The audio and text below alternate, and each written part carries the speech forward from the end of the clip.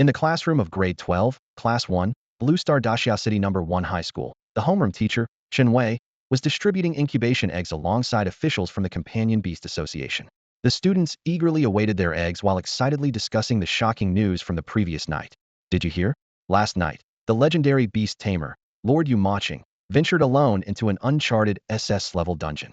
Just him and his companion beast, facing off against a million monsters. Who wouldn't know about that? It's all over the news. If it weren't for the legendary tamers keeping the fierce beasts in check, our world would have been doomed long ago. The students chimed in enthusiastically. Suddenly, the classroom door was pushed open. A woman with waist-length hair walked in gracefully. Her stunningly beautiful face was marked by a scar at the corner of her eye, left by a beast's claws. Far from diminishing her charm, the scar only added to her allure, drawing the attention of the male students. It's Senior Bai Shuang, someone whispered in awe. She's a prodigy among the younger generation. She just graduated from university and is already a 6th-ranked beast tamer. I wonder what kind of man is worthy of someone like her. Some of the boys murmured to themselves. Hearing their chatter, Bai Shuang smiled gracefully and said, I hope all of you can become outstanding beast tamers in the future. In a seat by the window, a boy silently lowered his head. Bai Shuang approached him and handed him an incubation egg. Here you go, classmate, she said. Noticing his unusual demeanor, she asked, Are you okay?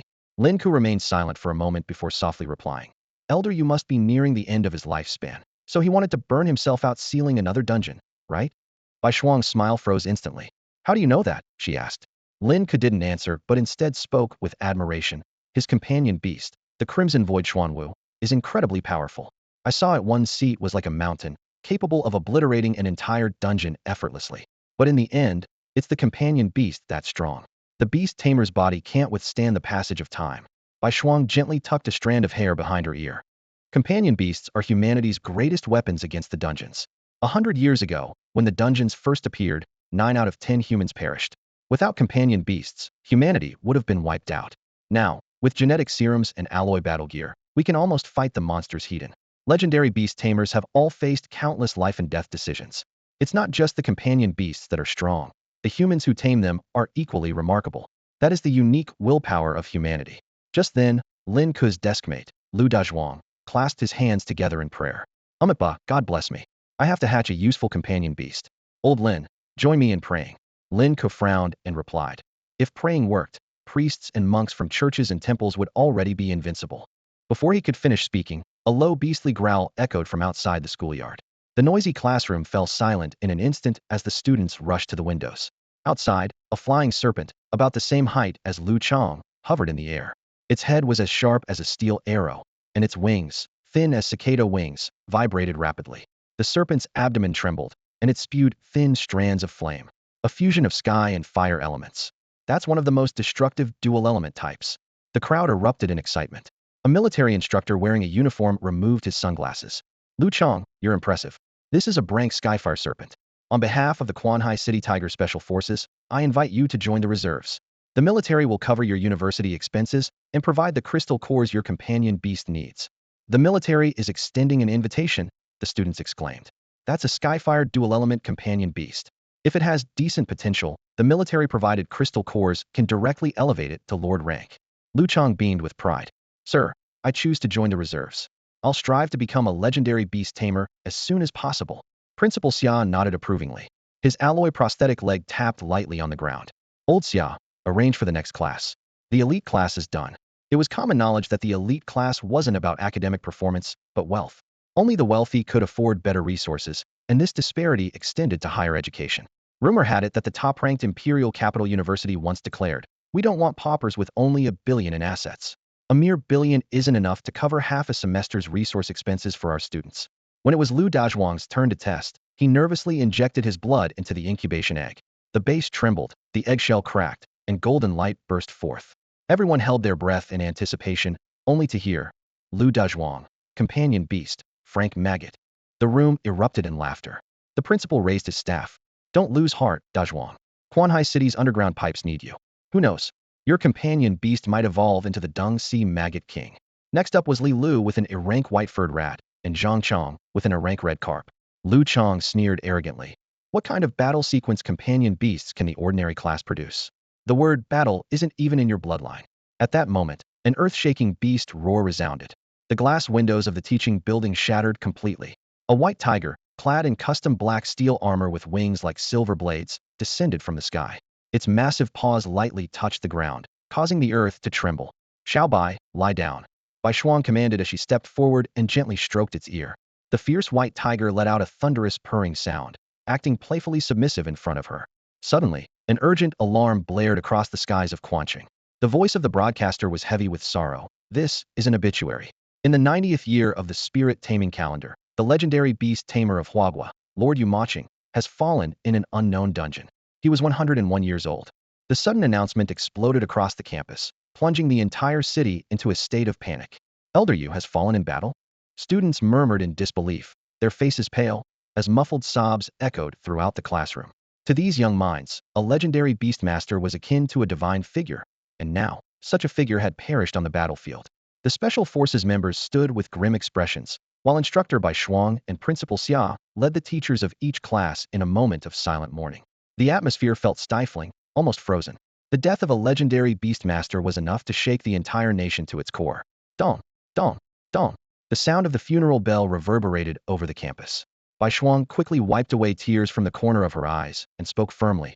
"I hope you all remember this day. In the future, you must become strong beastmasters and fight for Hua Nation. May Hua Nation thrive and prosper." A unified roar erupted from the field. Even Lu Chong, who was usually indifferent and lazy, straightened his posture and shouted along with the others. "The test will proceed." Lin Ke stepped onto the activation platform, holding the incubation egg with an unusually solemn expression. The events of the previous night left him restless. His companion beast seemed to have appeared prematurely. Somewhere in the depths of the ocean, he had wandered through the perspective of his companion beast, and the aura of destruction he felt still lingered vividly in his mind. The machine roared to life, and the base shook violently, far exceeding its usual intensity. The moment Lin Ke placed his palm on the incubation egg, a burst of black light erupted. Instantly, the entire school was engulfed in a suffocating aura of desolation, bloodlust, and terror. Rolling black clouds churned as dark lightning tore through the sky. Even the white tiger instinctively crouched low, letting out a wary growl. Bai Shuang murmured in astonishment. "What kind of companion beast is this? Even when I activated my Shrank Skyfire demon tiger back then, it never caused such a phenomenon." Principal Xia gripped his staff tightly, his alloy prosthetic leg trembling uncontrollably. Could it be that an ordinary class is about to produce a dragon? As the phenomenon gradually subsided, the eggshell cracked open. Lin Ke stared in surprise at the empty shell. "What happened?" Bai Shuang quickly approached. "Empty? This has never happened in decades of testing. Even the worst-case scenario should yield at least a worm." She turned to the Special Forces captain. "Is there an issue with the incubation egg? Can we try another one?" "That's against the rules," the captain replied with a frown, clearly unwilling to waste such a valuable resource on a student from the ordinary class. Meanwhile, Lin Ke, standing on the activation platform, had a vacant look in his eyes. At the moment the incubation egg was activated, a panel flashed in his mind. Companion Beast, Umbral Nether Dragon Juvenile. Evolution Level, LV1. Attributes: Strength, 90.04. Constitution, 50. Agility, 50. Potential, 50. Element, 100 Dark. Grade, Cataclysmic. Skills: Dragon Absorption Basic. Rending Claw Basic. Dragon's Aura Basic. Innate Ability: Heaven and Earth as one. The Beastmaster can double share the companion beast's strength, constitution, and agility, converting them into physical prowess. This is just its juvenile phase. Lin Ke stared at the unprecedented cataclysmic grade attributes displayed on the panel, his heart unable to calm the waves of shock. Lin Ke stood in front of the testing platform, his eyes fixed on the data displayed on the panel. His breathing quickened involuntarily. The initial power of the Abyssal Nether Dragon had reached an astonishing 50 points. This number left him utterly shocked. According to the texts, even a grade companion beast only had an initial power of around 20 points, and legendary companion beasts were only around 30. What was even more astounding was the Heaven and Earth Resonance talent, which allowed him to share double the strength, agility, and other attributes of his companion beast. What did this mean? Lin Ke's mind raced. The stronger the companion beast, the more his own strength would skyrocket. His body would no longer be an ordinary mortal shell. It had the potential to step into the fabled realm of the Absolute Path.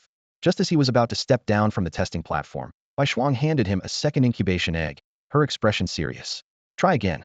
Maybe there was an issue with the first egg." Taking a deep breath, Lin Ke stepped back onto the incubation platform. When his blood dripped onto the second egg, fine cracks began to spread across its shell. In an instant, a dazzling milky white light enveloped the entire field, making everyone feel as though they had been transported to a celestial realm. When the light faded, the Special Ops captain instinctively reached for his waist, only to realize in astonishment that his steel-braced, chronically aching spine had somehow healed completely. Bai Shuang hurried to the incubation platform, only to find that the second egg was still empty. But at that moment, new information appeared on Lin Ke's panel: another world-ending companion beast. Holy Light Dragon Juvenile, LV1. Strength, 40. Constitution, 90. Agility, 90. Talent, 100. Element, Light. Grade, World-ending.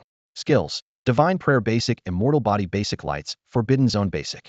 Special Talent, Immortal and Indestructible.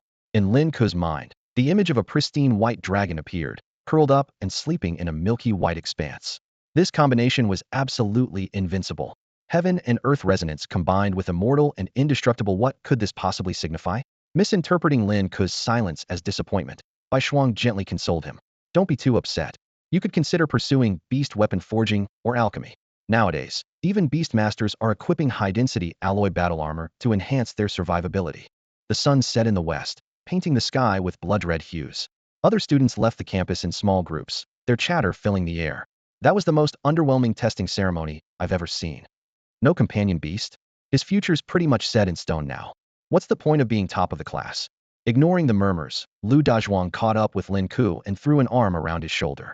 Hey Lin, any plans for the summer break? Sleep, Lin Ke replied curtly. All he wanted now was to go home and thoroughly examine his two world-ending companion beasts. Come on, Lu Dazhuang, give it a rest, a classmate called out from behind. From now on, we're not even in the same league as Lin Ke. Lu Dazhuang frowned but stood firm. Even if Lin Ke doesn't have a companion beast, he's still my friend. He doesn't deserve to be mocked. With that, he quickened his pace to catch up with Lin Ke. Old man, I'm back.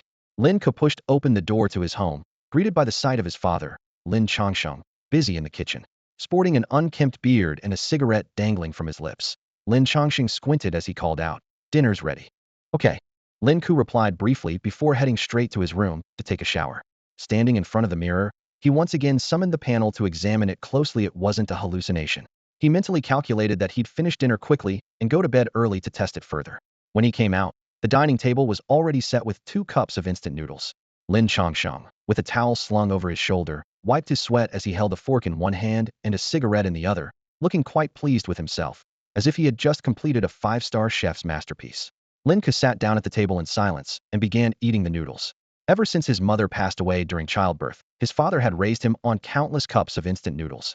Though simple, he had never gone hungry. Dad. For once, Lin Ke didn't head back to his room immediately after finishing his meal. What is it?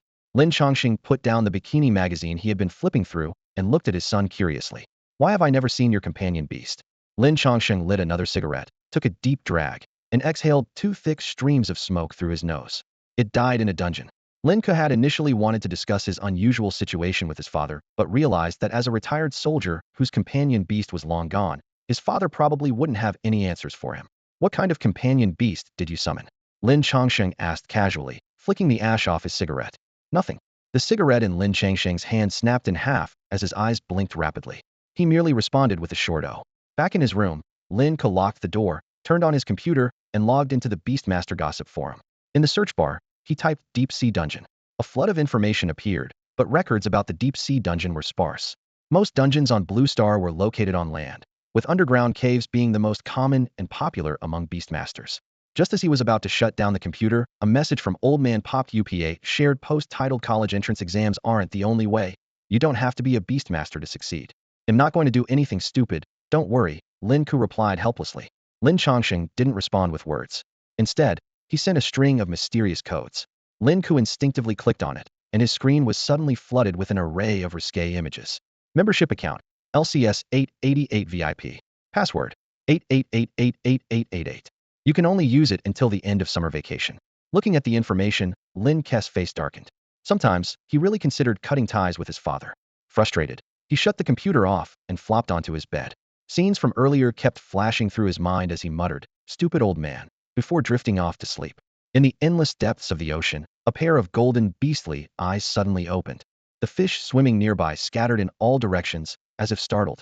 At that moment, Lin Ke finally confirmed the reality of the dream. His consciousness was inhabiting a massive creature, moving through the deep sea, guided by the instincts of its host. A powerful hunger surged within him, a primal craving emanating from the host creature.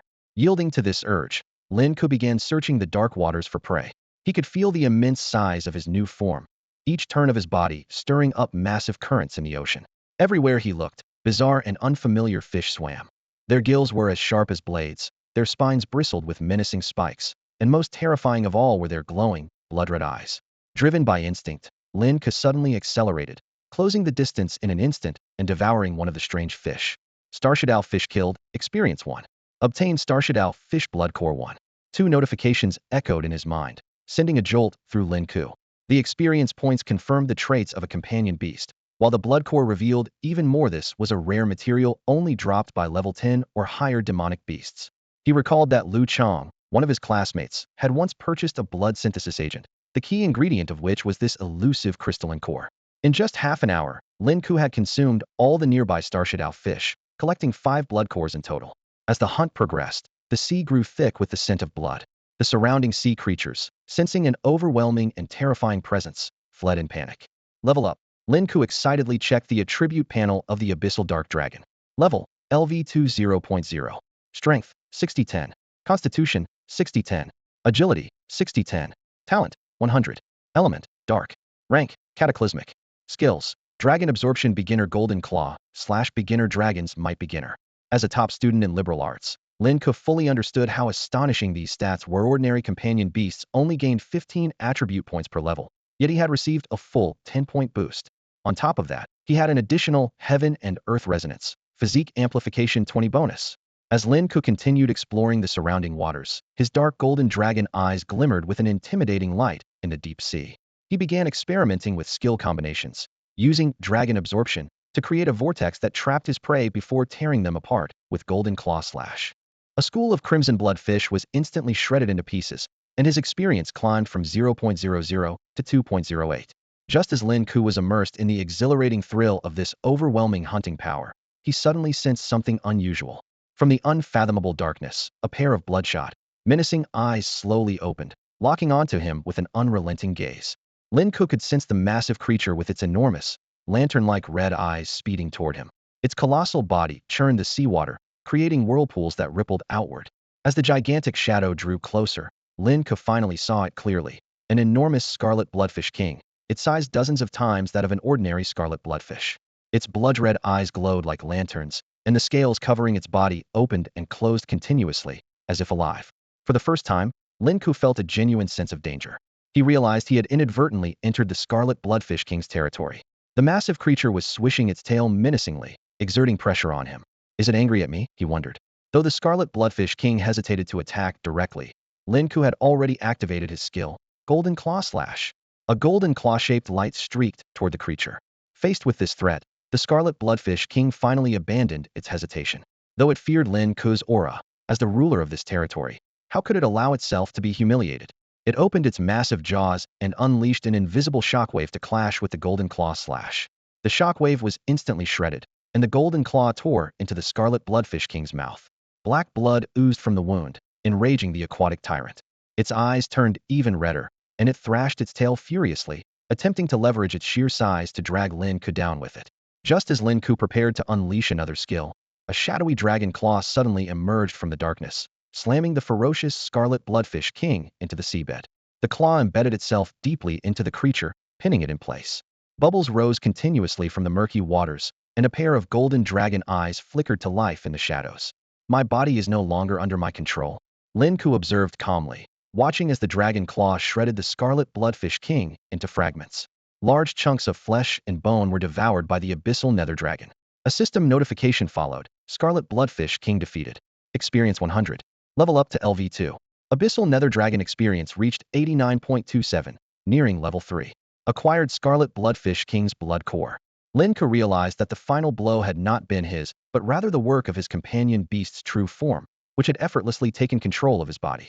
Does the companion beast have its own consciousness? He decided to test it, curious to determine whether this terrifying creature was truly his companion beast. Can you hear me? He asked.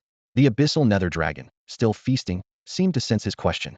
Its golden eyes gleamed with an innocent light, but the edges of its mouth curled into a sinister smile. The sight sent a chill down Lin Ke's spine. How many children would it have to eat to smile that wickedly? He muttered. Sensing Lin Ke's attention, the abyssal nether dragon excitedly rolled through the water, causing a small-scale underwater tremor. Stop that! Lin Ke shouted, suddenly realizing that despite its fearsome appearance and menacing aura, the abyssal nether dragon was still in its infancy. Its thoughts were childlike, and it had yet to fully evolve. I'll call you Xiaohei, Lin Ke decided, choosing a cute name to offset its terrifying appearance. Xiaohei, do you know where you are? The abyssal nether dragon looked confused, clearly unaware of its surroundings or any specific details about the place. The abyssal nether dragon seemed to sense Lin Ke's disappointment and immediately stirred up waves in response. Are you only able to live in the ocean? Lin Ke asked. The dragon let out a melancholic, resonant cry, conveying to Lin Ke that it was capable of traversing both the heavens and the earth, not just confined to the deep sea. However, as it was still in its juvenile stage, it required extensive sleep. Once it matured, its need for rest would significantly decrease, and it would be able to reach out to Lin Ke at any time. Then, the abyssal nether dragon respectfully posed a startling question to Lin Ke. When shall we destroy the world? Lin Ke fell silent. Could it be that the very purpose of such an apocalyptic beast's existence was to bring about the world's end? Morning sunlight streamed through the sheer curtains into the room. Lin Ke rose from the bed and stood before the mirror. Clenching his fist slightly, he focused his thoughts, and faint dragon scales appeared on the surface of his arm, while shadowy black energy flickered faintly around him. Tentatively, he threw a punch, creating a sonic boom in the air. This power was far beyond that of an ordinary warrior, and it was merely the enhancement from the abyssal nether dragon at only its second level. It was then Lin Ke remembered that, apart from the abyssal nether dragon, which had been bonding so closely with Little Black, he had yet to delve into understanding the light sacred dragon. Lying back on his bed with a clear mind, he suddenly thought of something and raised his hand. A vivid red crystal core materialized in his palm. This was the greatest surprise the Black Sea had to offer.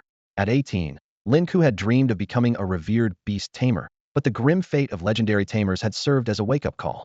No matter how powerful the companion beast tamers were still made of flesh and blood. Even with the advent of high-tech alloy Beast Emperor combat suits, their exorbitant cost remained unattainable for most ordinary tamers. Son, breakfast is ready, came his father's voice from outside the door. Coming, Lin Ke replied, stepping out of his room.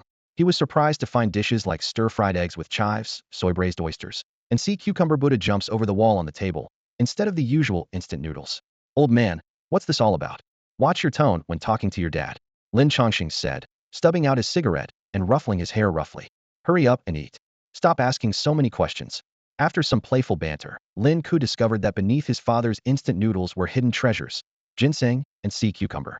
Once breakfast was over, Lin Chongqing surprised him further by putting on the suit Lin Ke had only seen in his parents' wedding photo. All dressed you pair you in a rush to find me a stepmother? Lin Ke teased. Lin Chongqing stubbed out another cigarette and, while adjusting his tie, said, I'm planning to quit smoking and re-enlist in the army. Looking at his slightly weathered reflection in the mirror, he grinned. Once your old man earns enough, I'll buy you a companion beast. Lin Ke felt a lump in his throat as he slowly walked up to Lin Chongqing. Looking at the stubborn old man before him, his heart was a whirlwind of mixed emotions. Son, Lin Chongqing opened his arms, a warm fatherly smile on his face. But Lin Ke raised his hand and, with lightning speed, flicked his father on the forehead. Ouch, that hurt. You ungrateful brat. How could you hit me so hard? Lin Chongqing cried out, grimacing in pain, even though Lin Ke had already held back. Old man, do you think this is some kind of middle-aged action drama? Lin Ke shook his head helplessly. Even the lowest-tier companion beasts cost hundreds of thousands. They're ridiculously overpriced. The way you are now, going into a dungeon would be a death wish. What? Are you planning to leave me your 2,000 terabyte collection of, special videos? Rather than getting angry at his son's rebellious remark, Lin Chongqing simply looked into Lin Ke's eyes and softly asked, without a companion beast, don't you feel inferior? If you don't, why should I? Lin Ke replied, glancing around their modest home at the bare walls and shabby furnishings. Old man, just wait. Your son will have you living in a big villa in no time.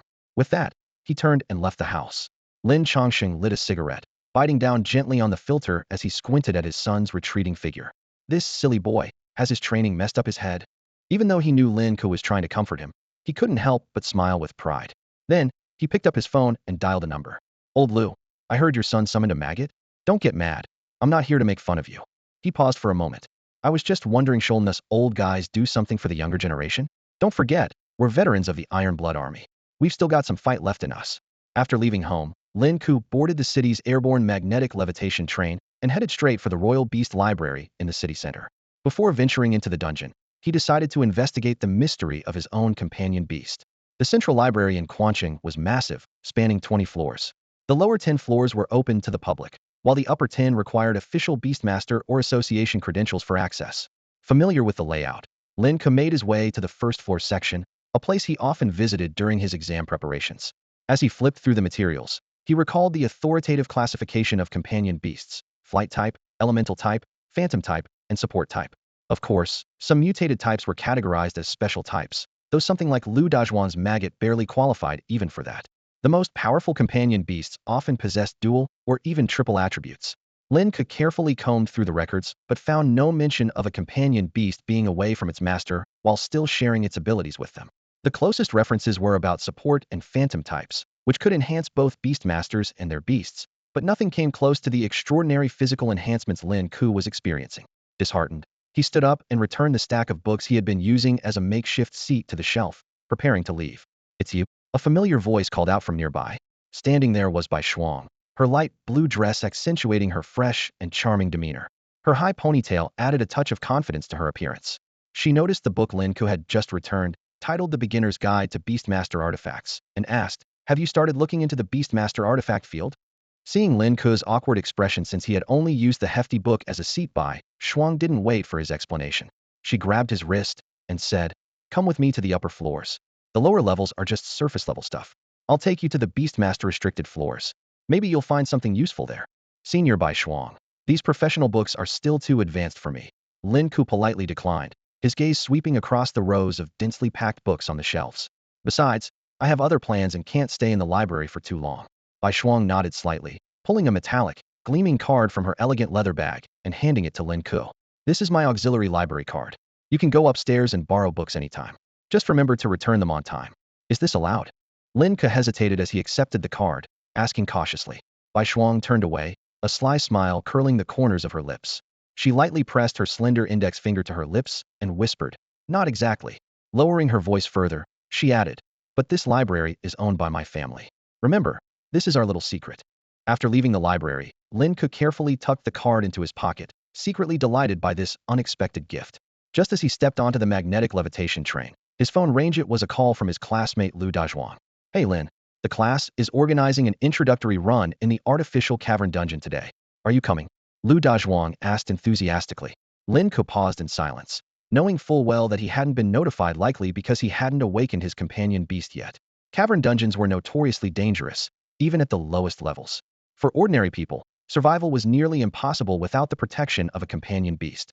Even a maggot is participating. "Why not come and take a look?" Lu Dazhuang urged. "I'm waiting for you at Egret Station. Let's go together." After hanging up, Lin Ke fell into thought.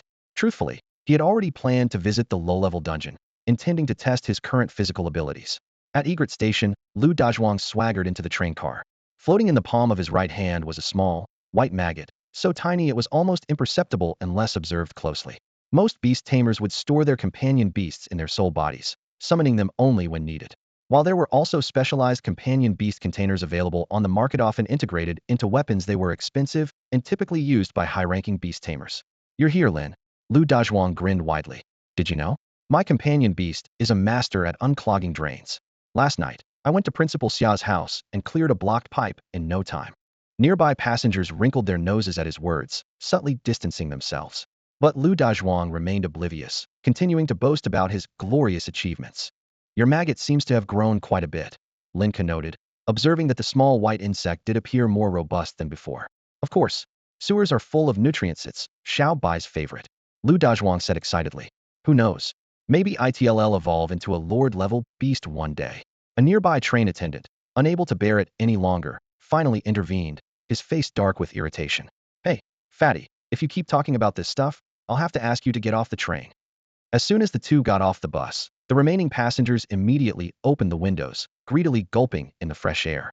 "Your toilets better never clog again." Lu Dazhuang's face turned red as he clenched his fists, silently vowing to block every toilet in Quanqing tomorrow, so these mocking passengers could experience the misery of begging for relief amidst a sea of filth. "Hey, old Lin, wait for me." He jogged to catch up with Lin Ke. Just as they stepped off the stairs, they ran into two classmates. Wang Hao looked surprised. "Lin Ke, you're here too? Isn't today the debut battle for Beastmasters?" Kong Xiaoyan quickly nudged Wang Hao with her elbow, lowering her voice. "Come on, we're all classmates. Let's not say too much. After all, we only awakened frank companion beasts." "So what?" Wang Hao immediately straightened his face. At least that's better than not awakening anything at all. Do you want me to punch you? Lu Dazhuang bared his teeth and stepped forward. Though his companion beast was a maggot, his burly physique was no joke. Seeing this, Wang Hao immediately shrank back, not daring to say another word. Lin Ke, on the other hand, remained calm, as if the commotion had nothing to do with him. 10 minutes later, their homeroom teacher, Chun Wei, arrived with the rest of the class. Lin Ke, he called out instinctively, then noticed the amused glances from the other students. Clearing his throat to cover up, he said, "Well, you're here, so you might as well stay. Today's dungeon is artificial anyway, consider it a chance to gain some experience." He patted Lin Ke's shoulder, his tone full of concern. "Don't take it to heart. I know you have unlimited potential ahead of you. Don't lose hope." The fact that Lin Ke, the top student in the grade, hadn't awakened a companion beast left Chun Wei feeling deeply conflicted. "Teacher, I'm just passing by," Lin Ke replied lightly. "You all go observe the dungeon. I have plans with a friend later." "I see." Chun Wei didn't press further, recognizing the excuse meant to avoid awkwardness. At that moment, Lu Chang from the honors class strutted over with his group, exuding arrogance. "Well, if it isn't the sea of maggots and the egg-laying rooster. Do small fries like you really need to participate in the trial." Wang Hao immediately lowered his head, trying to avoid being noticed. "I'm telling you, regular class students shouldn't even bother going. If something happens, it'll just be up to us to save you." "Lu Chang, that's enough," Chun Wei said sternly. He then turned to Lu Dazhuang and the others. "All right, let's get going." Several buses from the Companion Beast Association were parked at the station. In addition to students from their school, participants from 4 other schools, including the 18th and 7th high schools, were also heading to the dungeon for observation and participation. "Old Lin, are you really not coming?" Lu Dazhuang leaned out the bus window, hesitating. "If you're not going, then maybe I." "Stop right there." Lin Ke waved him off, his expression relaxed. "I have something to do. You go ahead." Watching Lin Ke's solitary figure fade into the distance, Lu Dazhuang reluctantly closed the window. When it came to companion beasts, there was nothing he could do to help his best friend. "Driver, to dungeon trial site number 01. Lin Ke said as he got into a taxi, his tone casual. "Please hurry." "Thank you." "Got it." The driver grinned. In the passenger seat, a mischievous golden monkey was skillfully twisting a balloon into the shape of a puppy. "Handsome, we're here. The fare is 35, and the balloon performance is an extra 200, the driver said, flashing his yellow teeth. With a swift motion, Lin Ke popped the balloon in the monkey's hands, tossed 30 yuan onto the seat, and got out of the car. Trying to get even a single coin from someone who lives on instant noodles every day? Impossible. The number 01 cave dungeon. This artificial dungeon, located on the border of Quancheng at Fengyang Mountains, a beginner's trial field created specifically by the Beastmaster Association for rookies. While it's labeled as a beginner dungeon, it doesn't come without risks. The cave is filled with plant-type beasts, and there have been unfortunate incidents where newcomers were swallowed whole by carnivorous plants, only to be rescued a full day later, drenched in sticky digestive fluids. The digestion process of these plants is excruciatingly slow, taking 7 entire days to fully break down a human. At the cave entrance stood 4 stone pillars forming an ancient magic array barrier. This barrier was crafted by the legendary 9th rank beastmaster known as Curse, whose companion beast was a rare formation spirit of the special type. "Hey there, kiddo. Here alone." A man who introduced himself as Xia Yuntian, an outstanding graduate of Xia University, enthusiastically approached. "Want to climb the dungeon leaderboard? Give me 10,000, and I guarantee you'll make it to the top 10. Lin Ke looked up and saw a virtual screen hovering above the barrier, displaying the speed leaderboard for clearing the number 01 dungeon. "See that? The 10th place on the leaderboard, that's my score," Xia Yuntian boasted, hands on his hips with a smug expression. The leaderboard clearly displayed. 1. Bai Shuang 1 hour 1 minute and 34 seconds. 2. Mu Hongyu 2 hours 2 minutes and 33 seconds. 3. Zhan Tian 2:09:83. 10. Heavenly Bathhouse accepting companion beasts, 5 hours 21 minutes and 29 seconds. Even bathhouses are advertising here. Looks like Beastmasters have a wide range of career options, Lin Ke muttered under his breath. Then he asked, "What's the reward for taking first place?" Xia Yuntian opened his mouth as if to reply, but quickly turned away to find his next potential customer. A nearby Special Forces member chuckled and explained, "That record hasn't been broken in 5 years. Captain Bai Shuang's companion beast is the Sky Flame Tiger, a creature with both sky and fire attributes, which naturally counters this wood-type dungeon. It's the national record. Is there a reward for breaking the record?" Lin Ke pressed further. "Of course. Both the officials and the association have clearly stated that anyone who breaks the number 01 cave dungeon record will receive a reward of 1 million Beastmaster coins." But before the Special Forces member could finish, Lin Ke had already pulled out his student ID, registered, and slipped into the dungeon. Another kid who doesn't know his limits. The Special Forces member sighed, shaking his head. Even a quasi-legendary beastmaster wouldn't dare claim they could break that record. There was once a merchant who offered $1 billion to hire an expert to set a new record. He ended up being scolded relentlessly and had no choice but to donate the money to the military in exchange for a commemorative banner. I heard Captain Bai is preparing to advance to 7th rank beastmaster status, and she's just started her college internship. Now that's a true genius. I was only 3rd rank when I graduated from college. She might actually become the next legendary beastmaster. Talent builds insurmountable walls between individuals. Some people are simply born to be admired by all. So this is the artificial dungeon replica? Lin Ke stood amidst the dense forest, surveying his surroundings. The sight before him sent a chill down his spine. Towering trees bore grotesque human-like faces on their trunks, while their roots writhed across the ground like octopus tentacles. Vibrant flowers blossomed, revealing sharp, menacing fangs at their centers. Drawing from his knowledge of novels, Lin Ke quickly identified the creatures around him. Grade Ghostface Tree would attribute non-aggressive, but it will chase moving targets. Grade Sawtooth Flower would attribute moderate attack power, but its range is limited to within 1 meter. Grade Man-Eating Vine would attribute extremely low attack power but attempts to devour prey, with weak acidic properties inside. The dungeon's killing mechanism formed a perfect loop. Frightened individuals instinctively ran, triggering the Ghostface Tree's chase instincts. The panicked prey often stumbled into the territory of the sawtooth flowers and man-eating vines. Lin Ke approached a Ghostface tree, curiously running his hand over its bark. It feels just like an ordinary tree, he murmured, observing the giant tree with its writhing roots. Kind of cute, actually. Bang! With a casual slap, Lin Ke struck the Ghostface tree, which instantly disintegrated into wood chips and vanished. The massive impact echoed throughout the entire dungeon space. This. Lin Ke froze in place, still trying to comprehend his strength. A single strike had obliterated the Ghostface tree far more direct than anything a beast tamer could achieve. Nearby, a sawtooth flower sensed his presence and eagerly opened its gaping maw to bite his arm. However, in the next moment, it exploded into fragments along with its roots. Suddenly, several man-eating vines emerged from the ground, coiling around Lin Ke's ankles. Yet, they found themselves unable to budge him in the slightest. Lin Ke grabbed one of the vines and gave it a tug, effortlessly uprooting the entire cactus-like plant.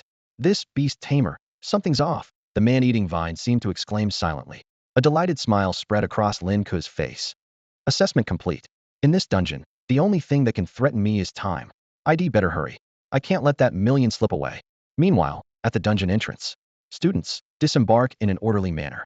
This is Dungeon Replica 01, Teacher Chinwei instructed. Once inside, you must stay with the teachers at all times. No wandering off alone. Your task is just to observe and learn about the dungeon. You don't need to engage in combat. Another group, from Yizhong High, a special forces guard asked curiously, one of your students already went in earlier. Impossible, Chinwei exclaimed in shock. We came as a group.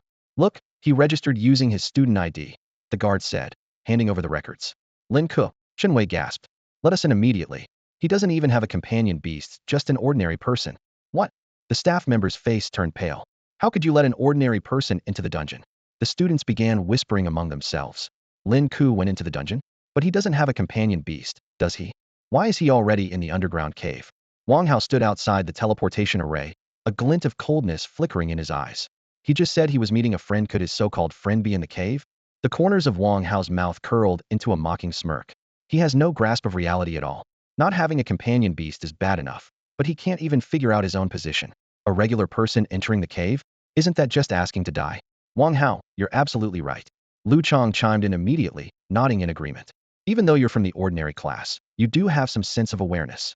Hearing this, Wang Hao was instantly thrilled and quickly nodded. Thank you for the compliment, young Master Lu. Lu Chong sneered coldly. What? Thinking of becoming one of my lackeys? You? As if you're even worthy. The word struck Wang Hao like a slap to the face, leaving him flushed with embarrassment. Inside, he cursed Lin Ke furiously. None of this would have happened if it weren't for that guy. He wouldn't have been humiliated in public.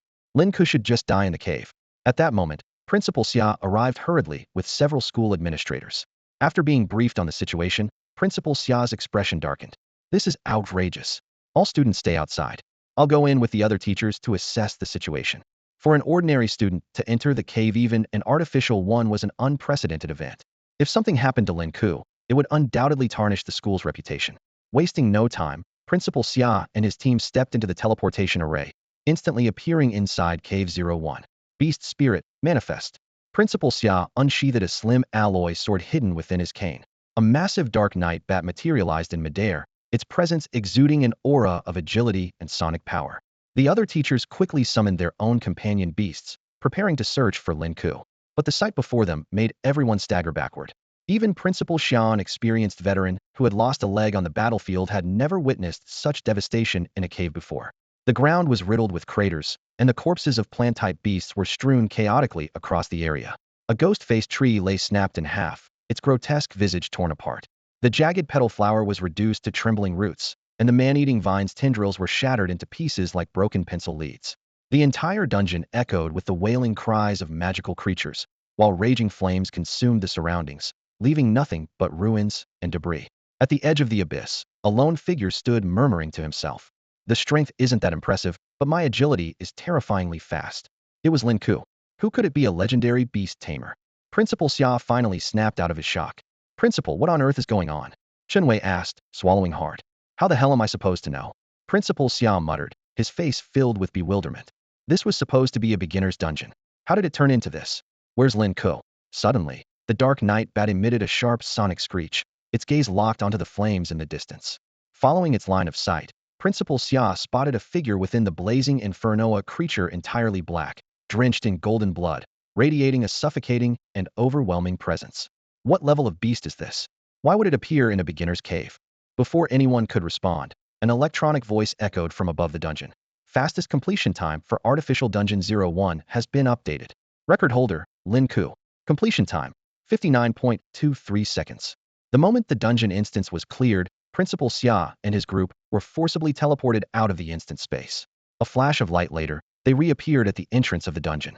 This was the standard mechanism of Artificial Dungeon. Since someone successfully cleared it, the system would initiate a 10-second reset period. Thanks to multidimensional space technology, these dungeons could accommodate multiple groups of examinees undergoing trials simultaneously.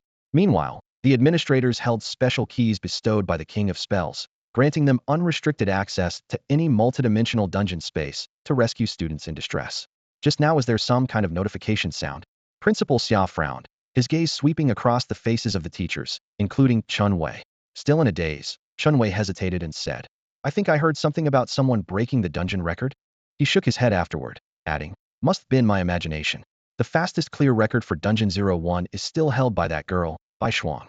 Principal Xia was well aware of the significance of that record. Countless talented students had attempted solo speedruns, but never managed to surpass the record set by Bai Shuang. Look at the leaderboard. It's been updated. A sudden exclamation erupted from the crowd. Lu Chong looked up and saw that Bai Shuang, who had been firmly at the top, had dropped to second place. The new first place now prominently displayed, Lin Ke. Holy, someone actually broke the record, and in under a minute. Am I seeing things? Who the hell is this Lin Ke? Faster than Senior Bai Shuang? No way. Wait a second. Why does that name sound so familiar? Chen Wei hesitated before walking over to Principal Xia and whispered, Principal, there's a student in my class named Lin Ke. Pure coincidence, Principal Xia muttered, staring blankly at the leaderboard. He refused to believe it could be the same Lin Ke from their school, the one without even a companion beast. What would he have used to clear the dungeon? Exactly what I thought, Chen Wei murmured in agreement. At that moment, Lin Ke was already teleported out of the instance and stood behind the crowd. In their collective shock, no one noticed his arrival. He walked up to one of the still dazed staff members. Hey, snap out of it, Lin Ke said, patting the staff member on the shoulder. I'm here to collect my reward. Just transfer it to my account. Not now. Can't you see the record's been broken? The staff member replied absent-mindedly. Yeah, I broke it, Lin Ke said, growing impatient. What? You're not going to acknowledge it? Wait, what did you just say? The staff member finally snapped out of his daze, glanced at the leaderboard, then checked Lin Ke's student ID. Holy! His exclamation caused everyone to turn and look. Principal Xia finally recovered from his shock. Upon seeing Lin Ke, he hobbled over, leaning on his cane. Lin Ke, who gave you permission to enter the dungeon? Don't you know how dangerous that was? If anything had happened to you, how could I ever explain it to your parents? He didn't wait for Lin Ke to respond before continuing his tirade. You're a good kid, but you can't let not having a companion beast push you to such recklessness. With your grades, you could easily pursue a future in research or work as an analyst for an organization. That's it, there's nothing for you here anymore. Go home immediately. Principal Xia clearly couldn't reconcile the Lin Ke standing in front of him, a student without a companion beast, with the one who had just set a new record. To him, the idea was absurd. How could a student without a companion beast break the record? What would that make the beast tamers? Complete fools? They'll leave after I collect my reward, Lin Ke said, pulling out his bank card. Hey, raise my account number. Reward for what? Did you take a good look at the leaderboard? It says Lin Ke, not your Lin Ke. Principal Xia's gaze darted between the massive, glowing leaderboard and the student in front of him, leaving him momentarily dizzy. My method. Principal Xia stood frozen, staring in disbelief at everything before him. At that moment, a sweat-drenched Chun Wei hurriedly stepped forward, positioning himself in front of Lin Ke. Principal, perhaps there was an issue with the dungeon. The beasts inside might have suddenly weakened, and Lin Ke just happened to seize the opportunity to clear it by sheer luck. Lin Ke frowned slightly, his tone tinged with displeasure. So, are you still giving out the reward or not? The staff exchanged uncertain glances before one of them stepped forward to explain. The dungeon can't have any errors. It was personally designed by Master Zhou, the legendary beast tamer, and it was just maintained yesterday. He refrained from mentioning that Zhou had secretly increased the dungeon's difficulty, making it unlikely even for Bai Shuang to break her own record if she tried again. No errors in the dungeon? Principal Xia fell into deep thought. Then how did Lin Ke manage to set a new record? We're still investigating the specifics, one of the officials replied, still visibly shaken. Lin Ke, the reward will be directly transferred to your account after approval. If we need your cooperation for further investigation, we hope for your understanding. No problem at all. Hearing that the reward was secured, Lin Ke's mood visibly improved. By the way, if my record gets broken again, can I earn another million? In theory, yes. Then wait for me, I'm going back in. Before his words had fully registered, Lin Ke disappeared into the glowing teleportation light. Meanwhile, at the Bai family estate. Miss, someone broke your record in the number 01 artificial dungeon. The old butler delivered the news to Bai Shuang, who was training in the martial arts room. Clad in her custom combat suit, Bai Shuang withdrew her tang blade, sweat dripping down her toned abdomen. Oh, Bai Shuang's tone was calm. Aren't you surprised? The butler reviewed the information. The one who broke the record is a graduate from First High School, named Lin Ke, not from any prestigious academy. Bai Shuang turned upon hearing this. Lin Ke, prepare the car. I'm going there. Outside the number 01 artificial dungeon, Principal Xia and the others finally snapped out of their stupor. Ridiculous. Even if he managed to clear it once by luck, the dungeon won't make the same mistake twice. Get him out immediately. As the principal of First High School, he couldn't afford to let their top student risk his life in the dungeon. The students murmured among themselves. I heard Lin Ke broke the record? Isn't he the one without a companion beast? Guess the dungeon isn't that hard after all. Are you all out of your minds? Lu Dazhuang shouted. That's a record set by Senior Bai Shuang. It's stood for years, and no one's been able to break it. Among the crowd, Lu Chang clenched his fists tightly, his eyes burning with resentment. This was supposed to be his moment to shine, but Lin Ke had stolen the spotlight. Principal Xia, leaning on his cane, anxiously prepared to enter the dungeon to rescue Lin Ke. Whether it was sheer luck or a system exploit, there was no way the dungeon would allow a second loophole. How could Lin Ke, without a companion beast, possibly survive in there? Just as he was about to step into the teleportation gate, Lin Ke's name suddenly disappeared from the leaderboard. Principal, look! Chen Wei exclaimed in shock. The bug's finally fixed. I knew that kid must have been cheating. Principal Xia sighed in relief, only for Lin Ke's name to reappear at the very top of the leaderboard. The broadcast announcement followed immediately. Lin Ke has set a new fastest completion record, 30.01 seconds. When the screen displayed the astonishing new record of 30.01 seconds, the entire room fell into a stunned silence. Principal Xia was dumbfounded, his jaw nearly dropping to the floor. Beside him, Chun Wei kept rubbing his eyes, as if the record and the name on the screen Lin Ke some sort of hallucination. This achievement not only catapulted Lin Ke's name to the top of the leaderboard, but also slashed Bai Shuang's record in half. 2 million. Lin Ke's face lit up with an eager smile. If I break the record again, does that mean I could get 3 million? The staff turned pale at his words, too afraid to make any further promises. Did this guy still have more to give? Was 30 seconds not even his limit? Lin Ke, did you awaken and scrade companion beast?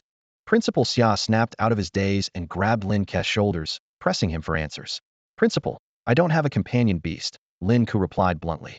Principal Xia was about to probe further when a black jeep roared to a stop in front of the crowd. Bai Shuang stepped out of the vehicle, her gaze lifting to the scoreboard. Her eyebrows twitched slightly at the sight of the time 30 seconds. As the former record holder, she knew her limit was around 1 minute. Even if she gave it her all, she wasn't sure she could achieve such a time. This was her third encounter with Lin Ke, and each time he had left her more astounded.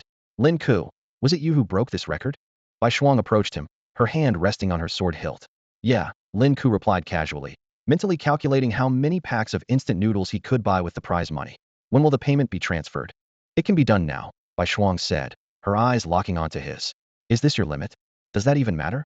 Lin Ke asked nonchalantly. Bai Shuang shook her head. Just give me your account number.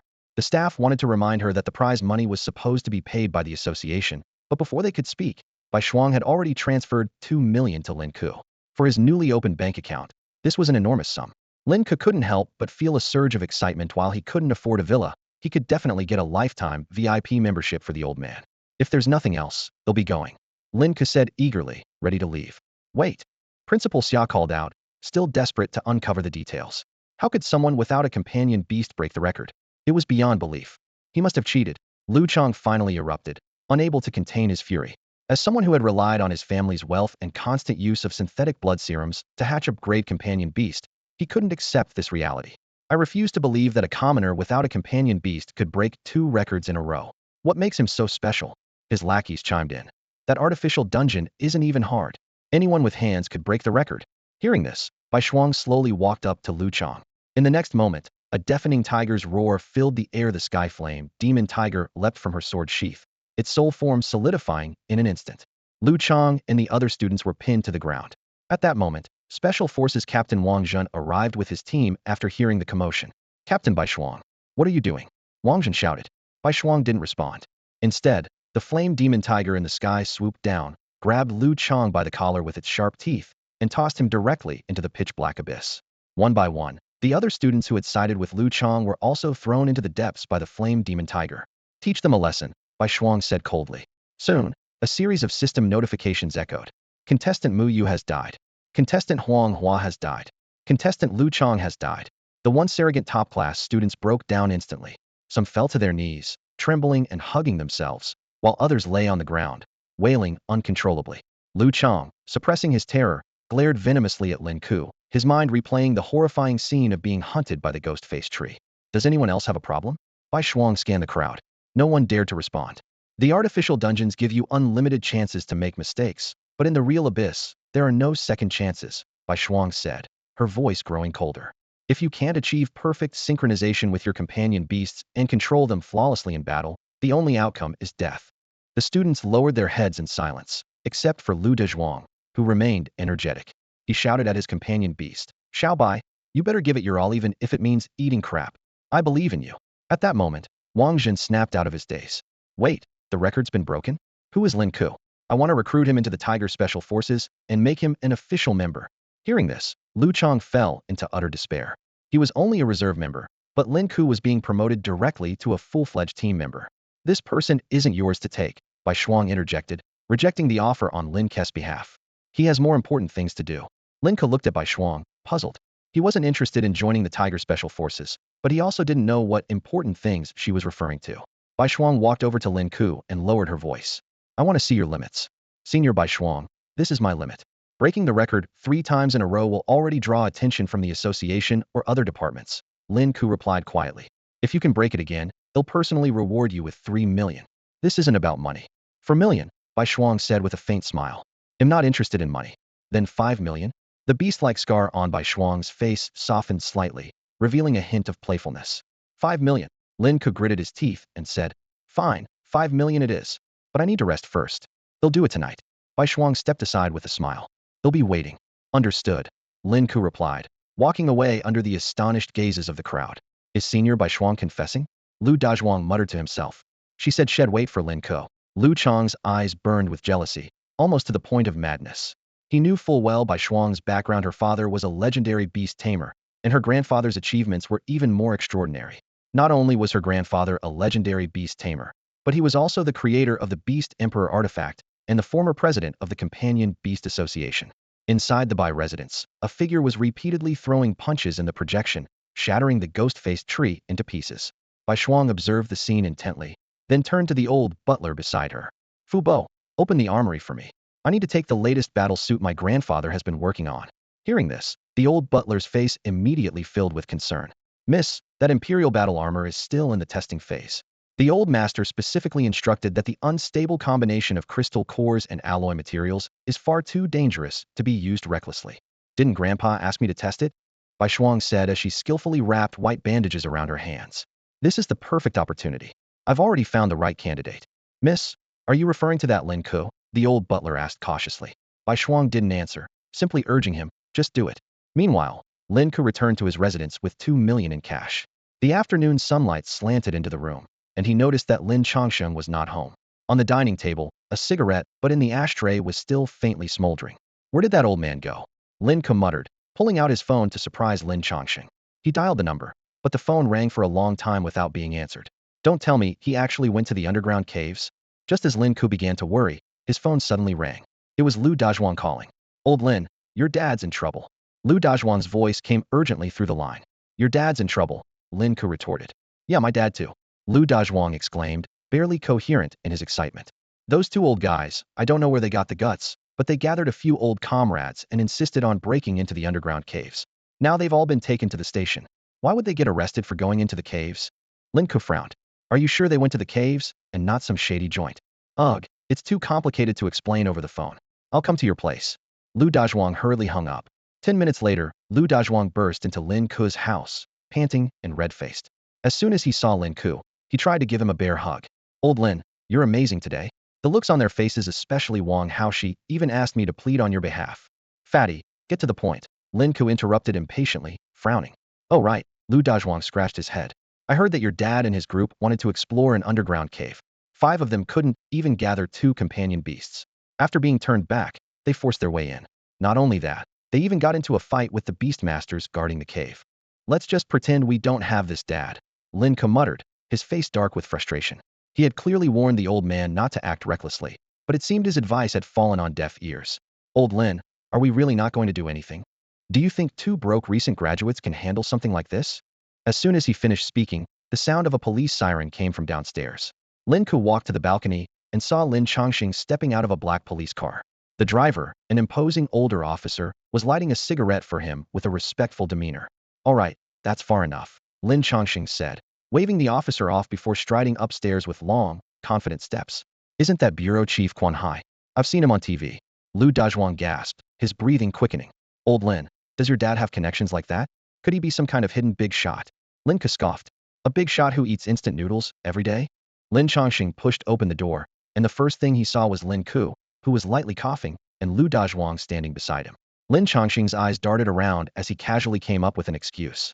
Dazhuang, your dad just said the toilet at home is clogged. You'd better hurry back and check it out. Huh. Lu Dazhuang was a little puzzled, but nodded anyway. All right, I'll go take a look. With that, he turned and left. Now only Lin Ke and his father, Lin Chongqing, were left in the room. Lin Chongqing's expression suddenly turned serious. Son, come here. Lin Ke walked up to his father. What's up? Lin Chongqing furrowed his brows, hesitating for a moment before asking. Did you get into any trouble? Trouble? Lin Ke shook his head. Old man, just say what's on your mind. Lin Chongqing recalled what had happened earlier and grew increasingly suspicious. Director Lu from the Quan Hai City Police Department had personally come to the small station to get him released. Along the way, Lu had been all smiles, repeatedly addressing him as old squad leader. What made Lin Chongqing even more uneasy was how Director Lu wouldn't stop talking about his son, Lin Ke's about his well-being, and even inquiring in detail about Lin Ke's future education plans. If Lin Chongqing hadn't raised Lin Ke himself, he might have started wondering if Director Lu was Lin Ke's biological father. Good, as long as you haven't done anything wrong, Lin Chongqing sighed in relief. He thought to himself that his son didn't even have a companion beast, so it was unlikely he could have done anything illegal. By the way, Dad, I heard you tried to enter the abyss. Lin Ke suddenly changed the topic. Absolutely not. Lin Chongqing's face reddened. He certainly wasn't about to admit he hadn't even made it through the entrance. All right then, what's for dinner? Lin Ke didn't press further. My retirement benefits just came in. Let's eat out tonight, Lin Chongqing said as he headed to the bathroom to take a shower. Lin Ke picked up his phone and skillfully activated a lifetime VIP membership on a certain website. Not long after, a surprised voice came from the bathroom. Seriously? So impatient, Lin Ke muttered to himself, feeling a bit exasperated at his father's reaction. Moments later, Lin Chongqing emerged wrapped in a gray bath towel. His toned muscles made it hard to believe he was already in his 40s. His voice trembled as he said, Son, do you know who just called me? Who? The minister of the Quan Hai military department. My old leader's leader. Lin Chongqing swallowed nervously. He said he's planning to visit me soon. Is that so? Lin Ke mused, wondering if this sudden attention from high-ranking officials had anything to do with the record he had recently broken. Before their conversation could continue, Lin Chongqing's phone rang again. Hello? The Imperial Capital? Deputy Dean of the Divine Beast Academy? You're coming to visit too? The principal of Quan Hai Academy? Hold on, let me check. Sorry, you might have to wait in line. It's getting crowded. Oh, you're fine with that?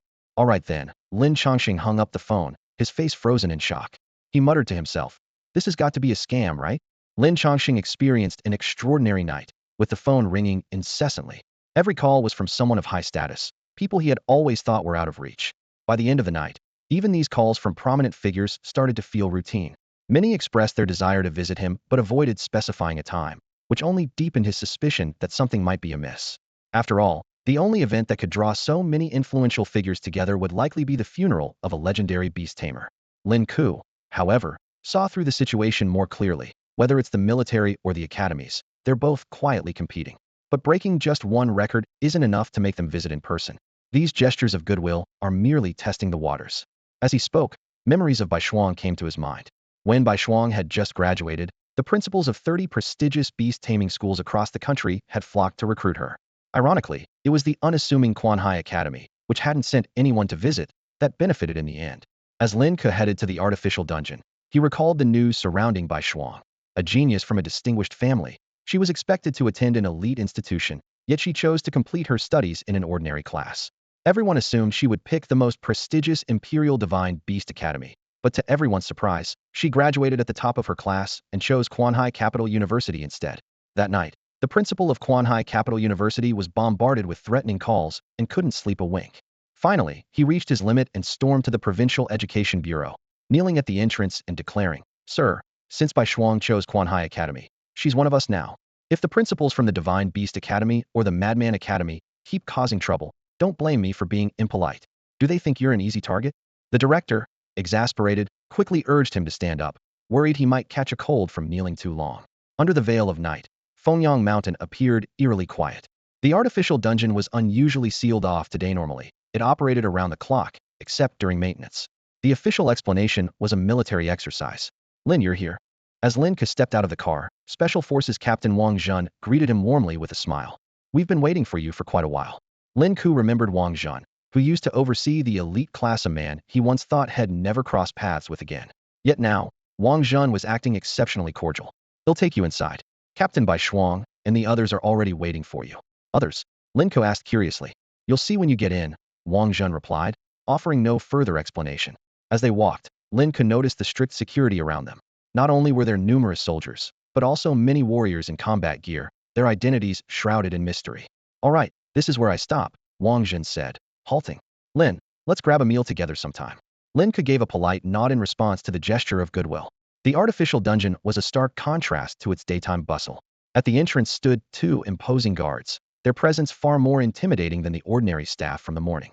Bai Shuang stood at the dungeon gates, her hand resting on the hilt of her sword, her eyes closed as if meditating. When she sensed Lin Ke's arrival, she opened her eyes and stepped forward. "You're here? Shall we begin now?" Lin Ke discreetly observed his surroundings, noticing several concealed figures who chose not to reveal themselves. "Seems like there's quite an audience," he thought to himself, maintaining a calm demeanor as he approached Bai Shuang. "Senior, I'm ready. I have something to show you," Bai Shuang said. As her words fell, 2 burly guards approached from an armored vehicle by the roadside, carrying 2 alloy cases. Their faces were marked with a mix of pain and gravity. Evidently, the weight of the box was far beyond expectations. After the 2 guards set it down, one of them furrowed his brow slightly and cast a scrutinizing glance at Lin Ke, asking, "Miss, are you sure he can even wear this?" Sensing the doubt in the guard's tone, Lin Ke couldn't help but ask, "Wear what?" Bai Shuang stepped forward to the box, her slender fingers swiftly entering a code while pressing her fingerprint against the sensor. The box hissed softly as the pressure released, and it slowly opened. Inside lay a jet-black suit of armor, gleaming with a precise metallic sheen on every plate. "Lin Ke, this is the Beast Control Emperor armor," Bai Shuang introduced. "It's the latest combat suit developed by our group, soon to undergo field testing with special forces.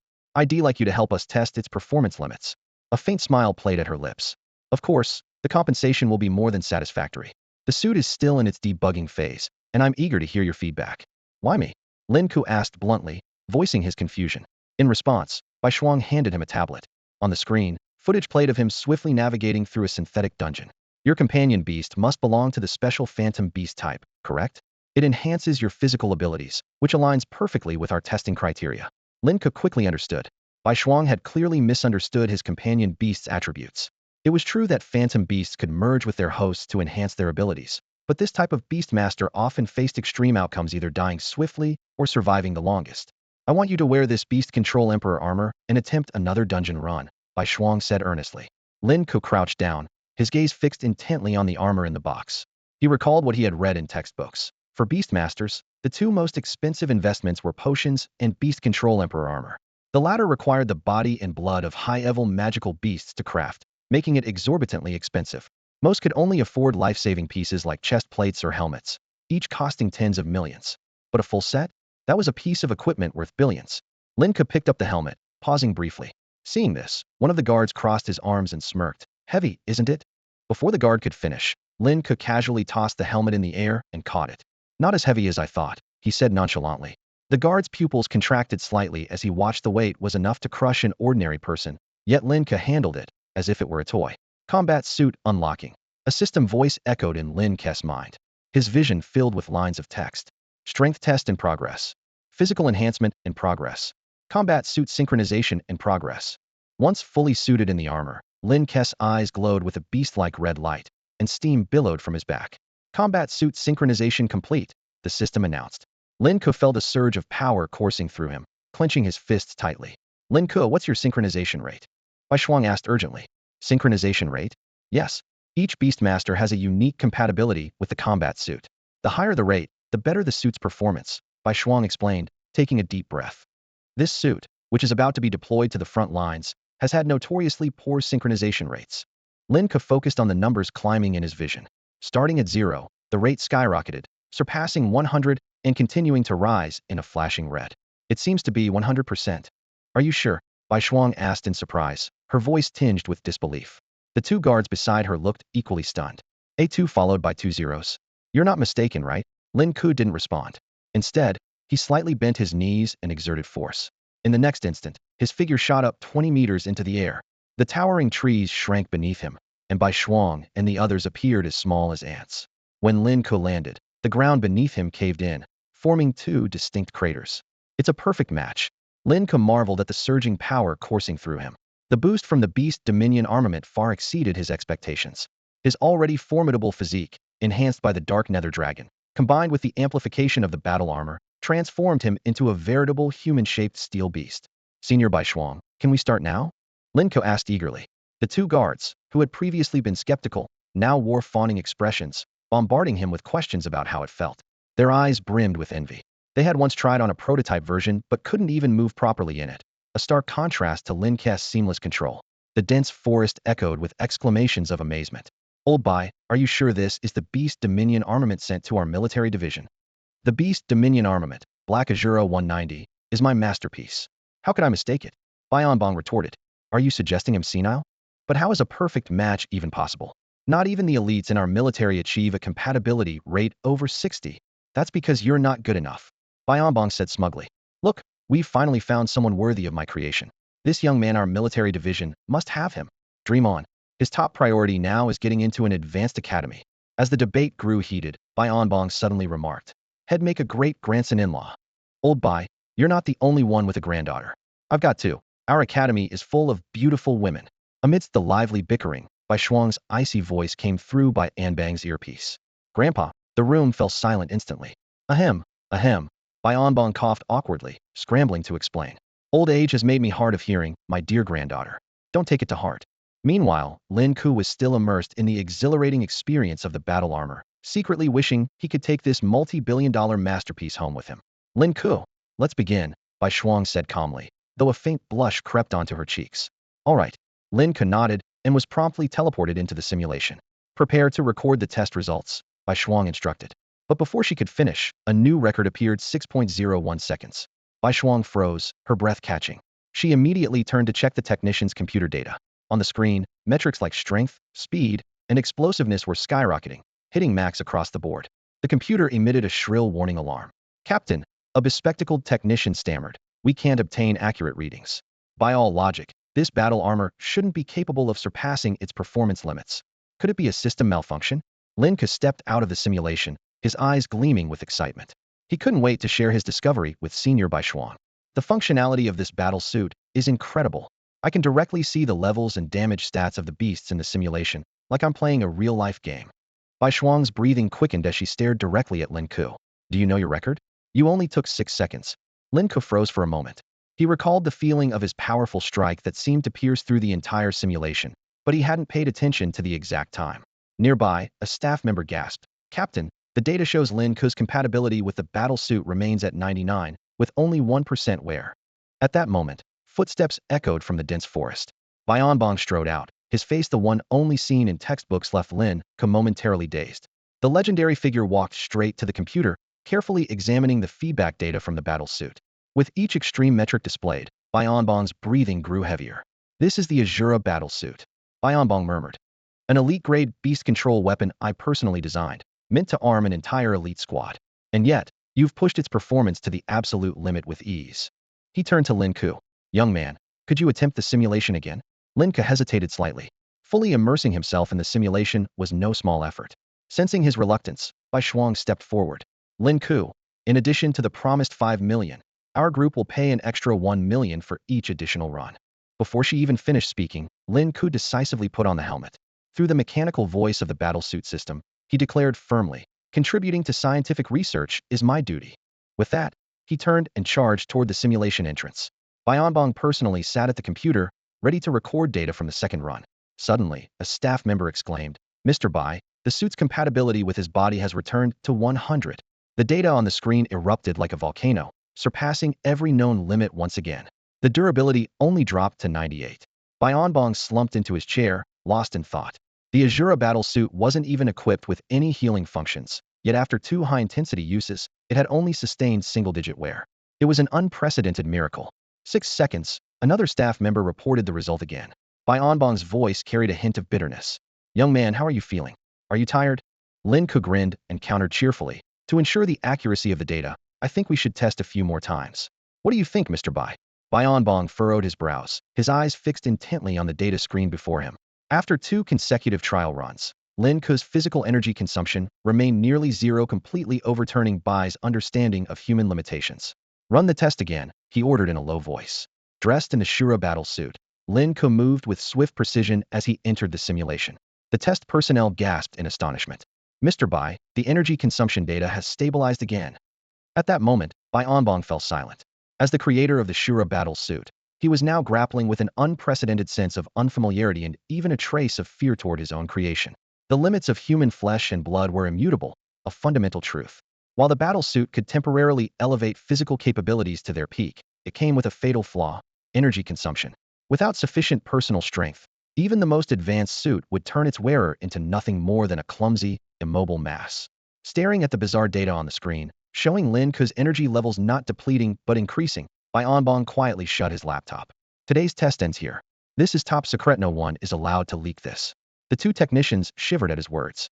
As Bong stepped into the dense forest, the booming voice of Quanhai's military minister, Xiao Jinghua, greeted him. "Old Bai, how did it go?" "There was an issue with the test," Bai replied gravely. Xiao Jinghua snorted dismissively. "What issue could there be? He's just a high school kid. Do you really think he could surpass the records of our military elites? Or did you switch to a different batch of suits?" "That's nonsense." Bong's face flushed with indignation. "Even if there were improvements, they're only incremental. Your soldiers couldn't even handle the first-generation suit, and you're dreaming of using this one. Stop bragging. Send me the data, and I'll have it uploaded to the central database. Once it's uploaded, your records might as well be history."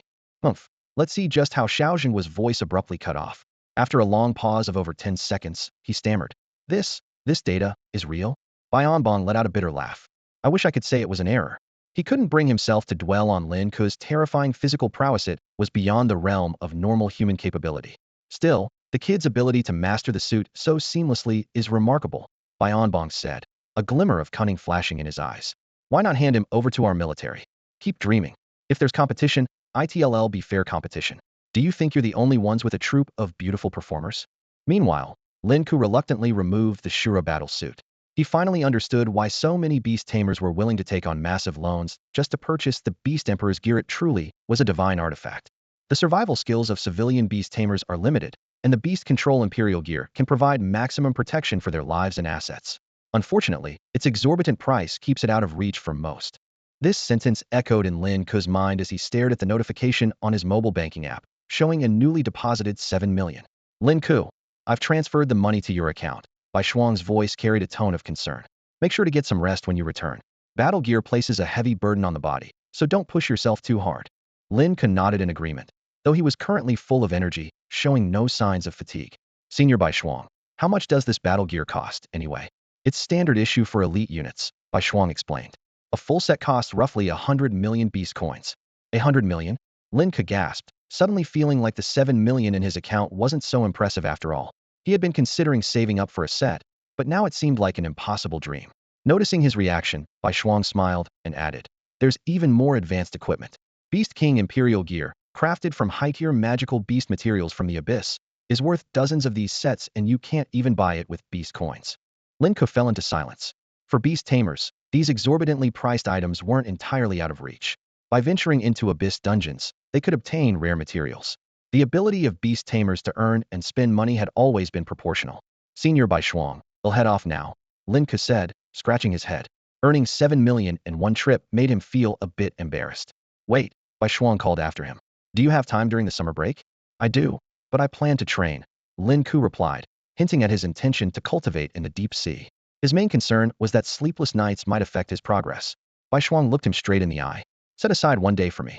I'll take you to see a real abyss." "Interested?" "Of course," Lin Ke agreed without hesitation. As a high schooler, who hadn't dreamed of discovering powerful companion beasts and conquering the abyss. "Then it's settled," Bai Shuang said, pausing briefly before adding, "By the way, there's an online virtual competition in a few days. The champion wins 1 billion beast coins. If you're interested, you should check it out." The mention of 1 billion immediately caught Lin Ke's attention, and he eagerly asked for details. It turned out to be a virtual battle using intelligent brain devices, though owning such equipment was a prerequisite. "I'll ask my grandfather to help you get the equipment," Bai Shuang said. "But this competition won't be easy for you. You'll need to work on improving your strength." On the way home, Lin Ke's mind was preoccupied with thoughts of the billion-coin prize. Senior Bai Shuang seemed hesitant earlier. "This competition must be tough. I'd better start training harder." Once home, Lin Ke quickly greeted Lin Changsheng before rushing to his room to prepare for training. "Take care of yourself, you rascal," Lin Changsheng called after him, clearly misunderstanding the situation. Meanwhile, Bai Shuang had returned to the dense forest, engaging in conversation with Bai Anbong, who had just finished speaking with Xiao Jinghua. "Girl, where did you find such talent?" Bai Anbong said excitedly. "This battle gear seems tailor-made for him. If the data is accurate, there's no one in the world more suited to wearing Beast Domain Imperial gear than him." Bai Shuang briefly recounted Lin Ke's background, but Bai Anbong sighed. "It's a pity he's from an ordinary family. If he were born into a prominent clan or a wealthy merchant family, his potential would be limitless. Talents from humble origins rarely achieve greatness." This wasn't prejudice, it was the harsh reality.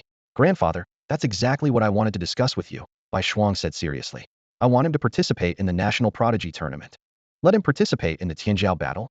Bai Anbong's expression turned complicated, and he couldn't help but let out a bitter smile. He looked at Bai Shuang, his tone tinged with helplessness. "Xiao Shuang, you should know very well the level of competition in this battle. Lin Ke may be talented, but he's only 18. Sending him to compete against the prodigies from advanced academies is practically sending him to his doom. The strength of those prodigies is terrifying. Just the freshmen alone are at least 10 times stronger than him. Such a blow could very well shatter his resolve. How would we know unless we try?" Bai Shuang's eyes were firm. "I have a feeling Lin Ke is hiding something up his sleeve." She paused briefly before continuing. "I've looked into his background. His family isn't well off, so it would be difficult for him to make significant progress in a short time. Unless..." She gave Bai Anbong a meaningful look. "Unless Grandpa is willing to help him." "You win." Bai Anbong shook his head in resignation. Fine, fine. That kid has good compatibility with the War Armor Emperor artifact. Who knows? We might need to rely on him in the future. Giving him a hand won't hurt." Although he outwardly framed it as doing it for Bai Shuang's sake, in truth, it was largely because of Lin Ke's compatibility with the war armor. "Thank you, Grandpa." A bright smile bloomed on Bai Shuang's face. Bai Anbong reached out and gently touched the scar near Bai Shuang's eyelid, his voice filled with concern. "Silly girl, why keep this scar? With our family's resources, removing it would be the easiest thing in the world." "It's a reminder," Bai Shuang said, her smile fading as her expression turned serious. "A warning to myself. Ah, time flies. It's already been 3 years since that incident, hasn't it?" 3 years and 21 days, Bai Anbong murmured softly, closing his eyes. Let's hope history doesn't repeat itself. When Lin Ke returned home, he took a shower to wash away the day's grime, and then collapsed onto his bed. He wanted to see if he could enter the domain of the radiant holy dragon, since sleep had previously allowed him to access that mysterious Black Sea. What kind of trigger would it take to reach the radiant holy dragon's realm? Before long, Lin Ke drifted off into sleep, and when he opened his eyes, he found himself once again in the mysterious Black Sea. "Xiaohei," he called out, but the slumbering dark nether dragon remained unresponsive. "Let's get to level 3 first." Lin Ke skillfully controlled Xiaohei's body and began a journey of devouring.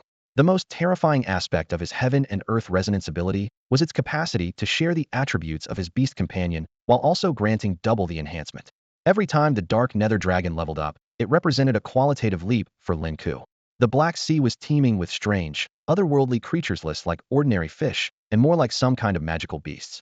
Lin Ke had never encountered anything like them before. 10 minutes later, after devouring numerous swimming creatures, the dark nether dragon finally ascended to level 3. Physique 20. Companion Beast, Dark Nether Dragon Juvenile Stage. Level, LV3. Strength, 70. Constitution, 70. Agility, 70.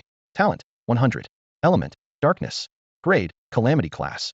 Skills, Dragon Absorption Beginner Golden Claw / Beginner Dragon's Might Beginner.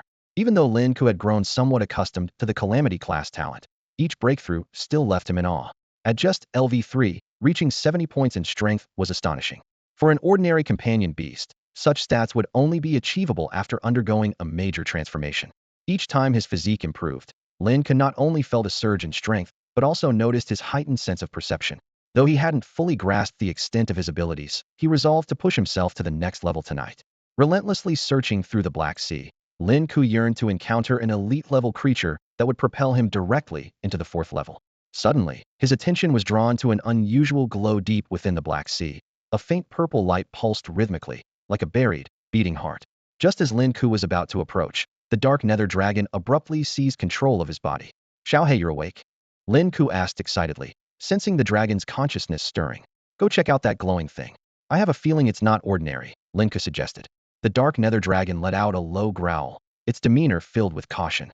It was then that Lin Ke noticed the eerie silence around him within a radius of several hundred meters. There was nothing, as if this place was a forbidden zone. "Is it dangerous?" Lin Ke deciphered Xiaohei's warning. "Can you handle it in your current state?" Xiaohei hesitated slightly, indicating it could try, but had no guarantee of success. Watching the dark nether dragon approach the glowing light cautiously, Lin Ke suddenly called out, "Xiaohei, let's hold off for now." Though opportunities often came with risks, Lin Ke knew the dark nether dragon was still in its juvenile stage. Even with its apocalyptic potential, it was no match for an entity akin to Tesla at this point. "Remember this location. We'll come back when we're stronger," Lin Ke ordered decisively. The dark nether dragon obeyed, swiftly retreating from the ominous area. After awakening, Xiaohei's efficiency in devouring increased significantly, and within just a few hours, it broke through to the 4th level, with a 20-point boost in physique. This progress greatly encouraged Lin Ke, who continued hunting in the Black Sea with Xiaohei until dawn. "Xiaohei, are you going to rest again?" Lin Ke asked reluctantly, watching the dark nether dragon about to fall into slumber. He noticed that Xiaohei's wake-sleep cycle was completely synchronized with his own.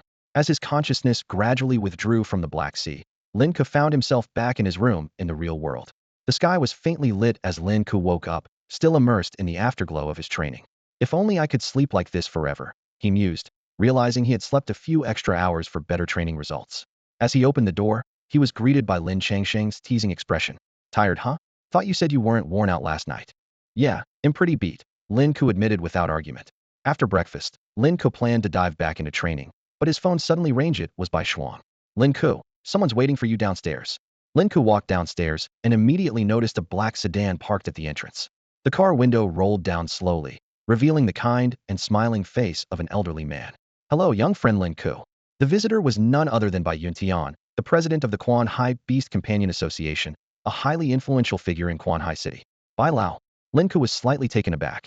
"Hop in." Bai Yuntian gestured invitingly. "Bai Lao, what's so mysterious?" Lin Ke asked curiously as he got into the car. "You'll find out when we get there," Bai Yuntian replied, signaling the driver to start the car. The sedan cruised along Quan Hai Riverside Avenue. As the affluent district of this coastal city, the area was brimming with luxury real estate, high-end shopping centers, and entertainment facilities. The streets were lined with upscale residences, mostly home to prominent beast tamers. The car stopped in front of Jinhai Emperor Garden, the most prestigious residential complex in the heart of the avenue. Lin Ke glanced at the surrounding buildings and couldn't help but remark, "This must be the most expensive neighborhood in Quan Hai, right?" "Indeed," Bai Yuntian said with a smile. "And it's exclusively open to beast tamers. No one else is eligible to purchase property here." They arrived at a spacious seaside apartment. The salty sea breeze greeted them as they entered, and the community was adorned with valuable bonsai pine trees at every turn. Taking the scenic elevator, they were treated to breathtaking views of golden beaches and the vast blue ocean. "What do you think of this place, young friend Lin Ke?" Bai Yuntian asked. "It's amazing," Lin Ke replied, still in awe. The 5-meter-high entrance door swung open, revealing a 20-meter-wide floor-to-ceiling window with an unobstructed view of the sea. The fully furnished interior was equipped with every imaginable convenience. Bai Yuntian patted Lin Ke on the shoulder. Come on, there's something even more exciting upstairs. Last night, the former president instructed that this will be your training facility from now on. Bai Lao, this is too generous, Lin Ke said, declining politely. It's not a gift, you'll need to pay rent.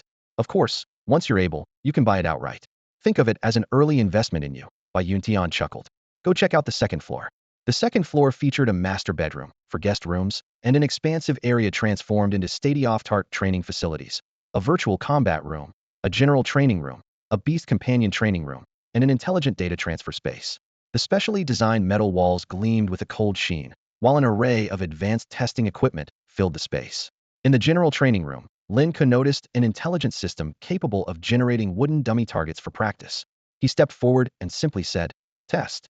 A wooden dummy appeared instantly, and without hesitation, Lin Ke threw a punch.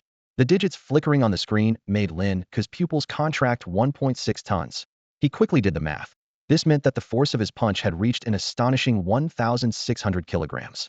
To put it in perspective, even a professional boxer at their peak could only manage around 800 kilograms with a full-strength punch, yet he had directly surpassed that figure by double. A glimmer of surprise flashed in Bai Yuntian's eyes. Initially, he thought Lin Ke would be doing well if he managed to hit a couple hundred kilograms. He hadn't expected this young man to deliver a punch that reached a force of 1,600 kilograms. What was even more shocking was that this was merely the enhancement effect brought by a level 4 juvenile dark nether dragon. Lin Ke quickly calculated.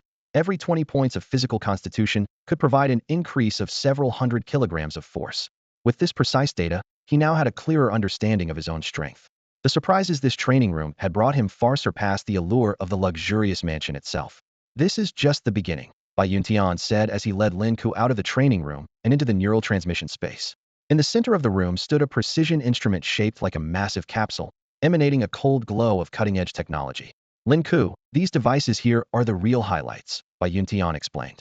The neural transmission space allows you to upload your consciousness into a virtual world. There, you can shop, participate in auctions, and even purchase mentorship courses. He coughed awkwardly before continuing. If needed, you can also rent a virtual girlfriend, fully customizable in appearance and physique, with touch fidelity reaching 90. Ahem, let's move on to the next room.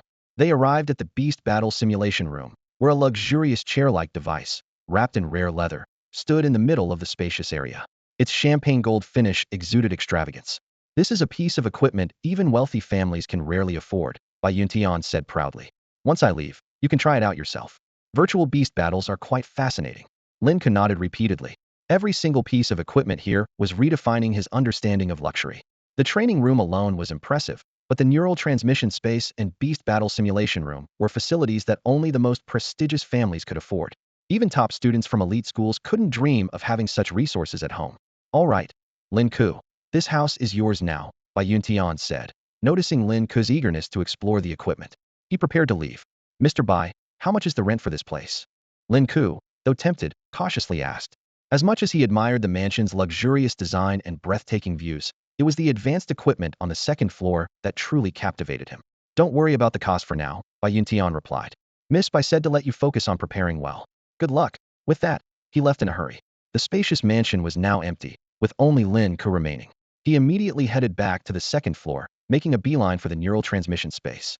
Staring at the massive capsule-like device that could upload a beast master's consciousness into a unique virtual realm, Lin Ke's heart raced.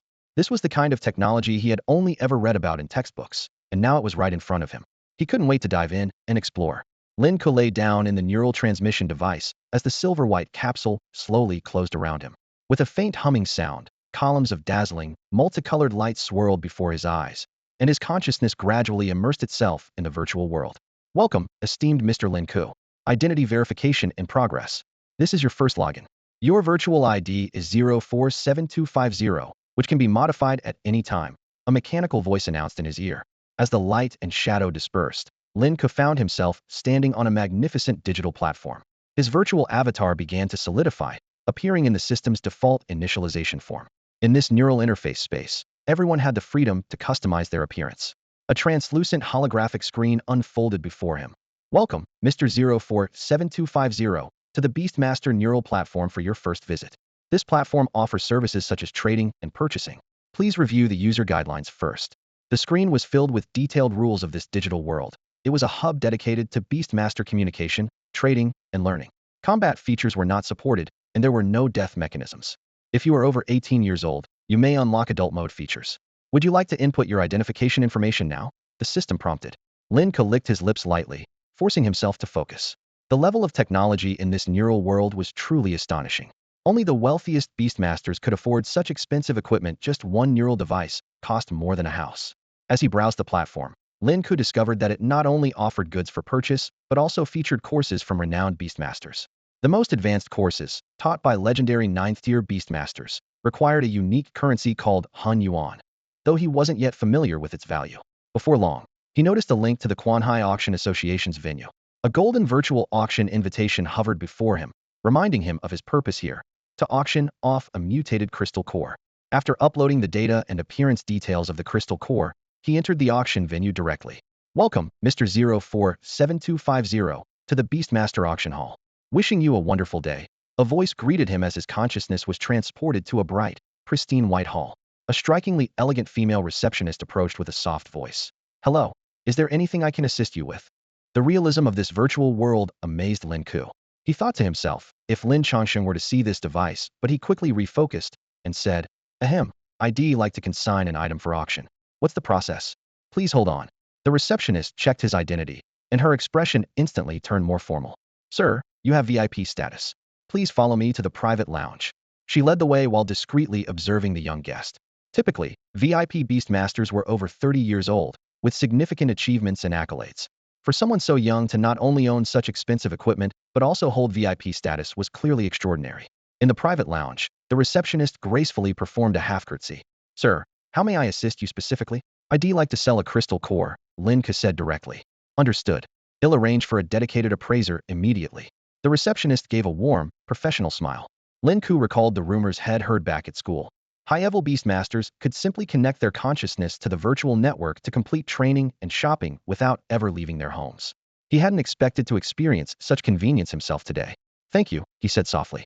After the maid left the room, Lin Ke began to carefully browse the virtual network.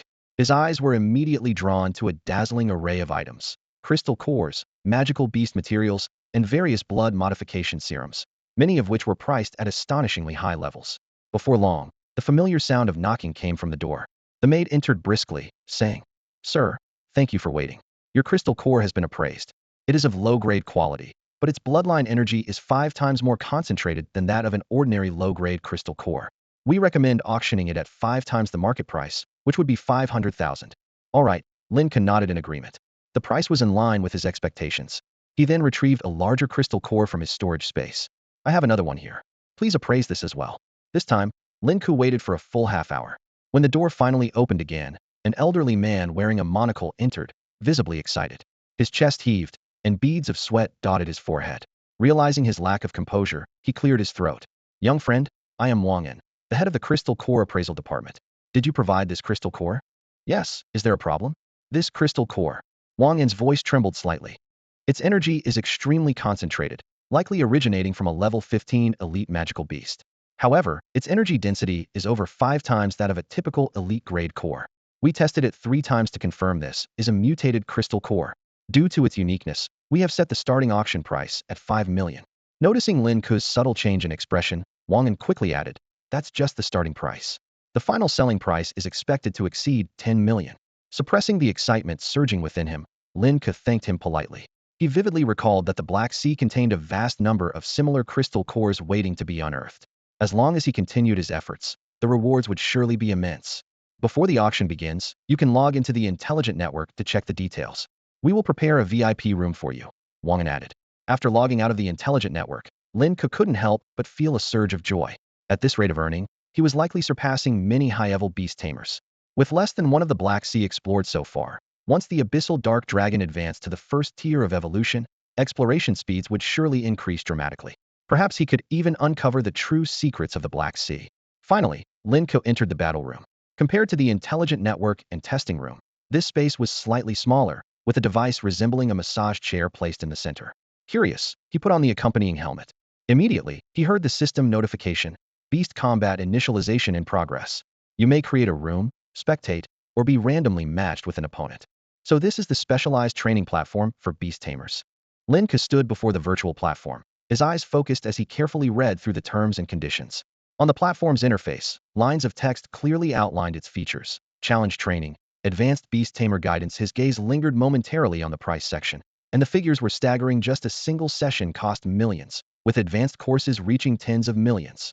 No wonder this is considered the most lucrative profession, Lin Ke thought to himself. But on second thought, being able to receive face-to-face guidance from a legendary beast tamer made the price seem justified. At the bottom of the interface, a golden light flashed, revealing a massive golden leaderboard.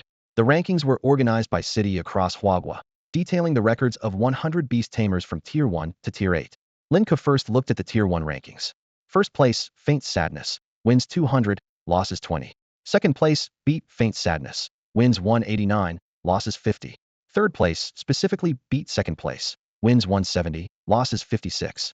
This leaderboard was connected to a national system and even included a global leaderboard that was currently restricted.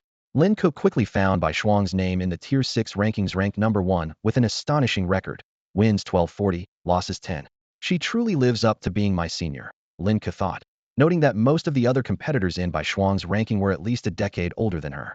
What intrigued him even more was that the leaderboards from Tier 8 and beyond were entirely inaccessible.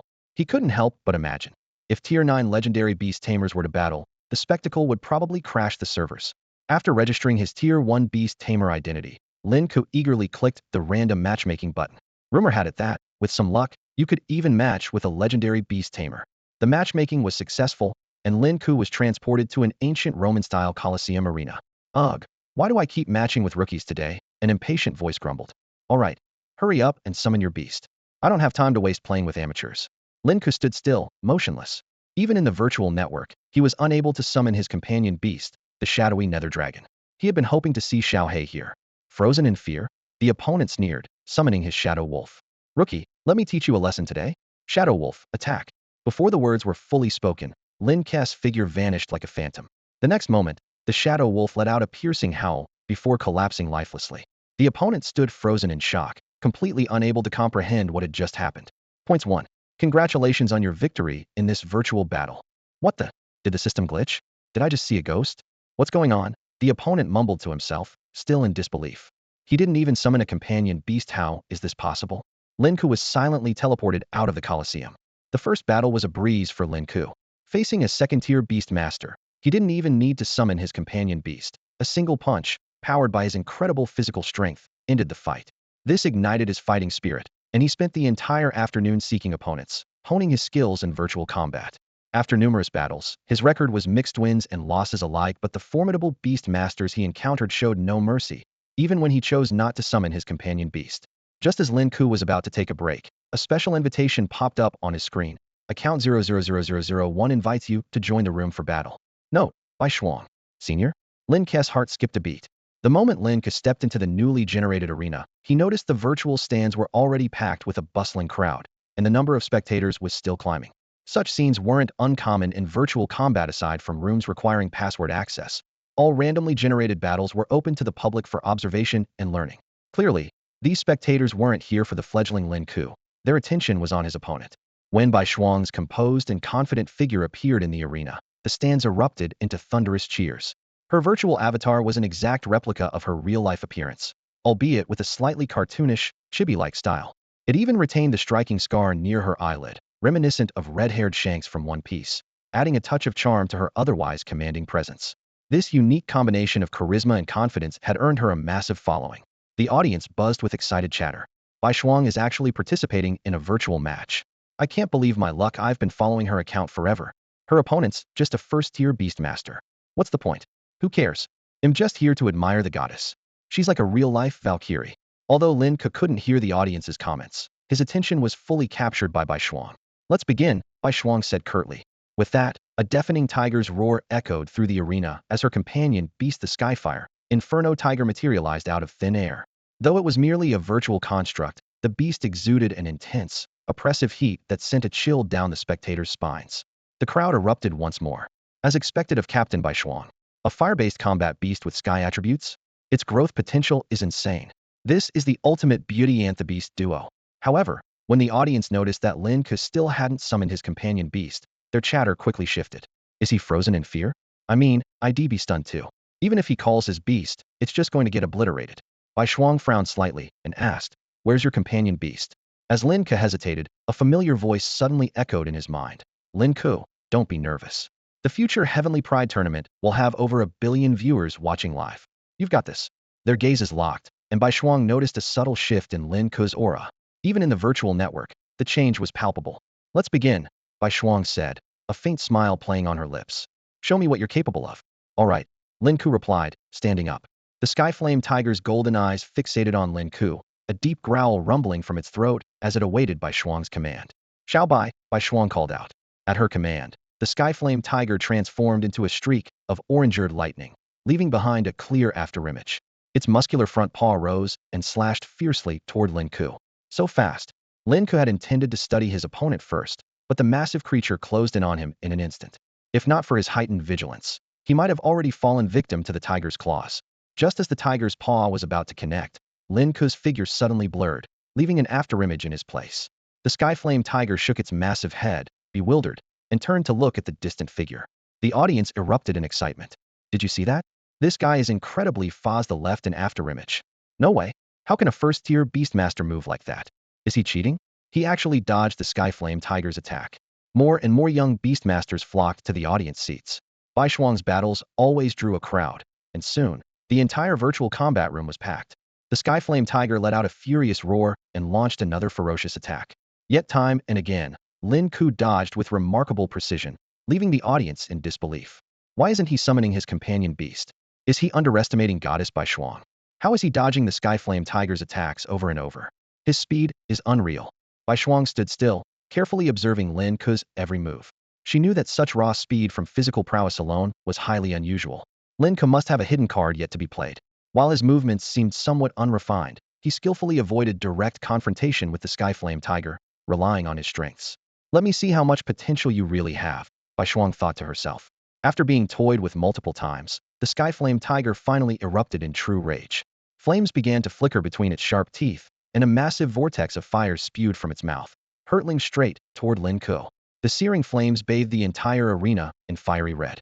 Seeing this, Lin Ke immediately turned to evade, but the fire relentlessly pursued him, locking onto his movements. Realizing that dodging was no longer an option, Lin Ke suddenly accelerated, heading straight for Bai Shuang. Is he trying to redirect the attack toward her? What a bold move. Could Bai Shuang really lose here? Are you kidding? He's just a first-tier Beastmaster, and Bai Shuang is a 6th tier. This is like an ant trying to stop a chariot, completely futile. Bai Shuang stood still, not surprised by Lin Ke's actions. She smiled faintly and said, "Lin Ke, you've given me quite a few surprises, but this is the end." Lin Ke suddenly appeared in front of Bai Shuang. The moment their eyes met, he made a swift turn on his feet, skillfully moving behind her. However, the flames that were supposed to hit Bai Shuang abruptly changed direction and turned back toward Lin Ke. As expected, it was locked on. Lin Ke muttered, his eyes narrowing. In a split second, he made a move that left all the spectators stunned, wrapped his arms around Bai Shuang's slender waist, and lifted her high into the air. "Is this guy crazy? Let go of Senior Bai Shuang. He's asking for it." Angry shouts erupted from the crowd, but Lin Ke ignored them. Holding Bai Shuang tightly, he charged straight toward the Skyfire Demon Tiger. At the last moment, he hurled Bai Shuang upward with all his strength. The Skyfire Demon Tiger roared furiously and leaped up to catch Bai Shuang midair. In that instant, all the flames dissipated. "Xiao Bai below." Bai Shuang's voice carried a hint of urgency, but it was too late. Lin Ke had already appeared directly beneath the Skyfire Demon Tiger's underbelly, delivering a powerful punch with all his might. The dull sound of impact echoed as an immense force surged through the Demon Tiger's massive body. Yet, the beast did not fall. Instead, it roared in rage and swung its sharp claws at Lin Ke. "What thick skin?" Lin Ke thought in astonishment. With no time to react, he crossed his arms to block the attack. The tiger's claws struck him hard, sending him skidding several meters back. When he looked up, the Skyfire Demon Tiger was already preparing for another round of fiery assault. "Xiao Bai, that's enough." Bai Shuang gently stroked the Demon Tiger's head, and the companion beast dissolved into a stream of light. She gracefully approached Lin Ke and smiled. "Lin Ke, your ideas are interesting. If my opponent had been a beast tamer of your level, they probably would have lost by now. I'm still no match for you, Senior," Lin Ke admitted honestly. "If I hadn't relied on that trick, I wouldn't have had the chance to land that punch. From your moves earlier, It seems you haven't received proper training in martial techniques, have you? She asked. No, I haven't, Lin Ke replied, scratching his head in embarrassment. The thought of accidentally touching Bai Shuang earlier made him even more flustered. If you have time, I can train with you, Bai Shuang said with a light laugh. When it comes to martial techniques, I might not lose to you either. Add me as a contact, maybe I can teach you some combat styles. Ding Bai Shuang sent a friend request. Senior Bai Shuang actually added a male contact? Did I hear that right? Shocked murmurs rippled through the virtual coliseum. As the brightest star of the younger generation, Bai Shuang had always kept her distance from the opposite sex. Even those who offered astronomical sums for a spot on her friend list were turned down. Yet now, she had proactively added Lin Ke's account, stirring up a storm of astonishment. Unbeknownst to him, the Colosseum had already attracted thousands of young beast tamers, all eagerly watching the match. Sensing the unusual surge in attention, Bai Shuang decisively called off the battle. Lin Ke, feel free to invite me for training whenever you have time. I'm heading out. With those words, Bai Shuang left the room, and the entire battle space dissolved. Lin Ke remained absorbed in the details of the fight. He was acutely aware of his shortcomings. She had brute strength, but lacked physical techniques and skills. He couldn't even match the power of the flame demon tiger Hedon. Soon after, his friend request inbox was flooded. Bro, share Senior Bai Shuang's contact with me. I'll pay 100,000. Dad, let me test you Watts Bai Shuang's ID number. Faced with the overwhelming flood of requests, Lin Ke helplessly declined them all at once and enabled the option to block friend requests. He hadn't realized just how popular Bai Shuang was, and it made him resolve to keep a low profile in the future to avoid unnecessary trouble. Just as Lin Ke was about to log out, a golden virtual announcement popped up. Beast Tamer Battle System 2.0 Update. Introducing the Under 23 Heavenly Talents Gold Ranking Tournament. Duration, 2 months, nationwide. Rewards. First place, 100 million beast coins, abundant cultivation resources, and a spot in the Heavenly Talents Special Training Program. Second place, 50 million beast coins and abundant cultivation resources. Third place, 30 million beast coins and abundant cultivation resources. System maintenance time, 24 hours. The announcement immediately set the forum ablaze. As Lin Ke exited the battle space, he received an enthusiastic message from Lu Dazhuang. Hey Lin, did you see the news? The Heavenly Talents Gold Ranking Tournament, with a total prize pool of over 100 million. I heard about it, Lin Ke replied briefly. Man, I envy those who can access the Beast Tamer battle rooms. That's a privilege for the rich, Lu Dazhuang sighed. The announcement made it clear.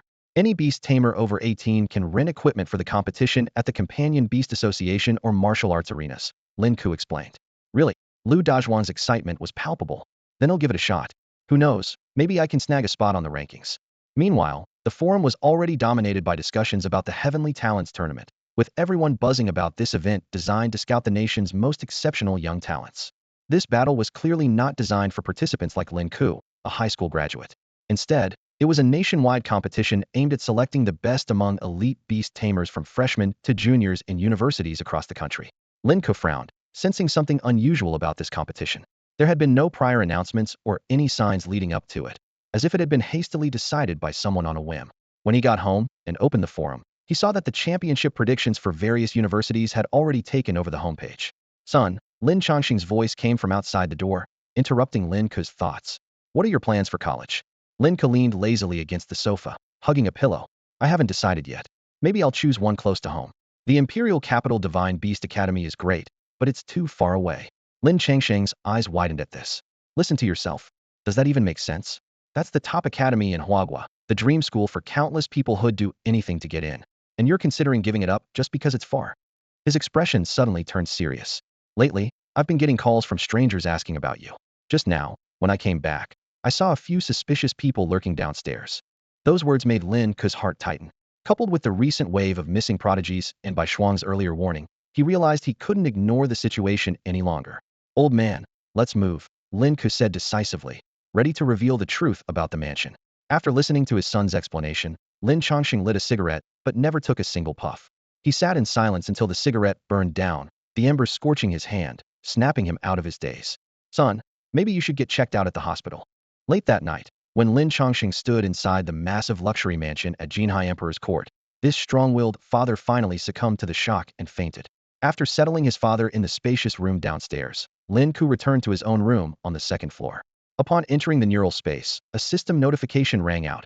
Welcome back to neural space, esteemed Mr. Mumu. The ID had been a typo when he originally registered, had meant to type Mumu, but never bothered to correct it. The auction was about to begin. Lin Ke clicked on the invitation, and with a flicker of the light screen, he appeared in a private room. A robotic made with wheels instead of legs handed him the auction catalog. Honorable Mr. Mumu, here is tonight's auction list. Glancing over the catalog, Lin Ke couldn't help but gasp. The items listed had starting prices ranging from hundreds of thousands to millions, with some even exceeding tens of millions. Fortunately, the mutated crystal core he had retrieved from the deep sea had a starting price of 5 million. He hoped it would fetch a good price. With the weight of his mortgage looming, he had already resolved to return to the mysterious sea after the auction for another big haul. Just then, a graceful female voice echoed from beyond the light screen. Ladies and gentlemen, the auction is officially starting. Attending the virtual auction for the first time, Lin Ke sat before the holographic screen, feeling a mix of anticipation and curiosity. The first item up for auction today is a low-grade crystal core, the pleasant voice of the robotic auctioneer announced. Following this, a three-dimensional projection of the crystal core appeared in front of Lin Ke, slowly rotating and emitting a faint glow. Just as I thought, it's the one I consigned, Lin Ke nodded to himself. A crystal core as the opening item? A dismissive voice murmured from the crowd. We could practically use these as daily rations. Bring out something more exciting. It was clear that these affluent participants had no interest in ordinary crystal cores. To them, resources that commoners treasured as priceless were nothing more than mundane trinkets. Lin Ke held his breath only. He knew the unique qualities of this crystal core from the mysterious sea region. The methods of the Beast Companion Association were indeed remarkable. No need to rush, everyone, the robotic auctioneer said with a smile. This low-grade crystal core contains bloodline energy 5 times denser than a standard one, making it an exceptional foundational material for beginner beastmasters. It's extraordinarily rare. 5 times. The atmosphere in the room shifted instantly. This distinction piqued the interest of the wealthy attendees. They relished the allure of exclusivity. The starting bid is 500,000 credits. 600,000. 800,000. 1 million. The rapid succession of bids left Lin Ke inwardly astonished. In just a few moments, the price had already surpassed what an average person might earn in a lifetime. Ultimately, the special crystal core sold for 2 million credits. Lin Ke couldn't help but look forward to seeing how much his other, even rarer crystal core would fetch. 20 minutes later, after watching numerous treasures change hands, the second crystal core finally appeared. This is a mutated elite-grade crystal core, the auctioneer declared, building suspense.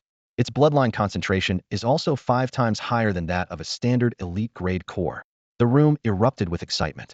While ordinary elite-grade crystal cores were not uncommon, a mutated version was a completely different story. It was akin to comparing basic gear in a game to rare, top-tier equipment. A mutated elite-grade core, combined with the 5-fold bloodline enhancement, promised unparalleled results. So mutated crystal cores are this highly sought after? Lin Ke made a mental note, resolving that if he ever acquired similar cores in the future, he would keep some for himself and exercise even greater caution during auctions. The starting bid is 5 million credits. 5,500,000. 6 million. 6,500,000. 7 million. 8 million. The fierce bidding war intensified, and Lin Ke's heartbeat quickened with it. With just 2 crystal cores, he'd managed to draw over 10 million credits from these wealthy elites. As the price climbed to 8 million, the bidding in the auction hall gradually quieted down, leaving only a few powerful families still competing. 10 million. The Zhang family will take this. An elderly voice suddenly rang out, carrying an undeniable authority. It was clearly an attempt to intimidate others, subtly demanding respect. Lin Ke frowned, feeling annoyed. Did this old man think he could cut off his path to wealth with just one sentence? As the auction hall fell into silence and everyone assumed the deal was about to conclude, an unexpected voice broke the calm. Old Master Zhang, let's rely on our own abilities, shall we? The Bai family is also interested in this. A soft yet sharp voice followed with a bid, 15 million. Lin Ke's excitement surged. This person had just raised the bid by 5 million. A thought crossed his mind. The Bai family, could it be Bai Shuang's family? In the Zhang family's private booth, the old man's voice now carried a tone of anger. Bai Runan, you know my grandson is about to start college, and yet you still want to compete with me? Starting college is impressive? Well, I just started one yesterday, Bai Runan retorted sharply, his tone dripping with mockery. 16 million, the old man gritted out, practically spitting the words. He'll bid 20 million. Bai Runan's voice remained nonchalant, almost playful. Let money do the talking. If you're not happy, throw your money at me. Zhang Junyang's beard trembled with fury, but in the end, he chose to back down. A level 15 elite crystal core had a market value of, at most, 10 million. Paying 20 million was outright foolishness. Even for a prominent family, such a loss-making deal was unthinkable. You damn sissy, just you wait. He'll deal with you sooner or later. A young man's angry shout came from the Zhang family's booth. Bai Runan immediately responded with a string of profanities, which were promptly censored by the AI system into a series of beeps. The atmosphere in the hall turned strange, but the crowd seemed unfazed. Conflicts between the Zhang and Bai families were nothing new. As for Lin Ke, he couldn't care less about who Bai Runin was. At this moment, Bai Runin was his lucky star. Leaving the auction with a spring in his step, Lin Ke was in high spirits. After deducting the commission, he had netted over 20 million, and his wallet had never felt fuller. Lin Ke didn't exit the AI system just yet. He wanted to try an experiment, entering deep sleep while remaining connected to the AI. This feature had been developed specifically to help beast tamers maintain peak energy at all times. If it worked, he could escape the limitations of forced sleep and dive into the mysterious sea whenever he wanted. Deep sleep mode, initializing. Did it work? Lin Ke opened his eyes, greeted by the familiar underwater view of the mysterious ocean. Thanks to the deep sleep mode of his intelligent neural system, he could effortlessly enter this enigmatic sea. This meant he no longer had to worry about sleep issues or his state of mind, could come here to train anytime he wished. Confidently, Lin Ke began his exploration, skillfully controlling Xiaohe. The astronomical price fetched by the crystal core in the past had given him tremendous motivation. However, after searching for hundreds of meters, his brow began to furrow. The ocean, once teeming with life, was now eerily devoid of any creatures. The entire area was unnervingly silent. 5 minutes passed, and apart from a few scattered plankton and clusters of vibrant coral, there was no sign of life around him. The unnatural stillness put Lin Ke on high alert. He knew there were typically only two reasons for such a mass migration of beasts. Either they had encountered a powerful threat and were forced to flee, or they had all been wiped out. Slowing his pace, Lin Ke carefully searched for any signs of beast corpses in the area. But the ocean was astoundingly clean. There wasn't even a single stray scale to be found.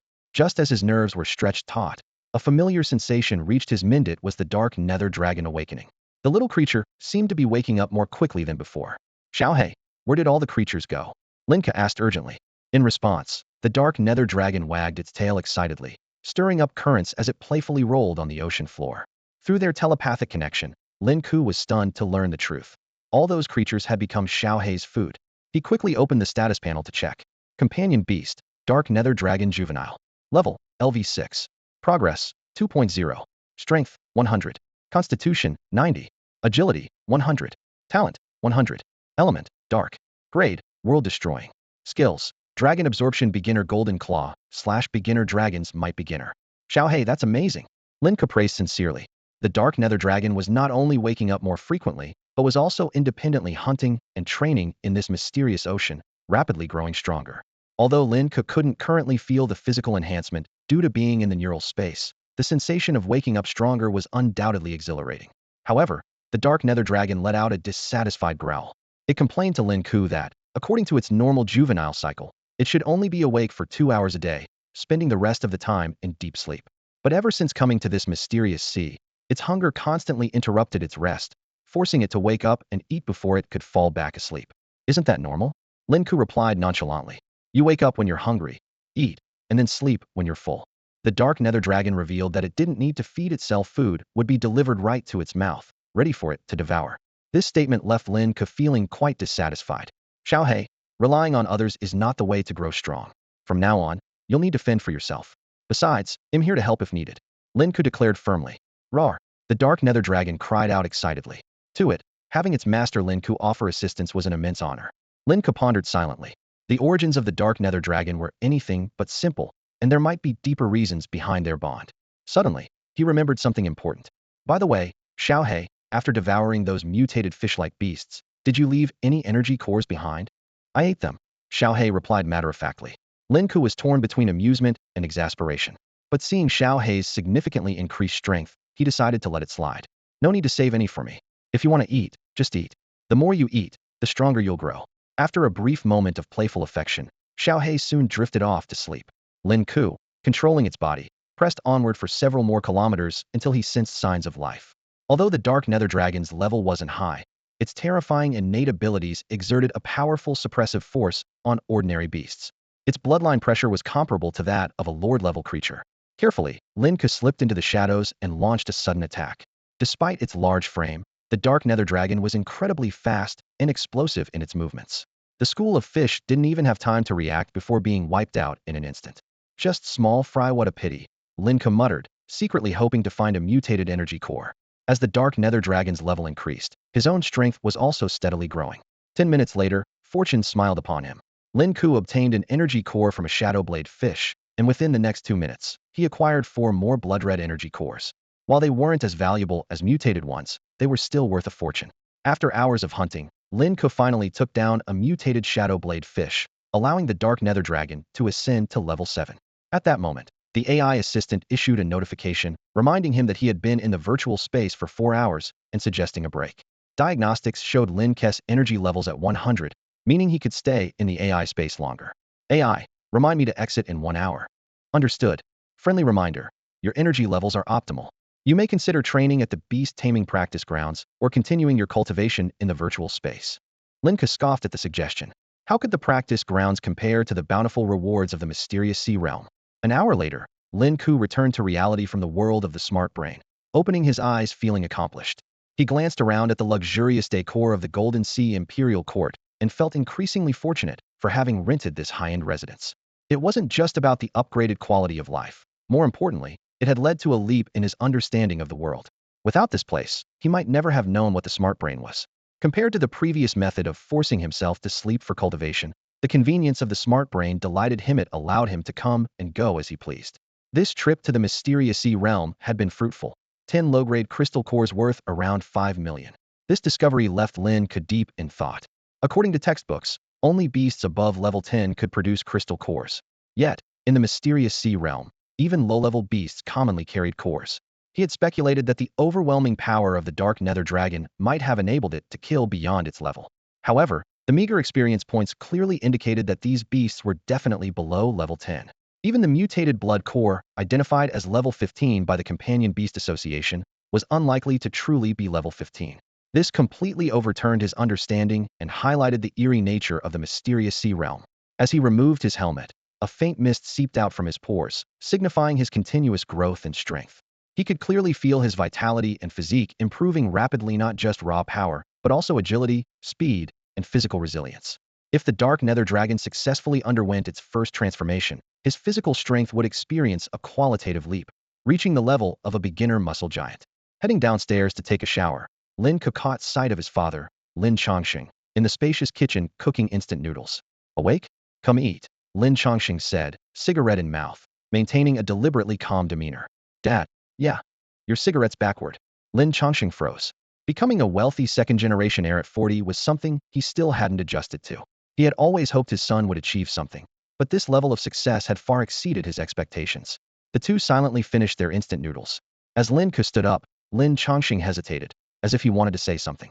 Son, what is it? This house, is it really yours? Yeah, Lin Ke replied, wiping his mouth. I just took out a small loan, that's all.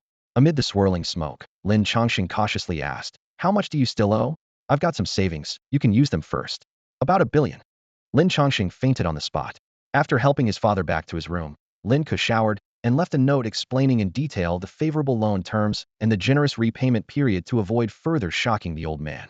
When the elevator doors opened, a slender figure with fair skin appeared, likely a neighbor from upstairs.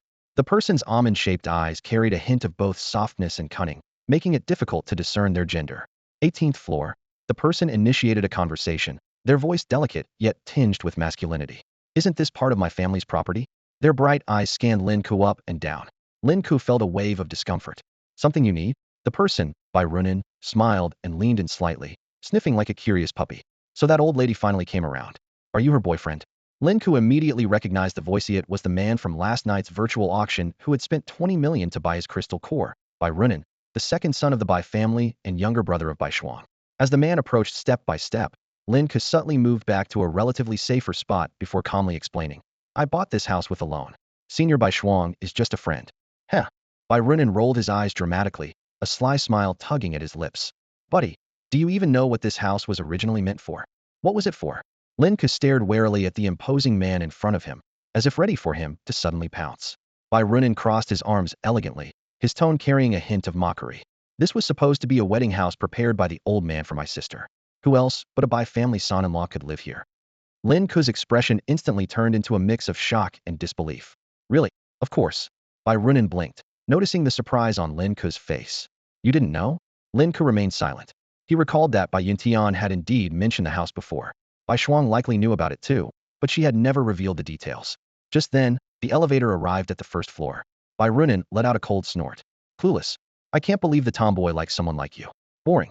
Oh, and by the way, I'm not gay. With that, he sauntered away, his tight-fitting shirt accentuating his physique. A rope tied around his waist extended down to his hips, faintly revealing the outline of a thong. Lin Ke shivered and immediately dialed Bai Yunshan's number. Ah, Lin Ke, my young friend. What's the matter? Bai Yunshan's voice came through. The house I bought was it Bai Shuang's wedding house. The sound of violent coughing came from the other end, confirming the truth in Bai Runan's words. Lin Ke, don't get the wrong idea, Bai Yuntian quickly clarified. It's true that the old chairman initially intended it to be her wedding house, but Bai Shuang never followed through with his plans and never even lived there. Don't overthink it. I see. Lin Ke breathed a sigh of relief. Of course, if you have the ability to win her over before Bai Yuntian could finish, Lin Ke had already hung up. Women will only slow me down, Lin Ke thought to himself. Bai Shuang was indeed exceptional, but right now, his heart was set on wealth and strength. As he stepped out of the Golden Sea estate, his phone rang. After a moment of hesitation, he answered it was Bai Shuang. Don't take that sissy's words seriously, Bai Shuang said after a long pause. That was just my grandfather's wishful thinking. It's not what you think. Got it, senior, Lin Ke replied with a smile. Good. Bai Shuang sounded relieved.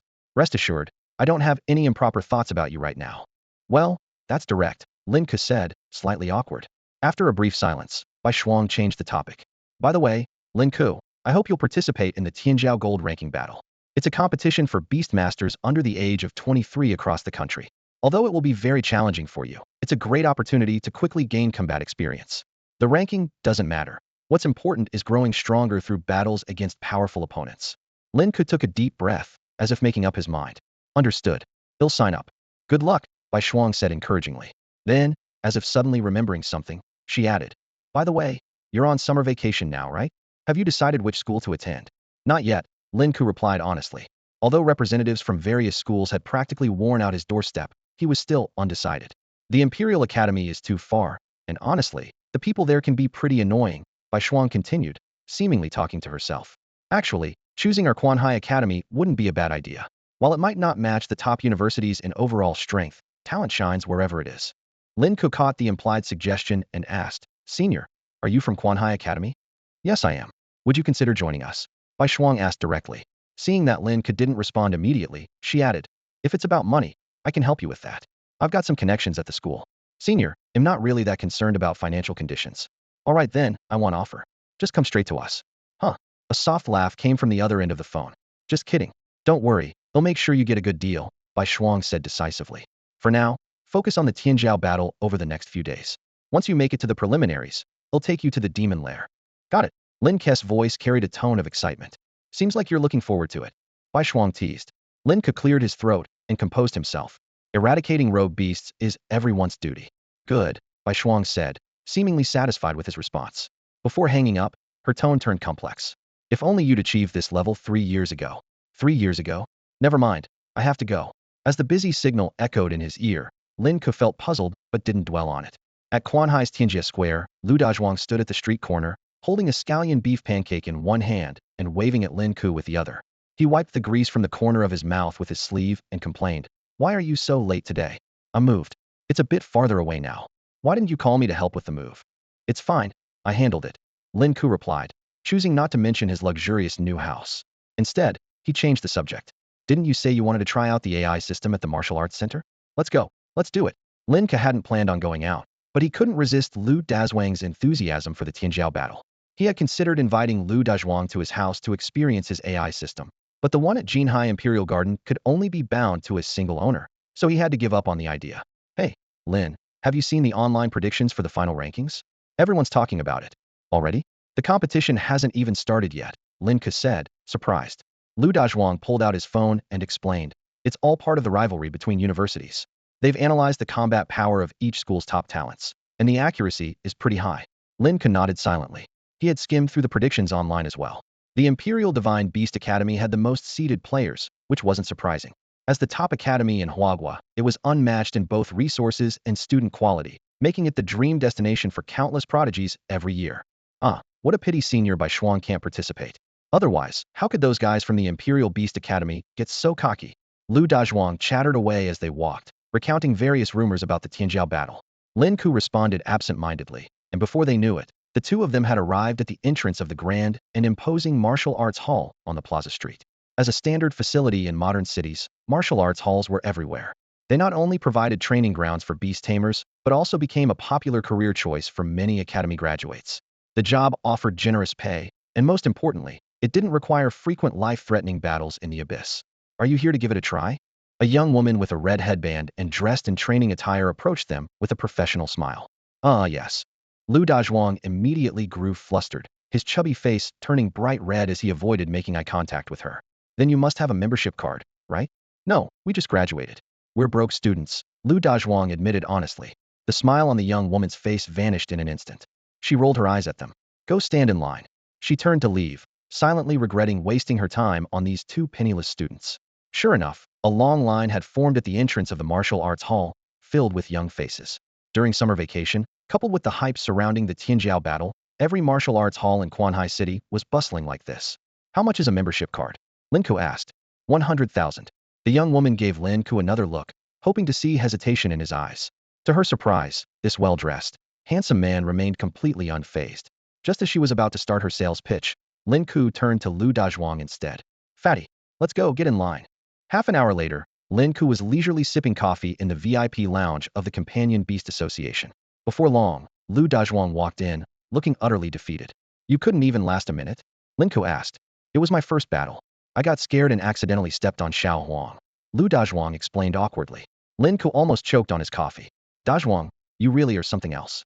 I didn't mean to, Lu Dazhuang muttered, feeling aggrieved. He secretly vowed to make it up to his companion beast once he got back. Just then, a staff member approached and said, Mr. Lin Ke, the chairman asked me to inform you that the AI combat room is ready. All right, Lin Ke replied as he stood up. Dazhuang, I'm heading in. If you need anything, just let the staff know. After Lin Ke left, Lu Dazhuang shuffled awkwardly before finally asking, Excuse me, where's the restroom? Lin Ke defeated his opponent in just 30 seconds. At the scene of the battle, the audience was stunned, watching as the opponent was taken down before he even had the chance to summon his companion beast. A bystander shouted in disbelief, This can't be happening. That's a genius from Divine Beast University. This swift victory earned Lin Ke a spot in the Tianjiao tournament. Although only one win was required to qualify, the road ahead was treacherous. Any loss meant instant elimination with no second chances. As the association emphasized, to become a truly unparalleled talent, one must endure the brutal nature of this competition. After securing his qualification, Lin Ke decided to return home to continue his preparation. He couldn't stand the association's rudimentary facilities. The stiff, wall-mounted contraption left his back aching, a stark contrast to the luxurious equipment in Jinhai Imperial Garden that felt like being embraced by clouds. Old Lin, it's over already? Lu Dazhuang asked as he walked out of the bathroom, spotting Lin Ke leisurely sipping coffee in his room. Yeah, I got the qualification, Lin Ke replied calmly, while carefully studying the profiles of the top contenders on his tablet. Lu Dazhuang leaned in excitedly. Old Lin, you might make it into the national top 10. It's unlikely, Lin Ke said, setting the tablet down with a serious expression. These top contenders are all from wealthy families. The resources we struggle so hard to obtain are nothing to them. Catching up to them requires not only money, but also time. Lu Dazhuang immediately defended his friend. But you set a new record in the Quanhai dungeon. Now everyone in class wants your contact info.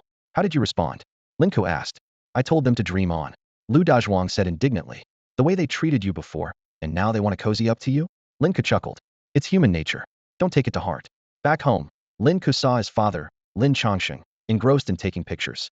The view of the ocean through the floor-to-ceiling windows, the luxurious leather sofa, even the brand of the toilet, everything was being photographed and posted on social media. Just over 100 million, totally worth it. His father captioned enthusiastically. Watching his father's childlike excitement, Lin Ke could only shake his head helplessly. Sudden wealth could indeed make people lose themselves. Son, what's for dinner? Lin Chongsheng suddenly asked. What did you just call me? Lin Ke frowned. From now on, you'll call me Dad, and he'll call you Son, Lin Chongsheng said with a grin. Lin Ke sighed. Maybe we should visit a hospital?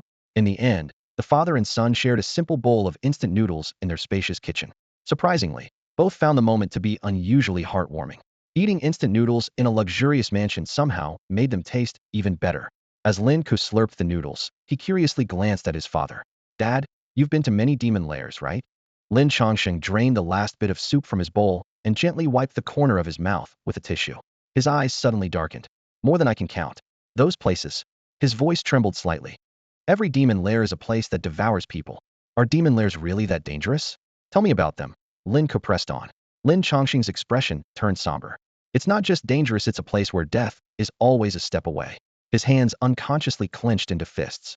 90% of soldiers who fight on the front lines of demon lairs end up with severe psychological trauma. Some can't escape their nightmares and ultimately take their own lives. He shook his head with a bitter smile. If my companion beast hadn't died early and forced me to retreat to the second line, I might not have escaped the fate of losing my mind. Only beast tamers who have truly stepped into a demon lair can understand that kind of despair. Lin Ke's breathing grew heavier. Is it because of the countless casualties?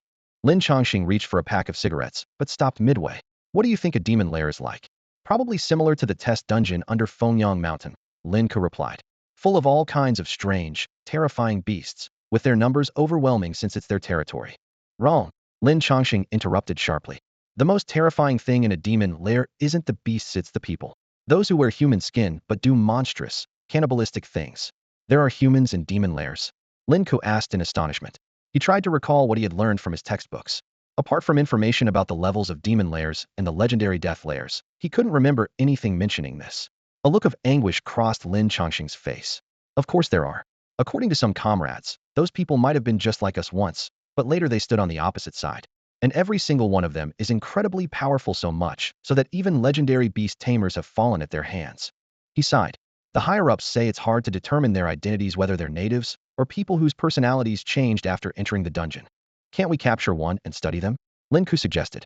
That's not something I would know, Lin Chongqing replied, waving his hand weakly. After dinner, Lin Ke headed to the second floor to begin his training. Suddenly, a strange energy surged within him.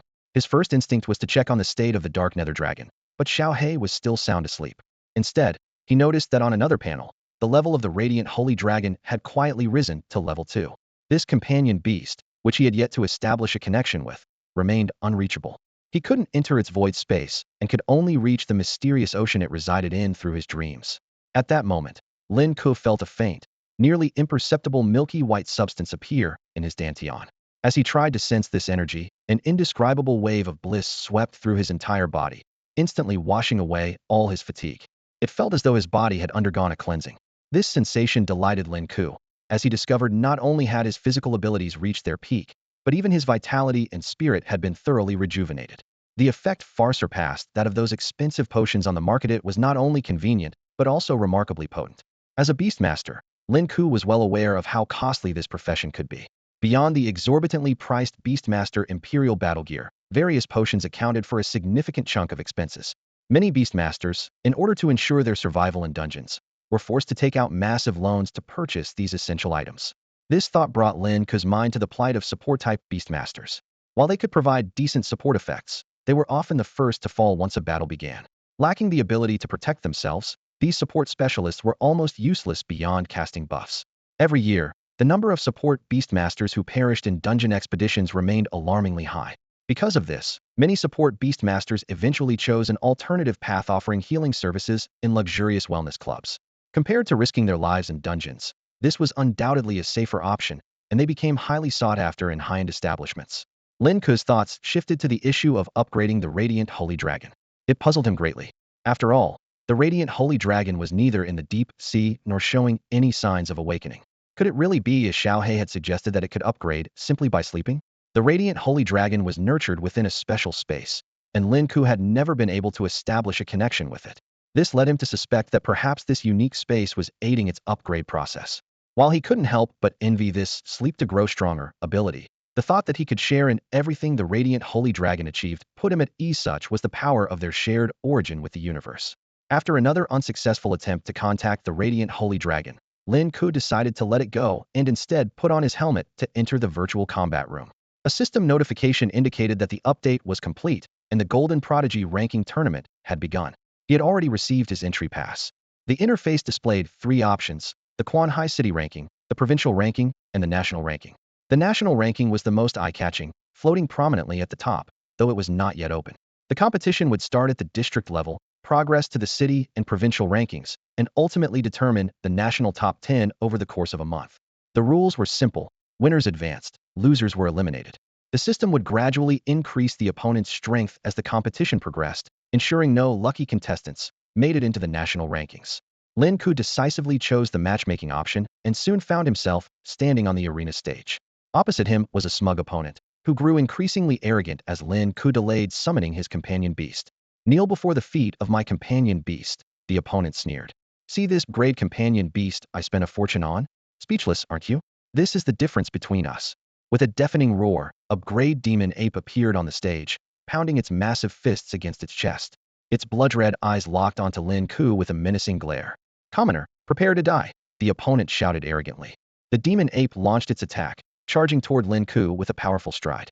As the massive creature approached, Lin Ke could finally grasp its overwhelming size. Its towering frame, standing over 2 meters tall, exuded an oppressive aura. With a guttural roar, the demon ape raised its fists, hammer-like, and brought them crashing down toward him. It's over. This is the power of money, the arrogant young man sneered, a glint of confidence flashing in his eyes. Yet the expected victory notification didn't come.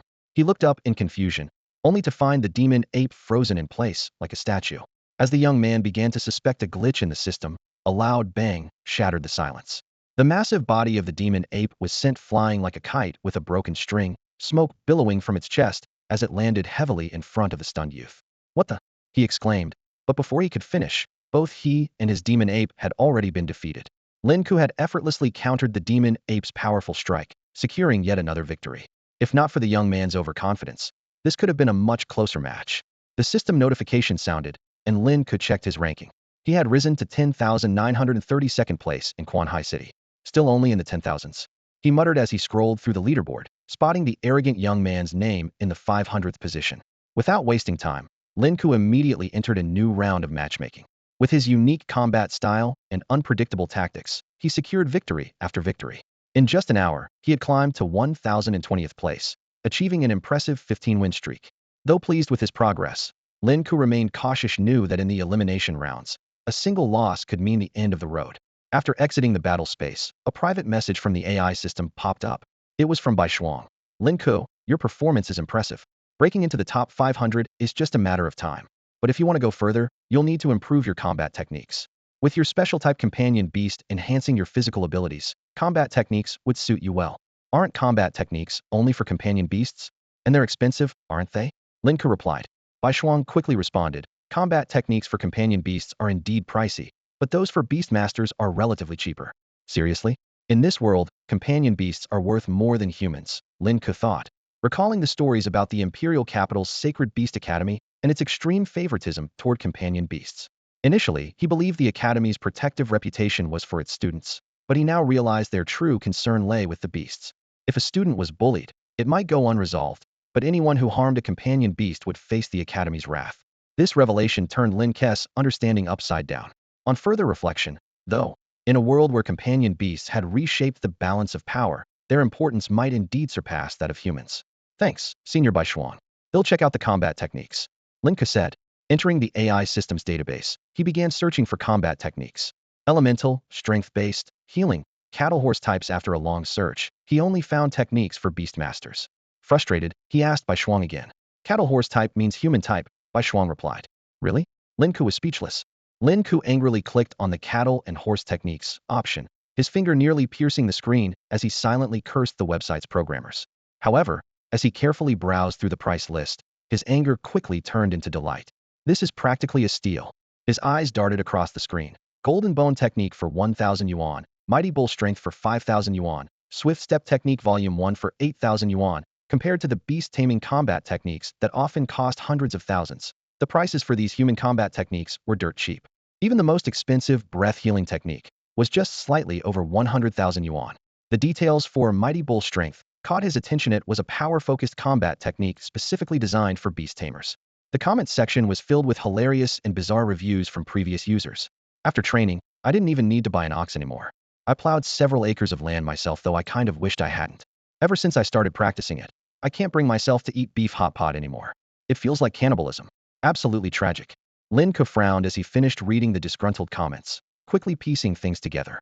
Beast tamers, though human, tended to carry an air of superiority. Even those who had only awakened and frank companion beast would put on airs. For these self-important individuals, to train like cattle or horses was naturally a hard sell. On top of that, this technique created a vicious cycle for most people. The wealthy wouldn't bother enduring the hardship, while the poor couldn't afford the advanced resources needed for progression. But Lin Ke's eyes lit up. I'm not like them, he thought. With his unique physique, harmonized with the forces of nature, his body and bones possessed unlimited growth potential. This Mighty Bull Strength seemed tailor-made for him. Without hesitation, he clicked buy. Suddenly, a deep, resonant bull's roar echoed in his mind, as if an indomitable old bull was crying out in defiance. Immediately after, the complete technique was directly transmitted into his consciousness. After he finished reading through the entire technique, Lin Ke exhaled a long breath. Despite its affordable price, the technique had extremely stringent physical requirements for the practitioner. If one's physical condition wasn't up to par, best case scenario, their training would stagnate. Worst case, they'd experience severe rejection reactions. Just then, a system notification chimed in. User has purchased Mighty Bull Strength. Based on a 99 preference match, the system recommends purchasing a physical gene modification serum to assist with training. Curious, Lin Ke clicked on the link, only to be greeted by an astronomical price tag. He instantly closed the page, finally understanding why human combat techniques were so unpopular. On the surface, they seemed inexpensive, but they were actually a cleverly designed marketing trap. Ordinary beast tamers attempting to train with these techniques would inevitably be forced to purchase the prohibitively expensive gene modification serums, which were far beyond the reach of most people. Good thing, Lin Ke chuckled softly. I'm not stuck in that cycle. Feeling a mix of relief and excitement, Lin Ke immediately immersed himself in mastering the first stage of the bull force technique. As he activated the technique, a surge of energy coursed through his meridians like a tidal wave, reaching his vital organs. What took others countless hours of diligent practice, Lin Ke managed to achieve effortlessly in just 1 hour. Bull rise. With a resonant bellow, an ethereal bull formed from pure energy materialized around Lin Ke, enveloping him in its protective aura. Its sharp horns pointed skyward, exuding an imposing presence like the iconic emblem of a Lamborghini. Lin Ke could distinctly feel a continuous stream of power flowing into the apparition, creating a solid shield of protection around him. Eager to test his progress, Lin Ke returned to the training room and summoned a practice dummy. With a single punch, the data panel displayed a reading of 2.0 tons. His raw physical strength alone had reached 2,000 kilograms. In such a short span, he had increased his power by several hundred kilograms. Now, let's see what happens when I combine it with the bull force, Lin Ke muttered. He activated the battle technique, and the bull apparition merged seamlessly with his body. His form became a blur as he dashed toward the wooden dummy like a rampaging bull. Bang! A deep, resounding impact echoed as the panel displayed a new reading, 2.2 tons. Even at the entry level, the technique had enhanced his strength by 10. More importantly, the ethereal bull provided an additional layer of armor-like protection. Nodding in satisfaction, Lin Ke decided it was time to test his skills in live combat. He returned to the training room, equipped himself, and entered the matchmaking system. His first opponent froze in disbelief upon seeing him. Why is your companion beast riding on you? Before the opponent could react, Lin Ke launched his attack. Yet, the opponent remained calm, gesturing at his 2-meter-tall battle bear companion beast, whose round belly radiated an aura of formidable defense. Kid, bad luck for you. My meat bear has insanely high defense. For this tournament, my mom even sold our house. Before he could finish his sentence, a thunderous bellow from the bull rang out. In an instant, the battle bear was shattered into pieces. After 3 hours of intense battles, Lin Ke's rank soared to 233 in the regional leaderboard. However, his next opponent was unexpected. A cool, aloof female voice spoke up. If you stand still and let me win, I'll give you 1 million beast coins. Seeing Lin Ke unmoved, she raised the stakes. 1.5 million. This might be the easiest money you'll ever make. Someone like you, even if you make it to the regionals, will just be cannon fodder in the national tournament. Taking my offer is your only way out.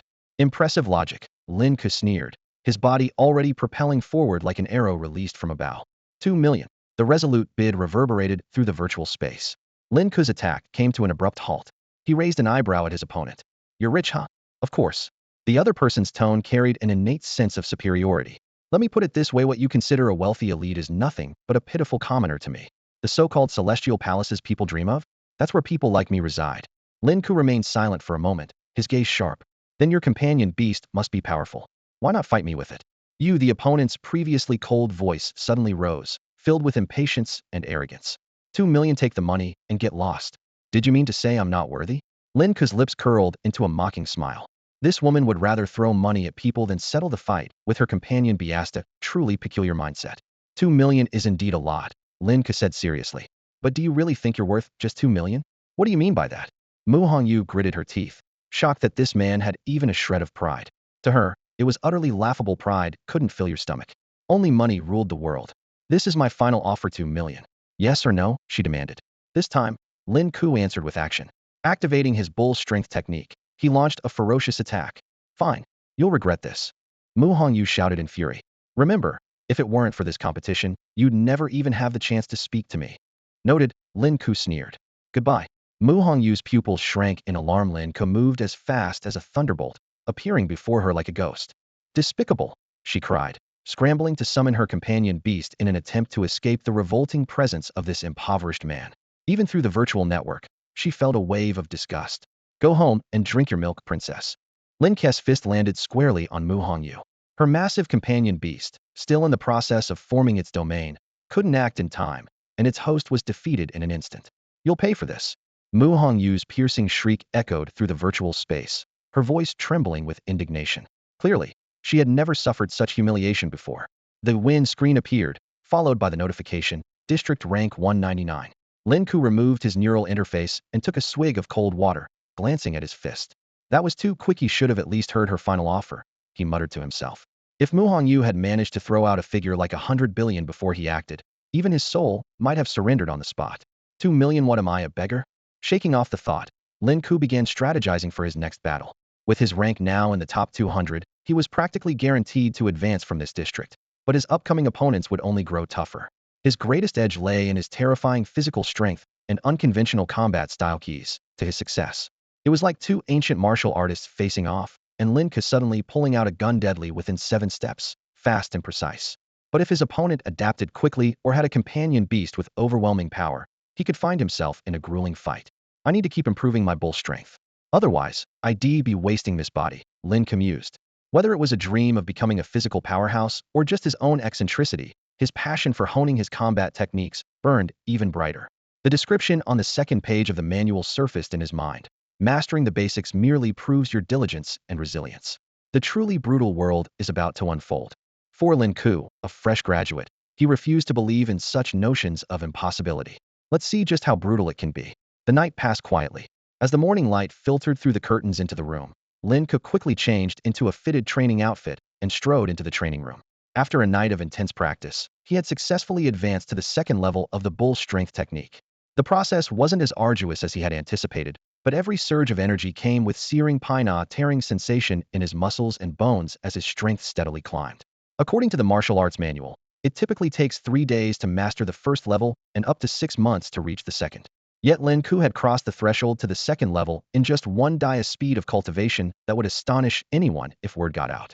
After completing a round of training simulations, Lin Ke took a quick shower and casually checked his ranking, only to find that he had dropped 10 spots.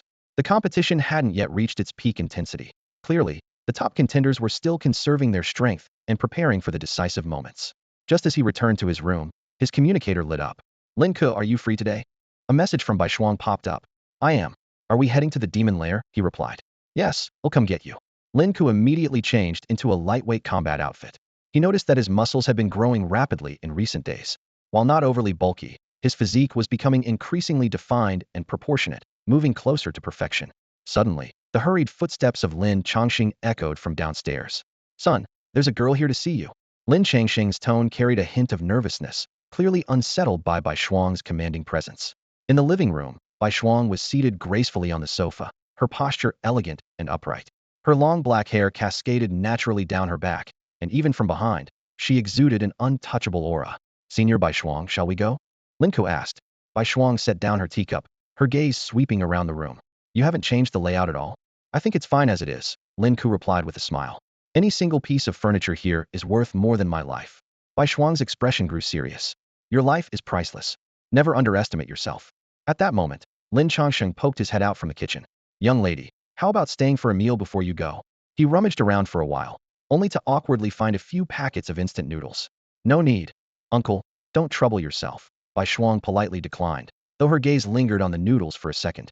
Next time, they'll take you up on your cooking. The two of them took the elevator down. In the confined space, only the faint hum of machinery could be heard. Lin Ke, Bai Shuang suddenly spoke. Yes. Are you ready? I've been ready for a long time, Lin Ke answered without hesitation. No, Bai Shuang said softly. I mean, are you ready for the possibility that there's no turning back? Lin Ke didn't feel particularly heavy-hearted.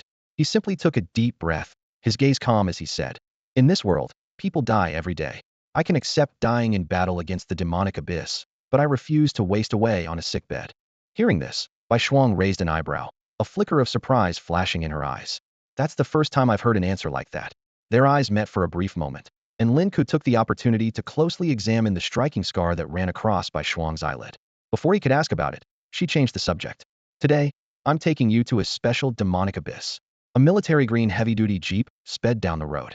Bai Shuang gripped the steering wheel as she spoke. This is a rare opportunity. It must be tougher than a beginner-level abyss, right? Lin Ke asked curiously. To be precise, this abyss was once a beginner level 1, Bai Shuang said, her voice tinged with gravity. But recently, it upgraded without any warning. Abysses can upgrade? Lin Ke was stunned. He had never heard of such a thing, neither in textbooks nor online. Bai Shuang's expression grew even more serious. Yes. It was clear that even at her level, the information was startling. Lin Ke fell into silence. If all abysses had the potential to upgrade, it would spell disaster for humanity. The creatures within the abysses were already far stronger than humans, and it was only through the help of companion beasts that they managed to barely hold their ground. If the abysses themselves could evolve, it would be a catastrophic blow to humanity's defenses. Outside the car window, the sun shone brightly, and the streets were filled with people enjoying life with enthusiasm. But to Lin Ke, these scenes were fleeting and distant. His thoughts were elsewhere until a sudden realization struck him. He turned to ask, Senior Bai Shuang, could it be that you matching an elder you rushed into the SS-level abyss because of? Before he could finish, the car came to an abrupt stop. The seatbelt dug sharply into Lin Ke's shoulder. Bai Shuang unbuckled her seatbelt and said flatly, You're overthinking it. Get out. We're here. The setting sun painted the sky crimson, and the mountains far from the city were shrouded in a cold mist. Two guards emerged from the dense forest. Recognizing Bai Shuang, they greeted her warmly. Captain Bai, here to investigate? Yes, thank you for your hard work. Bai Shuang brought Lin Ke closer. Register him. He'll be coming in with me. The guards looked at Lin Ke in surprise. And this young man is a prospective university student. Hearing this, the guards exchanged incredulous glances. But considering Bai Shuang's capabilities, they proceeded to register Lin Ke without question. Before they left, the guards issued a stern warning. Once you're inside Abyss 047, stay close to Captain Bai at all times, or you might not live to see the sunrise. Understood. Lin Ke replied with a nod, though his heart was gripped with unease. If not for Bai Shuang's guidance, he wouldn't even qualify to set foot in Abyss 047. Though his physical strength far surpassed that of an average beast tamer, he had never ventured into an abyss before, let alone faced its perils. In front of the teleportation array, Bai Shuang noticed Lin Ke's uneasy expression and softly reassured him. With me here, nothing will go wrong. The ancient rune-covered stone shimmered faintly, with four towering pillars resembling gravestones standing at the four corners of the teleportation array. As Bai Shuang and Lin Ke's figures gradually disappeared into the array, the two guards silently retreated into the forest. This demonic cave is too eerie. I'm thinking of asking my family to pull some strings and get me out of here. Ever since I came, I've been having nightmares every single day, one of the guards whispered. Either way, finish your last shift properly. The other guard paused before asking, Aren't you leaving? My family doesn't have the money. With an anxious heart, Lin Ke stepped into the depths of the demonic cave for the first time. A nauseating stench assaulted his senses, as countless flies swarmed above the blood-red ground, which was littered with heaps of corpses. The overwhelming smell churned his stomach, and he doubled over, retching violently. Are you all right? Bai Shuang asked, her expression calm and unchanging. Mfinug Lin Ke barely managed to respond before another wave of dry heaving overtook him. Bai Shuang explained in an even tone, this place was originally a low-level demonic cave, used for training university freshmen. Half a month ago, the cave suddenly upgraded, and over 200 freshmen and 2 instructors inside at the time all perished. Lin Ke, reduced to dry heaves, quickly activated his bull strength technique to shield himself. The nauseating odor gradually subsided. Senior Bai Shuang, I'm okay now, he said hurriedly. You're a quick learner. Bai Shuang noticed the faint bull-like shadow surrounding Lin Ke. You're indeed well-suited for combat techniques. Lin Ke cautiously scanned his surroundings, his body tense and alert. The organization sent me to investigate the cause of the cave's upgrade, Bai Shuang stated. You're here to observe and gain experience. What should I do? Lin Ke asked. Just watch and learn, Bai Shuang replied as she stepped into the pile of corpses. Don't take it the wrong way, it's not that I'm underestimating you. Lin Ke felt a surge of excitement. Being able to learn firsthand from Bai Shuang was an invaluable opportunity that money couldn't buy. By the way, Senior Bai Shuang, we've been in here for so long. Why haven't we seen even a single demonic beast? It's been here the whole time. As her words fell, a piercing roar tore through the air. Bai Shuang's companion beast, the sky flame demon tiger, leapt into the sky, unleashing a torrent of searing flames. The corpses on the ground blackened and began to smoke, and it was then that Lin Ke noticed the bodies were moving in an organized manner toward a single direction. There's something in the pile of corpses. Lin Ke observed carefully and finally saw the truth. A massive creature with a black, armor-like body lay curled beneath the corpses. Its countless sharp, centipede-like limbs pierced through the bodies one by one. As the enormous being rose from the flames, Lin Ke finally saw its form clearly.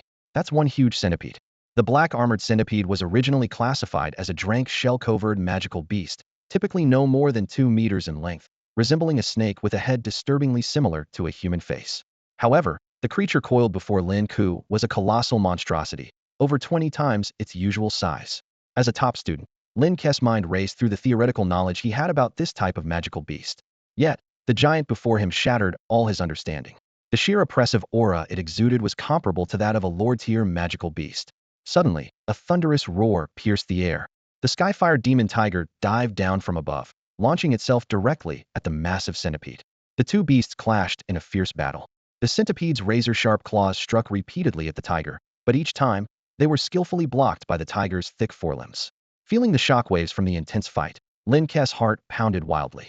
Senior Bai Shuang, this lair isn't filled with monsters like this, is it? Bai Shuang kept her eyes fixed on the battlefield, her tone grave. Of course not. This beast didn't just kill those students, it slaughtered its entire kind in the centipede forest, evolving through relentless devouring. For a drank-shelled creature with such low intelligence, the chances of evolving this way are nearly impossible. On the battlefield, Bai Shuang's sixth-tier beast tamer abilities began to shine. Under her command, the Skyfire demon tiger darted around with agility, completely overpowering the cumbersome black armored centipede and gaining the upper hand. Lin Ke, want to give it a shot? Bai Shuang suddenly asked. Facing an opponent far beyond his own capabilities, most people would have been paralyzed with fear. But Lin Ke didn't hesitate. I'd like to try? With that, he summoned his bull force technique and moved closer to the battlefield. The Skyfire demon tiger noticed Lin Ke's approach and let out a low growl of displeasure. Bai Shuang's voice echoed in its mind. Xiao Bai, just protect Lin Ke. He'll give you a treat when we're back. Hearing the promise of a reward, the tiger immediately perked up with excitement. Meanwhile, in a state-of-the-art operations room, Bai Anbong, Xiao Jinggu, and a lean middle-aged man with a full beard were watching the live battle feed. Around them, a dozen technicians worked diligently at their computers, monitoring various data points. This is reckless. Bai Anbong suddenly stood up. There's no way Lin Ke can handle a mutated centipede king. Xiao Jinggu frowned. The kid has potential. If he dies here, it'd be a real waste. Bai Shuang is taking too big a risk. You don't understand. Bai Anbong shot back immediately. Shuanger knows what she's doing. Nothing will happen with her there. I'm agreeing with you, aren't I? Xiao Jinggu retorted, glaring at him. Don't push your luck, old man. Want to fight? Wait till I put on my battle gear. As the two esteemed elders seemed ready to break out into a brawl, the bearded man sighed and interjected helplessly. Gentlemen, calm down, would you? The man with a scruffy beard and sunglasses had a cigarette dangling from his mouth, his gaze fixed intently on the screen. Turning to Xiao Jinghua, he said, Old Xiao, if this guy is really a promising talent, his performance in a battle of this level should be outstanding. Absolutely. Xiao Jinghua crossed his arms firmly in front of his chest and replied with conviction, we can't let you take this one. Bai Shuang was an exception, but Lin Ke, this promising recruit, is someone our military district is determined to keep. Song Danqing took a deep drag of his cigarette, the smoke curling around him. This guy? I have no interest in him, he said dismissively. On the battlefield, Lin Ke was facing a massive black-armored centipede. Though slightly nervous, he was more exhilarated. By carefully observing his opponent, he quickly identified its weakness, its extremely slow speed, and numerous blind spots in its vision. As long as I can skillfully avoid its line of sight, I might get through this unscathed. Lin Ke calculated in his mind. With my current strength, I should at least be able to make it shed some armor. He moved swiftly, cutting in from the right side to avoid the main battlefield. Taking advantage of the moment when the centipede was attacking the flame demon tiger, he silently approached its massive side. Song Danqing lit a cigar, chuckling softly. Not bad, spotting weaknesses and using blind spots to close in on the opponent. Pretty clever. But unfortunately, he missed one step. His expression suddenly shifted as he frowned. That ox-like aura around him must be a combat skill. But where's his companion beast? Just as Lin Ke was about to strike the centipede's armor, one of its sharp, sword-like legs lunged toward him with deadly precision. See, I told you he missed a step, Song Danqing said as he stood up, preparing to leave. This move, if it doesn't kill him, it'll at least hurt like hell. Inside the operations room, everyone held their breath. Song Danqing hesitated for a moment, then removed his sunglasses to take a closer look. To everyone's astonishment, the centipede's razor-sharp claw shattered like brittle bone the moment it made contact with Lin Ke's body. At the same time, Lin Ke's punch landed squarely on the centipede's black armor with a thunderous impact. Dark green blood sprayed out as a massive hole appeared in the centipede's body. It let out a furious roar before collapsing heavily to the ground. Lin Ke could feel the energy of his inner wild ox force surging, inching closer to the third realm. The changes in his blood and energy from the intense battle seemed to accelerate his breakthrough. Song Danqing slowly pulled his hand out of his pocket and adjusted his sunglasses. This kid such terrifying physical strength. He's definitely a talent. Xiao Jingguo was about to celebrate when he noticed Song Danqing still standing there. Little Song, why haven't you left yet? Unfazed, Song Danqing calmly sat back down. Well, since you're so reluctant to see me go, they'll stay and watch a bit longer. After all, this kid is about to face some real trouble. Xiao Jingguo let out a cold snort, a trace of disdain flashing through his eyes, but he had no retort to Song Danqing's words. Lin Ke's punch was indeed impressive, piercing through the black-armored centipede's body and exceeding expectations.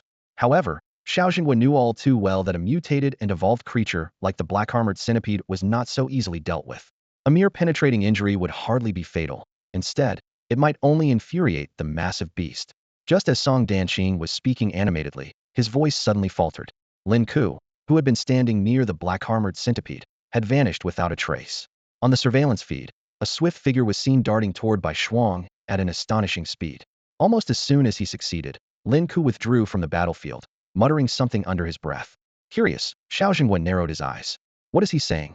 Bai Anbong immediately gave an order. Play the audio. Sir, syncing the sound now. The next moment, Lin Ke's voice echoed through the operations room. Senior, save me. For a brief moment, Bai Anbong, Xiao Jingguo, and Song Danqing stared at the screen intently before bursting into laughter. Haha, this kid is hilarious. I'm dying of laughter. In truth, Lin Ke was fully aware that he was no match for the black-armored centipede. Landing that one punch unscathed was already the best outcome he could hope for. Any further entanglement would either leave him dead or severely injured. More importantly, he was unwilling to reveal his trump card too soon, especially his self-healing ability, a crucial asset he intended to keep hidden. This kid has no backbone. Xiao Jingguo growled through gritted teeth. Agreed. Song Danqing chimed in indignantly. Old Xiao, how can you keep a deserter like him in your army? Hell ruin the morale. Why not let me take him off your hands? Get lost, Xiao Jingguo snapped, visibly irked. Didn't you say you weren't interested? Did I? I don't recall that.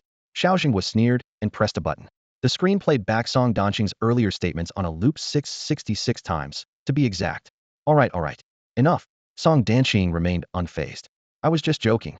Finally, Bai Anbong spoke up. You're not actually interested in him, are you? Stretching lazily, Song Danqing stood up. Of course not. Based on his current performance, he doesn't even meet the basic thresholds not qualified to join.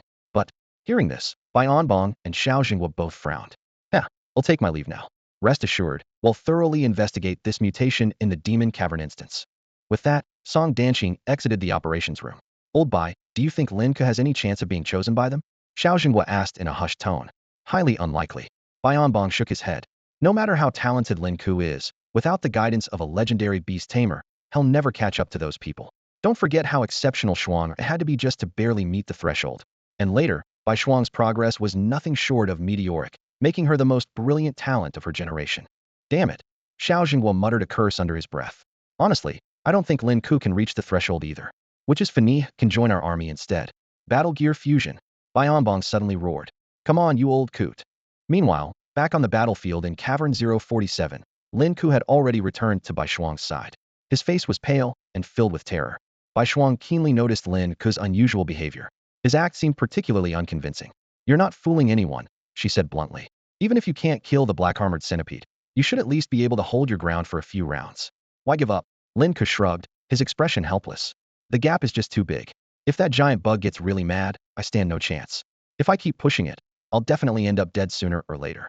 Bai Shuang didn't press further. Beside her, the sky flame tiger suddenly leaped into the air, unleashing a scorching flame straight at the black-armored centipede's head. The battle ended abruptly. Once the dungeon is cleared, the seal will be reinforced, and the beast in the demon lair won't be able to breach human civilization. Lin Ke thought as he watched Bai Shuang effortlessly finish the fight. He couldn't help but feel a pang of envy. If Xiao He were here, maybe it could have slapped that big bug to death in one blow. All right, the dungeon is about to reset, and the centipede's mutated form should be undone, Bai Shuang said. Shall we head out? Sure. Lin Ke silently followed her. When the two of them appeared in front of the dungeon's formation, the guards immediately approached. Captain Bai, thank you for your hard work. It's over now, right? Yes. I'll update you with the detailed findings later. For now, this dungeon should have reverted to beginner-level difficulty, Bai Shuang replied succinctly. Just as Bai Shuang was about to leave, Lin Ke suddenly spoke up. Senior, the dungeon's difficulty is pretty low now, right? For first-year students, it's not too hard. A team should be able to clear it, Bai Shuang replied. Can I try going in alone? Lin Ke asked. Are you out of your mind?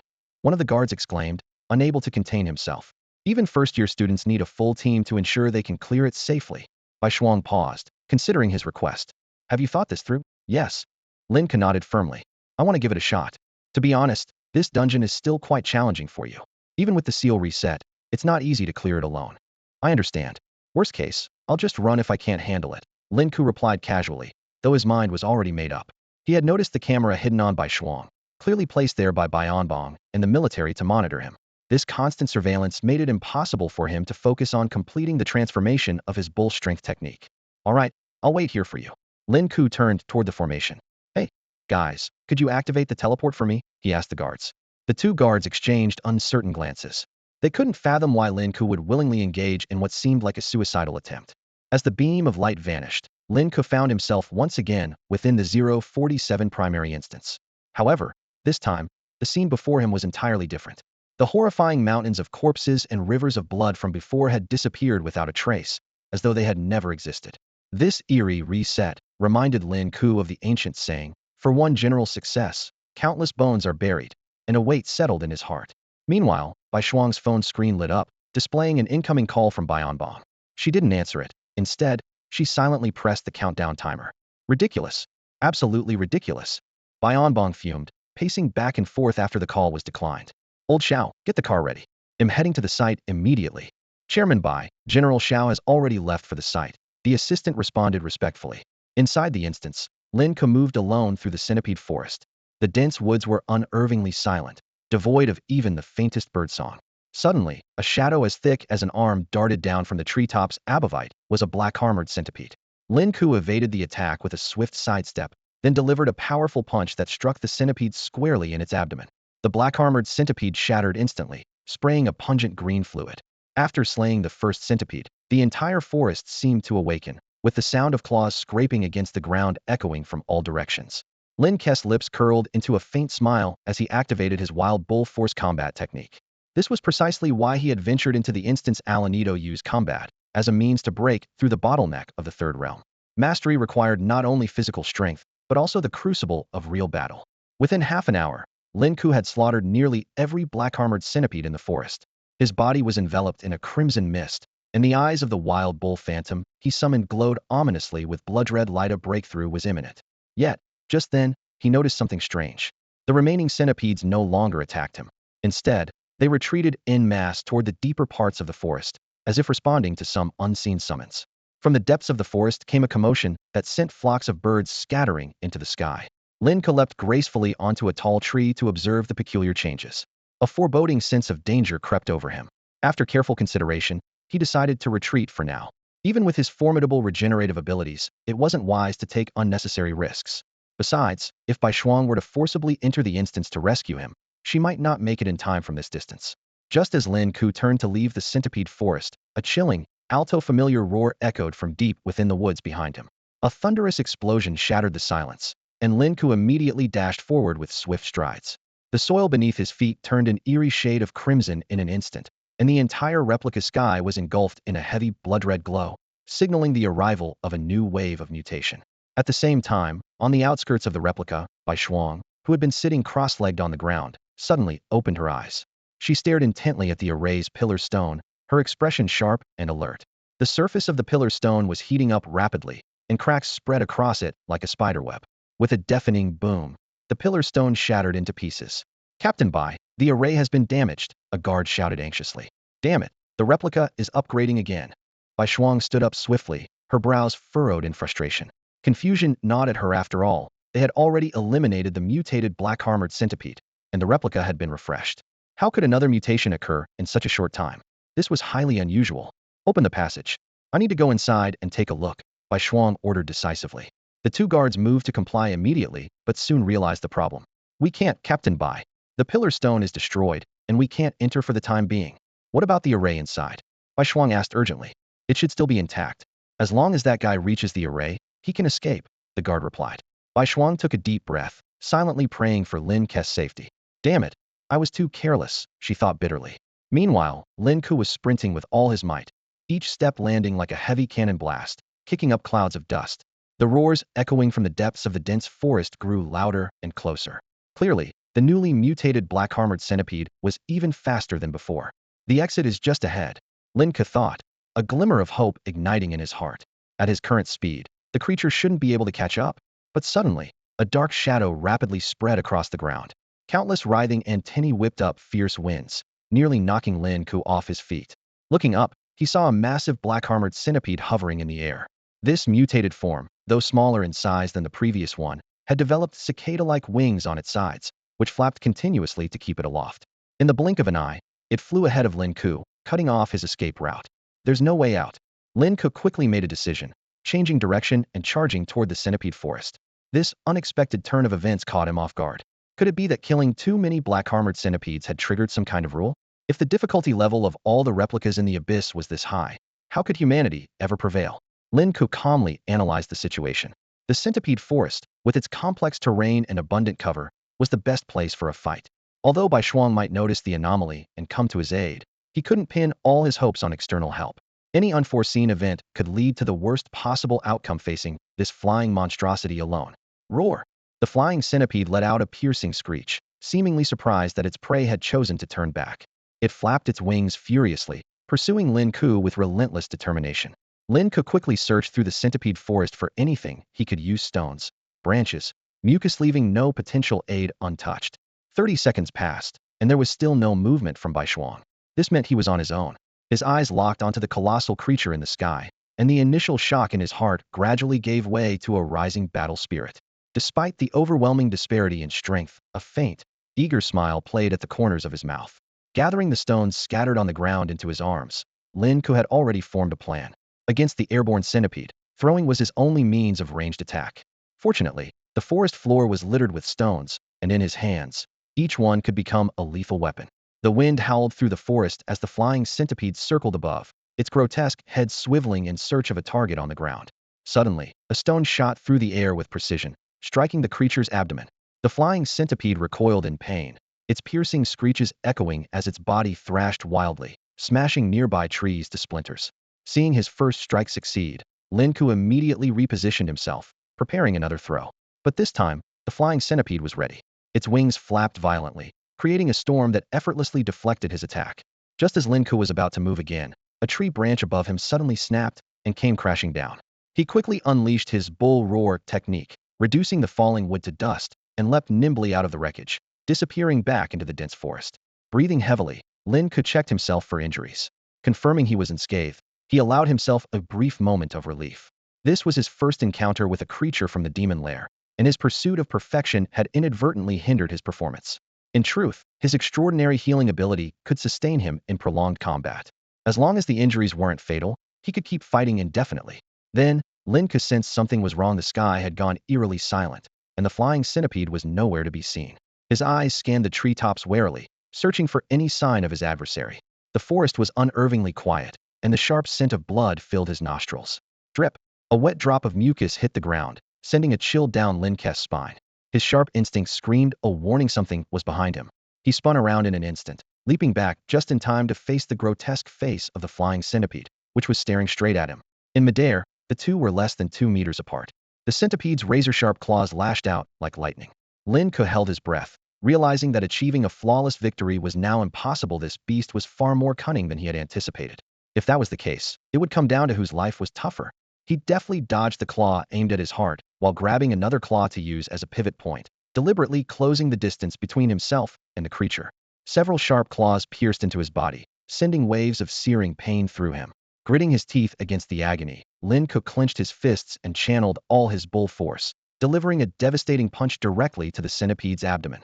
The force of his blow was like a meteor strike, bending the centipede's body into a shape. The creature clearly hadn't expected a human to possess such monstrous strength. But it quickly retaliated, for Lin Ke, in his effort to target its vulnerable underbelly, had placed himself squarely within its grasp.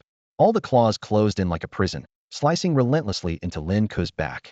Blood gushed from the deep wounds on his torn flesh, but he merely let out a faint grunt, raised his bloodied fist, and struck again with unyielding force.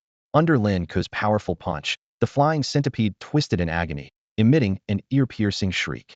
It finally sensed something was amiss. This human, riddled with holes from its piercing tentacles like a honeycomb, still unleashed in overwhelming and terrifying strength. How could this be? What shocked it even more was the sight of Lin Ke's damaged skin healing visibly, faster than the wounds could form. The pain not only failed to diminish his combat power, but seemed to fuel his frenzy, driving him into a state of maddened battle fervor. So, my healing ability is this strong? Then don't die too quickly. Realizing this, Lin Ke's attacks grew even wilder. He clamped his hands tightly onto the flying centipede's abdomen, and with monstrous strength, tore off a massive chunk of flesh. Dark green fluid splattered across his face, yet it did nothing to disrupt the rhythm of his onslaught. The blood energy within him surged violently, accompanied by the deep, resonating bellow of a wild ox. This near-maniacal fighting style propelled his ox force to break through to the third stage. But it wasn't enough, craved even greater breakthroughs. The flying centipede let out another harrowing scream, writhing desperately as its torn body convulsed. It couldn't comprehend how this human, riddled with injuries, could still unleash such devastating power. Was this even human? Lin Ke paid no heed, locking the creature in an unrelenting grip as his fists rained down with a ferocity that created waves of terrifying energy. In the heat of this intense battle, his ox force astonishingly surged to the fourth stage in one leap. He refused to let this rare opportunity slip by, was determined to achieve consecutive breakthroughs in combat. Big Bug, you'd better evolve into something stronger with low health. Don't you dare die on me just yet. Lin Ke's voice was a chilling, almost demonic whisper. The flying centipede flapped its wings frantically, desperate to escape this madman. But his grip was unyielding, leaving it no chance to flee. Meanwhile, Xiao Jinghua and Bai Anbong arrived at the scene with over 100 soldiers from the military, sealing off the entire area tightly. When Bai Shuang saw Bai Anbong, she spoke with guilt. Grandfather, I messed up. Lin Ke might already be. He won't. Bai Anbong interrupted her firmly, stepping up to the formation with a resolute expression. That boy has a tough life. He won't die so easily. But Xiao Jinghua furrowed his brows anxiously. If he's still alive, there's no way he wouldn't have come out by now. I'm afraid, he's not far from death already. Damn it. Finally found a promising talent, and now it's all ruined. Xiao Jinghua's forehead veins bulged as he slammed his fist heavily against the rock wall. Bai Shuang stood to the side, her hands clenched tightly, her face pale. Bai Anbong spoke in a deep, steady voice, his gaze firm. Everyone calmed down. If Lin Ke were dead, the dungeon would have reset by now. The fact that it's still running means he's alive. There might be a way out. Don't give me that useless talk. Xiao Jinghua waved his hand dismissively. Even if he's alive, in that kind of environment, it's a fate worse than death. Damn it. Why did the dungeon suddenly upgrade? It was deliberate. Through the swirling mist, a figure appeared silently. Song Danqing's form flickered in and out of sight, his arrival instantly freezing the tense atmosphere. Xiao Song, what do you mean by that? Bai Anbong stepped forward quickly, his voice sharp. Do you know something? Song Danqing shook his head, a faint, enigmatic smile playing on his lips. Classified. I can't disclose it. He glanced at Bai Shuang, who looked utterly despondent. But there's no need for you all to wait around here. Even if he managed to survive until now, there's someone else in that demonic cave. So he paused briefly. Lin Ke's fate is sealed. There's no way out for him. That's impossible. Xiao Jinghua's eyes widened. Other than our formations, how could anyone else enter the demonic cave? Song Danqing didn't answer directly. Instead, he said casually, formations are man-made. Who's to say the demonic cave only has one exit? He swept his gaze over the group. Enough waiting. When the dungeon resets, I'll go in myself. We can't let them keep toying with us like this. Just then, the teleportation array suddenly glowed a deep blood red. After a violent surge of energy, a figure staggered out. The person was covered in blood and grime, as if they'd crawled out of molten lava, exuding a heavy stench of blood. Father, you actually made it out?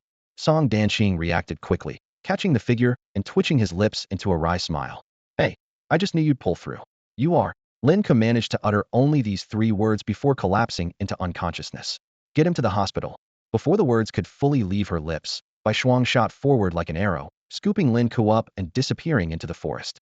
Bai Anbong and Xiao Jinghua exchanged stunned glances, too shocked to speak. They had already assumed Lin Ke was as good as dead, yet somehow, he had emerged alive. The blood-red glow of the teleportation array gradually faded, and the aura of the dungeon returned to its initial, lower-tier state. The dungeon had downgraded again? Song Danqing stared in disbelief at the battlefield, his face full of shock. That guy. He actually took down the mutated boss. This was a fight with such a huge gap in power. Xiao Song, we'll leave this to you. We're heading out. Bai Anbong and Xiao Jinghua exchanged a glance, quickly finding an excuse to slip away. Left standing alone, Song Danqing frowned deeply. Strange. How on earth did he do it? At Quan Hai First Hospital, a group of doctors in white coats crowded into a single patient room.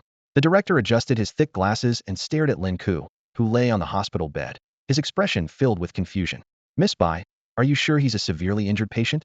In my 40 years of practice, I've never seen this kind of injury. What do you mean? Bai Shuang frowned. Didn't you see how he was covered in blood when I brought him in? The director awkwardly rubbed his hands together. Perhaps you should take a look yourself? With a cold snort, Bai Shuang stepped into the room. Two nurses were carrying out blood-soaked bandages, but Lin Ke, lying on the bed, looked completely different. His skin was as smooth as jade, his physique flawless, and he was awkwardly glancing around for clothes and entirely different person from the blood-covered figure she had brought in. Lin Ke, you? Bai Shuang began, but before she could finish, Lin Ke hastily grabbed the blanket to cover himself. Senior Bai Shuang, why is everyone looking at me so strangely? Lin Ke asked, clearly flustered. Bai Shuang furrowed her brows slightly. Well, your condition is unusual enough to write several academic papers. My friend, the hospital director suddenly exclaimed in excitement. Please stay at our hospital. We're willing to pay you a salary. Name your price. Lin Ke was utterly baffled. After a series of tests, Lin Ke was declared a perfectly healthy and exceptionally fit individual. Under the reluctant gazes of the hospital staff, he dressed and left. Lin Ke, how did you manage to do it? Bai Shuang finally asked as they got into the car. Did you really kill the boss? I just got lucky, Lin Ke replied simply. In truth, the second evolved boss wasn't overly powerful, but he had to push himself to the limit to barely secure the victory. Oh, by the way, Senior Bai Shuang, I also got a blood core.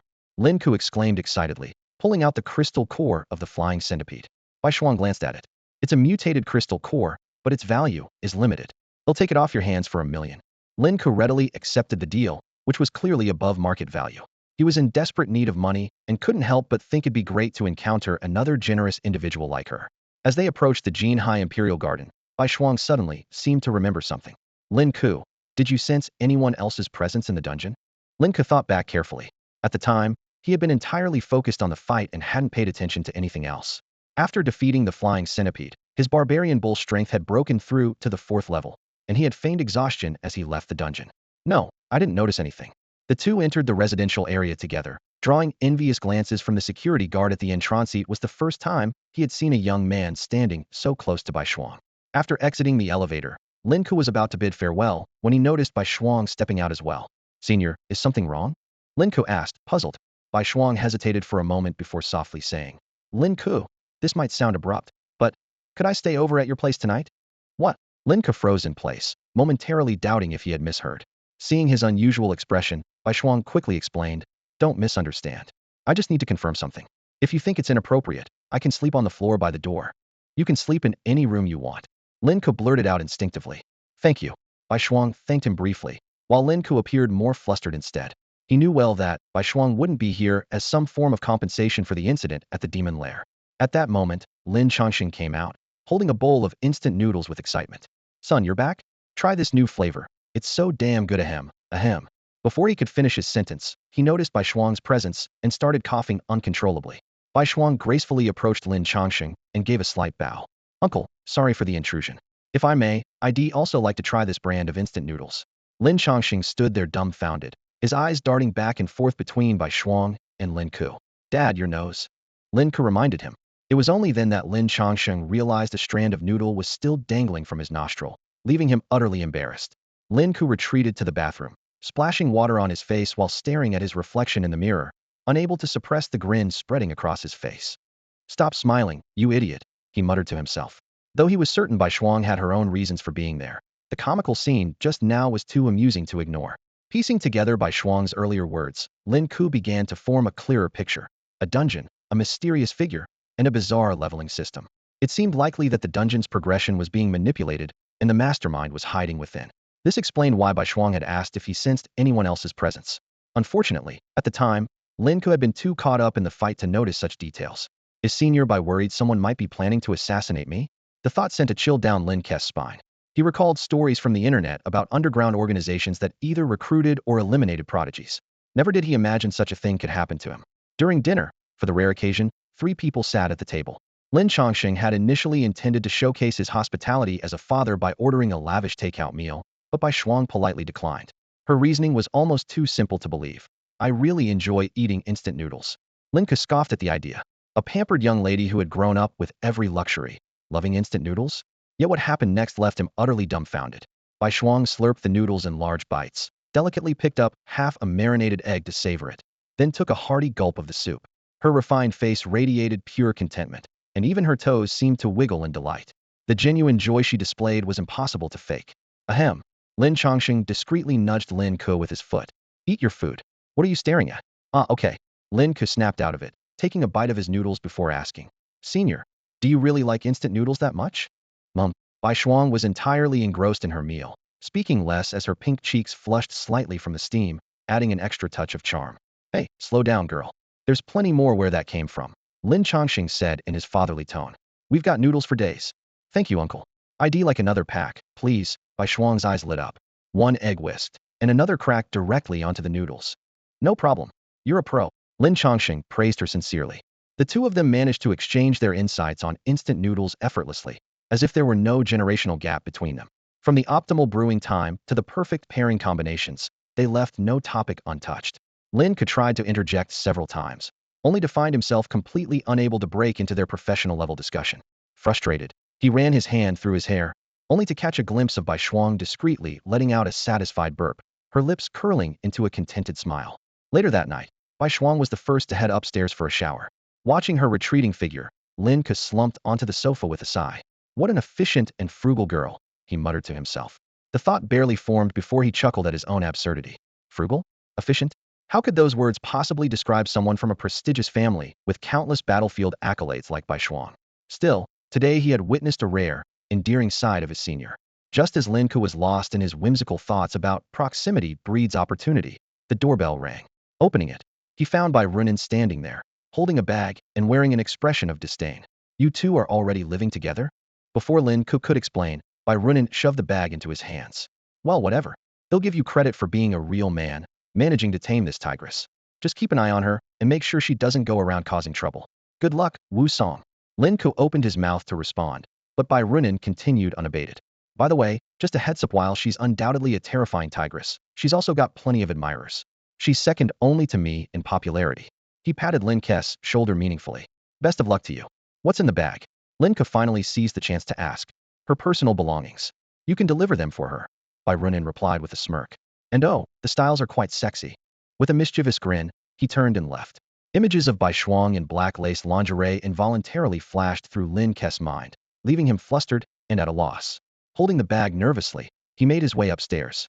Just as he reached the second floor, the sound of running water ceased. Senior Bai Shuang, your brother brought some clothes for you. They'll leave them by the door, okay? Before he could finish his sentence, the bathroom door opened. Through the lingering steam, Bai Shuang emerged, already dressed. Her damp hair was casually pinned up, accentuating her stunning features.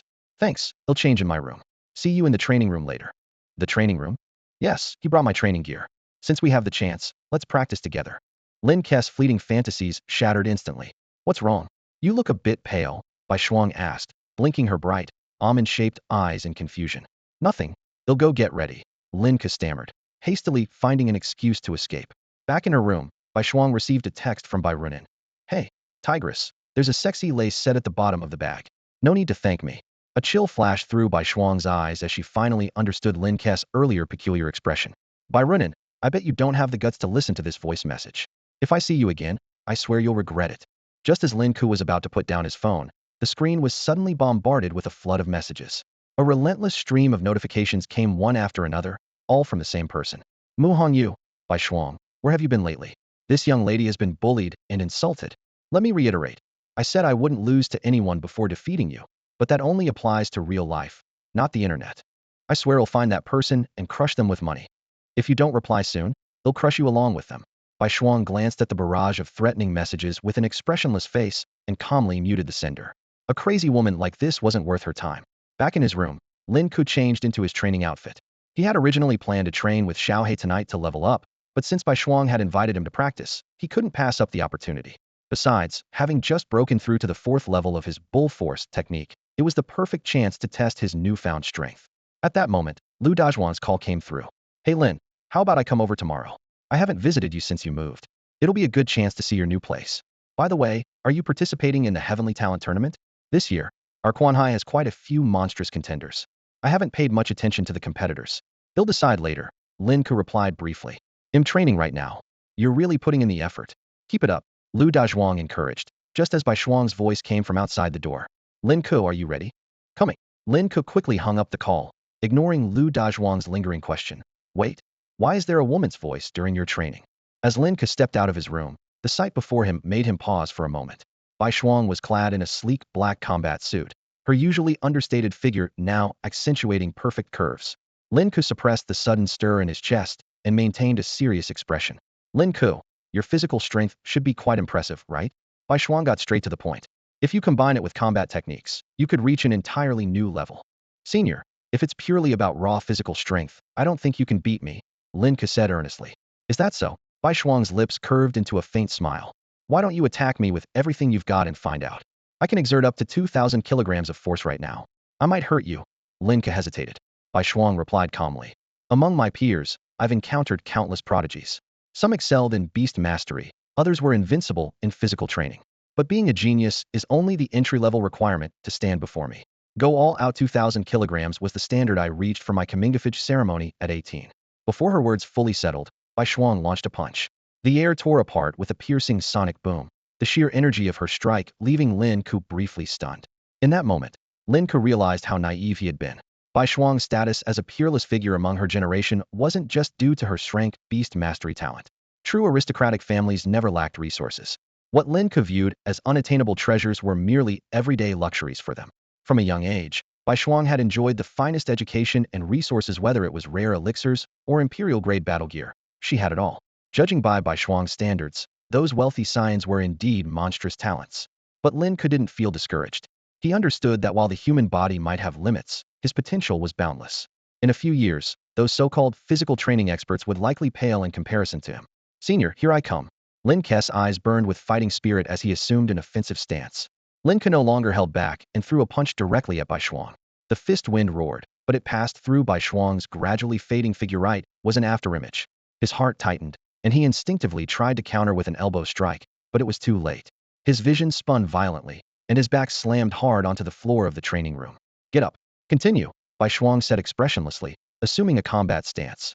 Her presence radiated an overwhelming aura, suffocating and far more terrifying than any pressure Lin Ke had encountered in the flying centipede demon cave dungeon. At that moment, he finally understood why Bai Runen's evaluation of Bai Shuang carried so much weight. Gritting his teeth, Lin Ke activated the 4th level of the Wild Bull Force. A faint, blood-red bull shadow flickered behind him as he entered a bloodthirsty state.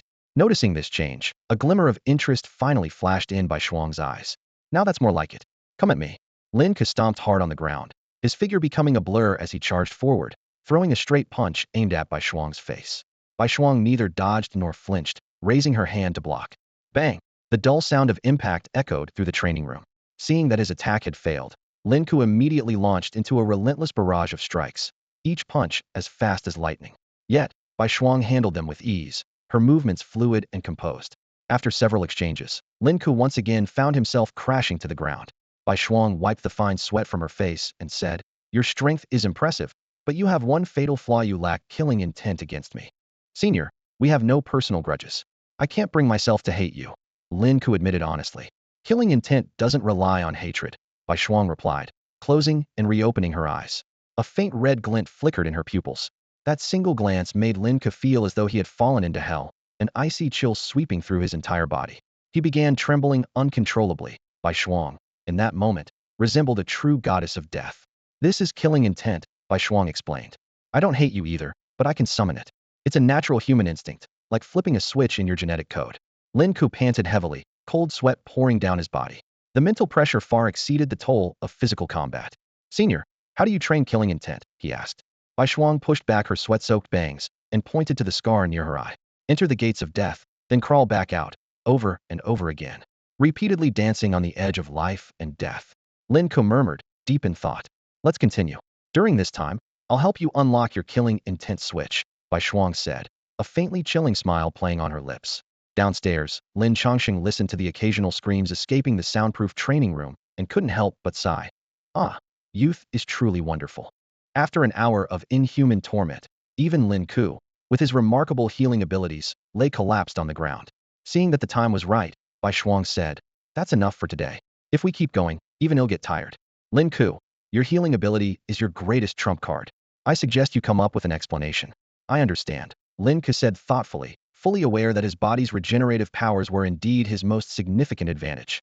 Senior, can I ask you a question? Lin Ke suddenly spoke up. Call me Bai Shuang, she replied with a nod. Go ahead. Am I being targeted by someone?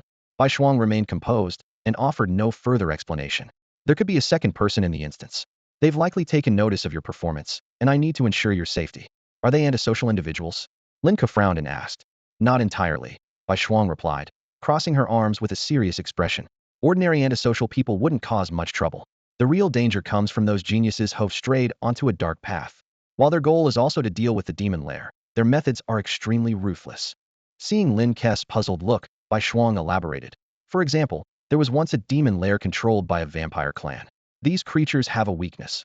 Once they consume enough blood, they fall into a deep sleep, which is when they are at their most vulnerable. Lowering her voice slightly, she continued. Those dark practitioners brought a large number of nutrients-living humans into the instance to serve as cannon fodder. They'll stop at nothing to achieve their goals. She added meaningfully. There are countless examples like this. If you ever encounter such people, be especially cautious. The less they seem like lunatics, the more dangerous they are. Lin Ke nodded silently, committing her words to memory. That's it for today's training. We'll continue tomorrow, Bai Shuang said before getting up and leaving the room. Lin Ke took a shower and was surprised to find his stamina fully restored to peak condition. He walked into the intelligence room, intending to do some extra practice. Just then, he remembered Lu Dazwang's reminder to check the rankings for the Tianjiao battle.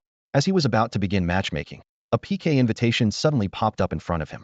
The sender ID showed Bai Shuang. Senior sister is looking for me? Lin Ke felt puzzled. Bai Shuang should have already left the house by now, so why would she send an invitation? Driven by curiosity, he clicked accept anyway. After all, the intelligence world was safe, and there shouldn't be any danger. The battle arena materialized instantly, and a figure with their face obscured by pixelation appeared before him. At the same time, 3 similarly pixelated figures appeared in the audience seats. Hello, fellow kindred. We finally meet, the figure said. Who are you? Lin Ke remained calm, though he had a suspicion they must be those lunatics. Ha! The figure laughed. You should have an idea who we are. Who would have thought the goddess of tomorrow, Bai Shuang, is living at your house? Too bad she misunderstands us. We never harm our kind after all, we're family. Lin Ke stayed silent, debating whether he should exit immediately. These people had managed to hack into the intelligence system. Don't be in such a rush to leave. We'll go once we've said our piece. A distorted female voice came from the stands. Despite the voice modulation, there was an unnerving allure to it. Your performance in today's instance was outstanding. I love predators the most. If you ever need help, feel free to reach out to Maze, even physically. Am not interested, Lin Ke replied, suppressing a wave of disgust. Ha! The succubus got rejected, teased one of her companions. Shut up. The woman punched the virtual image of the speaker, shattering it into pieces. She then reverted to her sultry tone. They'll come to you, little brother. Wait for me. The communication was abruptly cut off, and Lin Ke was forcibly ejected from the room. Even though it was just an online interaction, the woman's voice had sent chills down his spine. He immediately left the intelligence room and relayed everything that had happened to Bai Shuang. Is that really what they said? Bai Shuang's expression turned grave as she asked. With a sly smile playing on her lips, Bai Shuang looked at Lin Ke with playful eyes. I didn't expect you to be so popular. Junior, what if I refuse to join? Don't worry, Bai Shuang reassured him in a relaxed tone. These people won't go too far. As I mentioned earlier, their goal is to deal with the demon caverns, not humans. She paused for a moment, a mischievous glint flashing in her eyes. But if they really like you, who knows? They might resort to various tactics, including a honey trap. Lin Ke instinctively swallowed, his mind involuntarily calculating whether he could resist such a temptation. All right, I'm off to bed. Bai Shuang stifled her laughter and left the room, leaving Lin Ke to finally realize he had been teased. Shaking his head, he couldn't help but marvel at how the usually composed senior Bai Shuang had such a playful side. Though he knew he shouldn't dwell on it, a bold thought crept into Lin Ke's mind. If that so-called succubus were Bai Shuang, he doubted he could resist. Pushing aside these wild thoughts, Lin Ke lost interest in continuing to climb the rankings in the Tianjiao battle. Instead, he decided it was more urgent to explore the mysterious sea realm and strengthen the power of his abyssal nether dragon. He had long planned to dedicate this summer vacation to rigorous training, aiming for a breakthrough before the new semester began. Tonight's battle with Bai Shuang had already given him significant inspiration. Black Sea activate. With the help of his AI system, Lin Ke instantly teleported to the mysterious sea. Xiaohei, you're awake. As soon as he arrived, Lin Ke noticed Xiaohei's perspective shifting around. However, when he checked the level panel, he found that the abyssal nether dragon was still at LV.6. Have you been slacking off, Xiaohei? Roar. Sensing its master's voice, Xiaohei responded excitedly, followed by a playful, whining sound. You left all the blood cores for me? It was only then that Lin Ke noticed a pile of over a dozen blood cores stacked among the coral forest on the seabed. Silly, didn't I tell you to devour them yourself to train? Though his words carried a hint of reproach, Lin Ke was deeply touched by Xiao Hei's thoughtfulness. Roar. Xiao Hei explained that it had kept the best quality cores for Lin Ke while consuming the rest. This left Lin Ke both amused and moved. This ferocious-looking abyssal nether dragon had such a considerate heart. All right, devour them all. From now on, it'll handle controlling your body to gather resources. Whimper. Xiao Hei still seemed a bit reluctant. Don't you want to level up quickly, leave this sea realm, and come find me? Hearing this, Xiao Hei finally began devouring the blood cores with fervor. Its experience points surged by 50, leaving it just a step away from reaching LV.7. Alright, Xiao Hei, focus on leveling up. Let's aim for level 9 tonight. Encouraged by Lin Ke, Xiao Hei became even more energized, diving through the sea realm with abandon. Wherever they went, other creatures scattered, none daring to resist. Just as Lin Ke was lamenting how this overwhelming intimidation was affecting their hunting efficiency, a shocking scene unfolded. Xiao Hei's presence suddenly vanished entirely. Even schools of fish couldn't detect it until they were torn apart, realizing the danger too late. Xiao Hei, what's going on? Is this a natural ability? Lin Ke was stunned to discover that his companion beast possessed such a terrifying talent. Whimper. At that moment, the abyssal nether dragon suddenly conveyed an important message to Lin Ke. You mentioned there's something valuable that could potentially trigger consecutive upgrades. Lin Ke's interest was instantly piqued. Recalling his previous encounter with the Crimson Bloodfish King, he remembered stumbling upon a peculiar city, a pulsating mass of purple energy embedded in the earth, exuding an oppressive aura that sent chills down his spine. That unsettling sensation had prompted him to retreat at the time. But now, Xiao Hei seemed to have its sights set on this mysterious object. Xiao Hei, are you confident you can defeat it? Lin Ke asked. Whoa. Xiao Hei responded with unshaken confidence, assuring him that even if it couldn't win, its escape skills were top-notch. This answer brought a glimmer to Lin Ke's eyes. True, with exceptional escape abilities as a safety net, they could always retreat if things went south. The vast and enigmatic ocean offered them plenty of room to maneuver. More importantly, if this truly was a chance for consecutive upgrades, his physical strength could undergo a transformative leap. The abyssal nether dragon adjusted its course and surged forward, slicing through the waves. About 5 minutes later, the distant seabed began to glow with a radiant purple light, far brighter and more intense than the last time he had seen it. Xiao Hei, wait. Conceal your presence first. Lin Ke commanded decisively. The enormous form of the abyssal nether dragon instantly vanished into the shadows. They observed silently as a school of fish unknowingly swam into the area illuminated by the purple glow. The moment they entered, the fish convulsed violently, releasing a few bubbles before succumbing to death. Strangely, their lifeless bodies were swiftly consumed by the purple light, leaving no trace behind. Xiao Hei, test it out with a ranged attack first. Lin Ke instructed cautiously, unwilling to take unnecessary risks with the eerie and dangerous purple glow. Following his orders, the abyssal nether dragon, still concealed, launched its golden claw attack. The golden claws slashed toward the purple mass, triggering tremors across the seabed and stirring up thick clouds of mist. When the haze cleared, the purple mass remained unscathed, though its glow had dimmed slightly. Go all out. Sensing the weakened glow, Lin Ke gave the command without hesitation. The abyssal nether dragon unleashed a barrage of golden claw attacks, and after relentless strikes, the purple glow finally dissipated entirely. Oh! The abyssal nether dragon let out an excited cry, signaling that it was safe to approach. Remember, if there's any danger, retreat immediately, Lin Ke reminded sternly. After Xiao Hei acknowledged, they cautiously advanced. The oppressive sensation had noticeably diminished. Through the abyssal nether dragon's perspective, Lin Ke carefully examined the pulsating purple object. Up close, it became apparent that it wasn't a heart, but rather a tumor-like structure, its surface covered in fleshy, veined patterns. What was even more astonishing was the faint hint of a creature residing within. Could this be an incubation egg of some kind? Lin Ke speculated aloud. If that were true, the sheer power emanating from just one egg was truly astounding. Xiao Hei, do you recognize this thing? Lin Ke turned to ask. The dark abyssal dragon widened its massive eyes, scrutinizing the mysterious object before it.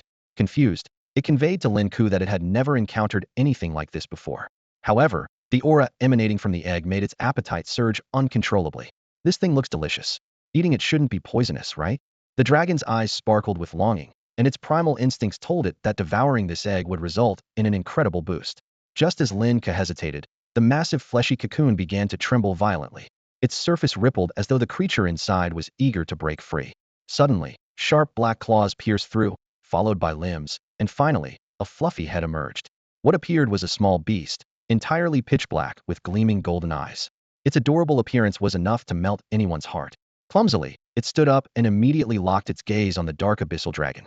With innocent enthusiasm, it spread its tiny arms, as if greeting a long-lost parent.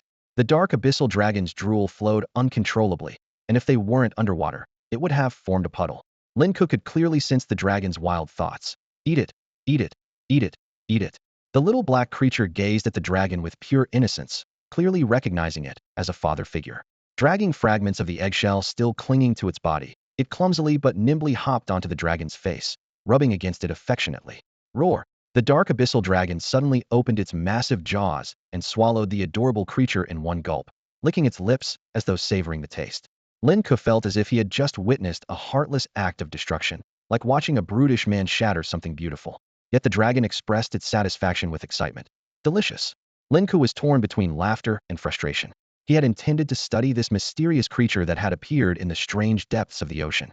But before he could act, an astonishing transformation occurred. The dragon was suddenly flooded with an overwhelming surge of experience points. Notifications rang out in rapid succession. Level 7, Level 8, Level 9. The triple level up left Lin Ke utterly speechless. The dragon's form began to undergo dramatic changes. Its already fearsome forehead became even sharper. Its scales shimmered with an eerie black glow, and its entire body swelled by a full 30%, now surpassing the size of the legendary sky centipede. Lin Ke quickly opened the status panel. Companion Beast, Dark Abyssal Dragon Juvenile. Level 9. Attributes, Strength 50, Constitution 130, Agility 90, Talent 130, Elemental 100. Grade, Cataclysmic. Skills, Dragon Absorption Beginner, Rending Claw Beginner, Dragon's Might Beginner. Special, Black Beast's Blood Passive. This stat boost is insane. Lin Ke exclaimed with delight. Little Black, well done. Who cares about cuteness when power is king? What he had initially thought would be a tough battle turned out to be a heaven-sent experience egg. Although he wasn't entirely sure what the newly acquired Black Beast's Blood passive ability did, the sheer leap in levels was already exhilarating. They were now just 50 experience away from reaching level 10. Little Black, keep it up. Let's push for level 10. And while you're at it, gather some crystal cores for me. Seizing the momentum and riding his elation, Lin Ke decided to capitalize on the opportunity. The intoxicating sensation of growth and progress, no matter how many times he experienced it, was something he could never resist. After the dark nether dragon fell into slumber, Lin Ke took control of its massive body and spent the entire night slashing through the mysterious sea. With each strike, his conviction grew stronger. This sea was an inexhaustible treasure trove, brimming with resources waiting to be uncovered. As its level increased, the dark nether dragon experienced a qualitative leap in strength. Its skill range expanded by 15, and when combined with seamless execution of techniques like stealth, dragon absorption, and golden claw slash, its combat power grew exponentially. After a night of relentless battle, the dark nether dragon finally broke through to level 10, with its strength reaching an astonishing 140 points. What excited Lin Ke even more was the realization that this was still the dragon's juvenile stage. It hadn't even undergone its first evolution. Beyond the level advancement, the Knight's Hall included around 20 beast cores, with an estimated total value close to 10 million. Lin Ke did the math mentally and was optimistic that at this pace, paying off his mortgage wouldn't take much longer. At dawn, Lin Ke changed into his fitted combat suit and stood in the testing room. His physique maintained a perfect golden ratio. His increased strength hadn't resulted in bulky muscles, but rather a more balanced and proportional build. Taking a deep breath, he threw a punch at the iron dummy. Bang! With a dull thud, the display screen lit up with a number, 2.8 tons. If I add the Wild Bull Force technique, hitting 3,500 kilograms will be a breeze, Lin Ke calculated silently. As he headed downstairs, Lin Ke was greeted by an amusing sight. Bai Shuang and his father, Lin Changsheng, were intently eating instant noodles together. Though they didn't exchange words, their expressions were filled with mutual appreciation. Girl, your instant noodle skills are top-notch. Way better than my useless son. Uncle, your cooking's quite impressive too. Ha ha ha. Well, I suppose we're evenly matched. Watching the two bond over instant noodles, Lin Ke couldn't help but comment, seriously? It's just instant noodles, does it really require this much effort? After breakfast, Lin Ke approached Bai Shuang, intending to invite her for another sparring session. However, Bai Shuang brought up a different topic first: his ranking in the Tianjiao battle. My regional rank is probably in the 200s, Lin Ke replied. I haven't participated in the past couple of days, so it must have dropped. You should aim for the provincial tournament, Bai Shuang said thoughtfully, glancing at the instant noodles on the table. I could stay here a bit longer. Wait, what? Uncle said I can stay as long as I want.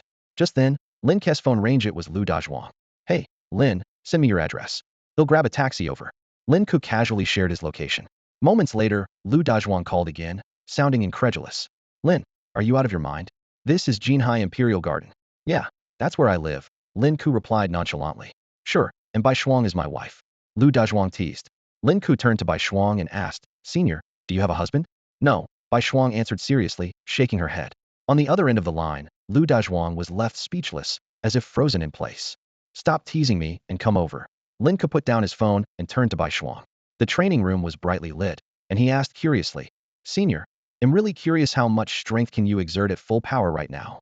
Bai Shuang thought for a moment and replied, I haven't tested the exact numbers.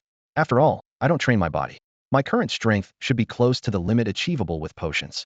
What's the limit without physical training? 10,000 kilograms. Lin Ke had a rough idea in his mind. He followed Bai Shuang into the training room, where she stepped up to the testing platform and swung her hand. The numbers on the display rapidly climbed before stopping at 8.2 T. 8,200 kilograms. Lin Ke was stunned as he stared at the number. The iron pillar on the platform looked as though it might shatter from the force. Bai Shuang shook her head lightly. This already cost me a considerable amount of money. Breaking through to 10,000 kilograms is nearly impossible unless you focus solely on physical training. At the later stages, money alone can't solve the problem. So, does that mean any rich person could reach your level? Lin Ke pressed further. Bai Shuang smiled as she explained, of course not. First, the investment alone is something even families worth billions might struggle to afford. Second, relying solely on potions, the human body may not withstand the strain. And most importantly, it requires talent. That's why even wealthy families typically maintain combat strength around just 1,000 kilograms or so. After hearing this, Lin Ke breathed a sigh of relief. It seemed that even for the rich, physical strength wasn't something they could achieve at will. Are you thinking of pursuing the path of physical martial arts? Bai Shuang keenly picked up on his thoughts. Honestly, I highly recommend it. I've never encountered a beast tamer like you, someone with such formidable physical strength combined with astonishing healing abilities.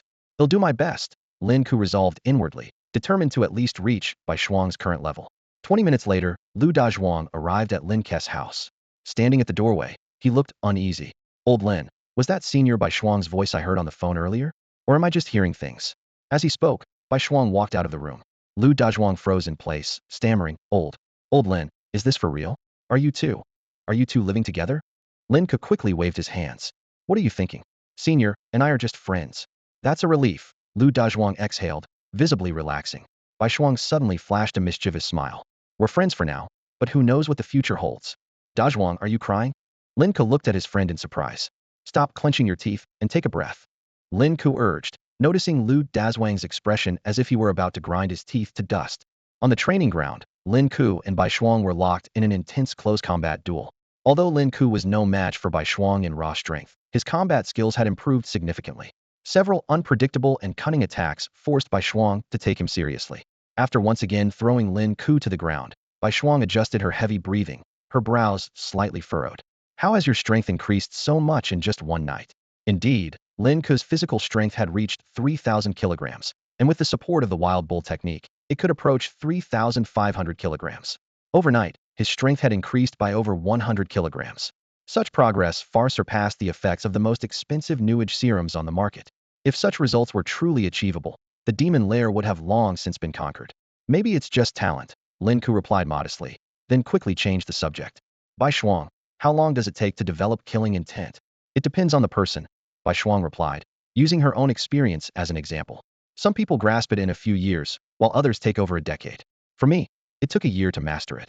So, at best, it'll still take me a few months? Lin Ke murmured thoughtfully. His words caused Bai Shuang's eyes to sharpen, her lips tightening slightly. Junior, are you implying that you think you can learn it faster than I did? A spark of competitiveness flickered in her heart. I was just saying, Lin Ke said with a faint smile, offering no further explanation. By the end of the training session, Bai Shuang was visibly fatigued, unable to match Lin Ke's formidable endurance. At lunchtime, Lu Dazhuang joined them at the table. While everyone else ate their simple instant noodles without fuss, Lu Dazhuang ate with exaggerated refinement, his slow, deliberate actions drawing a frown from Lin Ke. Can't you just eat like a normal person? I've always eaten like this, Your Highness, Lu Dazhuang responded, placing his chopsticks down with an air of elegance. Lin Ke didn't bother replying. He quickly finished his meal and returned to the training room to continue his practice. After breaking through the 4th level of the wild bull technique, his progress had become increasingly evident. Within a few short days, he had reached a level that the technique estimated would take 10 years to achieve. However, He had also hit a bottleneck. Mere training in the room couldn't provide the life-and-death experiences needed to break into the 5th level. It seems he'll need to find another opportunity to venture into the demon lair, Lin Ke thought to himself. Only in the face of life-and-death situations can the wild bull technique truly evolve. His recent training had revealed the profound intricacies of the technique. If he could continue to refine it, his strength could explosively double in a short amount of time. This meant his raw physical strength could reach 5,000 kilograms, and with the wild bull technique, he might even surpass the 10,000 kilogram threshold. It's clear that beast tamers who focus on physical training aren't worthy of this technicite. Demands too much. Lin Ke mused as he shared his plan to return to the demon lair with Bai Shuang. You're planning to go again so soon? Bai Shuang asked, surprised. After all, Lin Ke had just recently undergone a life-and-death trial. Yes, Lin Ke said after a moment of thought. This time, I want to choose a moderately challenging area, not too easy, but not overly difficult either. I want to use this as an opportunity to train my combat skills. If it's just to train your combat skills, there's no need to go to the demon lair, Bai Shuang said bluntly. After listening to Lin Ke's thoughts, Bai Shuang's eyes lit up with understanding. She leaned forward slightly and said, you can purchase courses online for physical training beast tamers. They're quite cheap since there aren't many learners. Those instructors can provide professional guidance to help you avoid unnecessary detours. They'll give it a try later. Lin Ke nodded, making a mental note. Suddenly, Bai Shuang seemed to remember something and reminded him. Oh, by the way, you still need to participate in the Tianjiao battle. The district competition deadline is tonight, and only the top 100 can advance. This reminder brought Lin Ke back to reality. Speaking of the Tianjiao battle, he had always felt a bit resistant. It never felt authentic to him, fighting through the AI system. But Bai Shuang's next words piqued his interest. The realism of the provincial competition simulations can reach 90 of reality, even simulating pain sensations. The AI system is this advanced now. Lin Ke's eyes lit up. That's something to look forward to. As they spoke, Bai Shuang's phone suddenly vibrated repeatedly. She answered with a hint of exasperation. Mu Hongyu, what do you want? Mu Hongyu. The name sounded vaguely familiar to Lin Ke, but he didn't dwell on it. He prepared to head upstairs to join the regional Tianjiao battle qualifiers. With his current strength, making it into the top 100 shouldn't be an issue. Old Lin, can I still come to you in the future? Lu Dazhuang followed him upstairs, his expression reflecting the same confusion and helplessness Lin Ke had felt when he first saw this house. Of course, you're welcome anytime, Lin Ke replied with a smile. Lu Dazhuang nodded, but he couldn't hide the deep sense of inadequacy in his heart. It wasn't jealousy, but a profound feeling of powerlessness. He thought back to the night he got his companion beast, so excited that he hugged a maggot to sleep. Now, the gap between his world and the world of the wealthy seemed insurmountable. I'd better head out, Lu Dazhuang said, turning to leave. Wait, Lin Ke stopped him. In a while, they'll take you through some dungeons. You can experience what it's like to fly. Really? Lu Dazhuang's eyes welled up. Thanks, old Lin. Let me give you a kiss. Get lost. Seeing Lu Dazhuang return to his usual cheeky self, Lin Ke finally felt relieved. This was his closest buddy, and he didn't want money to taint their genuine friendship. Though Lin Ke might rise higher in the future, he was determined to preserve this pure bond. After all, the people he'd meet down the line might not offer their true hearts. Pulling himself out of his thoughts, Lin Ke put on the AI system and prepared to break into the top 100. His ranking had already slipped to around 280. With the deadline approaching, many beast tamers were frantically climbing the leaderboard, desperate not to miss their chance. With his strength, Lin Ke climbed back to 120th place in just 20 minutes. The top 100 wasn't out of reach, and even the top 10 was within his grasp. Most of the top 100 players in this district were second and third-year students from various universities in Quanhai District. Fourth-year students were ineligible due to age restrictions. Lin Ke activated quick matchmaking. This time, the battle room was suddenly flooded with a large audience, nearly 100 people filling every seat.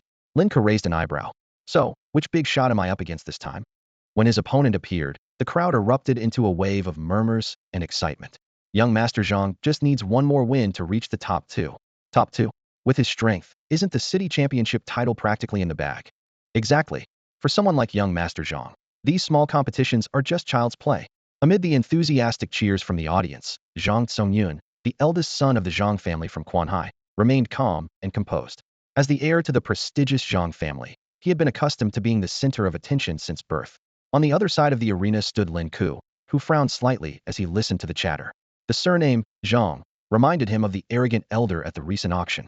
If it hadn't been for Bai Runan stepping in to help, he might have fallen victim to their schemes. Everyone, quiet down. Zhang Tsongyun raised his right hand lightly, and the crowd instantly fell silent. The ability to command such an audience brought a trace of satisfaction to his face. From luxury cars and villas to women and cultivation resources, He had always gotten whatever he wanted except for the unpleasant incident at that auction.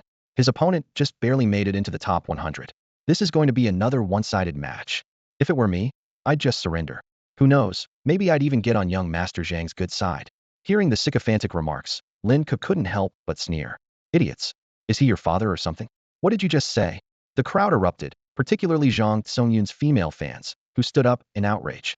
After all, this handsome heir was their idol. No need to get upset, everyone. Zhang Songyun maintained his graceful demeanor, casting a sidelong glance at Lin Ke. Meeting me is your honor. Losing to me is an even greater honor. Lin Ke sighed inwardly. Why were all these rich kids the same? Compared to them, that girl who threw money around seemed more endearing. At least she used real gold and silver. Summon your companion beast, Zhang Songyun taunted smugly. What's the matter? Too scared to summon it after seeing me? I don't need a companion beast to defeat you, Lin Ke replied calmly. His words wiped the smile off Zhang Kanjian's face in an instant. What arrogance! A mere top 100 fighter dares to speak so boldly? Fine, if you want summon yours, then Zhang Kanjian's lips curled into a sneer. Just kidding. Did you think I, Zhang Songyun, am a fool? With a surge of flames, a massive serpent engulfed in fire appeared beside Zhang Songyun.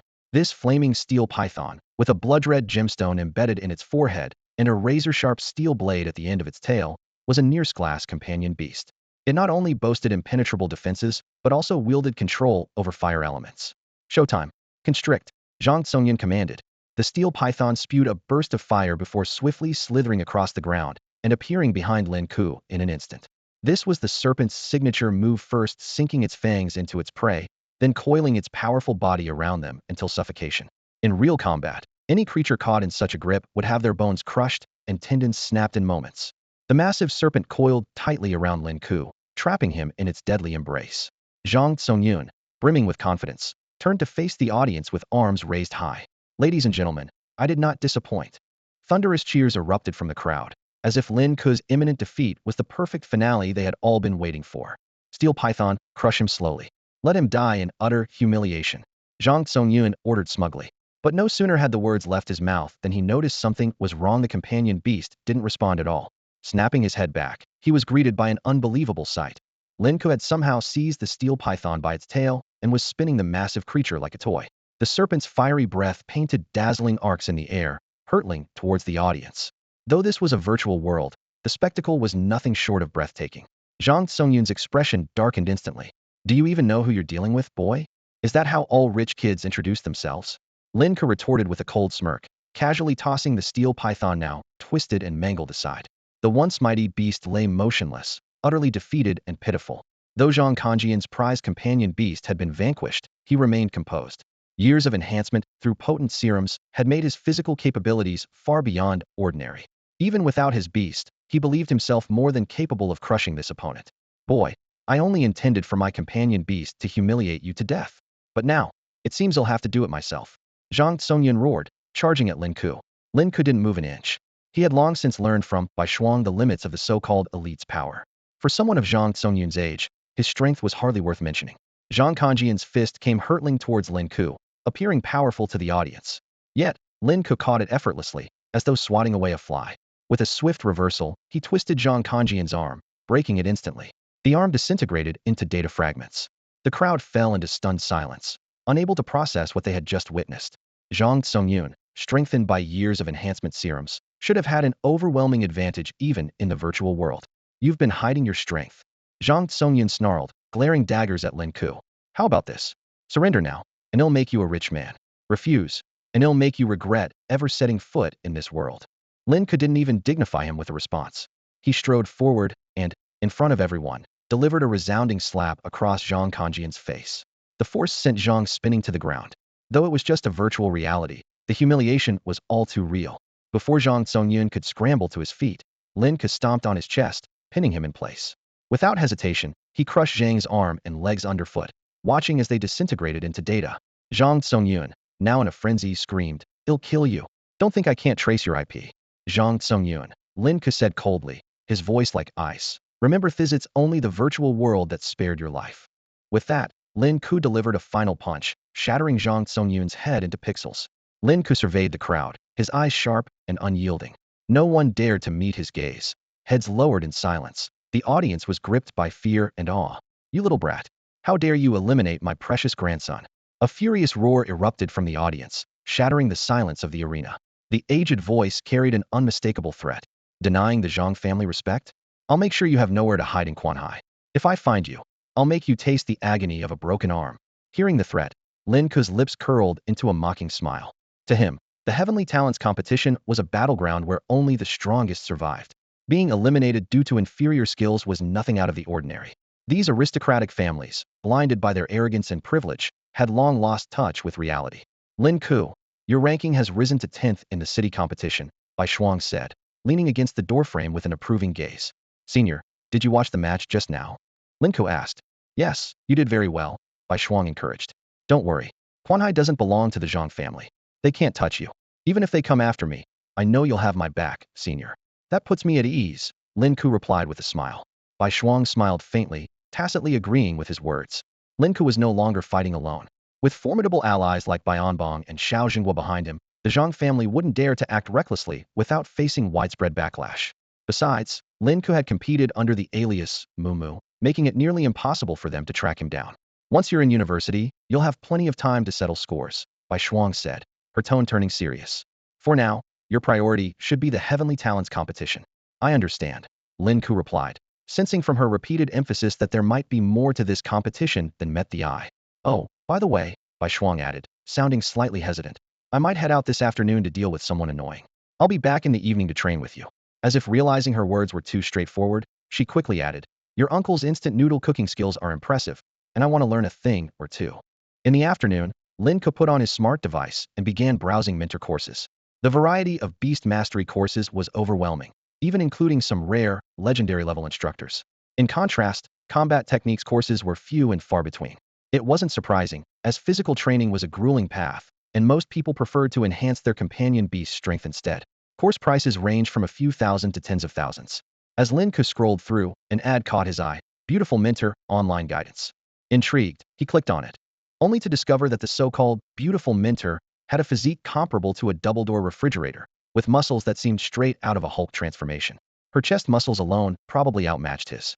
Shaking off the distraction, Lin Ke continued his search, determined to find an instructor specializing in the barbarian bull force technique. Finally, a simple description grabbed his attention. Top-tier expertise in bull and horse techniques. Master of barbarian bull force. Without hesitation, Lin Ke booked a session with this mentor. 10 minutes later, the AI assistant sent a response. Lin Ke truthfully informed it that he had cultivated the bull strength technique to the 4th level. After a long silence, the other party replied, I'm only available at night. 1 hour of tutoring costs $1,000. May I ask, what level have you reached? Lin Ke pressed further. Level 8.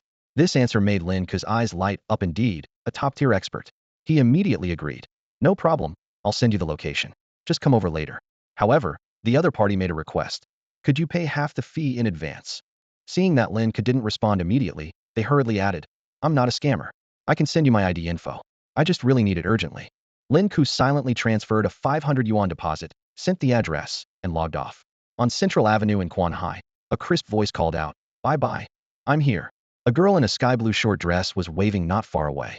This was Mu Hongyu, a girl with snow-white skin, a slender figure, and a sweet charm in her every move. Especially her impressive curves, which lightly swayed with her gestures, catching the attention of passers-by. Could you try not to be so flashy? Bai Shuang, dressed in a white t-shirt and black skinny pants, spoke with exasperation, exuding a confident and composed aura. Mu Hongyu unceremoniously wrapped her arm around Bai Shuang's, the soft sensation making Bai Shuang frown. Watch your image. No way, no way. Mu Hongyu pouted. Where have you been lately? Let me tell you, some jerk bullied me. I actually got eliminated in the city competition. Can you believe that? He better not cross my path again, or I'll bury him in cash. Bai Shuang, long accustomed to Mu Hongyu's chatter, simply led the way as the two got into a sleek black Rolls-Royce. Bye-bye, what have you been so busy with lately? Why won't you let me visit you? I've just had some things going on, Bai Shuang replied, pulling her arm away from Mu Hongyu. Been pretty busy. Don't tell me you're seeing someone behind my back. Mu Hongyu clung to her again. I don't care. I'm staying over at your place tonight. She gave Bai Shuang's figure an appraising look, her tone teasing. You obviously have a figure that rivals mine. Why do you keep hiding it? A great body like yours deserves to be shown off. As she spoke, she puffed out her chest proudly. You're annoying, Bai Shuang sighed, pulling out her phone in an attempt to divert her attention. Despite their differences, the two had an unexpectedly strong rapport. Suddenly, Mu Hongyu caught sight of the name Lin Ke on Bai Shuang's phone screen. Who's this Lin Ke calling you senior? A male friend? You actually added a guy. He's a talented junior, Bai Shuang replied calmly. Not a boyfriend, right? Bye-bye. You're not secretly dating someone, are you? No. Then who is he? You never used to add guys before. Faced with Bai Shuang's silence, Mu Hongyu dramatically pretended to cry. Our friendship is fading. Our bond is weakening. I'm going to suffocate from sadness. With that, she suddenly lunged toward Bai Shuang's chest. Don't stop me, don't stop me. As night fell, Xianxing has sat in his wheelchair and slowly wheeled himself to the gates of the Jinhai Imperial Garden. He pulled out his phone to carefully check the address, his expression growing darker by the second. This was the most exclusive and luxurious neighborhood in Quanhai City, home exclusively to distinguished beast tamers of high status. How could anyone possibly be practicing combat techniques or physical training in a place like this? Just as he was about to turn around and leave, two burly security guards, accompanied by imposing black canine companion beasts, blocked his path. Who are you? One of the security guards asked, eyeing him closely. I am Xianxingha. He was about to explain when the guard's expression suddenly lit up in recognition. Ah, Mr. Xian, the combat technique instructor? Xianxingha was taken aback. You know me? I don't, but the resident has already registered your visit. Please wait a moment while I confirm. The guard quickly made a phone call, and after a brief exchange, his demeanor became even more respectful. Mr. Xian, it's been confirmed. Allow us to escort you inside. Before Xianxingha could decline, the two guards had already positioned themselves in front and behind him, escorting him into the community. The unexpected courtesy left him feeling uneasy. Before long, they arrived at Lin Ke's residence. The guards smiled politely and took their leave. Just as Xianxingha was about to ring the doorbell, the door suddenly opened. Are you the instructor? A young man Lin Ke stood in the doorway, sizing up Xianxingha in his wheelchair. Yes, Xianxingha replied, about to explain his disability. However, Lin Ke stepped aside and gestured for him to enter. Come in. Once inside, Xianxingha hastily explained, I have extensive experience and can definitely help you. He was accustomed to explaining himself, as he had often been rejected in the past once people saw his disability. But Lin Ke sharply remarked, you overtrained, didn't you? That's why you ended up disabled. Xianxingha was taken aback.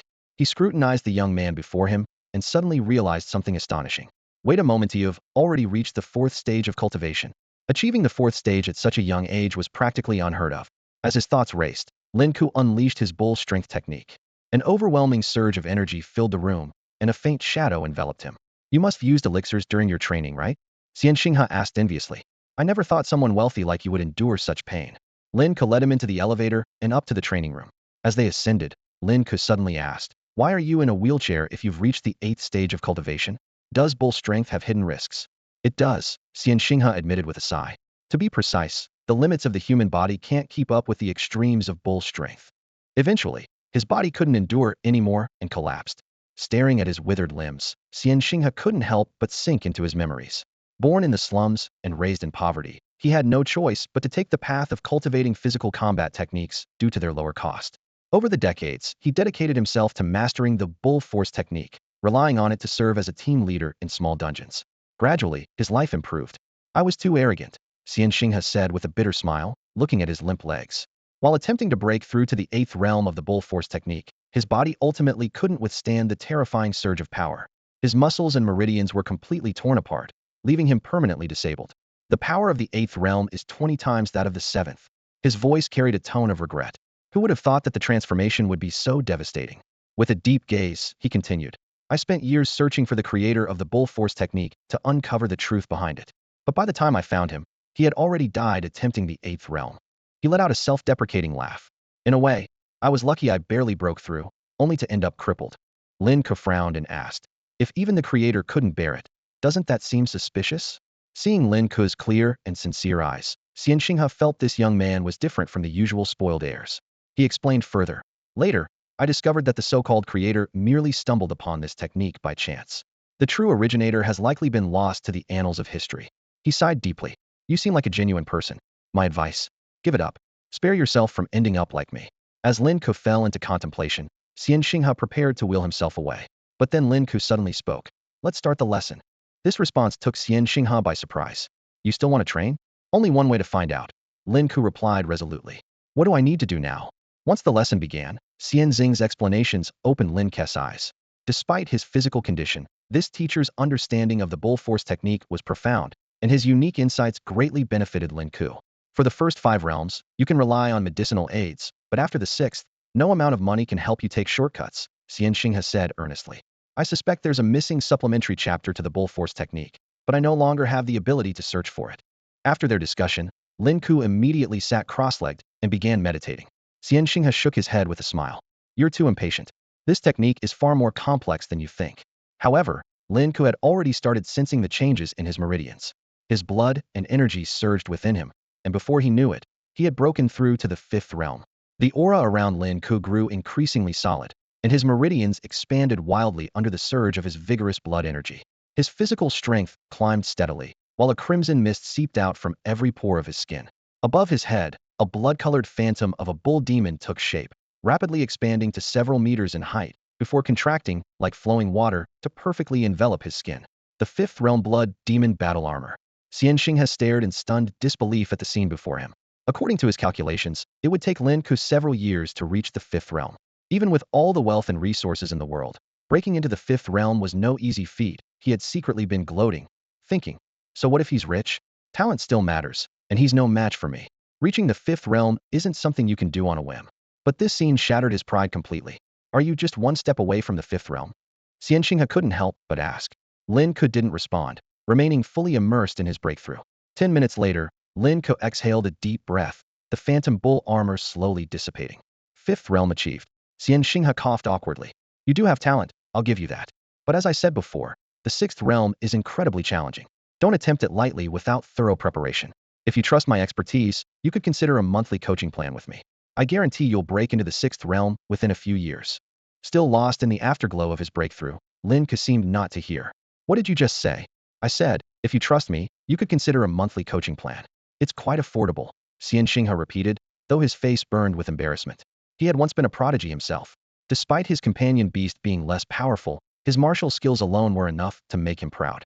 Yet now, he'd been reduced to marketing himself like a commodity, a humiliation for any warrior. But reality had forced him to swallow his pride. Monthly coaching?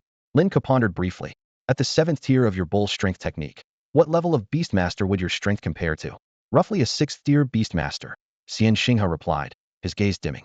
If I could successfully step into the 8th tier, even 7th tier beastmasters wouldn't stand a chance against me. As for the potential of the 9th tier, he dared not dream.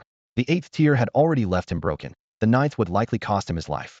I'll pay the standard rate. As for the duration of our collaboration, we can discuss that later. Fair enough. Xianxing couldn't hide his disappointment. He had hoped to secure a long-term arrangement with Lin Ke, at least for some financial stability.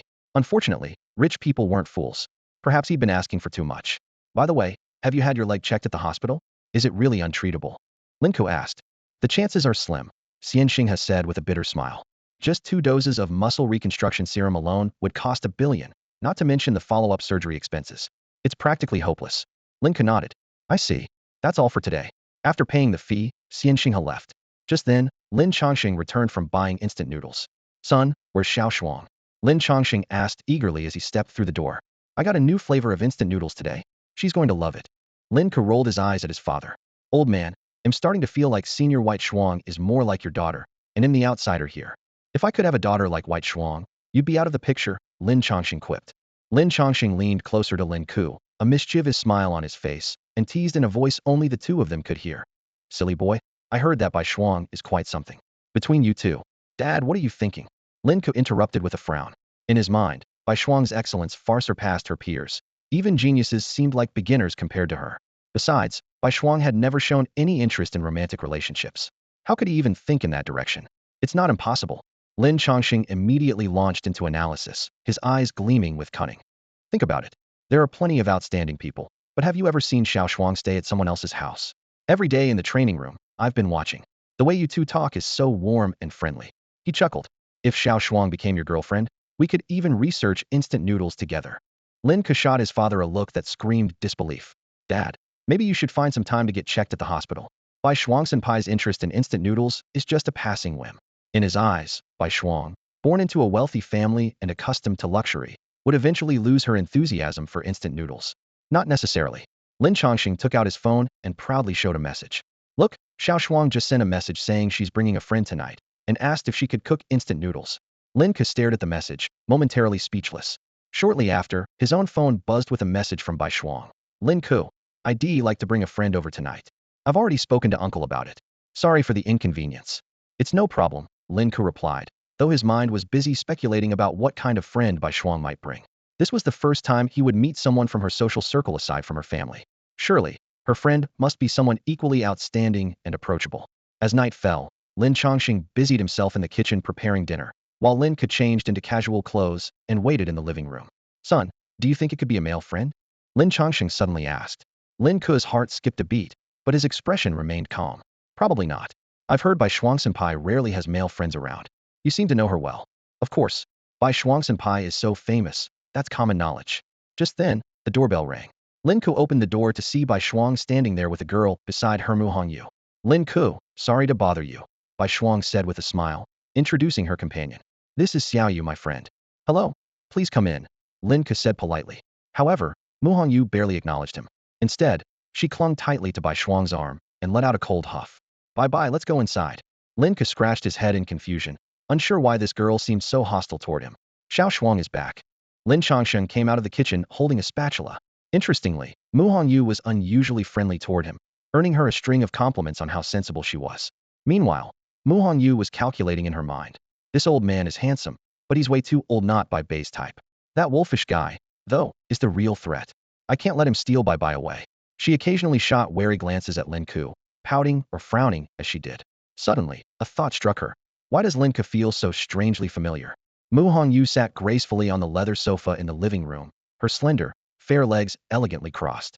Her bright eyes were fixed intently on Lin Ke in front of her.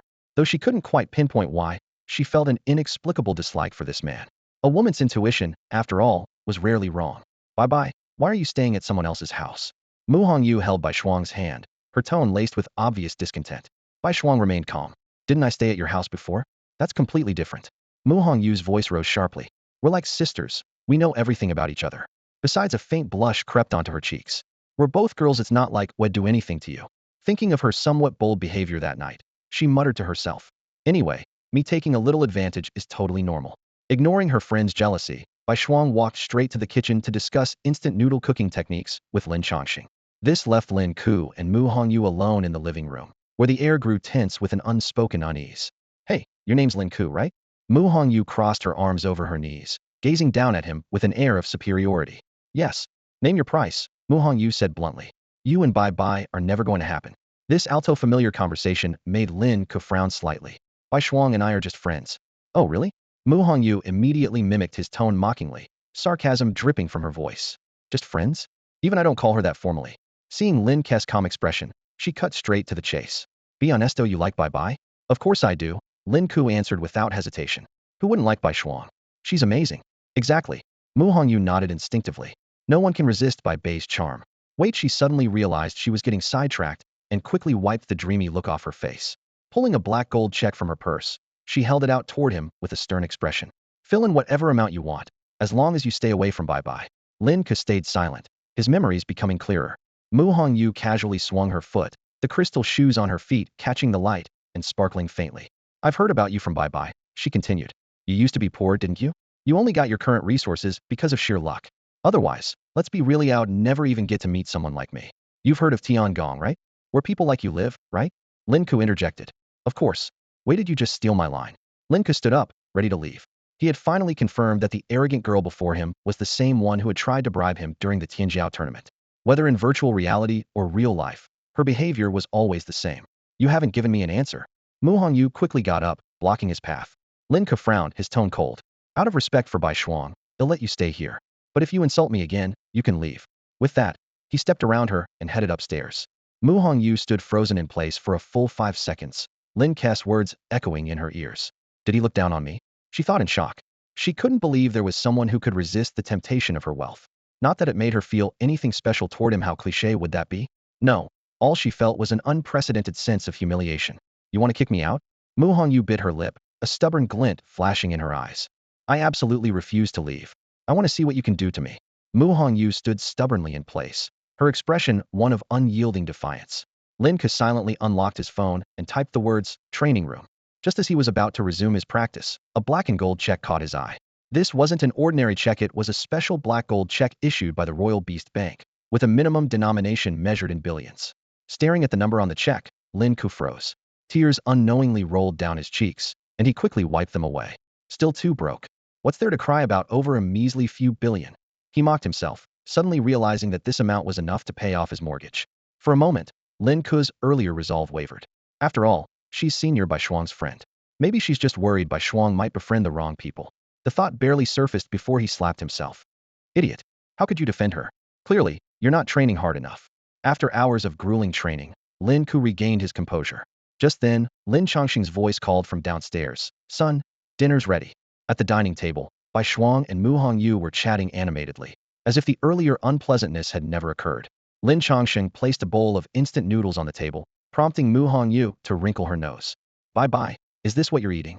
What's wrong with it? If you don't want it, you can leave, Bai Shuang replied curtly, as if someone had insulted her sacred noodles. Mu Hongyu glanced at the bowl. The rich broth held delicate swirls of egg, while the glistening noodles were topped with a golden fried egg. Just as she was about to dig in, Bai Shuang and Lin Chongqing shouted in unison, wait.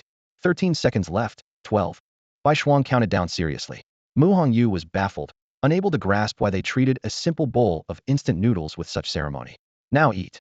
At Bai Shuang's signal, she and Lin Chongqing picked up their chopsticks in perfect synchronization. They took a bite of noodles, followed by the fried egg, then sipped the broth, their faces lighting up in bliss. Cautiously, Mu Hongyu took a bite, but it fell short of her expectations.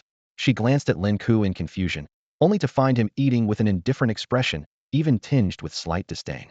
Hey, Mu Hongyu whispered, what do you think of these noodles? They're just instant noodles. As long as they fill you up, that's all that matters, Lin Ke replied nonchalantly. Exactly. Mu Hongyu's eyes lit up as if she'd found a kindred spirit. You know, you're not as annoying as I thought.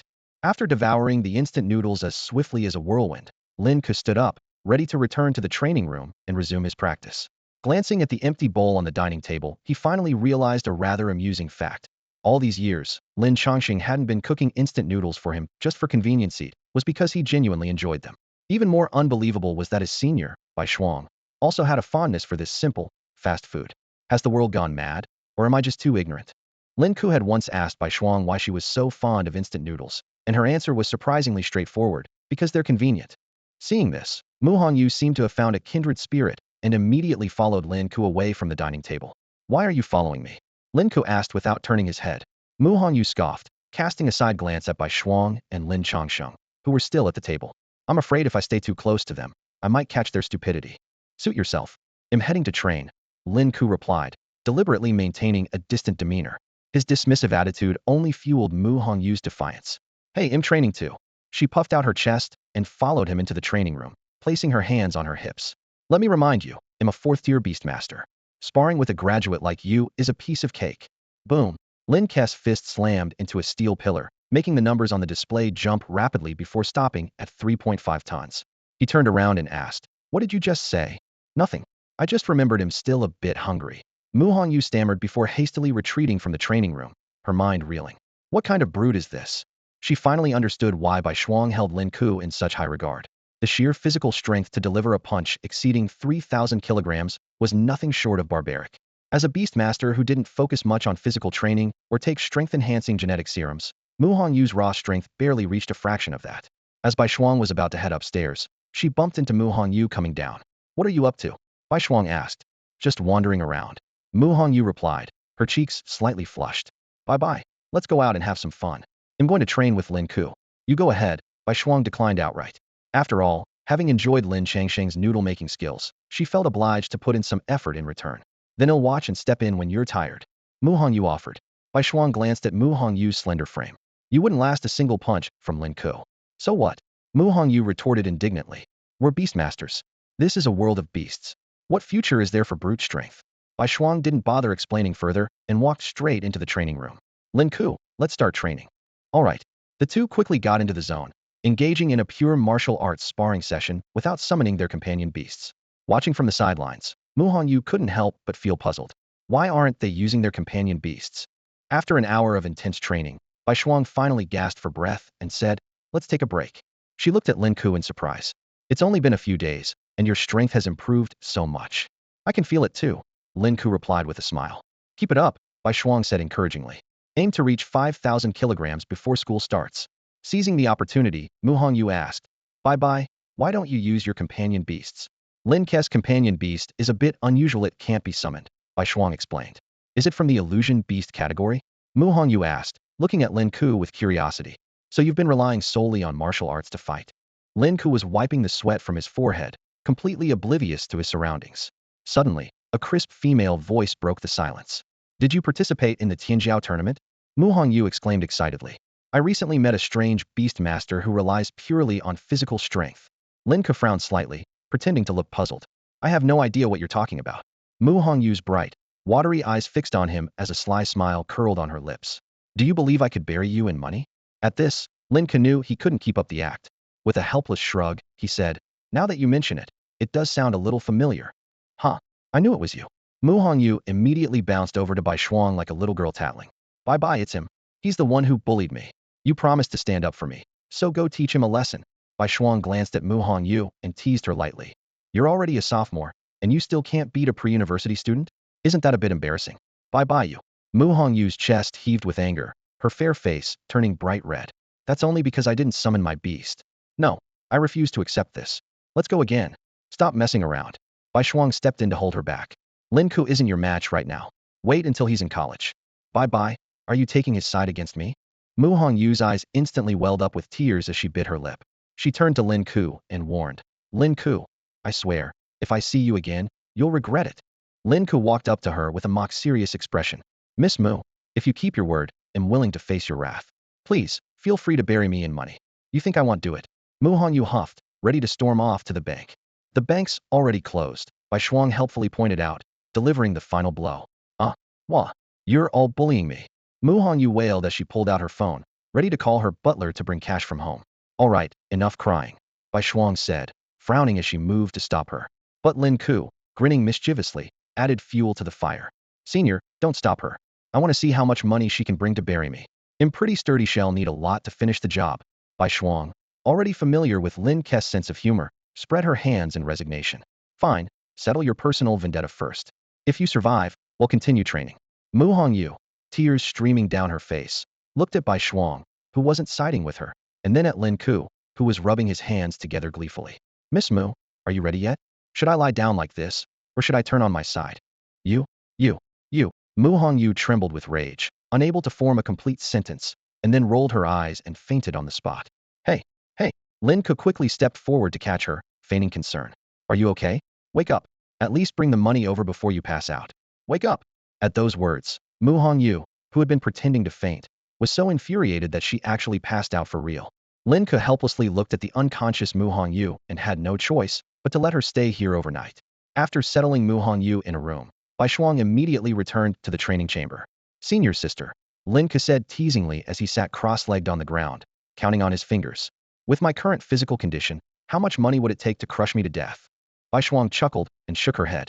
Stop thinking about money all the time. Focus on your training. During the intense overnight training session, it was surprisingly Bai Shuang who reached her limit first. Watching Lin Ke, still full of energy, she couldn't help but exclaim, I can't go on anymore. I need a break. You're a monster. This wasn't an exaggeration. With the energy of the holy light dragon sustaining him, Lin Ke could maintain peak condition around the clock, training tirelessly, without sleep. If the holy light dragon were to fully awaken, his potential would become even more terrifying. In the afternoon, Lin Ke sought out his mentor, Xian Xinghe, and got straight to the point. Mentor, what exactly needs to be done to prepare for breaking through to the sixth realm? Xian Xing's expression turned serious. First, you must ensure that your body and meridians are in peak condition.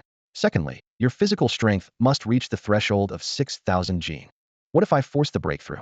I wouldn't recommend taking that risk, Xian Xinghe replied with a frown. Even though your financial situation allows for it, any mistake could lead to disastrous consequences. Even if treatment is possible later, the cost would be astronomical. Lin Ke weighed his options internally. With his astonishing healing ability, he might be able to mitigate the damage caused by muscle tears. However, the greatest uncertainty was whether he could fully control the power of the wild bull force after forcing the breakthrough. After several hours of guidance, Lin Ke stood up and thanked his mentor. This has been incredibly enlightening, mentor. By the way, if we equipped you with an AI combat system, could we engage in sparring? In theory, yes, Xian Xinghe hesitated, but AI combat equipment is expensive. Moreover, unless the pain settings in virtual combat are maxed out, the training effect is limited. Leave this to me, Lin Ke replied, eager at the thought of sparring with the martial arts master. As they parted, Xian Xinghe handed Lin Ke an old, tattered book Golden Tiger Force. It's quite similar to Wild Bull Force, Xian Xinghe explained. I suspect they are different branches of the same origin technique. Unfortunately, this is the only volume I've found so far.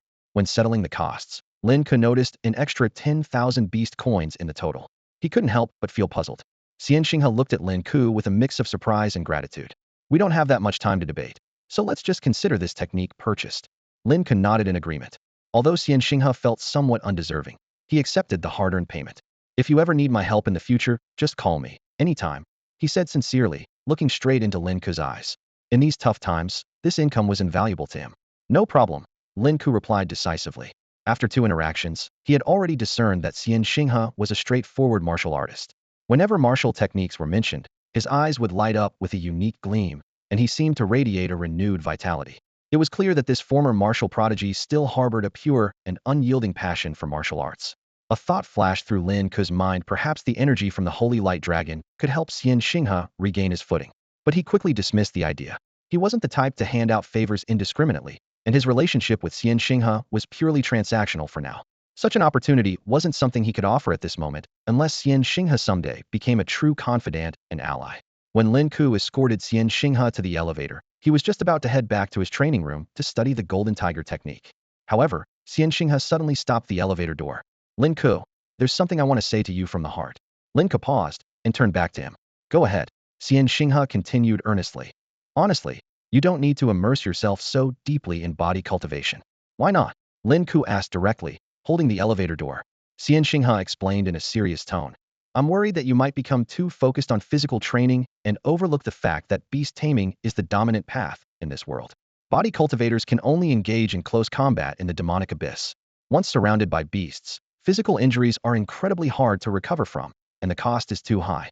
This is the greatest weakness of body cultivation. What's the point of being invincible in physical combat if every injury comes with exorbitant consequences? Not to mention, the training process is far more grueling than that of a beast tamer. Even healing-type beast tamers struggle to fully repair the injuries of a body cultivator. He provided an analogy. If this were a game, body cultivators would be the tanks, shedding the most blood and enduring the most sacrifices, while beast tamers are like mages, clearing levels without a scratch. Besides, wealthy individuals can easily consume a few potions and achieve strength that ordinary people could never reach in their entire lives. You should think carefully about this. Lin Ke responded with a faint smile. Thank you for your advice. Seeing Lin Ke's resolute demeanor, Xian Xinghe decided not to press further. Lin Ke was fully aware of the validity of Xian Xinghe's warning. It was common knowledge, after all, but his body had already transcended the boundaries of such conventional wisdom. Sure, wealthy people could use potions to gain strength exceeding 10,000 pounds, but what about 100,000, 1 million, or even 10 million pounds? How much could a mortal body endure, no matter how many injections they took? His ambitions far exceeded a mere 10,000 pounds of strength. As for companion beasts, he already had 2 at his disposal. Returning to his training room, Lin Ke began to carefully study the Golden Tiger technique. This technique was both similar to and different from the barbaric bull technique. While the latter focused on defense, the Golden Tiger technique was a fierce and masculine offensive skill. The former primarily trained physical toughness, while the latter honed energy and power, with an intensity capable of slicing through steel like butter. The one commonality between the 2 techniques was their exceptionally high demands on physical aptitude. With a sharp slash of energy, an invisible wave condensed into a razor-sharp blade in Lin Ke's hands and shot through the air. Accompanied by a piercing, ripping sound, the surface of the iron post was instantly sliced into a mirror-smooth cross-section. With a loud clang, the severed piece fell heavily to the ground. What incredible destructive power! Lin Ke's eyes sparkled with excitement. This was his first practical test after mastering the basics of the Golden Tiger force, and it had already demonstrated its astonishing might. The essence of this combat technique lay in compressing the invisible energy within to its utmost limit, unleashing a strike as lethal as the king of beasts during a hunt. To think it's already this powerful at just the first stage. Lin Ke clenched his fists, a glimmer of anticipation flashing in his eyes. As one of the top 10 contenders in the city tournament preparing for the provincial competition, having an extra trump card meant greater odds of victory. Especially with the provincial tournament enabling the pain simulation system, battles would be even closer to reality. This was also why he planned to purchase a virtual machine for Xian Xinghe, not only for training, but also to prepare for his own Tianjiao battle. However, the Golden Tiger force was indeed demanding. Breaking through to the second stage would likely take more time. Shaking his head, Lin Ke decided to end today's training session. By midday, as he descended the stairs into the living room, he noticed Mu Hongyu still sitting on the sofa. The moment she saw him, she sat up straight with a wary expression. Don't think you can trick me out of my money. Do you really take me for a fool? Oh, you finally figured it out? Lin Ke chuckled lightly. Isn't it a bit inappropriate for you to occupy someone else's home like this? So what? Mu Hongyu pouted in defiance. If Bai Bai can do it, why can't I? Well, senior sister helps me train. What can Miss Mu do for me? I can bury you in money. Mu Hongyu snapped back, both anxious and exasperated, though she couldn't say much while in Lin Ke's house. After teasing Mu Hongyu, Lin Ke sent messages to Lin Chongsheng and Bai Shuang, informing them he'd be in seclusion for a few days, and hurried back to his AI room. AI system activate. Descending into the depths of his consciousness, Lin Ke accessed the interface to check Xiao Hei's stats. Companion Beast, Obsidian Nether Dragon Juvenile. Level, LV 1078.20. Attributes, Strength 140, Constitution 90, Agility 140, Talent 100. Element, Dark. Grade, Cataclysmic. Skills, Dragon Absorb Basic Rending Claws Basic Dragons, Might Basic Black Beast Blood Passive. Xiao Hei's experience had risen from 1 to 78, indicating it had awakened a few times recently, casually absorbing some experience before returning to slumber. Lin Ke had often wondered if he hadn't awakened Xiao Hei, would it have slowly leveled up in hibernation like the radiant holy dragon? But active hunting was undoubtedly faster. If he were lucky enough to find another treasure like the Purple Heart, he might even enjoy the thrill of consecutive level-ups again. It's better to stay grounded, Lin Ke reminded himself. There was no point in fantasizing about rapid progress. Steady, methodical growth was the true path. Although Xiao Hei had reached level 10, it was still labeled as juvenile. Through his research, Lin Ke discovered that the juvenile phase varied greatly among companion beasts. Some with lower potential could shed this phase as early as level 5. Lin Ke had finally reached the first explosive growth phase of the Dark Nether Dragon. Through studying the growth patterns of companion beasts, he discovered that high-level companion beasts generally have a prolonged juvenile phase. In particular, S-class companion beasts remain in this phase until they reach level 10. Based on this, he deduced that Little Black's juvenile phase might extend until it reaches level 15 or even 20. Once it entered its growth phase, the Dark Nether Dragon would undergo its first qualitative transformation, which would also mark a significant leap in Lin Ke's strength. Seizing the brief window before the update to the Heavenly Prodigies tournament, Lin Ke decided to go into seclusion to push for level 15 while earning additional resources. After all, as his wealth accumulated, so did his desire for more valuable items. From the depths of the ocean came a resonant dragon roar, marking the official start of Lin Ke's leveling journey. This mysterious sea was a perfect training ground, vast and teeming with an inexhaustible supply of beasts. The only concern was the actual location of this sea. Was it within the boundaries of Blue Star, or, as some online speculated, was it part of some absolute forbidden zone? Under Lin Ke's relentless hunting, the Dark Nether Dragon quickly broke through to level 11. But he didn't stop there, continuing to lead Little Black in hunting sea creatures. His tactics were flawless. First, he would approach stealthily, then use the Dragon Absorption skill, followed by the Golden Claw slash to finish off the prey, and finally, the dragon's might to deal with any remnants. Every strike easily claimed hundreds of creatures. Suddenly, Little Black let out an excited low growl, signaling to Lin Ke that it had found something delectable. This immediately heightened Lin Ke's alertness. Any prey that caught the attention of the Dark Nether Dragon was bound to be extraordinary. Previous encounters, such as the mutated Scarlet Bloodfish King, often led to substantial rewards. Following Little Black's senses, they sped through the water. By now, the Dark Nether Dragon had grown as large as a small building, exuding the aura of a Lord-level beast. Along the way, it effortlessly killed schools of fish, each providing experience points that flashed as 100 in Lin Ke's mind. 20 minutes later, the underwater landscape transformed dramatically. This was no longer an ordinary seabed, but a fantastical realm illuminated by multicolored lights. Countless glowing fish swam gracefully, turning the entire sea into a dazzling, radiant spectacle. Seizing the moment, the Dark Nether Dragon launched a sudden attack, swallowing a large school of rainbow-colored fish in one gulp. Each fish yielded 200 experience points. But what thrilled Lin Ke even more was the discovery of 3 differently colored beginner-grade rainbow mystic stones, 1 red, 1 orange, and 1 purple. It seemed this mysterious sea held far more wonders than Lin Ke had anticipated, brimming with endless opportunities. Primary 7-colored mystic stone. Lin Ke held a peculiar glowing stone in his hand, studying it thoughtfully. Could this be a blood core of a mystical beast? He turned to the massive, shadowy Netherdark dragon beside him. Xiao Hei, do you recognize this thing?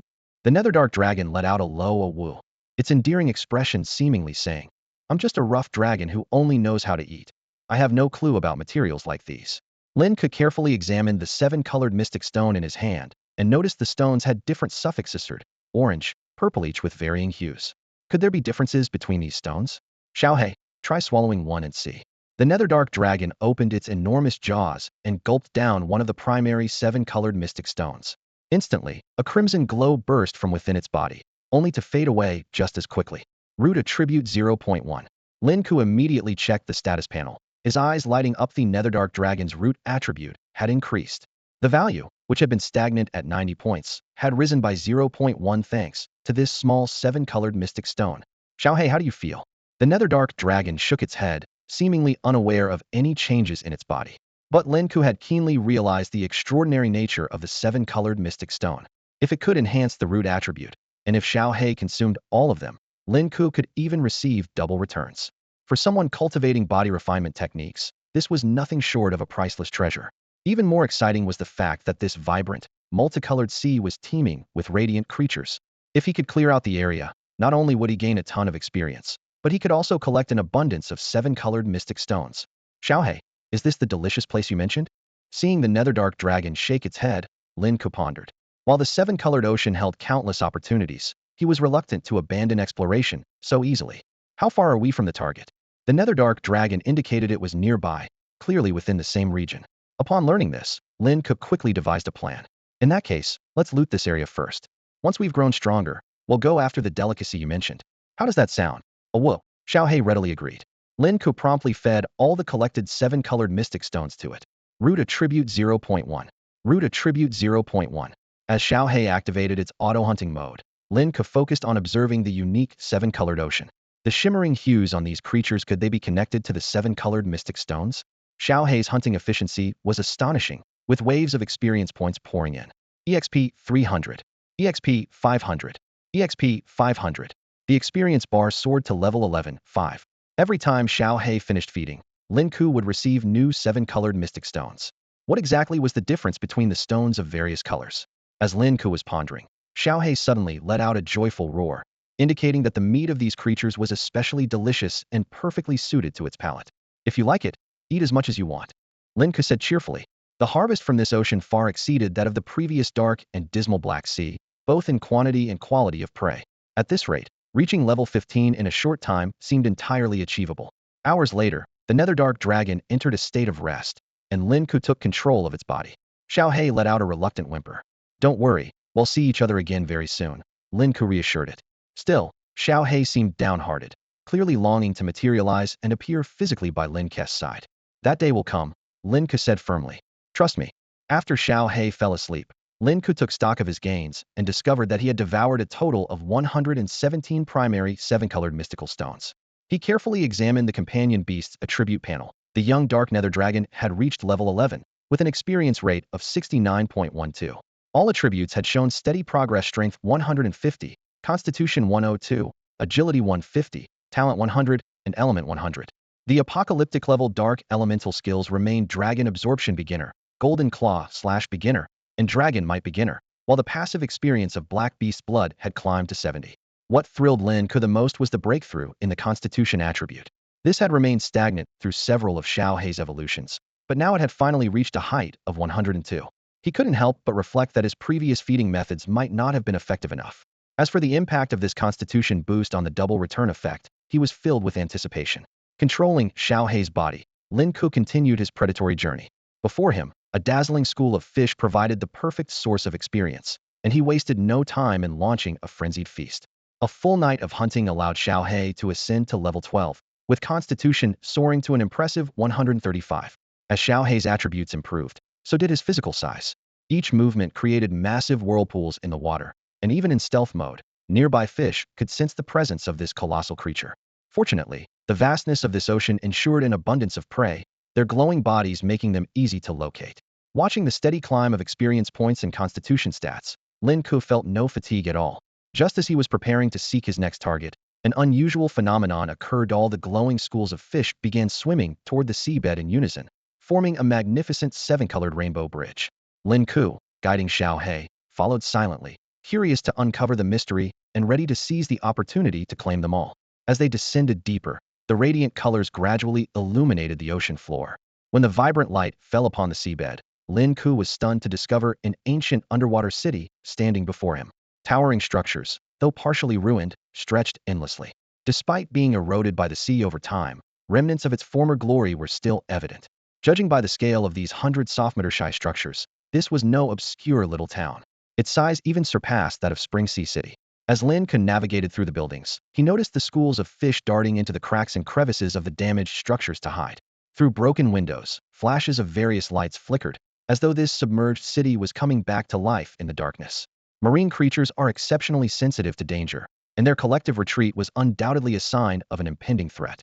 As Lin Ke hesitated, wondering if he should also find a place to observe, the seven-colored light above suddenly vanished entirely, and the deep, impenetrable darkness once again engulfed the ocean. The bottomless black sea resembled a giant, gaping mouth, exuding an oppressive, suffocating aura. Lin Ke controlled the dark nether dragon, quietly slipping into a concealed state. Just then, a sudden turn of events unfolded. The waters above plunged into darkness thicker than the abyss itself. The eerie silence was bone-chilling, as even the sound of water currents seemed to vanish. Holding his breath, Lin Ke focused, determined to uncover the truth. What kind of presence could instill such terror in the fish of this sea? Time ticked by. Suddenly, a streak of blood-red light appeared above. The light, like a sinister crimson sun, flickered faintly in the darkness. Lin Ke's heart raced. How could a sun exist in the depths of the ocean? What shocked him even more was that this sun was moving slowly. Concentrating, he noticed the red glow circling in the dark waters above, as if searching for something. Then, a terrifying thought struck him. This was no sun. It was the eye of a colossal creature. The pervasive darkness engulfing the sea was the shadow cast by the creature's enormous body. Its size was so immense that Lin Ke gasped in disbelief. It was dozens of times larger than the dark nether dragon. Each movement of the creature caused the underwater structures to groan as though they were on the brink of collapse. Lin Ke had encountered countless bizarre creatures in the mysterious sea, but never anything as terrifying as this. Faced with this behemoth, Lin Ke had no choice but to alter his plans. He had originally intended to spend 3 days leveling up the dark nether dragon to level 15, shedding its juvenile status. But now, avoiding this massive creature was his top priority. Suddenly, a thunderous roar echoed from hundreds of meters above.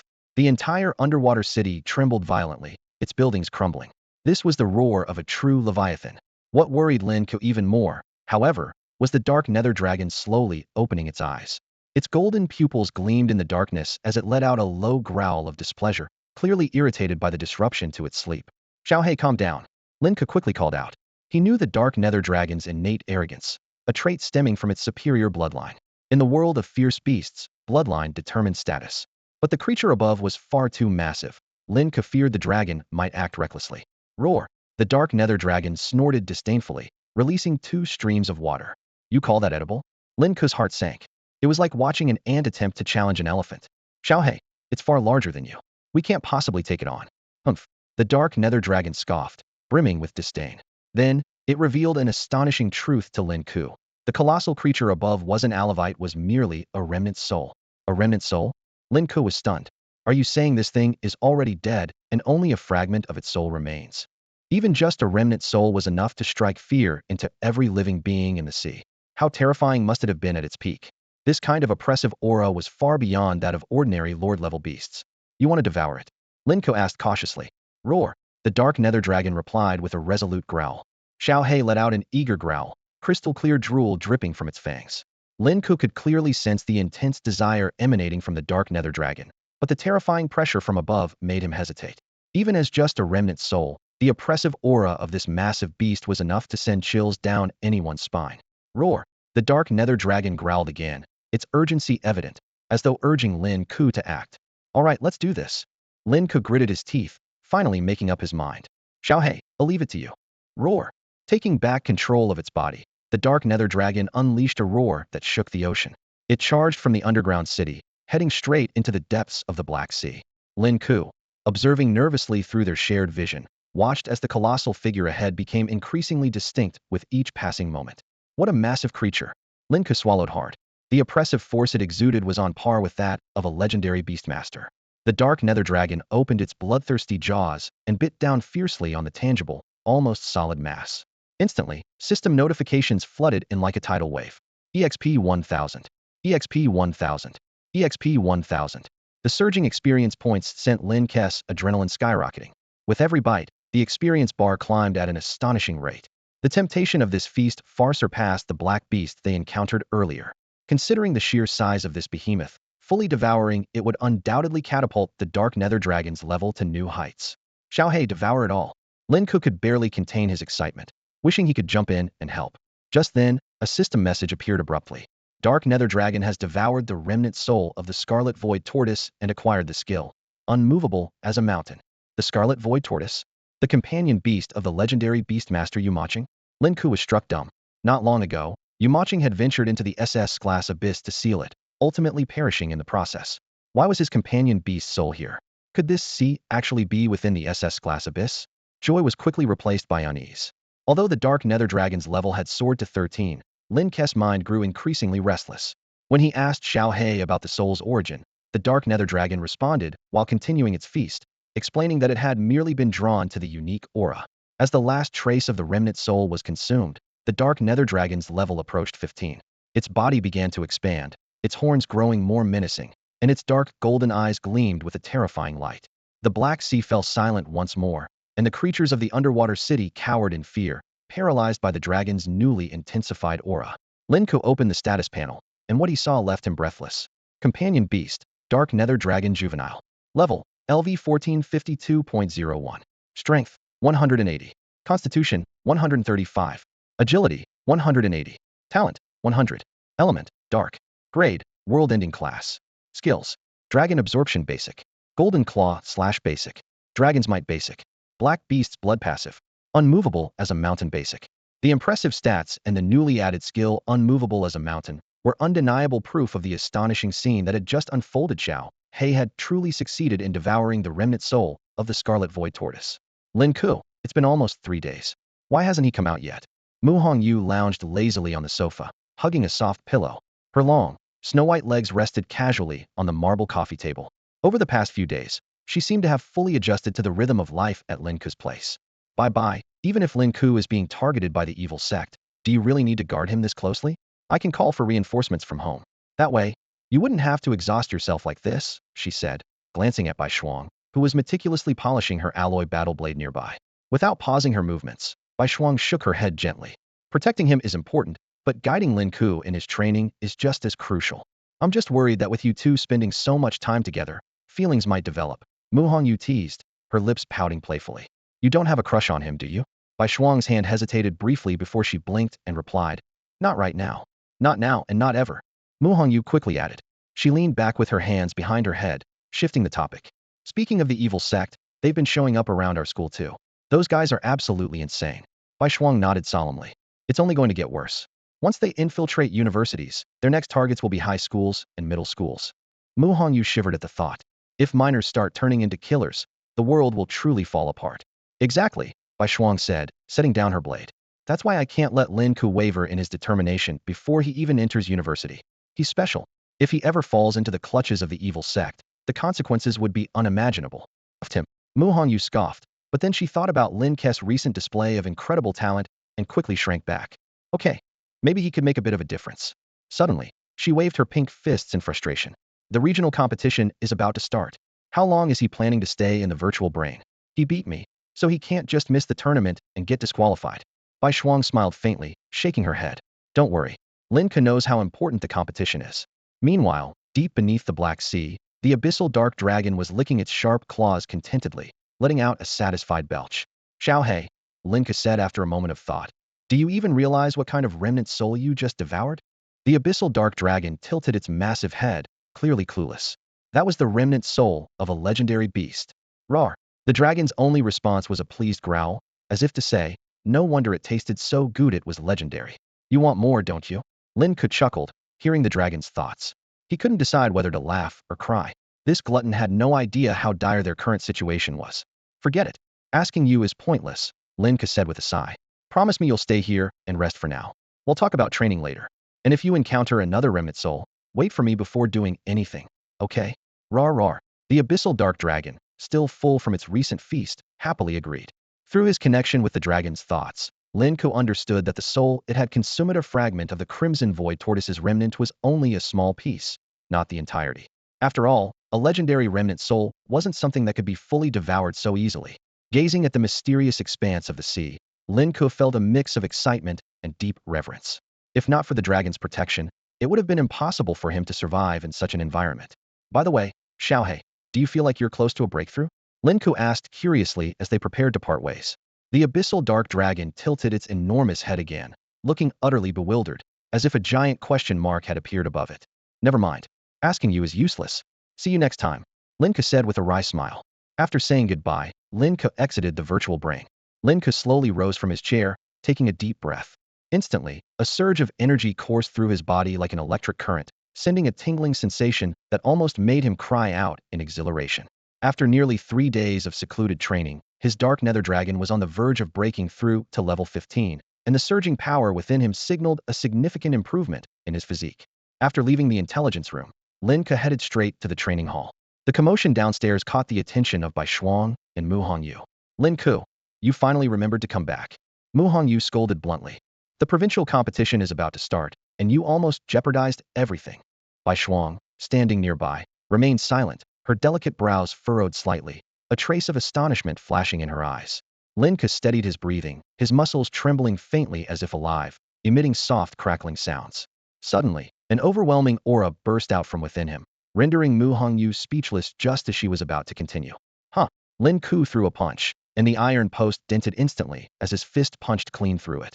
The numbers on the digital screen jumped rapidly. 4.0 tech exactly 4,000 kilograms.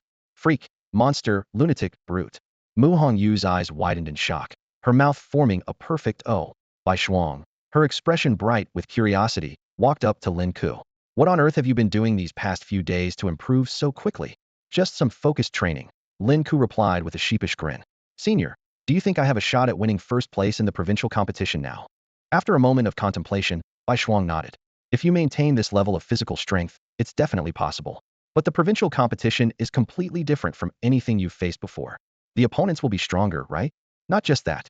Bai Shuang shook her head. You'll understand once the competition starts tonight. Seeing that Bai Shuang was being intentionally vague, Lin Ke decided not to press further. Finding an excuse to return to his room, he began searching for information about Yu Lao. In the 90th year of the Spirit Beast era, Yu Maching, a legendary beast tamer of Huagua, perished in a mysterious demonic cave, prompting a nationwide mourning. Despite combing through the records, he couldn't find anything more in depth. Looks like I'll have to ask Bai Shuang directly, Lin Ke muttered as he stood up and knocked on Bai Shuang's door. After a moment, Mu Hongyu peeked out, the door half open. What's up? I'm looking for Senior Bai Shuang. She's taking a bath. Mu Hongyu replied with a mischievous glint in her eyes. Hey, want to take a peek? They'll come back later, Lin Ke said, turning to leave without hesitation. Well, looks like Lin Ke doesn't have feelings for you either, Mu Hongyu teased as she turned back to Bai Shuang. Don't be ridiculous, Bai Shuang replied, changing into her casual clothes. Go take your bath. They'll go see what he wants. Maybe he's planning to confess to you. Ah. Bai Shuang pinched Mu Hongyu's waist in exasperation before leaving. In the training room, Lin Ke was about to sit cross-legged for meditation when he heard approaching footsteps. Looking up, he saw Bai Shuang entering. Lin Ke, you were looking for me. Oh right. Lin Ke began, hesitating as he struggled to find the right words. Just say it, Bai Shuang prompted, puzzled by his hesitation. Could he be about to confess? She wondered. Senior if it's about that, let's talk another time. I'm not ready for anything like that right now, Bai Shuang interrupted abruptly. Huh? What do you mean? Lin Ke scratched his head in confusion. Realizing she had completely misunderstood, Bai Shuang's cheeks flushed faintly, a rare hint of girlish embarrassment softening her demeanor. Never mind. What exactly do you want to ask? I'd like to know more about you matching Yu Lao. Bai Shuang regained her usual gentle demeanor. Facing Lin Ke's inquiry, she began to speak slowly. I want to know, which demon lair did Elder Yu venture into? Lin Ke's expression was heavy with concern. The experience of absorbing fragments of the Scarlet Void Xuanwu's soul during the Black Sea expedition and the resulting immense power increase for Xiaohe had set alarm bells ringing in his mind. If the Black Sea was indeed located within an SS-level demon lair, the search for Xiaohe might take far longer than anticipated.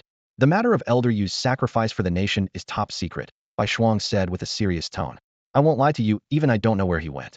Legendary beast tamers always act alone, and for someone of Elder Yu's stature, his actions are swift and decisive. That day, he left in a hurry without disclosing anything to anyone. We don't even know if the place where he fell was an SS-level demon lair. She took a deep breath.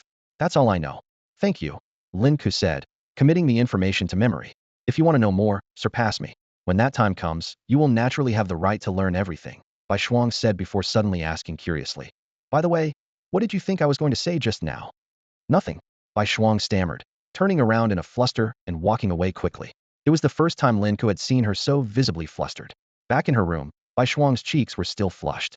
Mu Hongyu, wrapped in a white towel, stepped out of the bathroom. Her fair and supple figure made Bai Shuang unconsciously take a step back.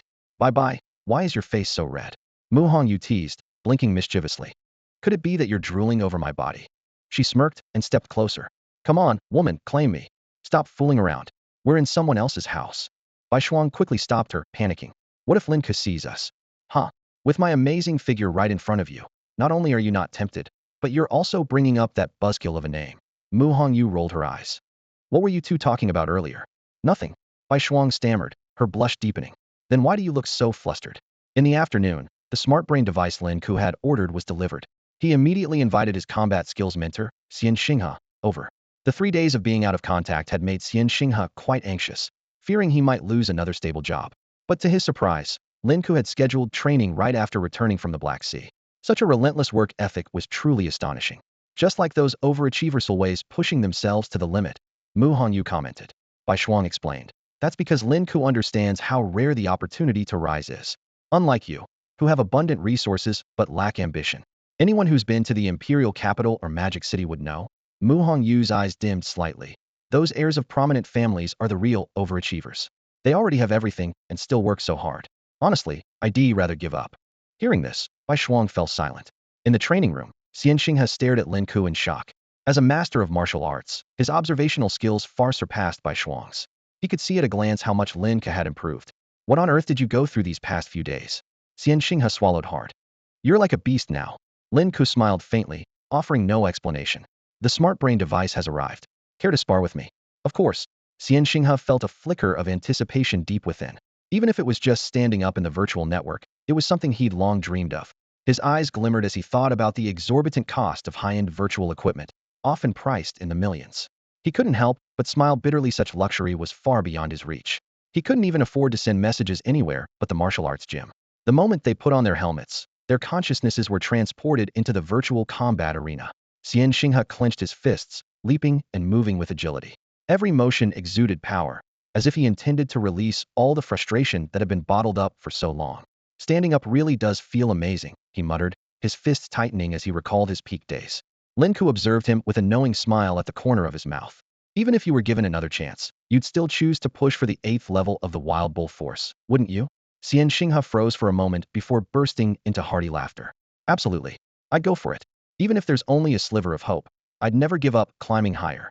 Whether it's a beast master or a martial artist, neither would let go of any chance to ascend. Let's begin. Lin Ke launched the first strike, and the realism of the virtual network was almost indistinguishable from reality. He activated the Wild Bull Force and appeared in front of Xian Xinghe in an instant. Xian Xinghe reacted quickly, stepping back with his right leg and sidestepping to evade Lin Ke's fierce punch, countering with a blow aimed at Lin Ke's chest. Surprisingly, Lin Ke neither dodged nor blocked, taking the heavy punch head-on, a strike powerful enough to shatter a heart. Xian Xinghe was taken aback. Though this was the virtual network, the pain felt just as real as in the physical world. What shocked him even more was that Lin Ke didn't retreat. Instead, he became even more aggressive, his attacks growing increasingly fierce. Doesn't he feel pain? What a lunatic. Lin Ke's attacks seemed chaotic, but they always found the most unpredictable angles. Even though Xian Xinghe was a master of martial arts, he found himself increasingly frustrated and off balance. Just as he was about to unleash a decisive strike, Lin Ke abruptly retreated.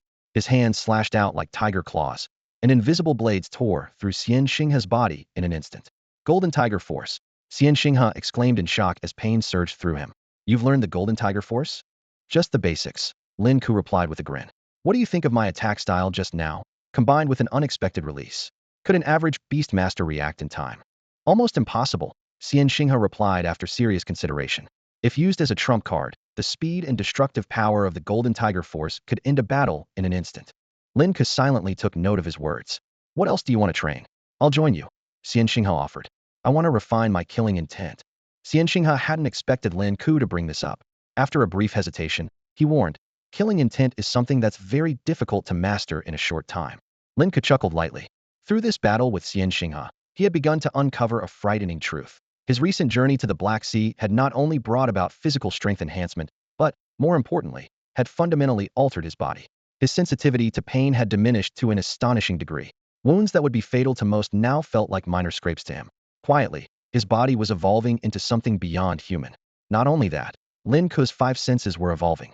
His dynamic vision became extraordinarily sharp, his hearing could catch the faintest sounds, and his sense of smell far surpassed that of ordinary people.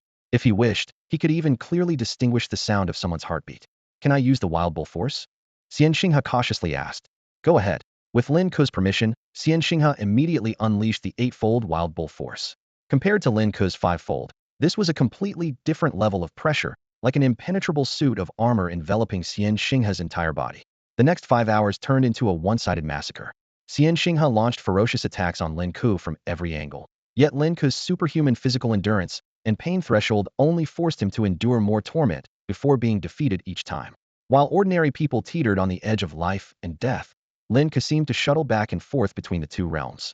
Eventually, even Xian Xinghe couldn't bear it anymore and called off the training. Lin Ke, I can't earn this money anymore. For a struggling worker to say such words, it spoke volumes about the ordeal Lin Ke had endured. After they exited the virtual intelligence system, Lin Ke immediately sat cross-legged in meditation. Xian Xinghe, seated in his wheelchair, waited quietly, inwardly marveling. This guy is like a tireless machine, not only wealthy, but also relentlessly driven. An hour later, Lin Ke opened his eyes, a fleeting flash of blood-red cold light quickly vanishing. Did you really grasp the intent to kill? Not yet. Lin Ke shook his head. I've only scratched the surface. Starting tomorrow, whenever you're free, come be my sparring partner. At the same intensity as today? No. Lin Ke's tone shifted. The training intensity must increase. Lin Ke, living in a mansion like this, I can't say I'm envious at all, Xian Xinghe said with a bitter smile. Thank you. After seeing Xian Xinghe off, Lin Ke took a shower and adjusted himself to peak condition, preparing for the provincial competition that would begin at midnight. At that moment, Lu Dazhuang sent him a message. Old Lin, have you been following the provincial round of the Tianjiao battle? I'm afraid you might stop here this time. Not really. Are the opponents strong? Not just strong, they formed an alliance. Lu Dazhuang immediately forwarded a forum post. Lin Ke opened the post and found it was a discussion titled Alliance of Elite Beast Taming Colleges under the Tianjiao Battle Forum. The title read, See you at the summit, Elites of Higher Education. The post was authored by Ouyang Zhanqing, the student council president of Shenzhou Academy, the top beast taming institution in China. The post began, Greetings to all students from Divine Beast Academies across the country. I am Ouyang Zhanqing. I believe many of you participated in the provincial rounds of the Tianjiao battle during the summer to uphold the honor of our kind. Lin Ke skimmed through the lengthy post. Lin Ke browsed through the comments about the Tianjiao tournament, his screen filled with a dense array of words. The top contestants from various regions had all spoken out, their opinions surprisingly unanimous. The stage of the Tianjiao tournament rightfully belonged to Shenzhou Academy, to the elite students of the nation's top universities. Allowing spots to be taken by students from ordinary schools or individuals from society was nothing short of an insult to higher academies. As a student of Shenzhou Academy, if you can't even secure first place in the provincial competition, how could you have the face to return to school? One comment caught Lin Ke's attention. We represent the strongest combat force of the younger generation in Hua Nation. If we fail at the provincial level, how can we face our mentors? How can we repay the school's nurturing? However, opposition voices were equally loud. Students from ordinary schools protested angrily. By joining forces like this, you're completely cutting off our chances of advancing. Some shared their struggles of working part-time jobs while studying, condemning such alliances as blatant acts of unfair competition. Then, a comment from Ouyang Zhanqing stood out. True gold fears no fire. If you are truly Tianjiao, what are you afraid of? Lin Ke closed the page, finally understanding what Bai Shuang meant by a slight difference. The alliance of higher academies would undoubtedly reduce the chances for ordinary school students and independent competitors. He was well aware that students who made it into elite academies often had a combination of exceptional talent and privileged backgrounds, with endless resources enabling them to far surpass their peers. Thinking back to Lu Chang from his high school honors class, Lin Ke realized this was merely a microcosm of society. But he didn't dwell too much on the disputes. His goal of securing first place in the provincial competition was a personal challenge, unrelated to others. As night fell, Lin Ke finished his Jinhu technique training and came downstairs. The dining table was different from the usual instant noodles. Instead, it was laden with seafood and hearty meats. Lin Chongqing smiled as he explained, You can't eat instant noodles every day. Xiao Shuang said you have an important match tonight, so you need to eat well. Mu Hongyu was already digging in, enthusiastically devouring the king crab. Lin Ke, don't embarrass Bai, she said while eating, crab juice dripping down the corner of her mouth. Teach those rich kids a lesson for me. Aren't you one of the rich kids yourself? Lin Ke asked with a laugh. Mu Hongyu swallowed her food with difficulty. In Quanhai, I do live in the Celestial Palace, but only on the first floor. Bai Shuang chimed in at the right moment. Lin Ke, relax. with your skills, making the top 10 shouldn't be an issue. My goal is to take first place, Lin Ke said with a slight smile. I hope to give those elite academy prodigies a little shock. Midnight. Exactly 12 o'clock. Lin Ke put on the battle helmet right on time, and the golden word, when immediately appeared in his vision. A few seconds later, the interface switched to National Genius Battle Provincial Competition. A system prompt appeared, asking for school information. This was clearly the official response to the discussions among elite school prodigies, making each school's strength visible at a glance. Quanhai High School. After Lin Ke entered the name, the system immediately responded, "Sorry, this school could not be found. Would you like to register without school information?" Lin Ke clicked confirm. Titles and affiliations meant nothing to him. Whether or not he had the aura of a prestigious school wouldn't change the outcome of a battle. Above his head, the white text Quanhai High School appeared. He opened the leaderboard, and the rankings neatly came into view. 1. Imperial Beast Academy, Year 2 Zhang Tian Gold Crown. 2. Imperial Beast Academy, Year 2 Zhang Jiao. 3. Imperial Beast Academy, Year 1 Zhuge Duo. 4. Magic Beast Academy, Year 2 Wang Ran. The top 3 names were displayed in gold text, showcasing the dominance of the Imperial Beast Academy. What stood out even more was that a first-year student had already climbed to third place. As Lin Ke scrolled through the entire leaderboard, he noticed that every single one of the top 100 was from a prestigious academia, stark reflection of the divide between the elite and the ordinary. After clicking Match, Lin Ke quickly found himself on the arena platform. His opponent was a student from Quanhai University of Beast Studies, who had his hands clasped together in prayer. Please don't pair me with one of those elite academy monsters. When he opened his eyes and saw the Quanhai High School tag above Lin Ke's head, his face lit up with joy. Ha! The heavens are on my side. Kid, go back home and drink your milk. This is a fight to the death. Lin Ke remained silent, simply finding the situation amusing. His opponent summoned upgrade plan-type companion beast, the sky-devouring demon vine. The vine lashed out like a serpent, coiling to attack. Lin Ke dodged in an instant, and in the blink of an eye, he appeared behind his opponent. Lose. The system's voice rang in his opponent's mind. He barely caught a glimpse of Lin Ke's retreating figure before being defeated in one strike. Hacks. Someone's cheating, he shouted in frustration. In the next 5 matches, Lin Ke didn't encounter any opponents from prestigious academies. He won each battle effortlessly, bulldozing his way to victory. His rank climbed steadily, 99, 98, 95. Eventually, he became the only contestant from Quanhai High School to break into the top 100. Meanwhile, Zhang Tian, ranked first, had just finished a match when he received a private message. "Senior, some strange guy just made it into the top 100. Zhang Tian replied nonchalantly. "Top 100? Is that worth caring about? But his name stands out. It's really irritating to look at." "Really?" Zhang Tian's fingers lightly touched the leaderboard interface of the National Genius Battle. The digital ID codes were neatly arranged, forming a perfect sequence. As he scrolled down to the vicinity of the 90th rank, an unexpected name disrupted the order: Quanhai High School. He blinked and double-checked, but the name had already disappeared, and the ranks from 90 to 100 returned to their uniform ID sequence. Heh, weaklings are like dazzling fireworks, gone in an instant. Zhang Tian smirked disdainfully. "Senior, he's climbed to 81st place. What?" Zhang Tian stared at the screen in disbelief. Sure enough, the ID Quanhai High School was now firmly sitting at 81st place, and as he watched, it even climbed another spot. That name was like an eyesore, igniting his fury. Spread the word. If anyone encounters this Quanhai High School, humiliate him to the point he quits the competition. This is a stage for higher education institutions. High schoolers have no right to meddle here. As Lin Ke's rank continued to rise, his presence began to attract wider attention. The provincial competition garnered far more interest than the city-level matches, with viewership skyrocketing tenfold. On the Longxiao forum, a post by a student from the Modu Advanced Beast Taming Academy quickly went viral. "Someone's cheating in the prestigious National Genius Battle. This is unfair. User, Huhuyi. I'm reporting this to the organizers. My future is being ruined by a cheater. I could have easily made the top 50, but I got instantly defeated by a high schooler. If he's not cheating, I'll eat my words." The comments section erupted. "A high schooler? That's insane. Go all out if you want to succeed. Bro, I faced him too. Got instantly eliminated. It's definitely a cheat. Keep this post trending. Justice for us. I couldn't even summon my companion beast before I was taken out." The post quickly shot to the top of the trending list. "Bye-bye, Lin Ke's on the hot search." Mu Hongyu exclaimed, lounging on the sofa as she immediately shared the news with Bai Shuang. "Ha ha ha, this is hilarious. Take a look." Bai Shuang glanced at her phone and calmly remarked, "Looks like someone's about to eat their words. Hey, check this out. The Imperial Capital Divine Beast Academy just announced they're going to make Lin Ke's defeat unforgettable. Even Modu Advanced Academy has spoken up." Bai Shuang put away her phone, uninterested in the drama. She knew full well that as Lin Ke's rank climbed higher, the controversy would only intensify. Whether he was a bug or a dragon, the battlefield would reveal the truth. Meanwhile, Lin Ke remained focused on the competition, completely unaware of the accusations circulating outside. Even if he knew, he wouldn't care.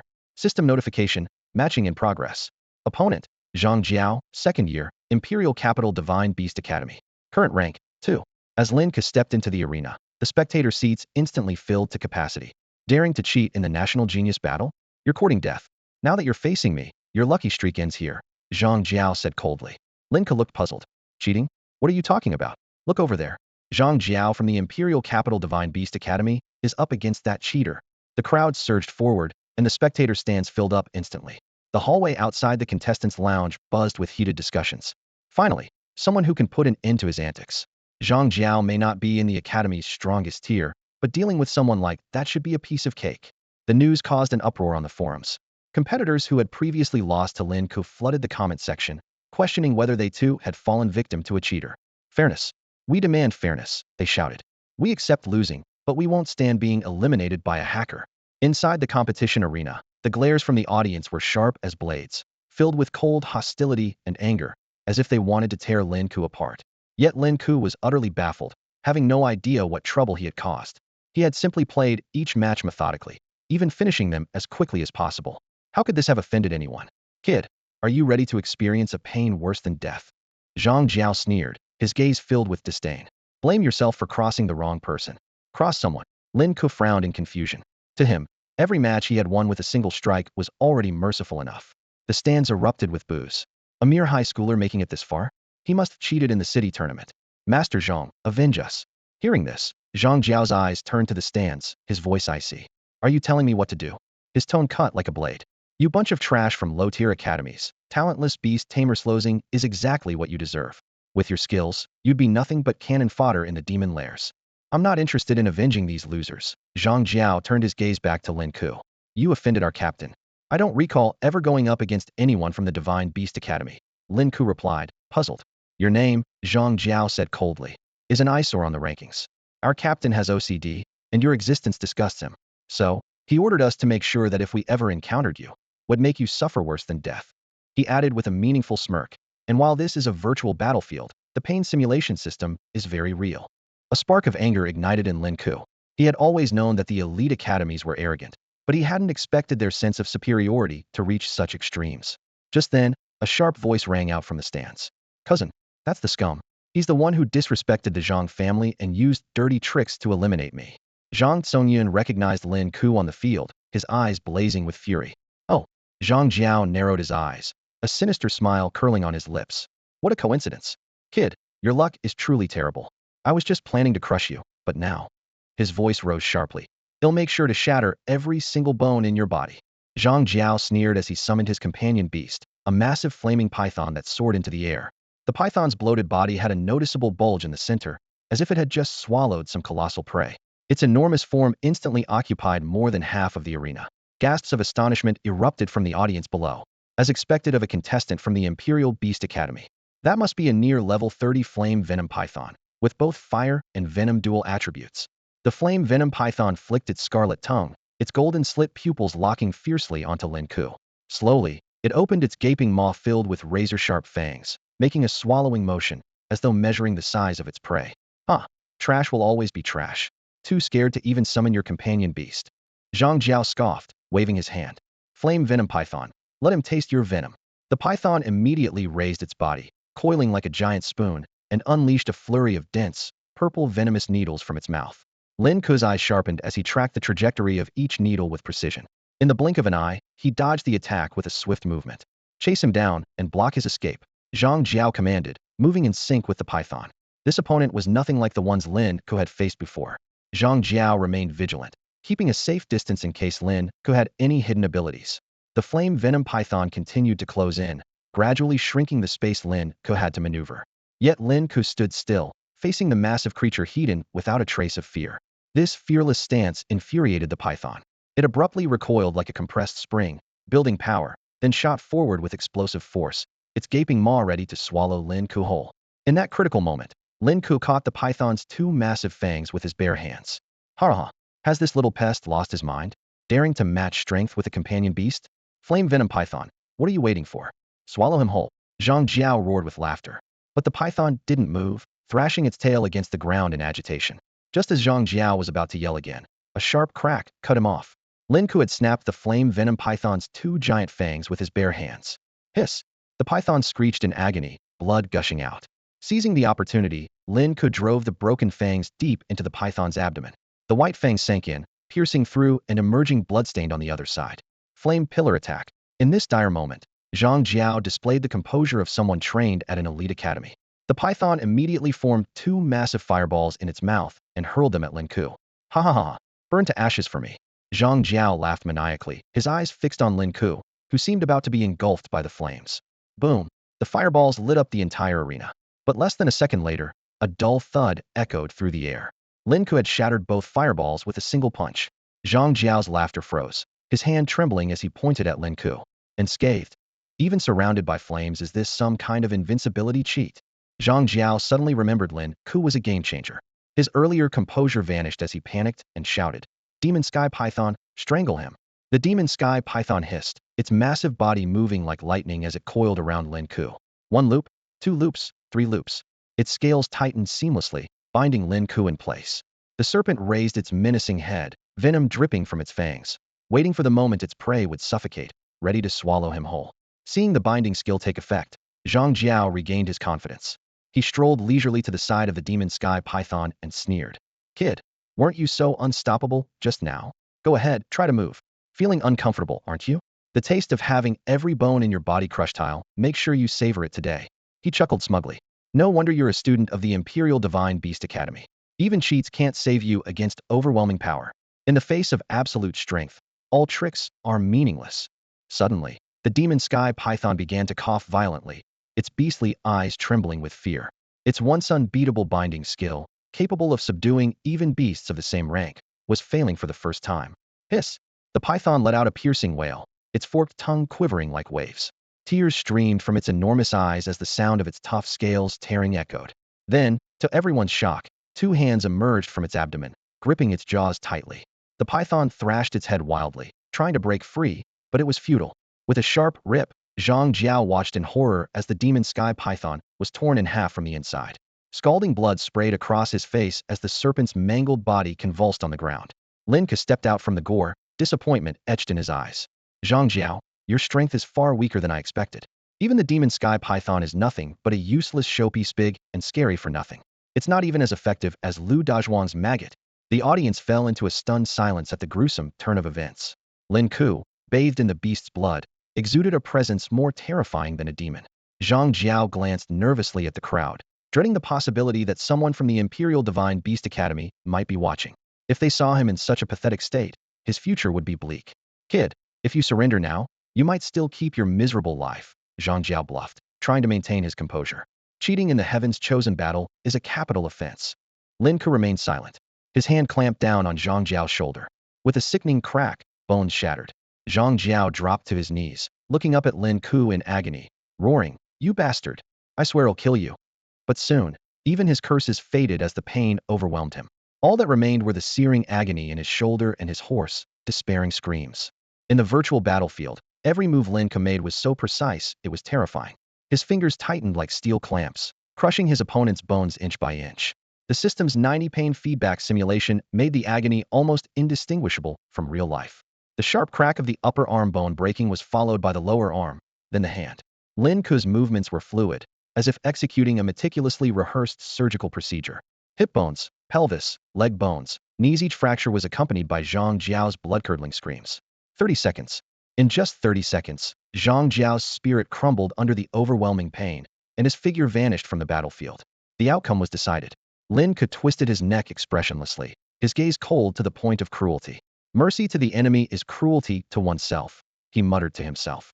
Zhang Jiao had harbored murderous intent toward him from the beginning. Not to mention Lin Ke had already offended Zhang Songyun and old Zhang.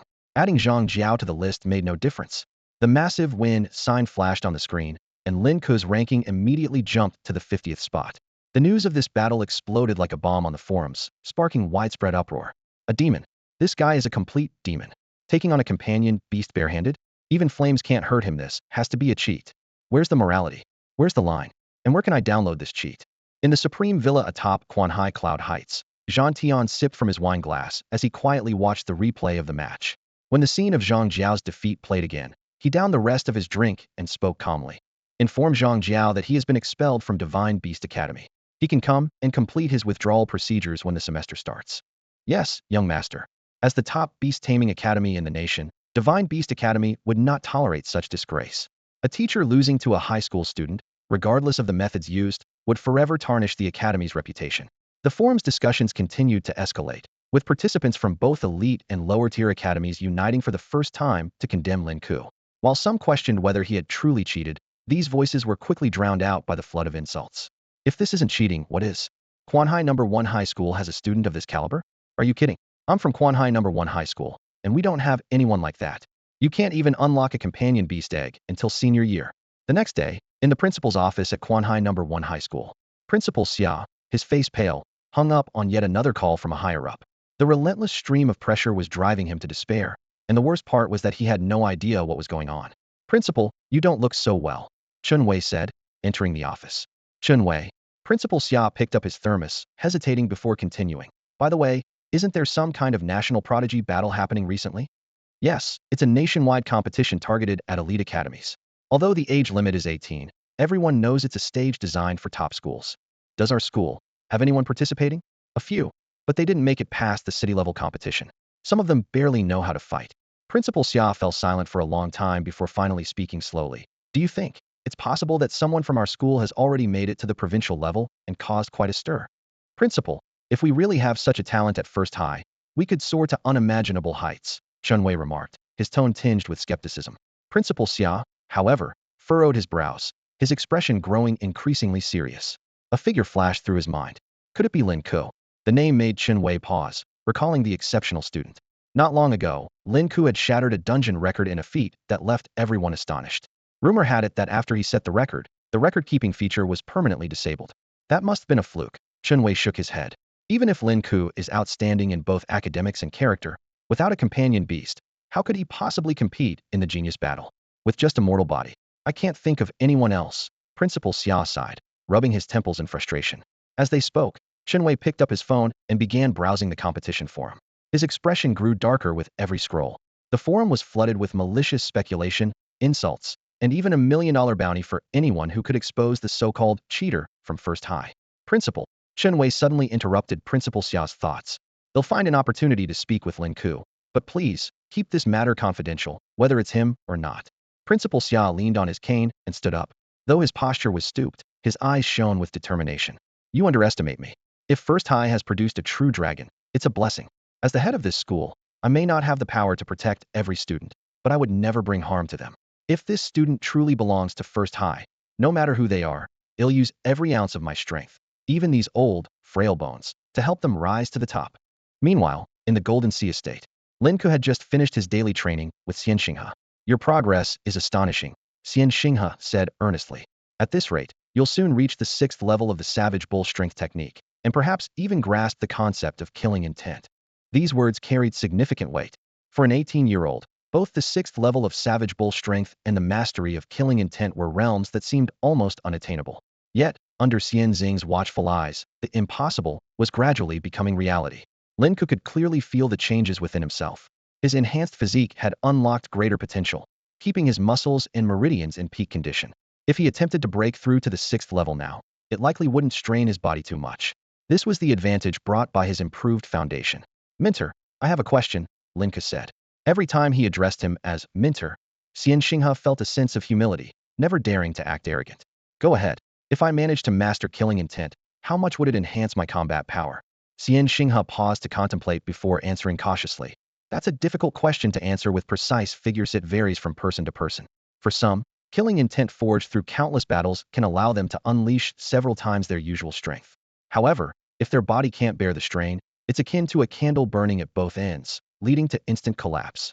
He continued, modern training methods are designed to unlock the body's genetic potential, like flipping a switch.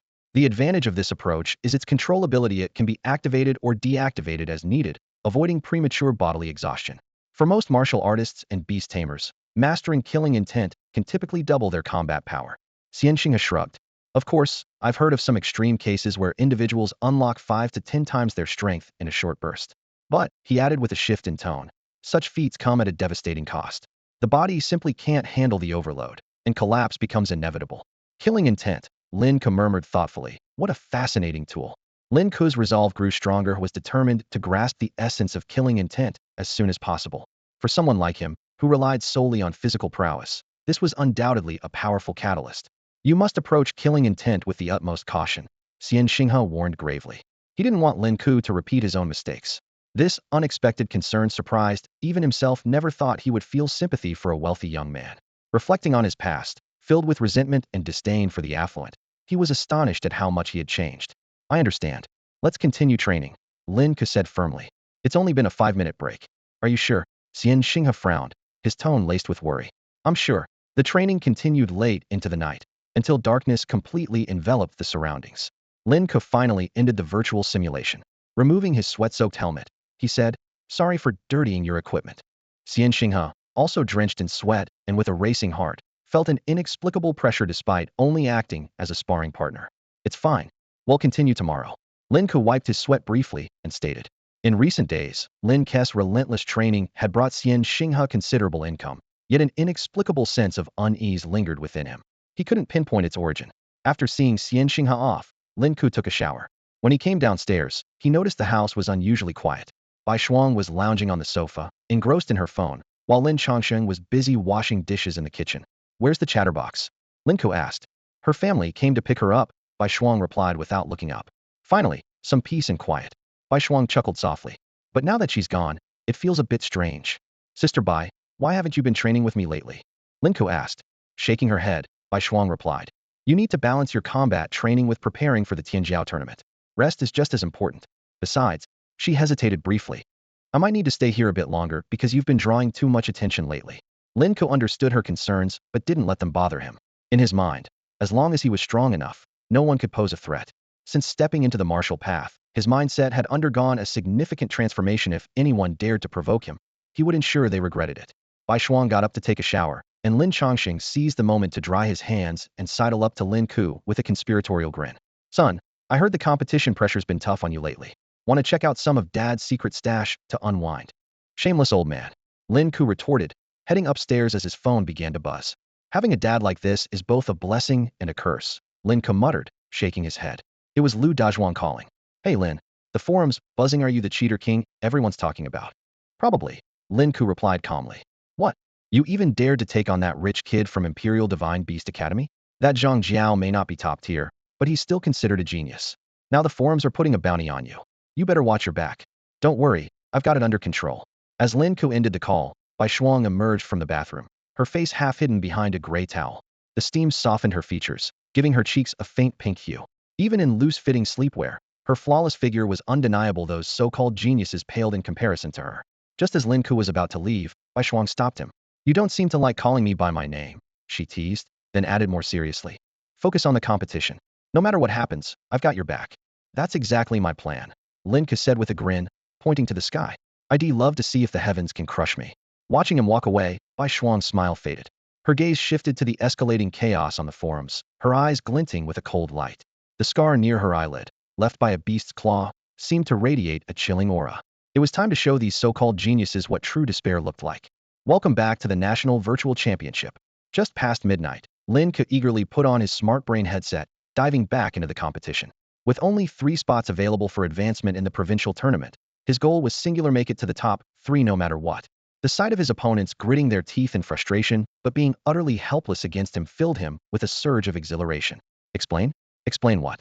Instead of wasting time proving his innocence, it was far more satisfying to take down a few more opponents. Start matchmaking. Lin Ke entered his signature slaughter mode. Each match ended swiftly, like a lightning strike. Headshots, chest shots, critical strikes, all executed with ruthless precision. His opponents didn't even have the chance to beg for mercy or curse him before it was over. Throughout it all, he maintained an unnerving silence that sent chills down spines. His ranking soared like an arrow. 40, 35, 29, 20. Just as Zhang Tian had said, his ID was like a sharp nail, relentlessly piercing through the rankings, leaving more and more opponents trampled beneath him. Before long, Lin Ke's rank had climbed to the top 10. Matchmaking. The screen displayed his next opponent's information. first-year student at the Imperial Beast Academy, Zhuge Duo, currently ranked 3rd. Not bad, another one from the Imperial Beast Academy. Lin Ke smirked as he appeared on the arena. What surprised him, however, was the sudden influx of spectators filling the stands. Yet, unlike before, there were no jeers or insults. Instead, the crowd was waving support banners, cheering as if welcoming a superstar. When his opponent appeared, Lin Ke's eyes narrowed slightly. The girl before him was petite, with a playful pink bob haircut and round, bright black eyes set in a soft, cherubic face. She wore a pink Lolita-style dress, paired with pure white over-thinny socks that hugged her slightly flushed thighs. Her entire demeanor radiated an aura that made people instinctively want to protect her. "My name is Zhuge Duo." She introduced herself in a sweet, childlike voice that was impossible to dislike, living embodiment of a natural Mo girl. A loli like this probably cries really loudly, Lin Ke thought to himself, making no effort to introduce himself. Instead, he cracked his neck and assumed a combat stance. "Duo, Duo, Duo, Duo, we love you. Duo, Duo, Duo, Duo, you're the prettiest." The cheers from the support team in the audience were perfectly synchronized. "Thank you, everyone," Zhuge Duo replied, her eyes glistening with a watery sparkle, her delicate expression tugging at the heartstrings. "Can we start now?" Lin Ke asked impatiently. Zhuge Duo, however, made no move to summon her companion beast, as if she had turned the arena into her personal concert stage. But hasn't the match already started?" Zhuge Duo smiled sweetly. "I know you didn't cheat, by the way." That single remark piqued Lin Ke's interest. "I'm not surprised you beat them. You're really strong," Zhuge Duo said with a mysterious smile. "After all, I've seen how fierce you can be." Hee. She puffed out her cheeks in a mock pout. "I told you we'd meet again soon, Lin Ke. Who are you?" Lin Ke's guard went up instantly, a sense of unease creeping over him. In the virtual world, his avatar was completely different from his real-life appearance. The only people who could know his real name were those who either had access to his IP address or had met him in person. But Zhuge Duo? He was certain they had never crossed paths before. "You're making me so sad," Zhuge Duo said, pouting with a hint of annoyance. "Little brother, didn't I tell you I'd come to find you myself?" "It's you." Lin Ke finally recognized the girl before him, and memories came flooding back. This adorable, childlike figure was actually the sinister expert with a voice as enchanting as a succubus. The contrast was simply too shocking. "Finally remembered me, huh?" Zhuge Duo blinked playfully. "I told you, I love carnivores the most." Before her words fully landed, her eyes glimmered with an eerie purple light, and behind her appeared the ghostly shadow of a sinister puppet clown, her unique companion beast. Just as Lin Ke was about to step back, the scene before him suddenly shifted. He found himself lying on a soft, luxurious bed. The comfort of the sheets made him feel an unintentional wave of sleepiness. "Wake up, little brother," a sultry voice cooed. Looking up, he saw a seductive woman sitting astride his waist, wearing nothing but a black camisole, her slender fingers teasing circles on his chest. Upon closer inspection, her face bore a striking resemblance to Zhuge Duo's, though her aura was entirely different. "Is this an illusion?" Lin Ke immediately understood.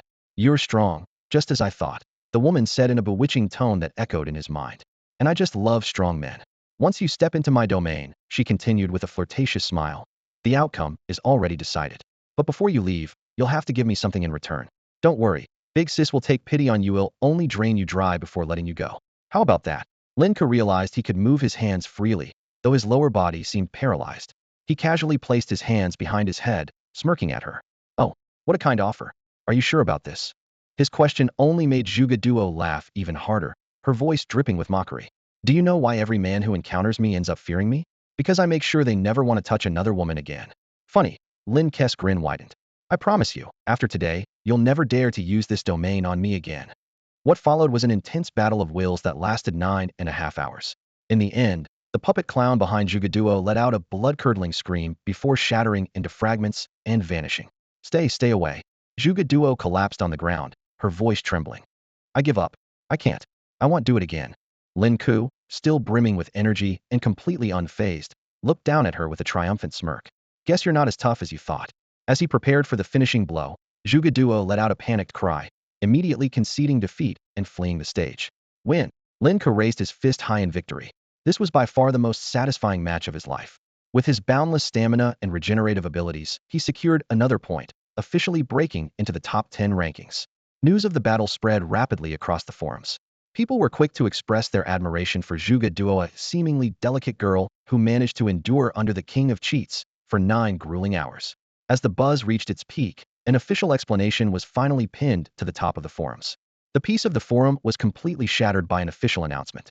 The authorities have finally taken action.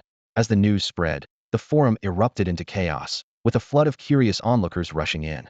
Reactions from various factions were starkly different. Students from prestigious academies were smug, convinced that this was their exclusive stage. Participants from second-tier schools were gearing up, confident that no one outside the top-tier academies could rival them. Even those from less reputable institutions were getting restless, thinking, if high schoolers can stir up waves, why can't we? However, when people finally got a clear look at the announcement, the cheers froze on their faces. It wasn't a written explanation, but rather a page containing a series of chat screenshots. The first screenshot was from a heated thread discussing Lin Ke's identity, where a user named Kukuji had left a striking comment. This young man couldn't possibly be cheating. I can vouch for him. This statement immediately drew a storm of ridicule. You vouch for him? What a joke. What do you know? Want us to track you down? Are you the cheater himself? Facing the backlash, Kukuji calmly replied, this system was personally supervised and maintained by me. Globally, there are fewer than a handful of people who could bypass my oversight and cheat. This young man doesn't have that capability. The mockery only intensified. Supervised and maintained? Who do you think you are, a legendary beastmaster? Drop your address. Let's settle this face-to-face.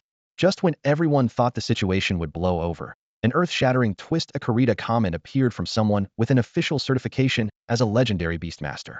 It read, I live in the Imperial Capital, Red Pavilion Estate, number 03. Just push open the big iron gate on the left, and you'll find my house. Feel free to come challenge me. __. Sign curse. The comment section exploded instantly. On this official forum, the certification of a legendary beastmaster was no trivial matter. Faking it was a capital offense. Curse, the youngest legendary beastmaster in Huagua, and the guardian of nearly every dungeon stone in the past decade, had suddenly stepped in to clear Lin Ke's name. The earlier mocking comments became a laughingstock. Bro, you've got the address. Go ahead and solo the legendary beastmaster.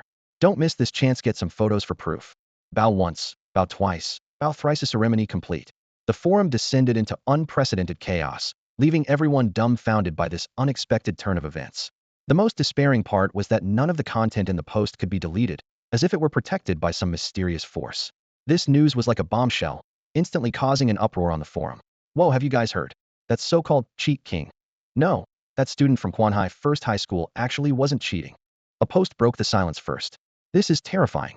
I've been saying all along that he wasn't cheating. It's just that modern internet users are too gullible, easily manipulated. Shut up, hypocrite. Back then, you were the one cursing him the hardest. The arguments on the forum grew more heated until a special figure appeared, the legendary summoner known only as Zhou, who only communicated through ellipses. That simple ellipsis caused a storm on the forum. Zhou. Everyone stared in disbelief at the username, expressions turning to shock. Underso. All the competitors confirmed it over and over again, finally having no choice but to accept the truth. The prodigies from elite universities, who had arrogantly formed an alliance to dominate the provincial rankings, were thrown into unprecedented despair. The pride they once held was utterly shattered by someone they had dismissed as a blatant cheater. Lin Ke watched this unfold, silently committing Zhou's signature ellipsis to memory. He hadn't expected this legendary beastmaster, known for their elusive presence, to speak up on his behalf. Meanwhile, Bai Shuang's phone screen flickered with a concise exchange. Thank you. Understanding the other's character, she quietly closed the chat window. Bye-bye. Did you see it? Mu Hongyu's message popped up immediately. That Lin Ke's dumb luck is off the charts. Zhou actually stepped in to clear his name. Those elite school prodigies must be looking like they just ate dirt. Bai Shuang calmly replied, I just saw it. As long as the misunderstanding is resolved, it's fine. I can't believe Zhou actually spoke up. It's like a miracle. Mu Hongyu continued to marvel. Bai Shuang glanced in the direction of the battle room and murmured softly, Lin Ke, good luck. Meanwhile, the atmosphere in the Grand Zhang family estate in Quanhai was entirely different. Reeking of alcohol, Zhang Jiao stood in the majestic hall, shouting at the elder Zhang patriarch seated at the head of the room. Grandfather, I want him dead. I need him dead. The Imperial Divine Beast Academy is expelling me, and it's all because of that trash from Quanhai First High. The elder Zhang sipped his tea gracefully, his tone calm. Why panic? You're not the only one he defeated. Do you think the Imperial Divine Beast Academy will expel everyone who lost to him? Hearing this, Zhang Jiao's face lit up with hope. Right, then I can go back to school. Of course, the elder Zhang's voice suddenly turned icy. However, you're correct about one thing, this boy has tarnished the Zhang family's reputation. So he must die. Grandfather, does that mean you found his identity? Almost. A cold glint flashed in the elder Zhang's eyes. At the same time, in the supreme villa of Fu Province, Zhang Tian stepped into the luxurious, limited edition intelligent pod. As the data upload completed, his consciousness was instantly transported to a solemn and imposing conference room. The most striking feature of the room was a massive round table made of golden Nanmu wood, surrounded by 12 intricately carved chairs. Gradually, holographic screens lit up, and the figures of other attendees appeared one by one at their seats. Just as Jean Tian reached out to pull out a chair, a cold voice interrupted his movement. Jean Tian, you should just stand. Though his brows furrowed slightly, Jean Tian chose to remain silent. Everyone, report your status. The person in the main seat commanded. The first place is progressing smoothly. Not only have we secured the top 3 spots, but we aim to dominate the top 10 as well. We've already taken the top 5, and all our students from the Imperial Academy remain undefeated. The top 3 are locked in. No one outside our ranks will even dream of touching them. As for 4th to 10th, let's leave some dignity for the other elite academies. Once all the reports were delivered, Ouyang finally turned his gaze toward Jean Tian, who was still standing. And you? I guarantee I'll take first place. Jean Tian's voice was firm and resolute. The conference room fell into an eerie silence. Eventually, someone couldn't help but speak up. Jean Tian, if I were you, I would have voluntarily stepped down as team captain by now. The reputation of the Imperial Academy can't afford to be tarnished by you. Jean Tian's expression grew heavy. I understand. There were indeed some unexpected issues, but I promise there will be no further problems. If I fail, I am willing to bear all the consequences. Ouyang leaned back lazily in his chair, his legs casually propped up on the table. That high schooler is indeed extraordinary, gifted beyond measure. I'll give you a chance to redeem yourself, he paused briefly. Investigate his family background. If his family is wealthy, the Imperial Divine Beast Academy might consider recruiting him exceptionally. But if he's from an ordinary family worth only a few billion, don't waste the effort. His tone grew increasingly indifferent. Social class is a chasm he can never cross. The talent he shows in high school will pale in comparison at the university level, where the gap will widen rapidly. Perhaps the only thing he'll ever have to boast about is his fleeting glory during high school. A round of knowing laughter echoed through the conference room. Everyone was aware that tuition fees and cultivation resources at elite academies often cost tens of millions. Even families worth billions couldn't sustain more than half a semester. Only the truly top-tier wealthy families could afford to enroll in the Imperial Divine Beast Academy. Even within high society, there were strict hierarchies. Take Jean Tian, for instance. Though his family was affluent, coming from a coastal city like Quanhai, it paled in comparison to top-tier cities like the Imperial Capital or the Magic Capital. Dismissed. I still need to meet with the presidents of the 3 major elite academies, Ouyang said coldly, casting a fleeting glance at Jean Tian. Don't embarrass me again. Everyone present stood and solemnly pledged. To protect the honor of the Imperial Academy is our unyielding duty. Meanwhile, Lin Ke had just finished a match and came downstairs to the living room. Bai Shuang was meticulously polishing her alloy battle blade. Seeing Lin Ke, she smiled. Lin Ke, congratulations on clearing your name. Yeah, Lin Ke scratched his head. I never expected a legendary beast master to speak up for me. Neither did I, Bai Shuang replied. Lin Ke hesitated, debating whether to tell Bai Shuang about his encounter with Zhuge Duo the previous night. After all, it was his first time coming into contact with the demonic path. The experience was quite decent, Lin Ke said thoughtfully. Then he turned to Bai Shuang, who was wiping her battle blade. Senior, what should I do if I encounter the dark sect pestering me again in the future? Bai Shuang paused her actions, blinked, and replied, follow your heart. The dark sect has many branches, and not all of them are twisted, at least some aren't. Well, Zhuge Duo is definitely a twisted one. Lin Ke coughed awkwardly. After a moment of hesitation, he decided to bury the events of last night deep within his heart. After all, it hadn't happened in reality, and he hadn't suffered any actual harm. Noticing his unease, Bai Shuang put down her blade, walked over to him, and asked with concern, what's wrong?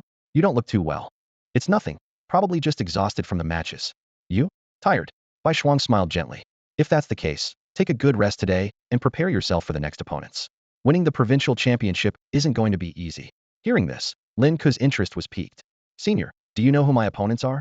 I know a little, Bai Shuang said after a moment of thought. In Fu province, there's one particularly tough opponent for Yu Jean Tian. He's a descendant of the Zhan clan, a prominent family with notable talent. What's most unique about him is that he has 2 companion beasts. 2 companion beasts? Lin Ke asked, puzzled. It shouldn't be too difficult for a wealthy family to purchase 2 companion beasts, right? Bai Shuang shook her head and explained, it's not like that. Jean Tian's companion beasts are special theory innate, etched into his very bones and blood. The methods used by prominent families to cultivate beast tamers are far more rigorous and complex. The companion beasts they cultivate are fused with their hosts, sharing a bond where their fates are intertwined. One prospers, the other prospers. One suffers, the other suffers.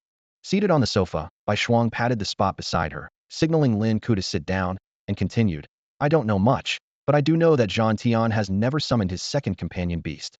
In battles, he typically uses a single beast, which is said to have devastating lightning-based destructive power. Lin Ke listened quietly, thinking to himself that Bai Shuang was practically revealing all of Zhang Tian's secrets to him. Senior, I'll win. I believe in you, Bai Shuang replied, her tone concise yet resolute.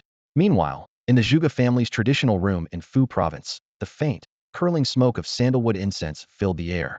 Zhuge Duo was curled up under a silk quilt on a sandalwood bed. Even after so much time had passed, the blush on her face had not faded. Don't come in, she shouted to the butler outside the door. Young miss, you haven't eaten all day?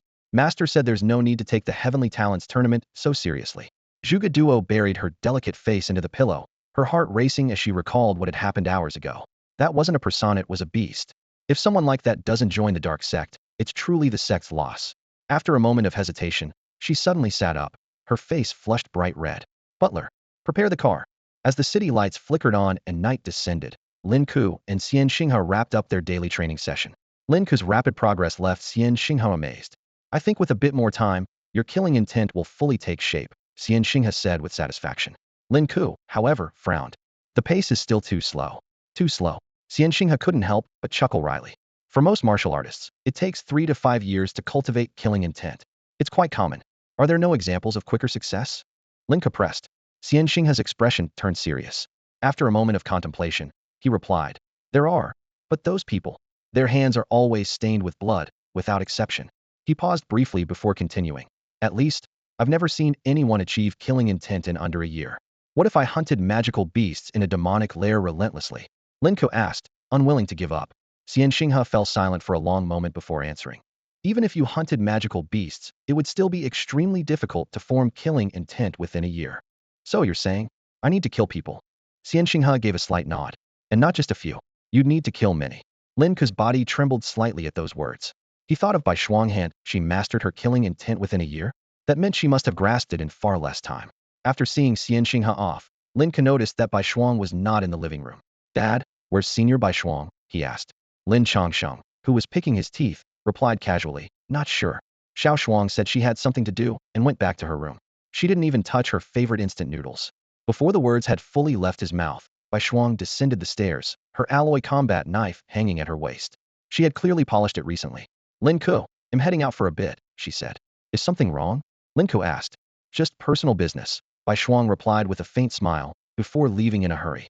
After a simple dinner, Lin Ke decided to visit the Black Sea to check on Xiao He. He had been busy with the Tianjiao battle tournament recently, and had already broken into the top 10. With some time left before the provincial competition ended, he felt less pressure. He activated his neural brain interface and initiated the sleep program. In an instant, his consciousness descended into the Black Sea, where he found himself in complete darkness. He couldn't see his hand in front of his face. Using his senses, he realized he was inside a structure, and Xiao He was below the building. When Xiao He's tail inadvertently touched one of the building's columns, the entire structure collapsed with a deafening roar. Lin Ke was shocked. Upon closer inspection, he discovered that the dark nether dragon's body had grown to over 20 zhang larger than many lord-level companion beasts. Pulling up the stats panel, he saw the experience bar read, LV 1472. It was clear that Xiao He had been greedily devouring fish while awake. Controlling the massive dragon body, Lin Ke maneuvered through the cluster of buildings. He soon realized that this underwater city was vast in scale. Despite most of the structures being corroded by seawater, remnants of its former glory as a civilization were still evident. This prompted him to wonder, could the invasion of the demonic layers have caused the downfall of this city? Lin Ke had gone through countless materials, but still couldn't find any clues about the demon cavern or related cities. Left with no other choice, he focused on his training, hunting rainbow fish within the safe zones, and collecting rainbow mystic stones to enhance his innate attributes. The perilous encounter with the Crimson Sky Xuanwu still haunted him, making him wary of venturing into the unknown regions of the Black Sea. He resolved to wait until the shadow nether dragon grew strong enough before exploring the ocean's surface. One goal was to uncover clues, while another was his hope to encounter the remnants of the Crimson Sky Xuanwu again. Master Yu, please bless me with another chance to meet the remnants of the Crimson Sky Xuanwu. Lin Ke silently prayed. Even if that doesn't happen, at least grant me a legendary purple cocoon. He reasoned that since Master Yu had already passed on, he would likely wish for a successor to inherit his legacy. And while Lin Ke didn't consider himself exceptional, he was the only one capable of absorbing these treasures. While Lin Ke was focused on improving his strength, the Zhang family estate in Quan Hai was brightly lit. As one of Quan Hai's ancient noble families, The Zhongs had extensive influence in the military, business, and political spheres. Their only regret was that they had never produced a prodigy from a prestigious academy. Finally, when someone like Zhang Jiao emerged, he was mercilessly killed. In a secluded study within the Zhang family estate, the elderly patriarch Zhang Junyang stared intently at 15 photographs laid out on the table, one of which depicted Lin Ke. Opposite him stood two men clad in black combat attire. One of them, sporting a thick beard, pointed at Lin Ke's photo and said, "Elder Zhang, these are the suspects we've identified. Especially this boy from a commoner family who has risen suddenly is the most suspicious." "Kill them all," Zhang Junyang interrupted coldly. "Better to kill the wrong person than let the right one escape. If that guy doesn't show up for the prodigy battle afterward, then well know we got the right one. As for the others' deaths, it's just their fate." When one of the assassins mentioned offering a discount for taking multiple lives, Zhang Junyang sneered in disdain. Does the Zhang family care about such trivial amounts? Make them die in agony, break their bones, and feed them to the dogs. The two assassins had just left the study when a sudden noise came from outside the door. Zhang Junyang looked up in confusion, and before he could react, a streak of blood splattered across the glazed window at the entrance. "Who's there?" Zhang Junyang's heart pounded as he hastily summoned his peak-a-rank companion beast, the savage bone serpent king. The massive serpent, stretching over 30 feet long, coiled tightly, filling most of the study and shielding Zhang Junyang at its center. "Since you're here, show yourself," Zhang Junyang demanded with a grim expression, his eyes fixed warily on the commotion at the doorway. The tongue of the barbaric bone serpent king flicked in and out, its massive head raised high, ready to strike a lethal blow at any moment. Zhang Junyang stood tense, his eyes scanning every corner of the study with vigilance. As the core area of the Zhang residence, the study was heavily guarded, almost impenetrable even to a fly. Yet now, someone had managed to infiltrate without leaving a trace. "Whoever you are, I know you're here. Stop hiding," Zhang Junyang called out sternly, trying to force the intruder out of the shadows. Crimson blood seeped onto the window panes, slowly staining the glass, while the oppressive silence in the room felt suffocating, as if no one had ever been there.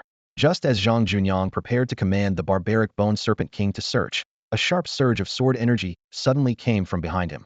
He instinctively turned around, only to hear a heart-wrenching scream from the serpent king. The massive snake, as thick as a barrel, had been severed in one strike. Even more chilling, there was no one behind him, as if the deadly blow had emerged from thin air. "Who sent you?" Zhang Junyang's voice trembled slightly. "Spare me, and I promise to pay you 10 times whatever you've been offered. I swear on the honor of the Zhang family ancestors, I will not pursue this matter further." He hoped the guards would arrive in time, but as the seconds dragged on, the entire estate remained eerily silent. It was likely all his guards had already been killed, and he had yet to even glimpse his enemy. The severed barbaric bone serpent writhed in agony on the ground, its massive head slamming into the walls, causing the entire study to shake precariously. Helpless, Zhang Junyang withdrew the severely injured beast, left alone to face the mysterious assassin. "I've shown enough sincerity. Please, reveal yourself." No sooner had he spoken than a slender shadow abruptly appeared behind him, the icy blade of a knife pressing against his neck. Zhang Junyang didn't even have the courage to turn around. Why are you doing this?" he stammered, but his words were cut short. His vision blurred, and his gaze became fixed on the ceiling. With a dull thud, his severed head hit the floor. The shadow vanished without a trace. The head of the Zhang family had fallen, silent and unnoticed. 3 hours later, at Jinhai Imperial Garden. "Xiaohei, you're finally awake," Lin Ke exclaimed as he watched the abyssal nether dragon stir from its slumber. The creature immediately expressed its excitement and longing. "Stop it, I can't stay with you for long," Lin Ke said, curbing the dragon's playful antics. After 3 hours of effort, he had managed to raise the dragon's experience to 97, bringing it close to reaching level 15 and potentially transitioning out of its juvenile stage. "Roar," Xiaohei conveyed through its thoughts how it had spent its time eating and sleeping, all the while yearning for the taste of a red void tortoise's remnant soul. "Xiaohei, can you still find such souls?" "Roar," Xiaohei informed Lin Ke that with his exceptional sense of smell, he could still track down that aura. However, the destination was exceedingly far, requiring over 10 days to reach. "That far?" Lin Ke frowned, pondering for a moment before ultimately deciding to first level up the Dark Nether Dragon to level 15. As for the legendary beast remnant soul Xiaohei mentioned, he planned to make a special trip there another day. After all, consuming even a wisp of such a soul could enormously boost the Dark Nether Dragon's power. In just 15 minutes, the Dark Nether Dragon successfully leveled up. Lin Ke immediately opened the panel to check. Companion Beast, Dark Nether Dragon Juvenile Stage. Level, LV 15. Attributes, Strength, 200. Constitution, 155. Agility, 200. Talent, 100. Element, Dark. Grade, World Destroying. Skills, Dragon Absorption Basic Golden Claw / Basic Dragon's Might Basic. Passive, Blood of the Black Beast unyielding as a mountain basic. To Lin Ke's surprise, the Dark Nether Dragon still retained the juvenile stage label, but this level up brought twice the usual attribute increase. Its strength had risen by 20 points in one go, meaning Lin Ke received a 40-point boost to his physique. Xiaohei, your talent is truly terrifying. Lin Ke exclaimed sincerely. If the Dark Nether Dragon could successfully enter its growth stage and undergo its first transformation, its potential would be unimaginable. After leaving the AI space, Lin Ke immediately felt a dual enhancement in both his physique and spirit. His muscles brimmed with immense power, and he was eager to test it. Even without using the Savage Bull Force, he could now easily unleash a force of 4,000 kilograms. If combined with the Savage Bull Force, he could potentially reach 5,000 kilograms. It's time to attempt breaking through to the 6th level of the Savage Bull Force, Lin Ke calculated mentally. According to Xian Xinghe's predictions, once he succeeded, his strength would surpass 6,000 kilograms, possibly even reaching 7,000. The goal of achieving a force of 10,000 kilograms was getting closer. As Lin Ke prepared to head back to his room for a shower, he heard Lin Chongqing's cheerful voice chatting with someone downstairs. Curious, he went down and saw Bai Shuang had returned and was enjoying a bowl of instant noodles. "Senior, you're back from your mission?" he asked. Bai Shuang replied, her mouth full of noodles. After swallowing, she smiled and said, "It wasn't complicated, so I wrapped it up quickly." Just as Lin Ke was about to turn away, Bai Shuang called out to him. "I heard from your mentor that you're close to grasping killing intent." Just a step away, Lin Ke said, a bit frustrated. "It feels like I'm on the brink, but I can't quite break through." "Wait for me in the training room," Bai Shuang said, quickly finishing her noodles. 5 minutes later, Bai Shuang appeared in the training room, now dressed in combat gear. Her well-proportioned figure, accentuated by the form-fitting suit, exuded a striking sense of confidence and power. Lin Ke couldn't help but stare for a moment. "Lin Ke, attack me with everything you've got." "Understood." Lin Ke unleashed his full power without reservation, combining the Savage Bull Force with his explosive muscular strength. Impressive progress. Bai Shuang's eyes gleamed with excitement. "Lin Ke, you truly are worth it." The two clashed instantly, their fists creating shockwaves that reverberated through the air. Despite Lin Ke's best efforts, he couldn't gain the upper hand. He vaguely sensed something interfering with his focus, an odd scent emanating from Bai Shuang, a strange mix of feral beast and human blood. Meanwhile, outside the gates of Golden Sea Imperial Residence, a black Rolls-Royce slowly came to a stop. Zhuge Duo rolled down the window slightly, her bright eyes cautiously observing something. "Housekeeper, should I go in or not?" Zhuge Duo asked nervously, her gaze fixed on the distant building through the narrow gap in the car window. Her slender fingers intertwined anxiously, betraying her inner turmoil. The housekeeper's face darkened, and a vein on his forehead twitched slightly. "Miss, this is the 25th time you've asked me that in the past hour. Then tell me, should I go in or not?" Zhuge Duo pressed on stubbornly, now for the 26th time. The housekeeper took a deep breath, trying to make sense of her unusual behavior. "Miss, is this person very important to you?" "Sort of," Zhuge Duo replied softly, then added resolutely. "No. I'd definitely regret it if I didn't." The housekeeper was taken aback, silently speculating. Has the young lady fallen in love? Known as a renowned and virtuous lady in the provincial capital, Zhuge Duo was admired for her grace and kindness. Yet here she was, traveling all the way to this remote town. Wasn't this like walking into the lion's den? "Miss," the housekeeper said cautiously, "with your status, if this person truly cares, they should come to you. Why trouble yourself by going to them?" "No way." Zhuge Duo suddenly looked up, a flicker of panic in her eyes. "What if someone else takes him away?" The housekeeper was stunned. "This is bad. Has the young lady become infatuated?" Suppressing his growing anxiety, he tried to reason with her. "Miss, there are countless promising young men in the provincial capital who would do anything just to meet you." "They're nothing," Zhuge Duo interrupted, suddenly agitated. "Those so-called honorable gentlemen can't even compare to a single strand of Lin Ke's hair."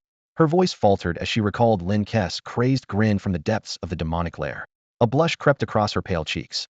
Now that's true talent in the dark arts, she thought to herself. As a covert member of the forbidden sect, she had been discreetly scouting for suitable recruits for their cause. The housekeeper clenched his teeth, vowing to remember this Lin Ke character. "Miss, how about I go check things out for you?" "What good would that do?" Zhuge Duo muttered under her breath. "He doesn't even know I'm here." "Then shall I notify him for you?" the housekeeper asked, his tone laced with frustration. "No," Zhuge Duo exclaimed, bringing her knees together in alarm. "Housekeeper, if you dare inform him, he'll fire you." Just the thought of that scenario sent a chill down her spine. Though she hadn't experienced it firsthand, she had witnessed Lin Ke's ferocity with her own eyes. The housekeeper felt utterly defeated, silently swearing. Why should our beloved young lady be left waiting like this? After 10 years of loyal service, I can't believe my job was nearly at risk because of this Lin Ke guy. Just wait, make sure you never get to meet the young lady. You have my word. Zhuge Duo stood in the corridor of Jinhai Imperial Court, her delicate features slightly contorted with unease. She unconsciously clenched her palms, a habitual action that only made her feel more irritable. Steward, she called softly. At your service. The steward responded immediately. Zhuge Duo's gaze softened. Sometimes I wonder if you weren't here, I wouldn't even know what to do. Miss Duo. The steward's eyes reddened, tears welling up. Just then, he felt a sudden sharp pain at the back of his head. Go. Don't go. Go. Don't go. Zhuge Duo gently plucked at the steward's hair as if picking flower petals, one strand after another falling to the floor. The already sparse hair on his balding head grew even shinier, reflecting the light almost like a mirror. Miss, please. The steward stopped her action in distress, speaking with firm determination. I think you should go. The other party will definitely be happy to see you, I promise. Besides, you're already here. Really? Absolutely. The steward's expression was Gravy had no choice but to be serious, as Zhuge Duo had just pulled out 6 whole strands of his hair. All right, wait here for me. I'm going in. Encouraged, Zhuge Duo made her decision. She gave herself a mental pep talk. She and Lin Ke had no grudges. He shouldn't do anything to her. At worst, she could use some tricks. This thought filled her with unprecedented confidence. The steward gazed at the 6 strands of hair floating away to hair heaven and silently bid them farewell in his heart. Goodbye, my youth. After showing her ID card, Zhuge Duo effortlessly entered Jinhai Imperial Court. She owned 2 properties here for keeping her pets, usually managed by her staff. If Lin Ke weren't staying here, she might have completely forgotten about this place. It was just one of her many insignificant assets. The elevator's ding announcing the arrival at the 18th floor startled her. Zhuge Duo cautiously surveyed her surroundings before stepping out with small, hesitant strides.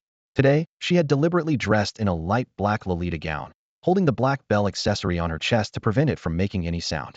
With every step forward, the fear that man instilled in her grew stronger, until her legs began to tremble. Zhuge Duo, pull yourself together. She fought the blush spreading across her face, repeatedly giving herself a pep talk to stay steady. Lin Ke, we meet again. She softly practiced her opening line, but found it too plain. Haha, your big sister has come to see you in person.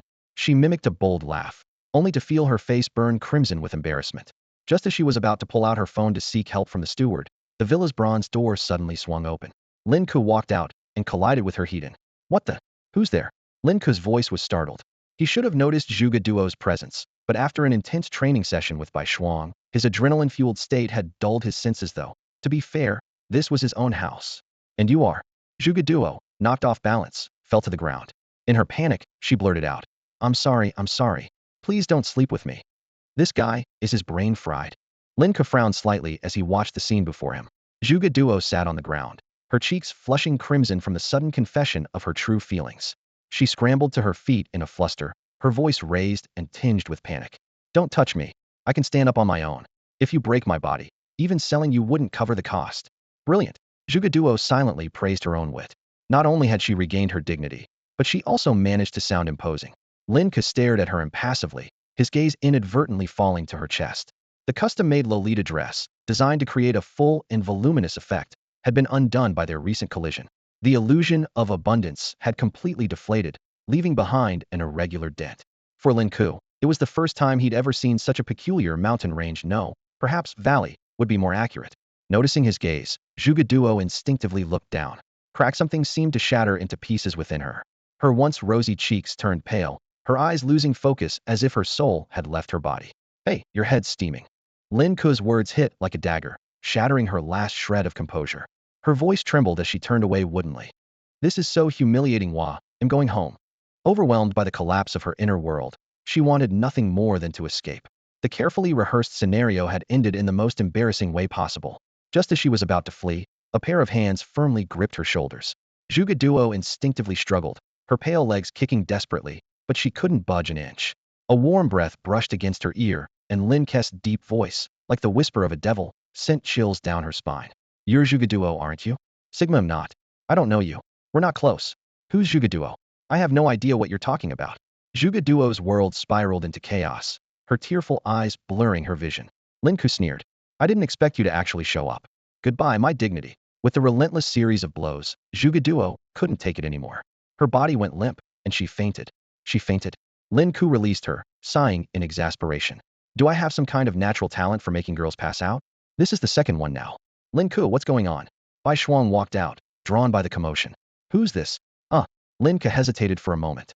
Senior, this might sound unbelievable, but she's from the demonic path. Oh, she's from the demonic path, Bai Shuang replied calmly, surprising Lin Ke. You're not shocked? She came straight into our home. Bai Shuang effortlessly picked up Zhugeduo. Her? Even if she's from the demonic path, she's probably just a rookie. Real demonic path practitioners are ruthless killers. At that moment, Lin Chongqing also stepped out, curious about the noise. Seeing the unconscious Zhuge Duo, his imagination immediately ran wild, conjuring a scene where Lin Ke had hired a cosplay escort and been caught in the act. Lin Ke, you ungrateful brat.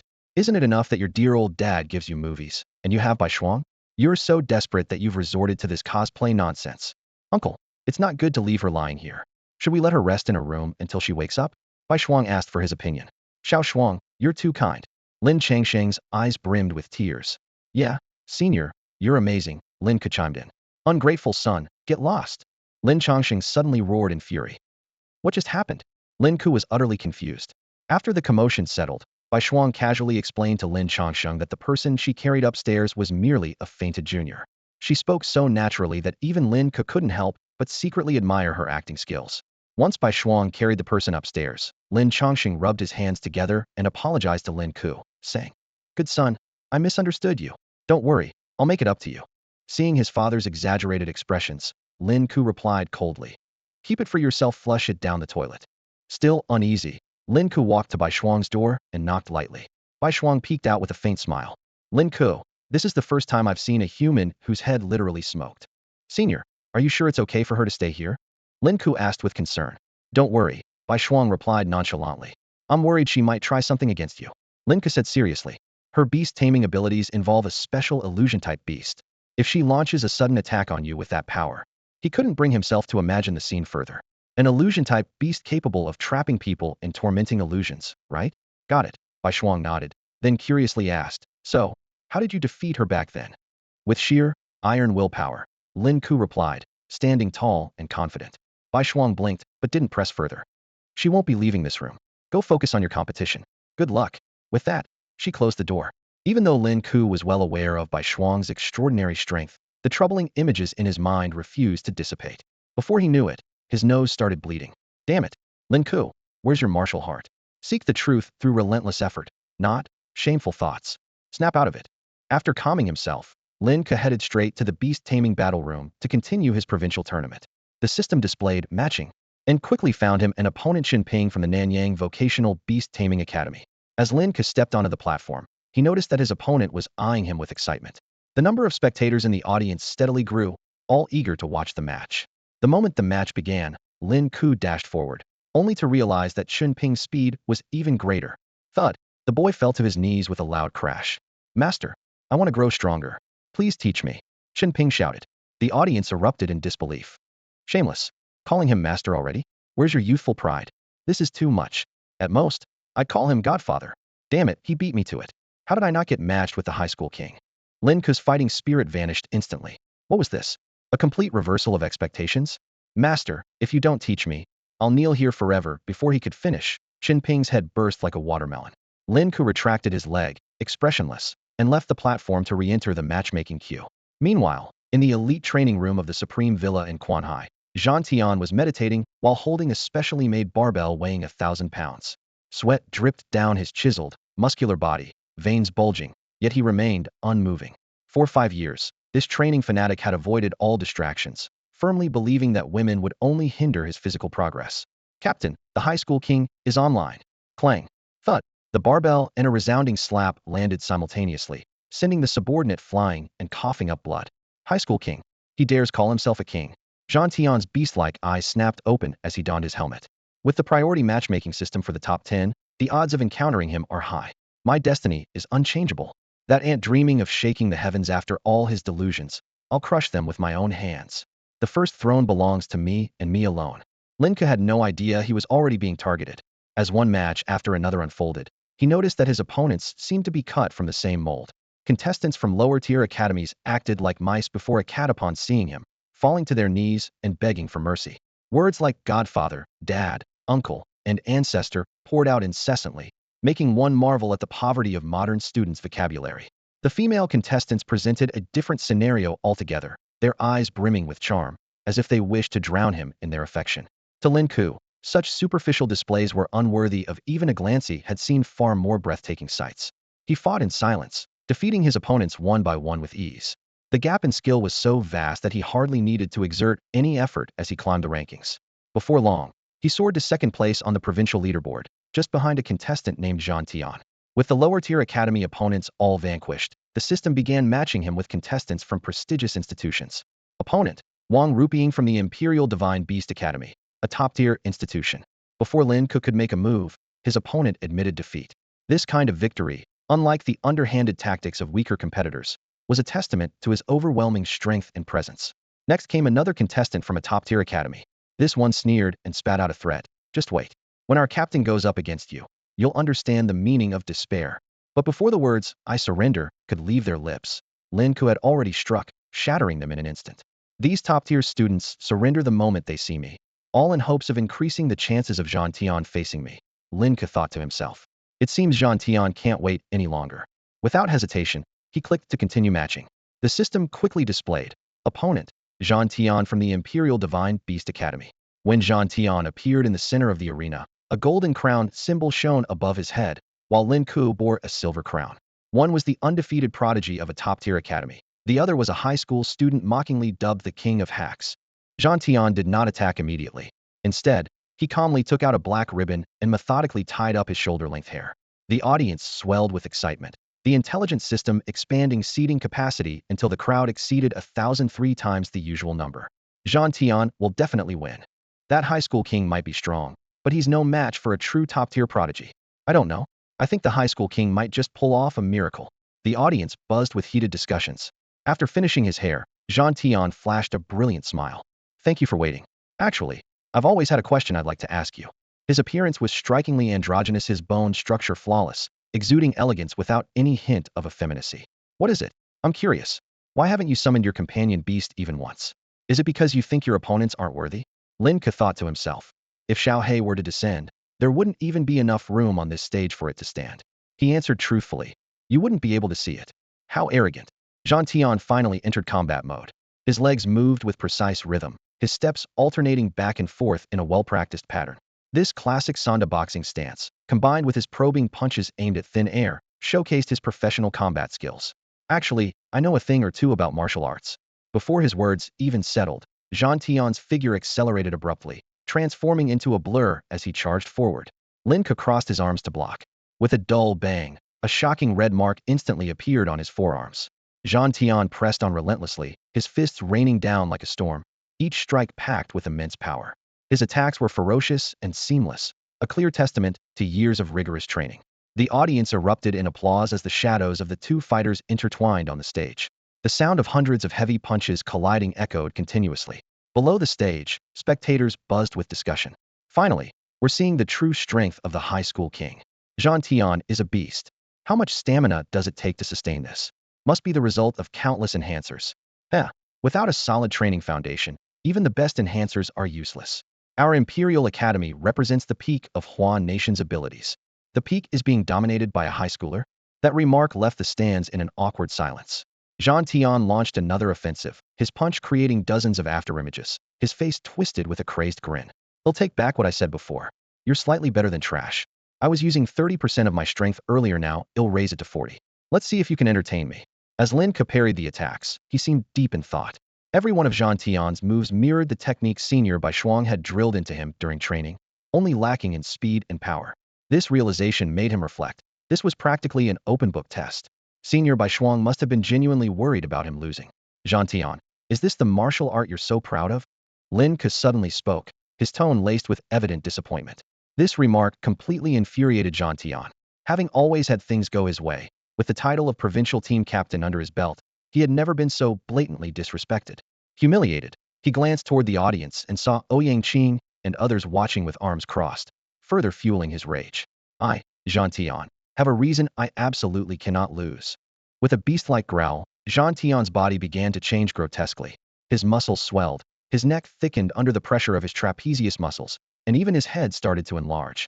The black cord tying back his hair snapped with a sharp snap. and his now loose hair cascaded down as sharp fangs grotesquely protruded from his mouth.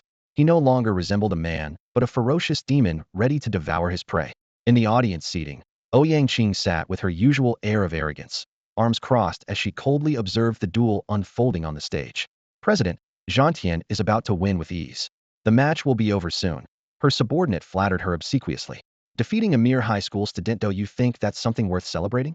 A cold glint flashed in Ouyang eyes as she turned her icy gaze toward her subordinate. Go back and donate $1 billion to the Imperial Academy. If I hear such idiotic remarks again, you know what will happen. Yais. Before the subordinate could finish his sentence, a thunderous roar erupted from the stage. Zhantian's body suddenly swelled to the size of a small mountain, his refined and handsome appearance vanishing, replaced by a terrifying, beast-like form. Wielding fists as massive as iron pillars, each strike tore through the air with deafening sonic booms as he charged toward Lin Ke. Lin Ke, however, casually raised his hand and effortlessly intercepted the devastating blow. Boom, boom, boom. 3 earth-shattering explosions reverberated across the arena, reminiscent of siege cannons pounding against fortress walls. Yet Lin Ke's figure remained unmoving, as if facing nothing more than a child's tantrum. For the first time, a flicker of unease crept into Zhantian's heart. He had injected himself with an excessive dose of muscle-enhancing serum, sacrificing his image to deliver this strike. And yet, it had no effect on Lin Ke. What baffled him even more was that Lin Ke's physique appeared no different from an ordinary person's. How could this be possible? Roar! Zhantian bellowed furiously, launching another punch, this time with the force of an unstoppable avalanche. In response, a spectral image of a wild bull began to materialize around Lin Ke. The energy of the five-fold wild bull technique coalesced around his fist as he met Zhantian's attack heat. Crack! A sharp, bone-snapping sound echoed as Zhantian's tree-trunk-sized arm shattered into several pieces, snapping like a pencil. Yet he seemed unfazed by the pain, standing there in stunned silence. His physical strength truly surpasses Zhantian's, Ouyang murmured, a hint of astonishment flashing in her eyes. This individual is worthy of joining the Imperial Academy. President, but what if he comes from an ordinary family? Do I need to repeat myself? Ouyang gaze turned piercing, silencing her subordinate instantly. A 5 billion penalty. If it happens again, you're fired. Thank you for your mercy, President. The subordinate muttered in relief, thinking to himself how lenient she was to only impose a fine. Ouyang redirected her attention to the stage. A high school student capable of cultivating such an extraordinary physique could never come from an ordinary family. Notify everyone to cease investigating his background. At the national tournament, he'll personally inform him of this opportunity. He'll surely be overwhelmed with gratitude. Long live the president. Glory to the Imperial Academy. At that moment, Zhantian made a shocking move that left the entire audience stunned, grabbed his already shattered arm and forcefully tore it off. His clenched teeth ground together with a chilling sound, and only after the arm was completely severed did he take a deep breath and declare, I admit you are worthy of being my opponent. Your strength may surpass mine, but when it comes to physical endurance, I will not lose to anyone. At the sight of Zhantian's severed wound, the fibers of flesh began to writhe, regenerating a fully formed arm right before Lin Ke's eyes. This astonishing scene, however, failed to elicit even the slightest reaction from Lin Ke's expression, remained as calm as still water. Zhantian burst into laughter, hoping to see shock on his opponent's face, but Lin Ke didn't even lift an eyelid. As a fellow practitioner of body cultivation, Lin Ke instantly saw through the cost of this regenerative ability. The rapid rise and fall of Zhantian's chest, and his visibly weakened aura betrayed the immense physical toll required for such healing. You used a companion beast, didn't you? Lin Ke directly exposed the truth. That's right, Zhantian admitted without pretense. You're the first to force me to use my companion beast. As his words trailed off, a strange mark emerged on his neck, spreading to his back. Amidst flickering blood-red light, a six-legged creature resembling a gecko materialized, its lightning-like energy weaving and sparking around Zhantian. In the stands, Ouyang noticed her attendant watching intently and cleared her throat in disapproval. The attendant quickly flattered her, saying, President, your foresight is remarkable. I almost thought the match would reach a stalemate. This has been enlightening. Good, as long as you understand. Ouyang gave a meaningful smile. After the attendant stood up, she rose gracefully and said, Let's go. There's no point in watching a match when the outcome is already decided. Lin Ke silently reflected.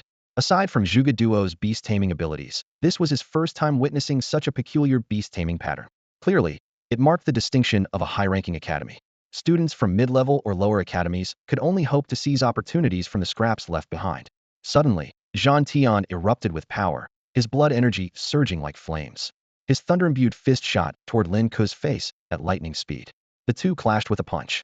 Though Jean Tian's fist bones twisted upon impact, he pressed on relentlessly. With my healing abilities, a mere fracture is nothing. Jean Tian roared with arrogance. Lin Ke sneered coldly and delivered a lightning-fast kick to Jean Tian's knee. The knee shattered audibly, but Jean Tian remained unfazed. A mere broken leg. Before he could finish his sentence, Lin Ke's fist had already launched like a cannonball, blasting straight through his heart. Humph! A mere heart. Jean Tian's boast was abruptly cut short as he coughed up blood, his eyes losing focus. The virtual network of the provincial competition, replicating 90 of real pain, subjected him to a hellish agony after a brief moment of numbness. In his dying moments, Jean Tian's memories flashed before him like a reel of images: a young girl's confession, his arrogant rejection, the absurd scenes of his father forcing him into indulgence. Finally, his consciousness plunged into darkness. Yet, his body remained unmoved, not transported out of the arena. In the depths of the luxurious study at the headquarters of the Imperial Academy in the Imperial capital, a breathless attendant rushed across the thick red carpet to Ouyang-Qing's desk, nearly collapsing onto the ground. Jean Tian. Jean Tian. The attendant struggled to catch his breath as he spoke. Ouyang-Qing calmly closed the book in his hand, titled How to Become Poor, and rose slowly. He's 30 seconds later than I expected. No, President. Jean Tian has been beaten to the brink of death, barely alive. Ouyang-Qing turned his head toward the attendant, his expression blank and his voice icy. I was referring to the exact time he was defeated. Do you understand? Yes, President. You truly foresaw everything. The attendant wiped the sweat from his brow repeatedly. What should we do next? Inform Jean Tian that he's been expelled, Ouyang-Qing said decisively. Additionally, send someone to Fu Province. The first place must belong to the Imperial Academy. If the problem cannot be solved, then we solve the root of the problem. Understood. The attendant turned to leave. Wait. Ouyang-Qing suddenly narrowed his eyes. Did you see with your own eyes that Jean Tian was defeated and transported out of the arena? Well, I didn't have time to confirm that. Useless. Ouyang-Qing kicked the attendant to the ground. Jean Tian still has cards he hasn't played. Go find out what's happening. A mere high schooler couldn't possibly defeat him so easily. Meanwhile, an eerie silence enveloped the arena where Lin Ke and Jean Tian were battling. Jean Tian, clearly devoid of vital signs, knelt unnaturally on the stage. Blood gushed from his chest in thick streams, but the system failed to transport him away. This has to be a glitch, right? He should be dead by now. Shoo, keep your voice down. Don't let Master Zhou hear you. He's notoriously petty. Lin Ke remained vigilant, keeping a safe distance from Jean Tian. He knew that Jean Tian possessed twin companion beasts, yet only the blood gecko tattoo had revealed itself so far. The absence of the second beast was an anomaly that couldn't be ignored. Suddenly, a chilling crack echoed from Jean Tian's head, like the sound of a long-abandoned machine sputtering back to life. His legs bent at unnatural angles as he stood, his entire figure resembling a vengeful spirit risen from the depths of hell. Look, Jean Tian isn't dead. The audience erupted into chaos. Golden Tiger Strike. Lin Ke seized the moment, giving his opponent no chance to recover. His hands clawed at the air, unleashing invisible blades of energy that tore through space and severed Jean Tian's legs. But then, a bizarre scene unfolded. Jean Tian's severed legs began regenerating at a speed visible to the naked eye, and the fatal wound on his chest rapidly closed. Even more shocking, his jet black hair faded, transforming into a pure, silvery white in mere moments. Just as Jean Tian regained his footing, another wave of Golden Tiger Strike came hurtling toward him. This time, his figure blurred into a phantom, effortlessly evading Lin Ke's onslaught. When he reappeared, his exaggerated muscles had vanished, reverting to his original form. Yet somehow, he now exuded an even more terrifying aura than before. Crack, crack, crack. Jean Tian twisted his neck, producing crisp popping sounds. He fixed his gaze on his opponent, his voice tinged with unwillingness. I thought I could easily crush you with the healing and physical strength of the blood gecko. It seems I underestimated you. A cold smile played at the corner of his lips. This move was originally reserved as a trump card for the national competition. Consider it an honor to witness it here today. Some things, if you're not born with them, you'll never possess. Before his words fully landed, black, viscous liquid began seeping from Jean Tian's pores, spreading like a tide and engulfing his entire body. The liquid expanded along the contours of his muscles, stretching his once 1.8-meter frame to a towering 5 meters. The black substance solidified into a hardened armor, while his arms and legs extended and transformed into 4 sharp, black blades that drove deep into the arena floor. In this form, Jean Tian no longer resembled a human, but an alien warrior from another world. This is my second companion beast in integration of the black armored mantis genes, with a compatibility rate of 97%. The beast is me, and I am the beast. Jean Tian's voice was muffled yet arrogant under the armor. The audience erupted in gasps and murmurs. He confused with a beast? Isn't that a unique ability of the special and illusion beast types? You don't know, do you? Zhang Tian comes from a prestigious family. In families like his, their children are injected with genetic serums from birth. If they're compatible, they can merge with their beasts, achieving combat power far beyond that of ordinary beast tamers. In the stands, a commoner beast tamer, his body honed from years of training, was on the verge of tears as he muttered to himself, "Years of hard work building my physical strength, only to be surpassed so easily by genetic modifications. This world is so unfair." Around him, spectators lamented for Lin Ke, believing his chance to claim victory had been utterly crushed by Zhang Tian's dual companion beast fusion. "Let me put an end to this farce." Zhang Tian's voice was hoarse and grating. His bladed legs tapped the arena floor, and in the next instant, he transformed into a streak of black lightning, vanishing from sight. His speed had increased tenfold, so fast that the audience could no longer track his movements. Yet Lin Ke's pupils seemed to be following something intently. Suddenly, he swung a punch toward what appeared to be empty space. Clang, clang, clang. Sparks flew as his fist collided precisely with Zhang Tian's twin blades. "You can actually see my movements." Zhang Tian's voice was filled with disbelief. Lin Ke chuckled lightly. "Of course I can. Scurrying around the arena like a bug, it's honestly getting on my nerves. Is this the speed you're so proud of? It's still far from enough." Before his voice had fully faded, Lin Ke's figure vanished completely from Zhang Tian's sight, leaving not even a trace of an afterimage. King Gaozhong has vanished too. His speed is even faster than Zhang Tian's. A wave of astonishment erupted from the audience. Zhang Tian found himself in an unprecedented predicament. Lin Ke's figure had completely disappeared from his perception, leaving only the sound of rushing wind sweeping past his ears unpredictably, like a phantom. This was one of Lin Ke's most formidable trump cards, his extraordinary agility. In addition to his incredible strength and regenerative abilities, he had perfectly inherited Xiao Hei's terrifying gift of speed. This trump card had only been revealed once before to Bai Shuang.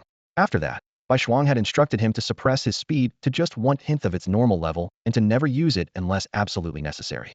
Now, unleashing this ghostly speed, Lin Ke was delivering the most devastating blow to his opponent. "Damn it! Show yourself!" Zhang Tian roared, swinging his black blade wildly in an attempt to block any possible path Lin Ke might take. He had intended to end the fight instantly with his own trump card, only to be brutally taught a harsh lesson by Lin Ke. Speed, strength, perception, and insight had been utterly outclassed in every aspect of this duel. "This is impossible." Zhang Tian's mind raged.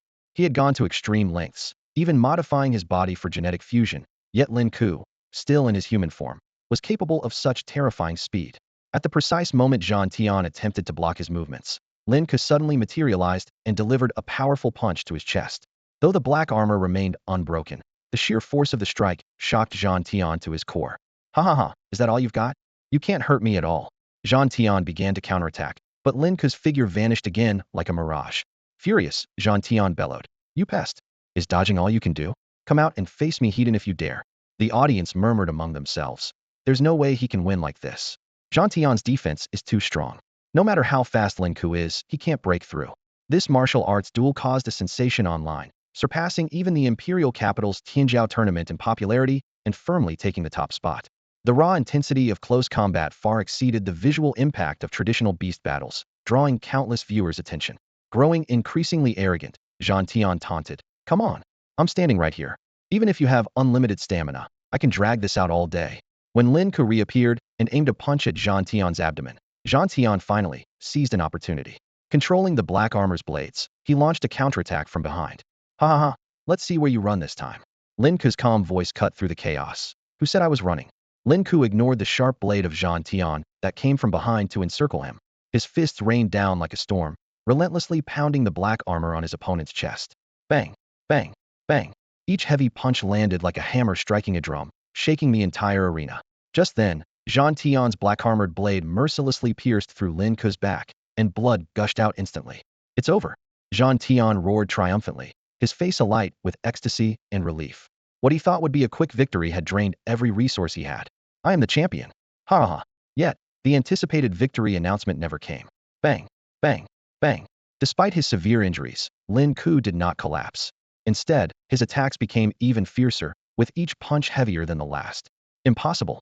Why aren't you dead yet?" Zhang Tian bellowed in disbelief. Although this was a virtual network battle, the system's simulated pain at 90 intensity 1 could ignore the agony of being pierced by a blade. Zhang Tian swung his black blade wildly, stabbing Lin Ke's body again and again. The stage was soaked in blood. Lin Ke's body was covered in wounds, yet his attacks maintained their precision and rhythm. With every strike, cracks on the black armor widened, and the supposedly indestructible armor began to disintegrate. In desperation, Zhang Tian removed the black armor from his head, transferring it to fortify his chest and protect his heart. Without this adjustment, his heart's defense would have shattered in 10 seconds. I have to end this in 10 seconds. He whirled his blades furiously, slicing Lin Ke's body into shreds, but failing to disrupt Lin Ke's relentless assault. 5 seconds left. Die already. Zhang Tian's eyes burned red as he thrust his black blade straight toward Lin Ke's throat. But Lin Ke seemed unfazed, his gaze firmly locked on Zhang Tian's increasingly dented chest armor, as if nothing could break his focus. Just as the black blade was mere centimeters from Lin Ke's neck, his heavy punch finally shattered the black armor. A surge of golden energy, infused with the force of a tiger's roar, poured into Zhang Tian's exposed skin, surging through his body like an unstoppable torrent. Roar! The sound of a tiger's roar echoed across the arena as the golden energy shredded through Zhang Tian from within. His black armor crumbled piece by piece, and blood spurted from his 7 orifices. Zhang Tian's eyes widened in shock, as if he wanted to say something, but all his strength had left him. Win! The word lit up in the air as Lin Ke, covered in blood, raised his arms high and let out a roar that shook the stadium. Victory! Zhang Tian's figure vanished from the stage. For a moment, the audience was utterly silent, and then an eruption of thunderous applause filled the air, marking a perfect conclusion to this breathtaking battle. High School King! High School King! High School King! The internet was abuzz with chants. The undisputed champion of elite schools has been defeated in Fu Province. The forums were in an uproar. Within just 10 minutes of the match ending, the top 10 trending topics were all about Lin Ke's stunning victory. Discussions erupted like wildfire. Some doubted the reputation of Quan Hai High School, suspecting Lin Ke was a hidden prodigy from a prestigious academy. Others boldly speculated he might hail from some demonic lair, given his terrifyingly strong physique, unprecedented for a high school student. Lin Ke removed his helmet with a calm expression, though a hint of disappointment lingered in his heart. Zhang Tian is still too weak. He couldn't push my body's healing mechanism to fully activate. During the match, Lin Ke had sensed a peculiar energy subtly guiding him, a feeling that seemed to originate from the radiant holy dragon. He had experienced a similar sensation during his fight with the flying centipede, but lacked the clarity to discern more back then. In this battle, Lin Ke had only used 70% of his strength, holding back both his agility and power. He had hoped to use the fight as an opportunity to forge a connection with the radiant holy dragon, but Zhang Tian simply couldn't keep up with his pace. It seemed that only the truly fearsome prodigies could be encountered at the national championship. After briefly reflecting, Lin Ke left the battle room, recalling that a certain rogue cultivator was still staying at his house. Lin Ke, you're back? Bai Shuang stepped out of her room just as he arrived. How did the match go? Got first place. Lin Ke replied, nodding in gratitude. Senior, thank you for helping me with the open book exam. Even if it's open book, it's still your hard work that earned it, Bai Shuang said with a gentle smile. The venue for the national championship won't be a virtual combat room anymore. You'll compete in front of all the top talents. Feeling nervous? Not at all, I am excited. Lin Ke's eyes sparkled with anticipation. He wasn't just looking forward to the competition, but also to the rare chance for a break. With a month of free time ahead, he could fully immerse himself in training within the Black Sea. I can't even imagine how much stronger he'll become. By the way, Senior, has Zhuge Duo woken up? She woke up, but I knocked her out again, Bai Shuang replied casually. I wanted to wait until your match was over before letting her wake up, so she wouldn't distract you. What's the plan for dealing with her? Lin Ke asked, still cautious about the rogue cultivator. Aren't rogues supposed to be pretty dangerous? We'll handle it ourselves, Bai Shuang said confidently, clearly experienced. Don't worry. They'll make sure she can't harbor any ill intentions toward you when she wakes up. No need to report this to the authorities. They can't do much about rogue cultivators, Bai Shuang explained. After all, rogues are still beast tamers, and someone like her, a top talent from the Imperial Divine Beast Academy, is protected. Lin Ke fell silent upon hearing this. The so-called evil sects didn't seem to be universally condemned. Lin Ke listened to Bai Shuang's explanation, his brows slightly furrowed. It was because among these sects, there were no shortage of geniuses who were granted special privileges. Even when they acted out of line, they often managed to evade punishment. As you said, Bai Shuang said calmly, the methods of the evil sects are indeed ruthless, but their ultimate goal is to eradicate the demon abyss. In that sense, their direction is justifiable. In fact, some high-ranking beast tamers have even supported certain actions of the evil sections. After all, casualties are unavoidable in the battles against the demon abyss. Senior, you seem to know a lot about the evil sects. Lin Ke couldn't help but ask. Bai Shuang didn't elaborate further. Instead, she countered with a question. Do you want to talk to her? She gestured to the unconscious Zhuge Duo lying on the bed. Lin Ke remained silent, the image of Zhuge Duo's earlier torment still lingering in his mind. The girl, who once prided herself on her mastery of illusions, now didn't even dare to use the simplest illusion techniques against him. Since she came to us, we might as well talk, Lin Ke finally said. Bai Shuang led Lin Ke into the room. A faint, pleasant fragrance filled the air, not the scent of soap, but something more unique, seemingly Bai Shuang's own natural scent. The room was impeccably clean, clearly tidied up by Bai Shuang beforehand. She gently tapped Zhuge Duo's cheeks. The girl's face was flushed, and she let out soft whimpers, as if trapped in a nightmare. In her dream, Lin Ke's figure loomed like a haunting shadow, tormenting her. Senior, I didn't do anything. Lin Ke quickly raised his hands in defense. Bai Shuang gave him a sidelong glance before pressing firmly on Zhuge Duo's philtrum. The girl winced in pain, her brows knitting together, and finally opened her eyes. She gasped for air, her back drenched in cold sweat. Once she took in her surroundings, she immediately pulled the blanket tightly around herself, as if trying to disappear. Lin Ke, you hurt me. Zhuge Duo suddenly burst into tears, her tears streaming uncontrollably. Are you imagining things? I didn't even touch you, Lin Ke said helplessly. It's you. You bullied me. Zhuge Duo cried harder. Since you've already taken advantage of me, you must join the evil sects. Otherwise, you'll die right here and now. Suit yourself.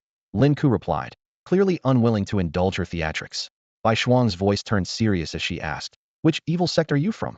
It was only then that Zhuge Duo noticed the third person in the room. Distraught, she stammered. Evil sects are just evil sections. What difference does it make? Our goal is to destroy the demon abyss and trample those high and mighty wealthy elites beneath our feet.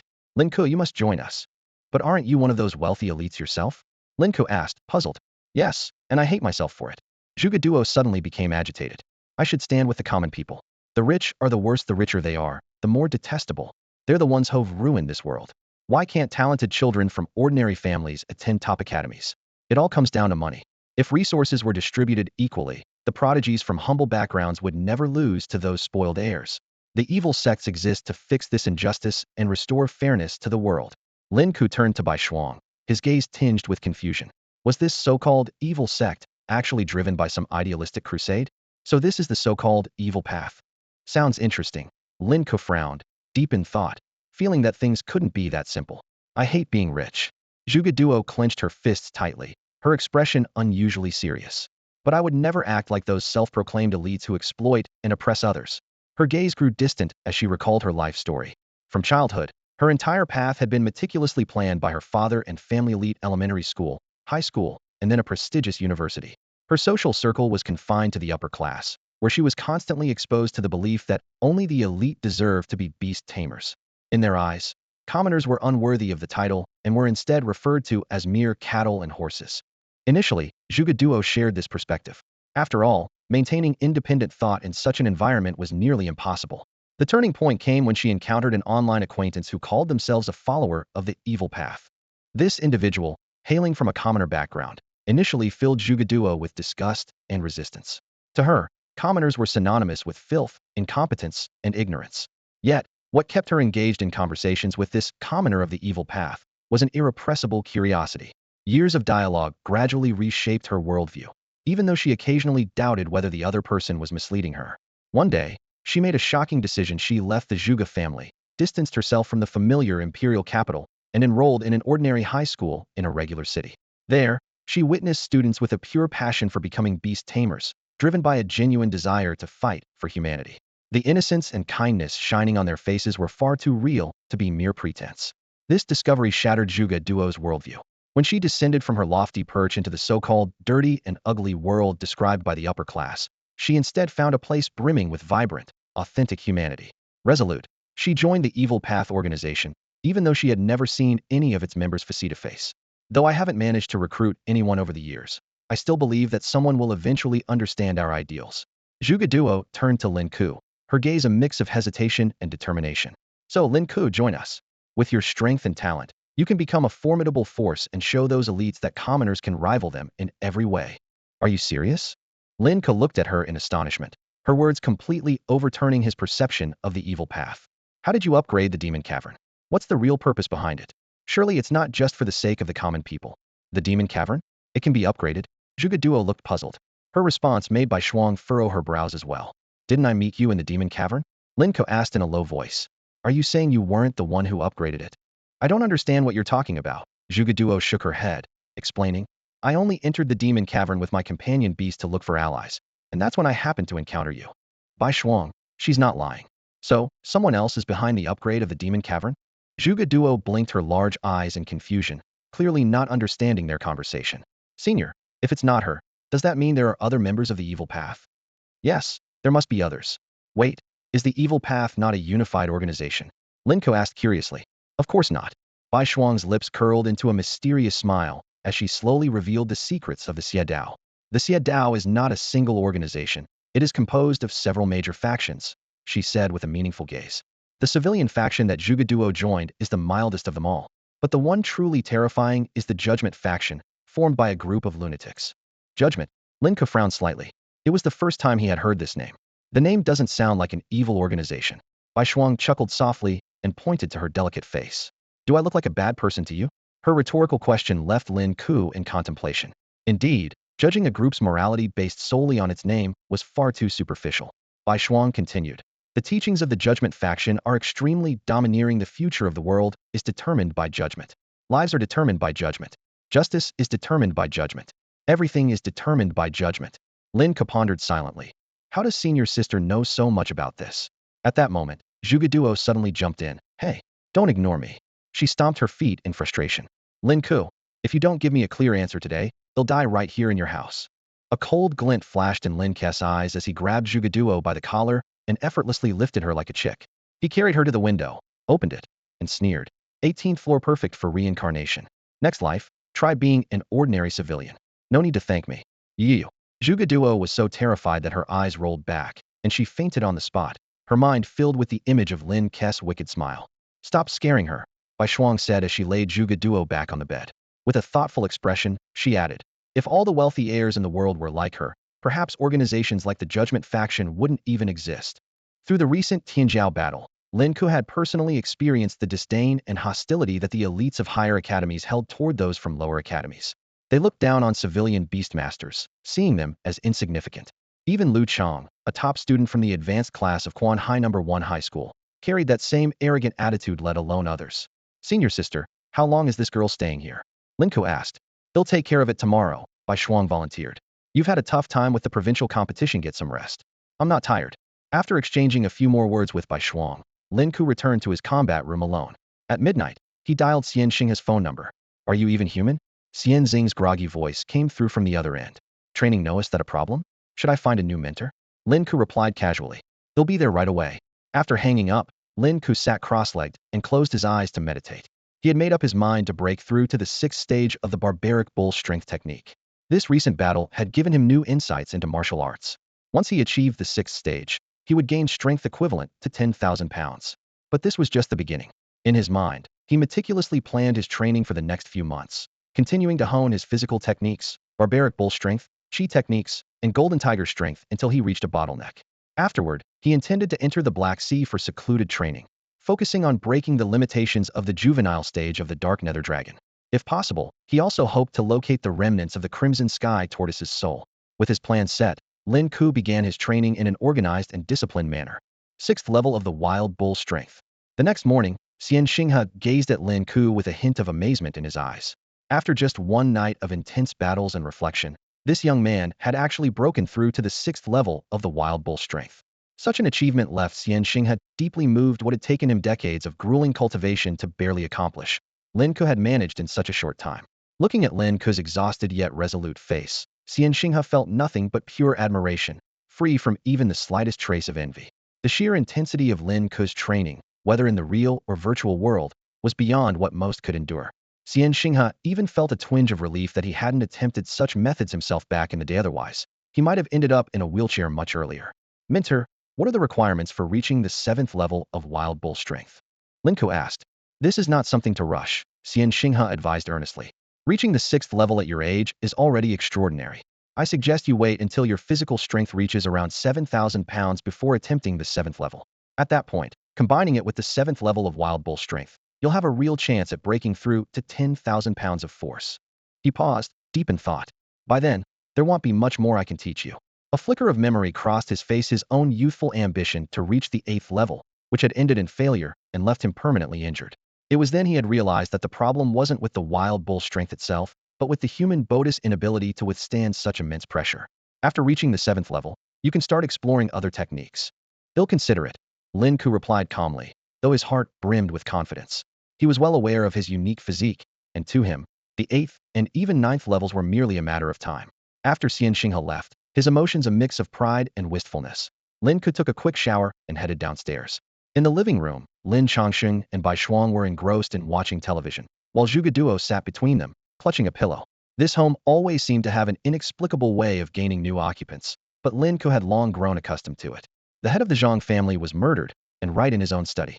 This is big news, Lin Changsheng exclaimed. Seems even the wealthy aren't safe these days. The Zhang family? Lin Ke approached, his gaze settling on the brief news broadcast about the death. That family had once been one of the few to stir his killing intent, and now their patriarch had mysteriously died? Have they caught the culprit? Still under investigation, I heard, Bai Shuang replied. But they should catch them soon. Meanwhile, Zhuge Duo kept a wary eye on Lin Ke. Ever since she arrived here, she had been plagued by nightmares, as though trapped in a recurring curse. She silently vowed to herself, just you wait, Lin Ke. Once I've mastered beast control, I'll make sure you understand what it means to feel weak in the knees. At that moment, Lin Ke's phone rang. It was his homeroom teacher, Chen Wei.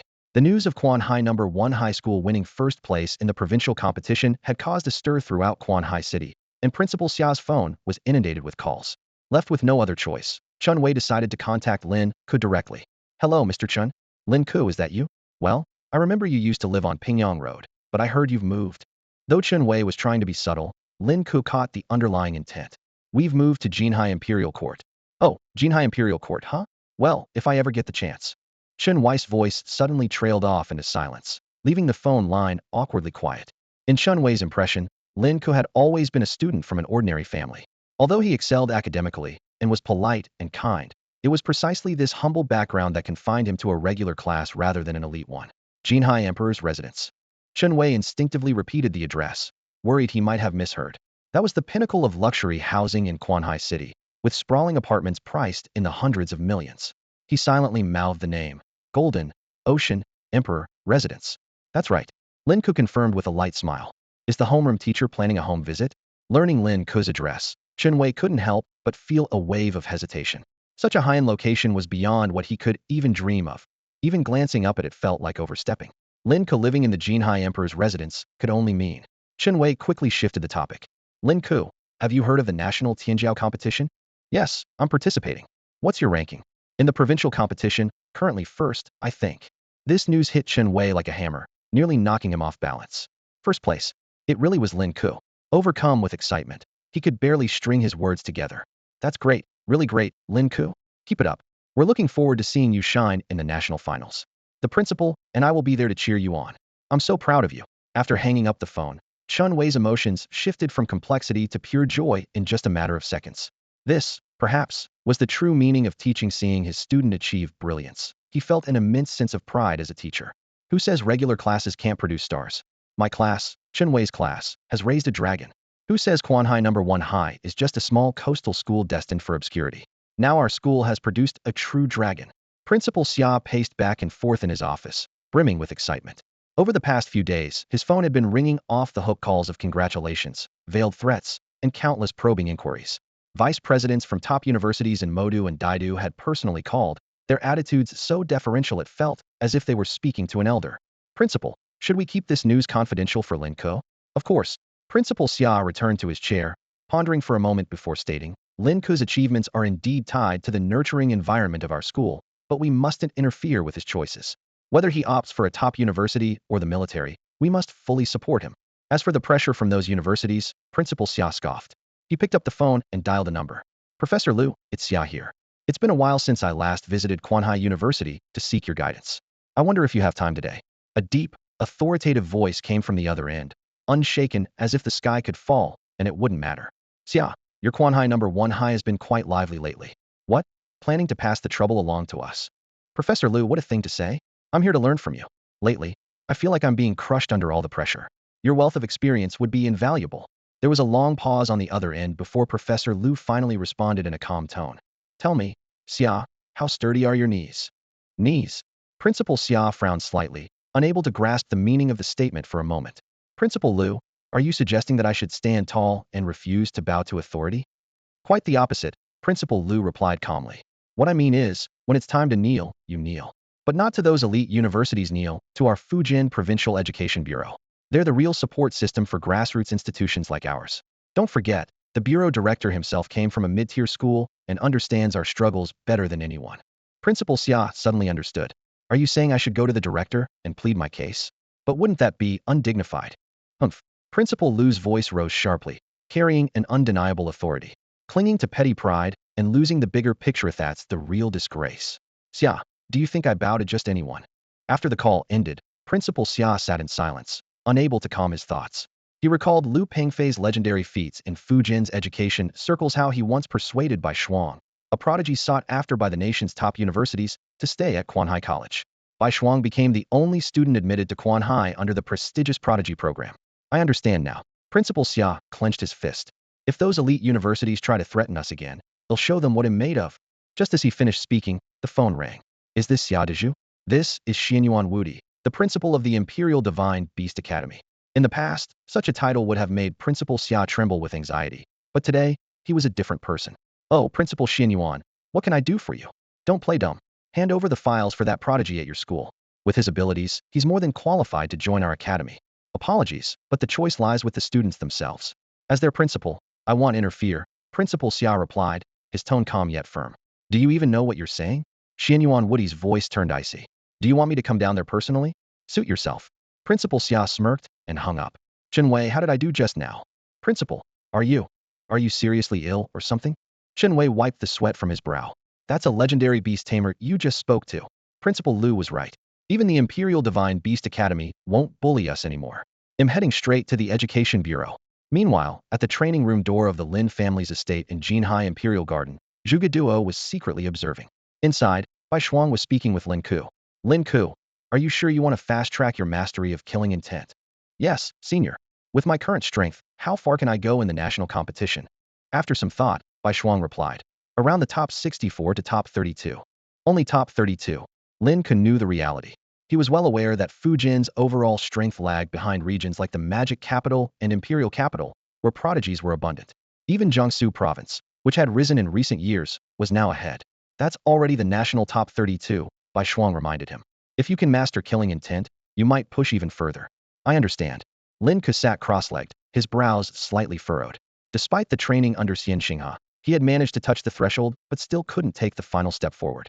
He hesitated, wanting to ask if this breakthrough was tied to killing, but dismissed the thought, feeling it might be too abrupt.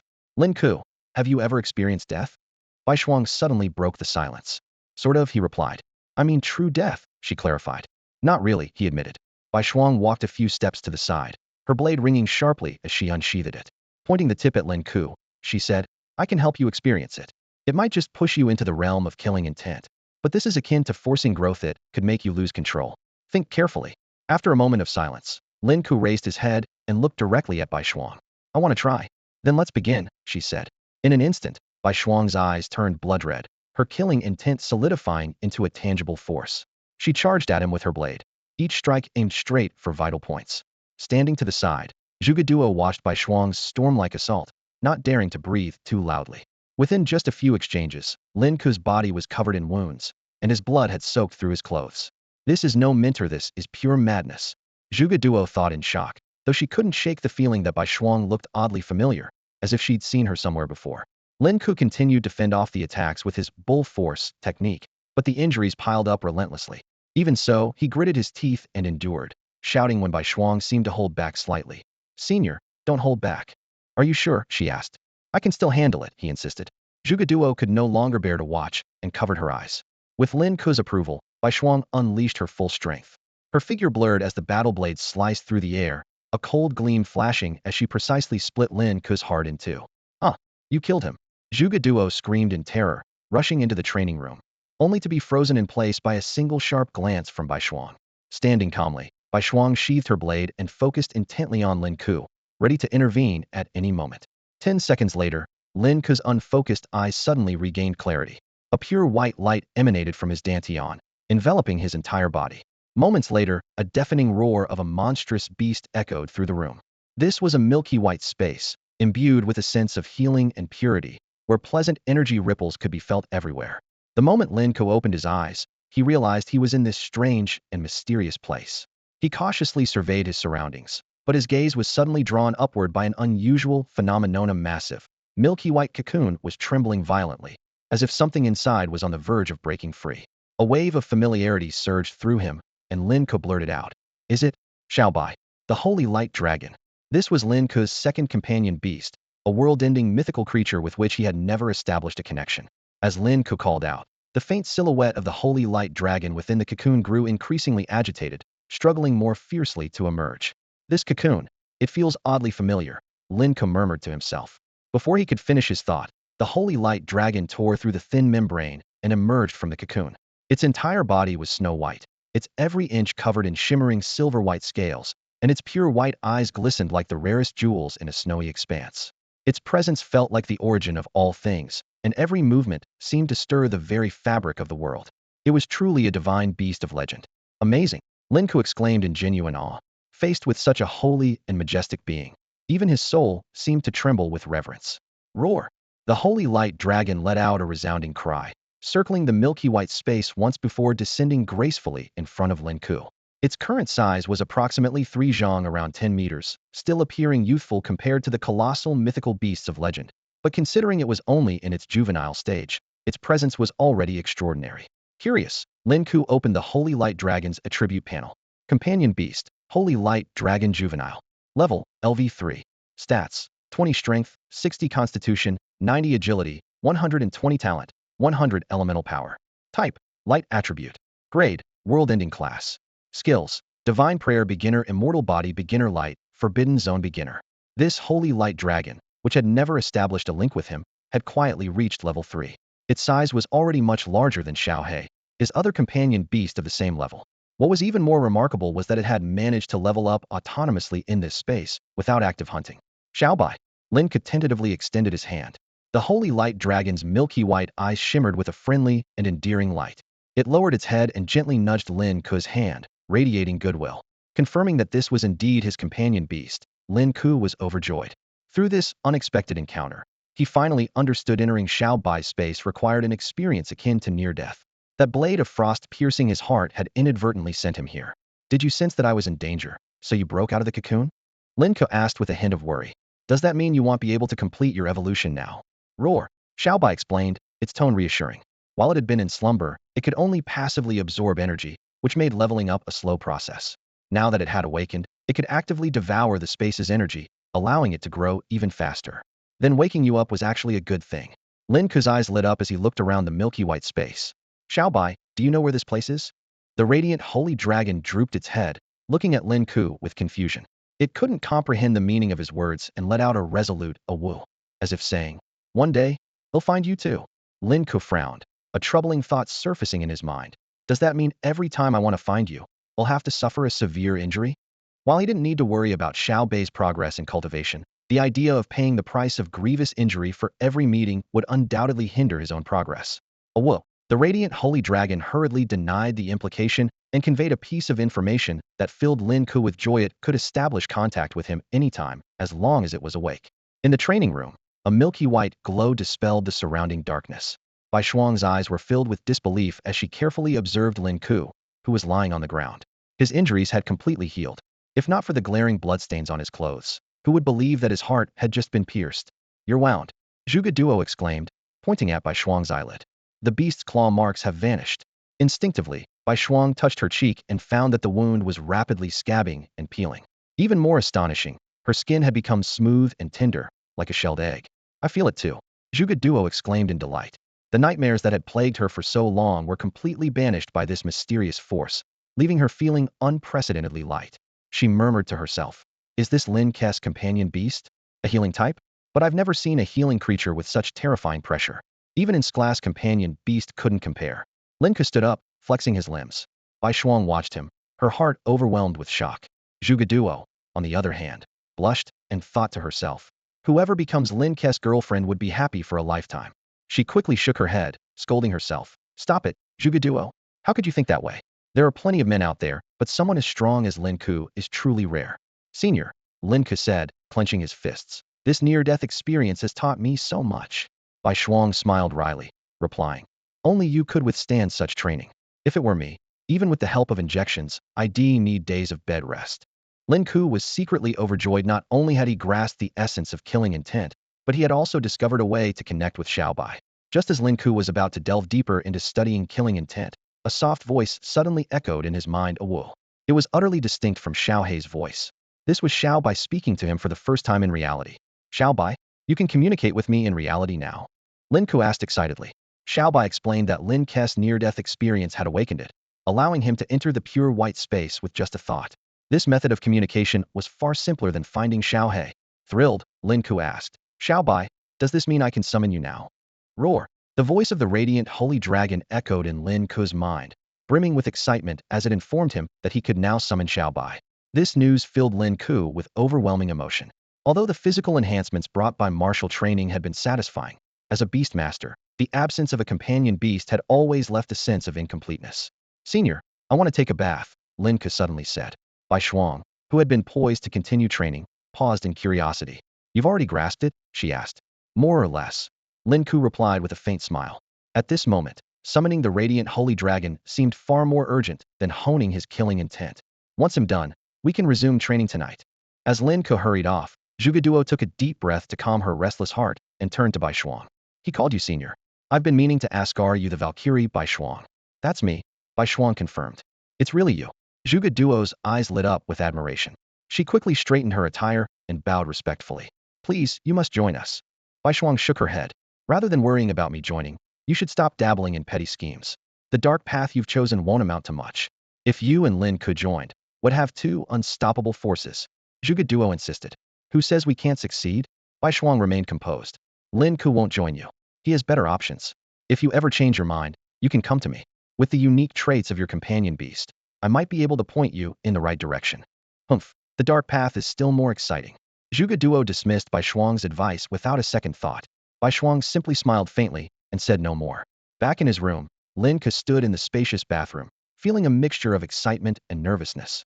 Though this high-end facility was vast, he had chosen to summon within the privacy of his 300-square-meter room. Xiao Bai, I'm going to summon you now, he said aloud. Roar. The radiant holy dragon's eager response resonated in his mind. Radiant holy dragon, appear.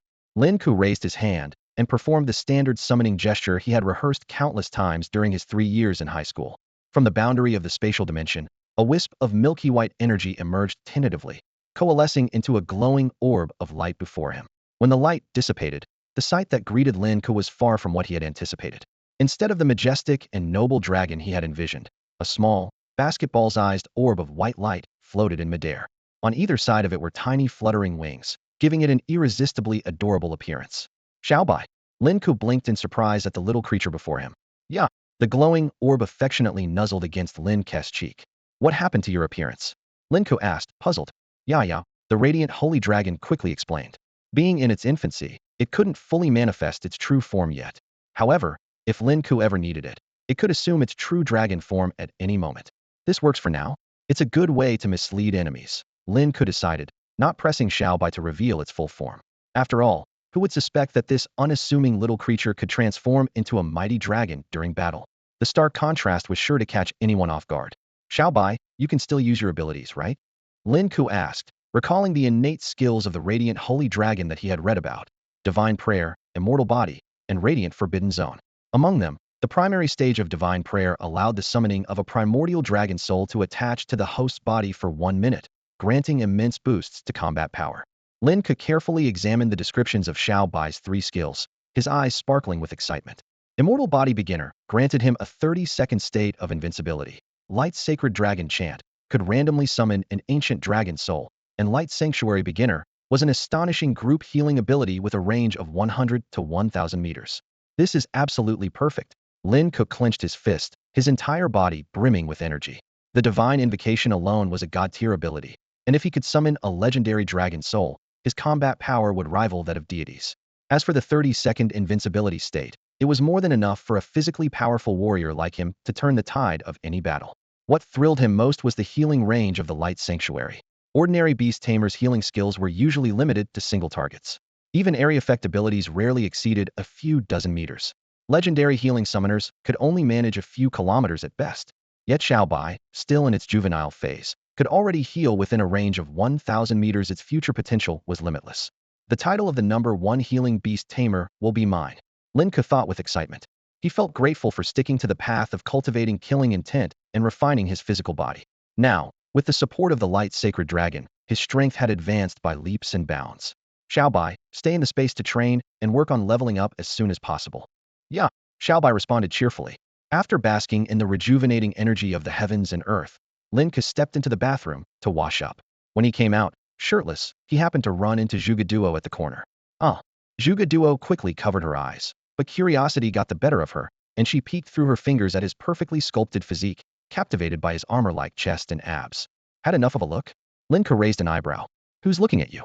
You're the one walking around like that, clearly trying to show off. Zhuge Duo retorted defensively. Below, Lin Ke said casually before turning and heading to the operations room, leaving Zhuge Duo standing there, her face flushed with embarrassment and frustration.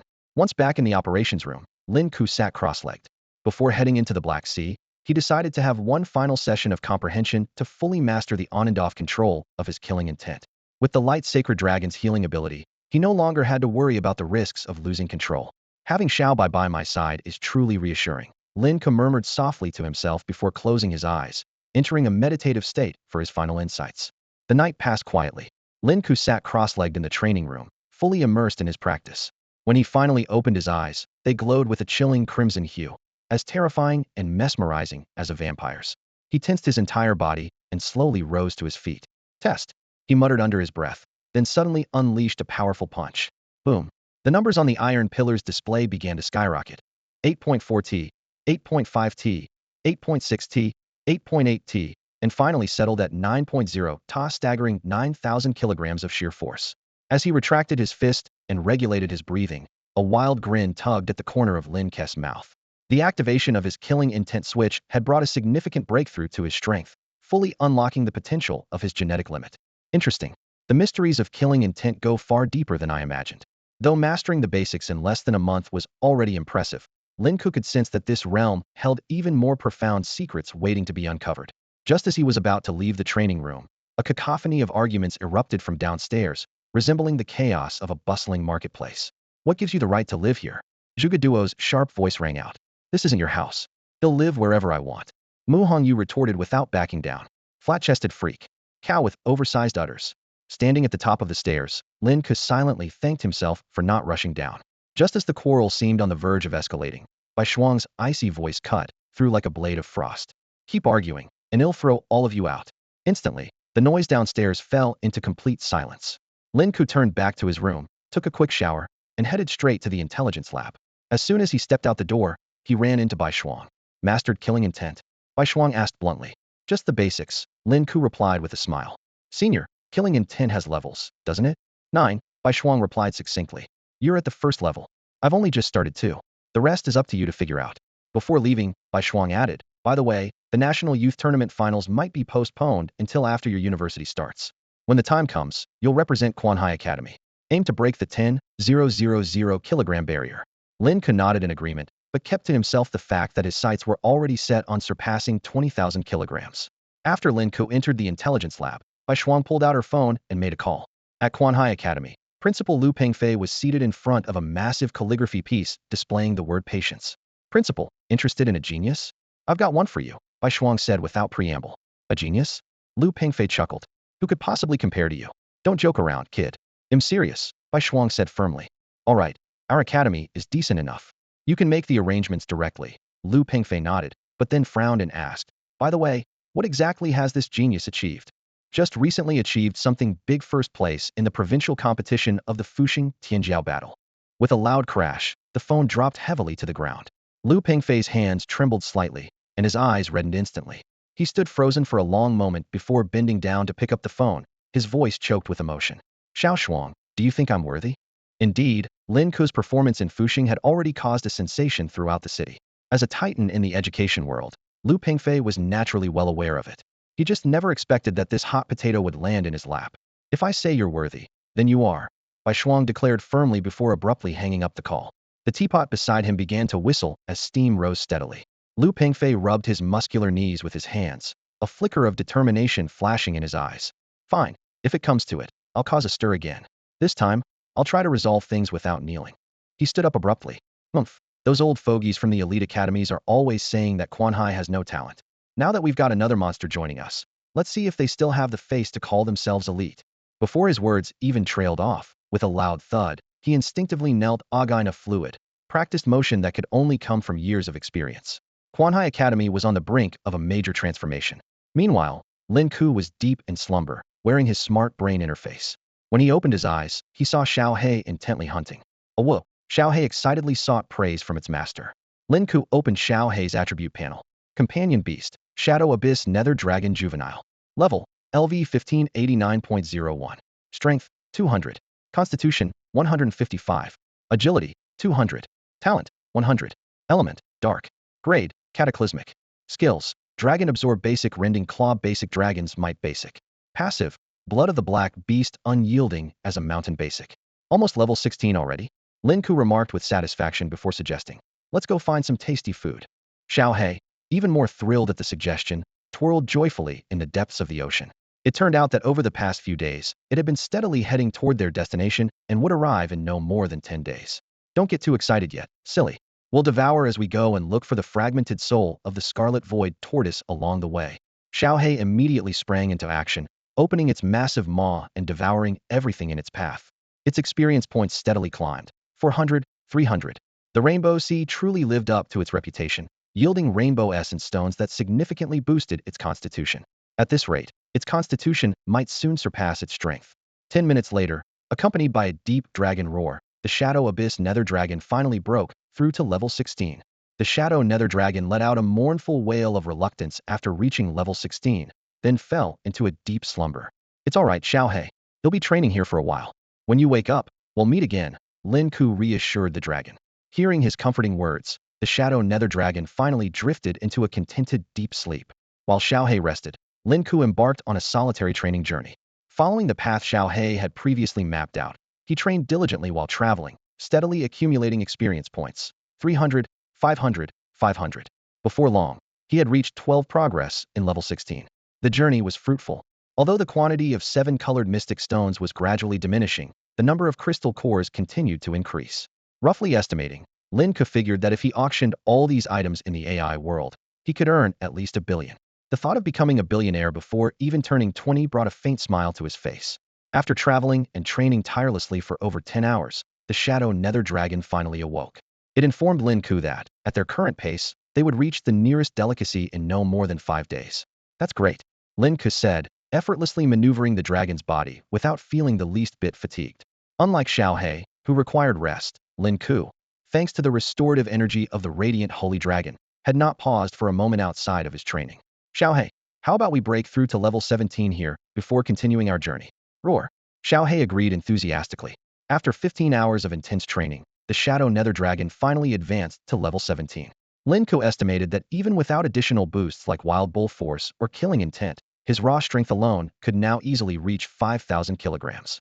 As their level increased, Xiao He's agility also saw a marked improvement, allowing them to travel even faster. However, on the 3rd day of their deep-sea leveling, Xiao He suddenly woke up less than half an hour into its rest. What's wrong? Lin Ke asked, ready to continue their journey, when he noticed the dragon's unusual excitement. Is there something good to eat nearby? Why didn't you sense it earlier? Xiao He explained that this particular thing wasn't exactly tasty and had a faint presence that could only be detected up close. Guided by Xiao He, Lin Ke quickly changed direction and pressed forward. Once they left the 7-colored sea, darkness enveloped most of their surroundings. Without Xiao He's unique ability, navigating through this area would have been nearly impossible. 15 minutes later, Lin Ke spotted a faint dark green glow flickering on the seabed, partially buried in the sand. Xiao He, what is that? Lin Ke asked. Roar. The Shadow Nether Dragon explained that it was likely a creature similar to the purple cocoon they had encountered before. As Lin Ke observed the glowing object, memories of Xiao Bai emerging from the cocoon surfaced in his mind. A thought struck him. Xiao He, could it be that these creatures were placed here intentionally? The ever-hungry Shadow Nether Dragon seemed puzzled by the question. It only knew one thing: eating this would help it level up. After ensuring the surrounding area was safe, Lin Ke allowed Xiao He to take control of his body and cautiously approached the object emitting a dark green glow. Xiao He eagerly extended his sharp claws, precisely piercing the seabed, and with one swift motion, unearthed the massive dark green cocoon intact. Lin Ke examined the cocoon closely. Apart from the faint glow, there were no signs of life within it resembled a decaying shell on the verge of collapse. Xiaohei, however, seemed unconcerned. He opened his jaws wide and swallowed it whole, chewing a few times before it disappeared into his belly. The system notifications instantly flooded the screen. Experience gained. 3000 XP. 3000 XP. 3000 XP. Lin Ke was thrilled to discover that this cocoon was essentially a treasure trove of experience points, granting an enormous amount with each consumption. Checking the status panel, he saw that the obscure nether dragon had reached level 17 at 99, on the brink of advancing to level 18. However, unlike the passive ability Blood of the Black Beast, gained after devouring a black beast, this time there were no new abilities unlocked. Xiaohei licked his claws contentedly before settling into a state of rest. Lin Ke didn't rush to move on, but instead hunted some nearby marine creatures, effortlessly pushing Xiaohei to level 18. With his growth in size, Xiaohei's hunting efficiency improved significantly, allowing him to easily take down schools of fish in droves, generating a continuous stream of experience points. Watching the rapidly increasing crystal core stats, Lin Ke felt a surge of motivation. Just as he was preparing to leave, something unusual on the riverbed caught his attention. Moving closer to investigate, he noticed a large number of transparent cocoon fragments floating in the depths of the seabed. The shattered cocoon shells drifted lifelessly, like withered flowers carried by the current. These cocoon remnants were densely scattered across the rocks, numbering in the hundreds. Lin Ke couldn't help but feel regretful if he had discovered them earlier. Xiaohei might have already broken out of his juvenile stage, possibly reaching level 40 or 50. Shaking off these thoughts, Lin Ke resumed his search for the remnants of the Crimson Sky Tortoise's soul. Compared to these cocoons, the legendary beast's soul remnants were his true objective. Meanwhile, Bai Shuang took the elevator to her residence on the 20th floor of the Golden Sea Imperial Court. As she pushed open the door, she saw a man wearing a white fox mask leisurely seated on the sofa, swirling a glass of red wine in his hand. His slender fingers gently traced the rim of the glass as he spoke in a languid tone. Zhang Jinyang, was it you who killed him? It was me, Bai Shuang replied calmly. Reason? Does it matter? Understood. The masked man rose and walked to the window. Since it was your judgment, I'll accept it. But next time, inform me in advance before taking action. Covering this up won't be easy. Bai Shuang turned to leave, but was stopped. The masked man looked down at her from his position of authority. Wait, are you planning to become this kid's guide? The moonlight gently spilled onto the marble floor, casting diamond-like fragmented reflections. The room was suffocatingly silent. Bai Shuang stood by the bedside, her expression grave, her gaze never wavering from the figure lying there. With his physical talent, it's no surprise he'd attract the attention of those corpse controllers, the man in the white fox mask said softly. Corpse controllers are always drawn to powerful bodies. If he were to merge with a magical beast, the corpse control path would gain another young prodigy. You talk too much, Bai Shuang interrupted coldly. The white fox mask man chuckled lightly. I'm just curious, does he really deserve this from you? I've introduced so many geniuses to you in the past, like Ouyang Qing from the Imperial Academy or Li Wuya from the Magic Academy, and you turned them all down. Why? My decisions don't require your understanding, Bai Shuang replied, her old scar near her eyes faintly surfacing, her gaze cutting like a blade toward the masked man. The man shrugged. You were more endearing a moment ago, but if this is your choice, I'll respect it. Just hope he doesn't disappoint you. With that, his figure vanished into the darkness. As usual, Bai Shuang went downstairs and found Lin Chongqing experimenting with instant noodles. Xiao Shuang, today I'm making you a special, innovative version of instant noodles. Lin Chongqing greeted her enthusiastically. Thank you, uncle, Bai Shuang replied with a gentle smile. He'll be moving out in a few days. What? Lin Chongqing froze. Compared to Lin Ke, who was rarely around, he had grown accustomed to Bai Shuang's presence. To him, she felt more like a daughter, better yet, a future daughter-in-law. It's nothing. He'll still be living upstairs, so we'll visit when I can. That's good, that's good. By the way, where are your two friends? Haven't seen them around. They're off dueling. Lin Chongqing looked utterly confused. Meanwhile, deep within the Black Sea, as the abyssal nether dragon stirred awake once more, Lin Ke drew closer to his destination. After days of training, Xiaohei's level had reached LV18, nearing the threshold of level 20. Lin Ke calculated inwardly. If he could find the remnant soul of the Crimson Void Tortoise, he might achieve a breakthrough in one go. Although the abyssal nether dragon was still labeled as being in its juvenile stage, its massive size was already intimidating. Lin Ke had researched the evolutionary patterns of companion beasts from juvenile to mature stages. Most beasts grew 10-50 in size and underwent physical changes upon reaching maturity. This marked the first major milestone for all companion beasts like Lu Dazhuang's maggot companion, which could grow from the size of a thumb to that of a palm upon maturing. Lu Dazhuan's maggot had a unique growth attributite, could grow stronger simply by consuming waste. In a sense, he didn't even need to venture into dangerous magic zones. Given enough time, his companion beast might evolve into a sea of filth maggot king. Xiaohei, I can't wait to see what you'll look like in your mature stage, Lin Ke murmured softly. However, the abyssal nether dragon seemed lost in thoughts of food and, for once, didn't respond. All you ever think about is eating. Lin Ke shook his head with a wry smile and focused on his journey, foregoing any experience farming. What was originally a 10-day trip was shortened to 5 days through his relentless effort. That night, Xiaohei, suppressing its sleepiness, let out a resonant dragon roar. A whoa. Have we arrived? Lin Ke asked cautiously. Lin Ke stood alert in the darkness, his eyes constantly scanning for traces of the remnants of the crimson sky, Xuanwu's soul. Xiaohei, why can't I see anything? How? The shadowy nether dragon let out a low growl before explaining. You need to be patient and wait. Since he had already waited this long, Lin Ke didn't mind waiting a little longer. He directed Xiaohei to continue hunting and leveling up in the surrounding area while collecting crystal cores. Calculating his current savings, he figured it might be enough to purchase a set of basic battle armor, with some leftover. The thought of the alluring power of the battle mech stirred his heart, but he quickly regained his composure. This amount of money was far from enough. He still needed to earn more. Just then, 30 Rolls-Royces bearing Imperial City license plates drove in perfect formation into the residence of Zhang Tian in Fu Province.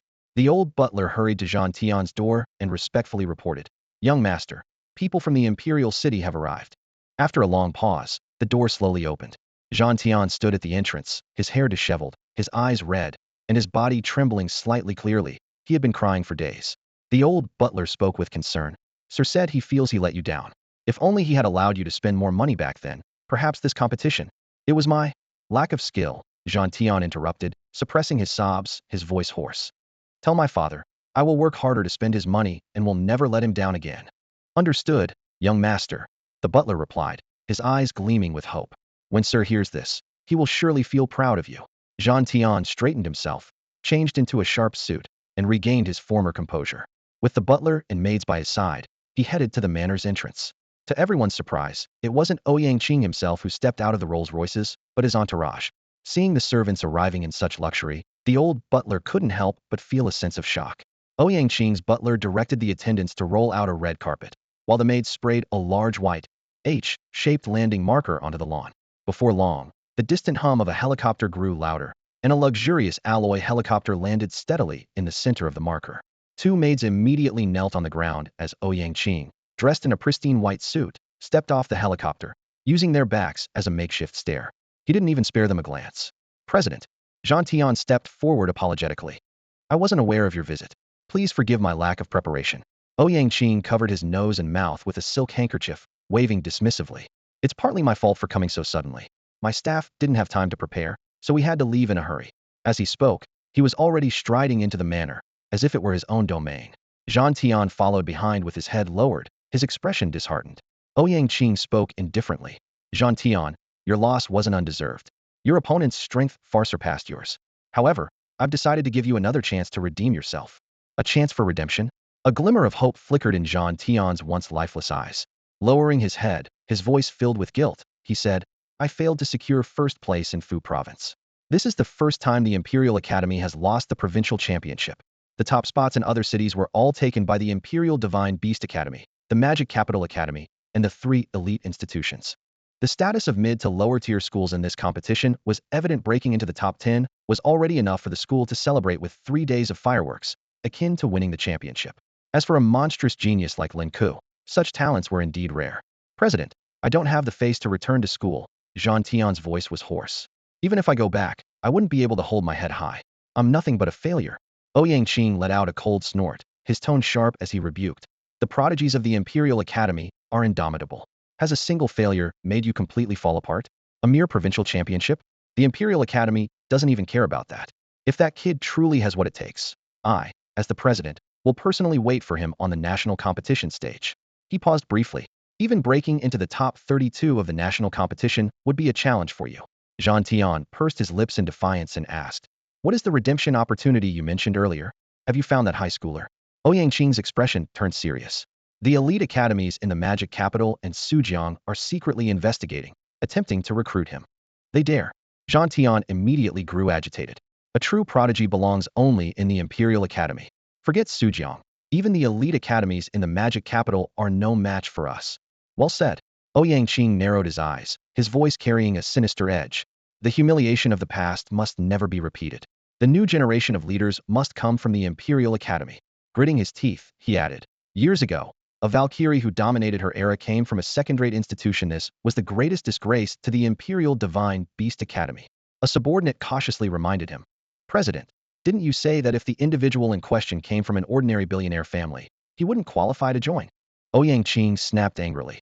Do you have a donkey's brain? Even if he's just a broke billionaire, what does it matter?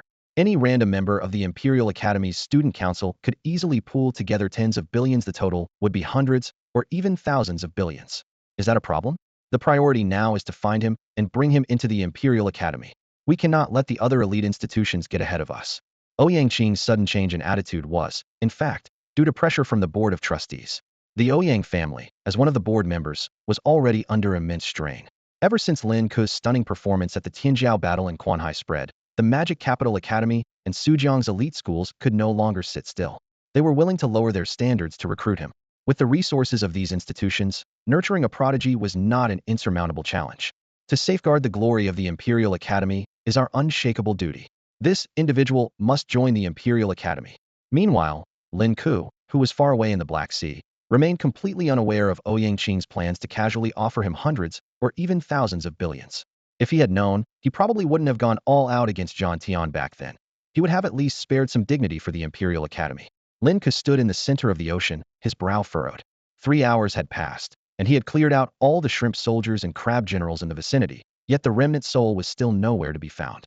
He had hoped to devour the remnant soul to break through to level 20, but this frustrating deadlock only made him more irritable. Suddenly, the shadow nether dragon, Xiaohe, let out a low growl. Lin Ke immediately understood its signal. He quickly commanded Xiaohe to enter stealth mode, its presence vanishing completely in the desolate waters. The ocean floor became eerily silent, with only Xiaohe's golden eyes faintly glimmering in the darkness. There it is. Lin Ke's pupils contracted. In the distant waters, a colossal shadow slowly emerged, so massive it seemed to block out the sky. Its size even surpassed that of the scarlet sky Xuanwu he had encountered before. The shadow flickered faintly with a soft cyan glow, its outline barely discernible. Xiaohe attack. At Lin Ke's command, the shadow nether dragon shot forward like an arrow loosed from a bow. Driven by its desire for the legendary remnant soul, it launched an unhesitating assault. As the devouring began, a cascade of system notifications followed. Shadow Nether Dragon has devoured and gained shared attributes of the Azure Luan Crystal Iron Dragon. Bone structure evolved to Azure Luan Mystic Bone.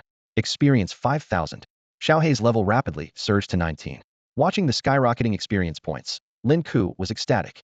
Upon examining the information of the devoured beast, he discovered it was a legendary creature known as the Azure Luan Crystal Iron Dragon, a rare branch of the dragon lineage. Such creatures were incredibly rare among beast tamers, given the dragon's revered status in Huagua. While Lin Ke was deep in thought, an unexpected change occurred. The shadow nether dragon suddenly let out an earth-shaking roar. Its black scales began to peel away, followed by its tail, claws, and horns.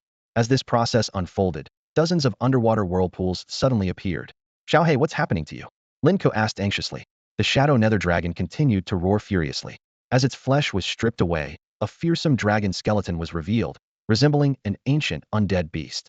In the next moment, its level broke through to 20, and the labeled juvenile phase quietly disappeared. Hundreds of ocean whirlpools swirled and roared around the dark nether dragon, which remained at the center, letting out deep, guttural growls. Lin Ke anxiously tried to check the status panel, only to find that the data for the dark nether dragon had become unreadable. Companion beast, dark nether dragon. Level, LV20. All other stats displayed as. This strange anomaly was unprecedented. Lin Ke called out urgently, Xiaohe, Xiaohe, what's happening to you? Although the dark nether dragon had successfully reached LV20 and transitioned out of its juvenile stage, the aura it was now emitting was filled with desolation and destruction. The hundreds of whirlpools thundered continuously, and the surrounding ocean was enveloped in an eerie stillness. All the fish in the vicinity were instantly stripped of life by the overwhelming presence, their lifeless bodies slowly sinking into the pitch-black depths of the sea. What was even more alarming was the transformation taking place within the dark nether dragon. Its flesh and blood disintegrated, leaving behind only a skeletal frame of pale white bones, floating in the dark sea. Lin Ke's urgent call seemed to be blocked by some unseen force, receiving no response. Suddenly, an unexpected change occurred. The skeletal frame began to emit a cyan glow, shining as brilliantly as the rarest gemstone. Faint traces of multicolored light flickered within the cyan radiance, and the skeleton's size rapidly expanded to twice its original dimensions. The cyan light enveloped the entire skeletal dragon, and the bones gradually transformed into a material resembling cyan gemstones. New flesh began to regenerate from the bones, and its massive body expanded like a growing mountain range. Razor-sharp claws reformed, their tips glinting with the luster of cyan gemstones. The dragon's head, tail, and wings re-emerged in succession, rapidly coalescing into the form of a towering, majestic behemoth. As the reborn dragon's massive legs touched the sea floor, the entire ocean bed quaked violently. It opened its dark golden eyes and let out a thunderous roar that reverberated through the depths. Xiaohei, can you hear me? Lin Ke asked cautiously. Roar. The dark nether dragon's response was deeper than before, yet still retained its familiar affection. Its horns had grown new branches, and its pupils shimmered with a cyan glow, exuding an overwhelming and awe-inspiring presence. Lin Ke reopened the status panel, and the data before him left him utterly astonished. Companion Beast, Chaos Nether Dragon Growth Stage. Level, LV20. Strength, 600. Constitution, 355. Agility, 600. Talent, 100. Element, Dark. Grade, Unknown. Faced with this incredible transformation, Lin Ke finally realized this was Xiaohei's first evolution upon reaching level 20. When Lin Ke saw Xiaohei's stats panel, his eyes nearly popped out of their sockets. Chaos Nether Dragon in its growth phase? This meant that Xiaohei had completed a species-level evolution from a Shadow Nether Dragon. The changes in the panel's stats were even more astonishing. Originally, at level 20, the strength and agility values hovered around 300 points. But after surpassing the juvenile phase, they had skyrocketed to 600 points, effectively doubling. This meant Lin Ke's physical strength had leapt from 6,000 kilograms to an astonishing 12,000 kilograms, easily breaking the 10,000-pound threshold and far exceeding expectations. If combined with his savage ox force and the power of killing intent, he might even touch the terrifying realm of 20,000 kilograms. Ha ha ha, this feels amazing. I, Lin Ke, am no longer just human. Lin Ke couldn't help but throw his head back and laugh. And this was just the first evolution after shedding the juvenile phase. If Xiaohei were to undergo a second evolution, the stats would likely surpass everyone's wildest imaginations. This level of power had already transcended the normal range for a level 20 companion beast. After calming down, Lin Ke analyzed the massive boost and concluded that it was unrelated to the Azure Luan Crystal Iron Dragon. It was purely the result of Xiaohei's maxed-out innate talent demonstrating its terrifying growth potential at the level 20 threshold. This had far exceeded his expectations for what would happen after shedding the juvenile label. Xiaohei seemed to sense the overwhelming power surging within it as well. A casual flap of its black wings was enough to stir up massive whirlpools in the sea. If such power were revealed to the world, people might mistake Lin Ke for a legendary beast tamer. However, the tremendous boost from the evolution had also left Xiaohei physically and mentally drained. It let out a low growl, signaling to Lin Ke that it needed a few days of sleep to recover. Lin Ke readily agreed, even joking that if conditions allowed, he'd find a female dragon to reward it. With an unwilling growl, the Shadow Nether Dragon, now the Chaos Nether Dragon, slowly closed its eyes and sank into a deep slumber, like a towering mountain resting silently in the dark sea. Just as Lin Ke was about to delve further into Xiaohei's stats panel, a voice suddenly echoed in his mind. Chaos Nether Dragon evolution complete. Initiating Black Beast blood sharing. The Black Beast is the shadow of Calamity, originating from the ancient progeny of the god-devouring Calamity Beast. Black Beast blood fusion in progress. Lin Ke stared at the information that appeared before him, his brows furrowed. Calamity? Black Beast fusion. This unexpected discovery caught him off guard. Little Hay's evolution had somehow indirectly activated the Black Beast's passive ability. He found it difficult to associate the adorable little creature in his memory with the ominous word Calamity. As his gaze continued to scan the description of the Black Beast's bloodline passive ability, each word made his pupils contract slightly. The Calamity clan, creatures of pure malevolence. How could such bizarre beings exist in the Black Sea? Could this truly be the burial ground of the gods? Lin Ke muttered to himself, then shook his head. Evil. It doesn't seem to align with who I am.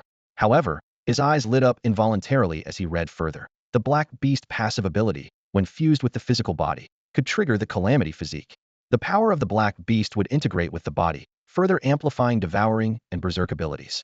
This is incredible. It's like it was tailor-made for me. Lin Ke exclaimed, slapping his thigh in excitement. As a staunch practitioner of body refinement, this kind of ability, which could enhance physical strength, was exactly what he had been seeking. Although the specific effects were still unknown, the description alone was enough to make his blood race. He couldn't wait any longer. Eagerly, he exited the Black Sea dimension. With little Hay still in deep slumber, it was the perfect opportunity to test his newfound strength. Back in the intelligence chamber, Lin Ke was just about to remove his helmet when he heard a startling cracking sound from its edge. What the? He jumped in shock and quickly let go. In that instant, a surge of energy, as overwhelming as a tidal wave, coursed through his body. The sensation of numbness intertwined with raw power compelled him to throw his head back and let out an exhilarated roar. Amazing! This was the most intense surge of physical strength he'd ever experienced while in a state of harmony with the heavens and earth. The power was so overwhelming that he almost crushed the helmet in his hands. His body felt lighter than ever, yet beneath his seemingly ordinary muscles lay a terrifyingly immense strength. With a mix of excitement and apprehension, Lin Ke stepped into the training and testing chamber. "Initiate test," he commanded. In response, an iron dummy materialized before him. Without hesitation, he unleashed a punch powered purely by his physical strength. Whoosh! The punch was so swift that Lin Ke seemed not to have moved at all, yet the iron dummy was instantly shattered. The numbers on the monitor began to jump wildly: 15 tons, 15,000 kilograms. No way. In just 5 days, he had not only surpassed the 10,000 kilogram barrier, but had also reached an astounding 15,000 kilograms. This was likely due to the enhancement of his bone structure. With the addition of techniques like the wild bull force and his killing intent, breaking the 20,000 kilogram mark seemed well within reach. It felt like a lifetime ago that he was struggling under the weight of a mere 1,000 kilograms. The boost from Little Hay shedding its juvenile phase far exceeded Lin Ke's expectations. What he had initially anticipated would take a month of secluded training had been achieved in just 5 days. How do I activate the Calamity physique? Lin Ke sat cross-legged, carefully attuning himself to the changes within his body. Through introspection and spiritual focus, he caught a fleeting glimpse of a green radiance emanating from his bone structure. It was clear that Little Hay's evolution had indeed altered his bone attributes. As he probed further, he finally sensed an unfamiliar energy within his dantian. It was a mass of black flames, constantly flickering and burning, tightly encased by the pure white light of the Holy Light Dragon's elemental energy. The black flames struggled to break free, but the light held them firmly in check. So this is the Calamity physique? Lin Ke mused, gazing inwardly at this mysterious power. Lin Ke attempted to tear apart a wisp of milky white energy, releasing the passive power of the black beast. The moment this trace of black soul was infused, his eyes suddenly turned blood red. Dense blood vessels spread across his pupils, transforming into black veins that crept deeper into his eye sockets. Kill, kill, kill. A tidal wave of murderous intent surged through his mind, and the power of Calamity unknowingly triggered the switch to his killing intent. Two forces intertwined and overlapped within him, with fierce and violent energy surging uncontrollably. Lin Ke struggled to maintain his sanity, using the energy of the Holy Light Dragon to suppress the calamitous power of the black beast within him. He dared not fully unleash this power. The desolate, catastrophic, and terrifying aura it carried, if fully unleashed, could potentially consume all life around him. Taking a deep breath, Lin Ke forcefully suppressed the dark thoughts roiling in his heart and resealed the milky white energy atop the black beast's power. The raging state gradually subsided, but he was acutely aware that the state he had entered earlier far surpassed the first level of killing intent. It had at least reached the second level. This unexpected experiment, influenced by the passive power of the calamitous black beast, elevated the quality of his killing intent to an entirely new level. While the combination of killing intent and calamity allowed him to enter a frenzied state, the devouring ability remained elusive and uncontrollable. In terms of combat techniques, the barbaric bull strength and golden tiger strength provided him with more options. At this point, if he could break through the limit of 10,000 pounds of force, he might be able to attempt cultivating the 7th level of the barbaric bull strength. With this thought, Lin Ke dialed Xian Xinghai's number. "Mr. Lin, come to my house. I want to attempt breaking into the 7th level." There was a long silence on the other end of the line before a response came. "On my way." Half an hour later, Xian Xinghai arrived at Jinhai Imperial Garden. Surprisingly, Bai Shuang and Lin Changsheng were not home, leaving Lin Ke alone in the house. "Lin Ke, the 7th level of barbaric bull strength is no small challenge," Xian Xinghai said gravely as he stood in the training room.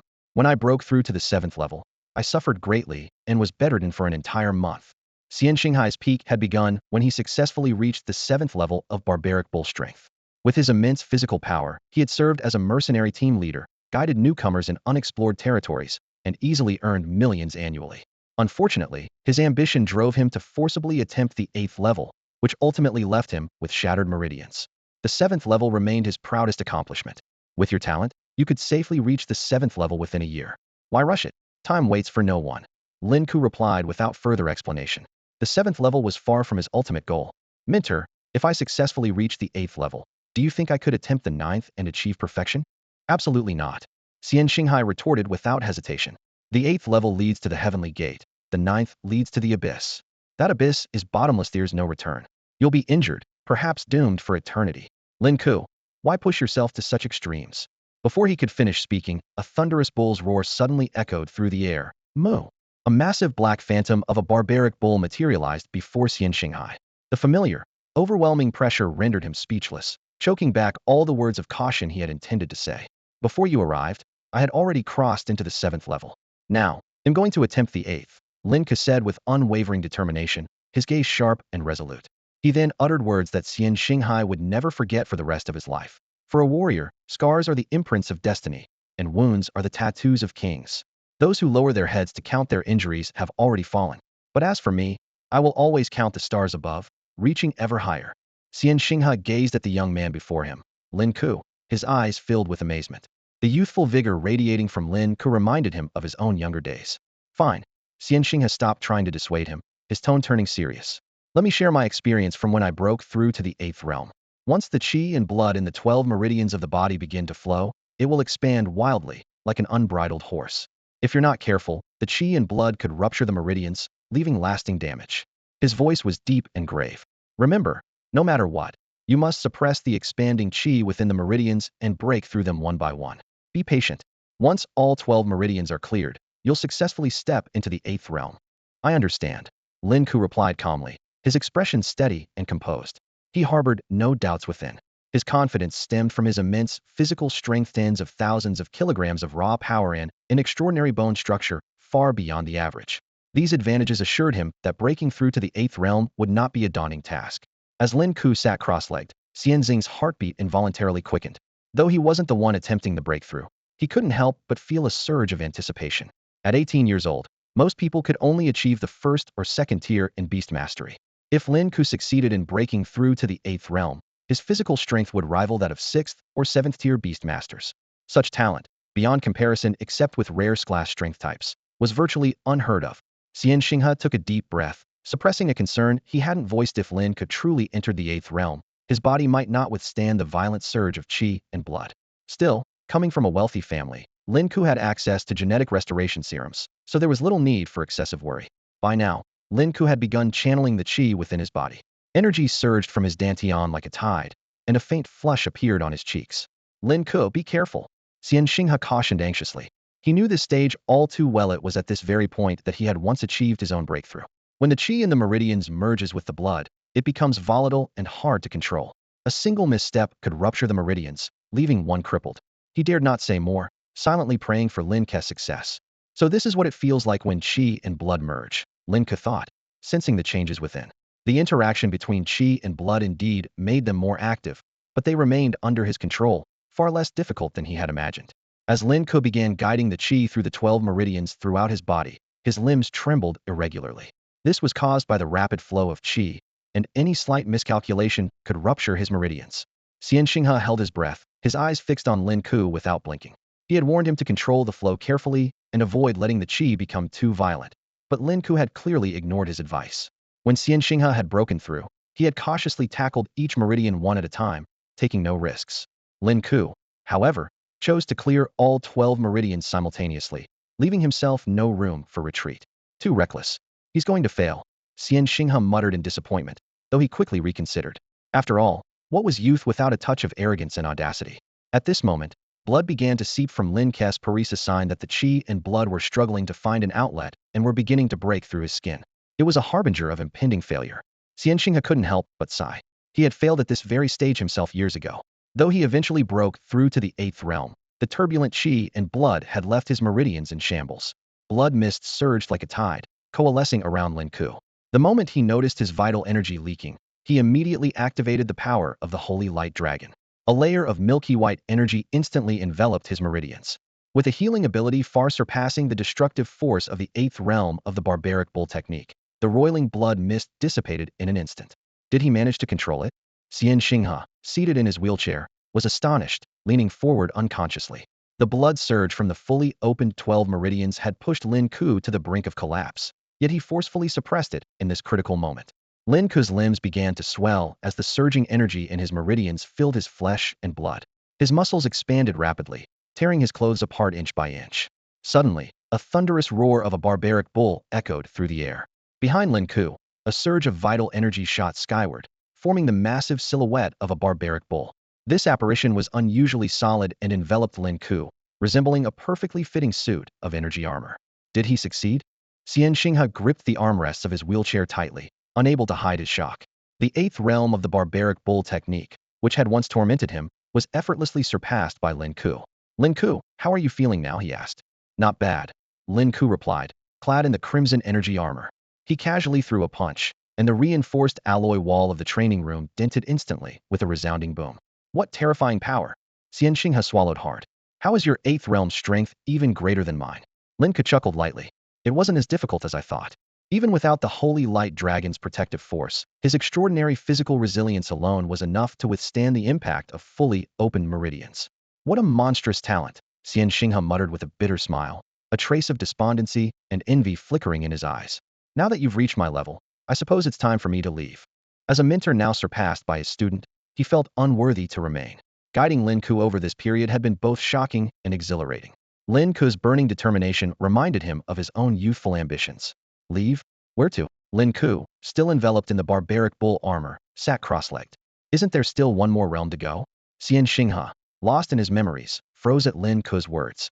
The words of caution he had prepared died on his lips. Well, give it a try then, he said with a wry smile. I'm sorry, but I can no longer provide any guidance. You'll have to rely on your own instincts to break through. However, I once heard a legendary martial arts master mention something. What did they say? Once you surpass the ninth realm, the barbaric bull transforms into a dragon, and the winds and clouds will change.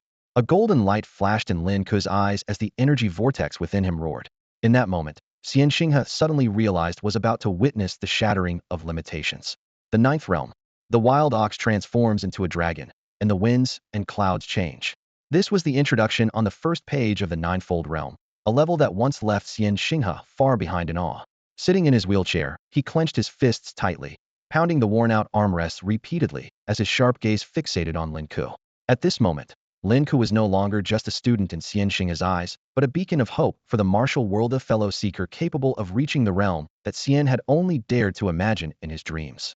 Lin Ke sat cross-legged, his body wrapped in the wild ox battle armor, which seemed to resonate with his determination. With a long, resounding cry, the armor dissipated into nothingness. His mind was as calm as still water, unmoved by the challenge looming before him. He understood deeply that even if his physical body were to collapse, the healing energy of the radiant holy dragon within him would remain his final trump card. Ninefold realm, let me see just how difficult you really are. Under Lin Ke's control, all 12 meridians in his body opened fully, and his chi and blood surged like roaring rivers. Although the meridians had their limits, Lin Ke no longer cared. He unleashed his energy without reservation, flooding the meridians like an open floodgate. The meridians swelled and stretched like balloons being overfilled. Bang, bang, bang. One after another, the 12 meridians ruptured, and the violent surge of chi and blood wreaked havoc inside him. Blood trickled from the corner of Lin Ke's mouth, but he seemed oblivious, continuing to channel his energy to assault his internal organs. This state, referred to by the ancients as deviating from the path, was perilously close to losing oneself entirely. Sensing the ongoing damage to Lin Ke's organs, the radiant holy dragon within him prepared to unleash its healing power, but Lin Ke sharply commanded, "Xiao Bai, stop."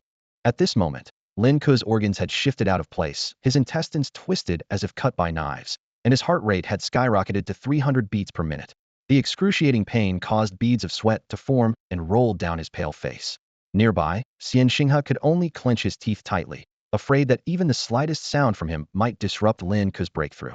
Lin Ke, Xian Xinghe murmured silently, tears streaming down his face. There was no turning back for Lin Ke now. Even if he had the chance to start over, he would make the same choice again. For the chance to stand at the pinnacle of martial arts, everything was worth it. The excruciating pain of 12 severed meridians surged like a tidal wave. Lin Ke knew that even if he stopped cultivating, the injuries would leave him bedridden for a long time. But he had already made up his mind, succeed or perish trying. The agony was as if he were being sliced apart, every inch of his flesh enduring unimaginable torment. Blood seeped from his orifices, and his skin began to ooze crimson. painting him into a figure drenched in blood within moments.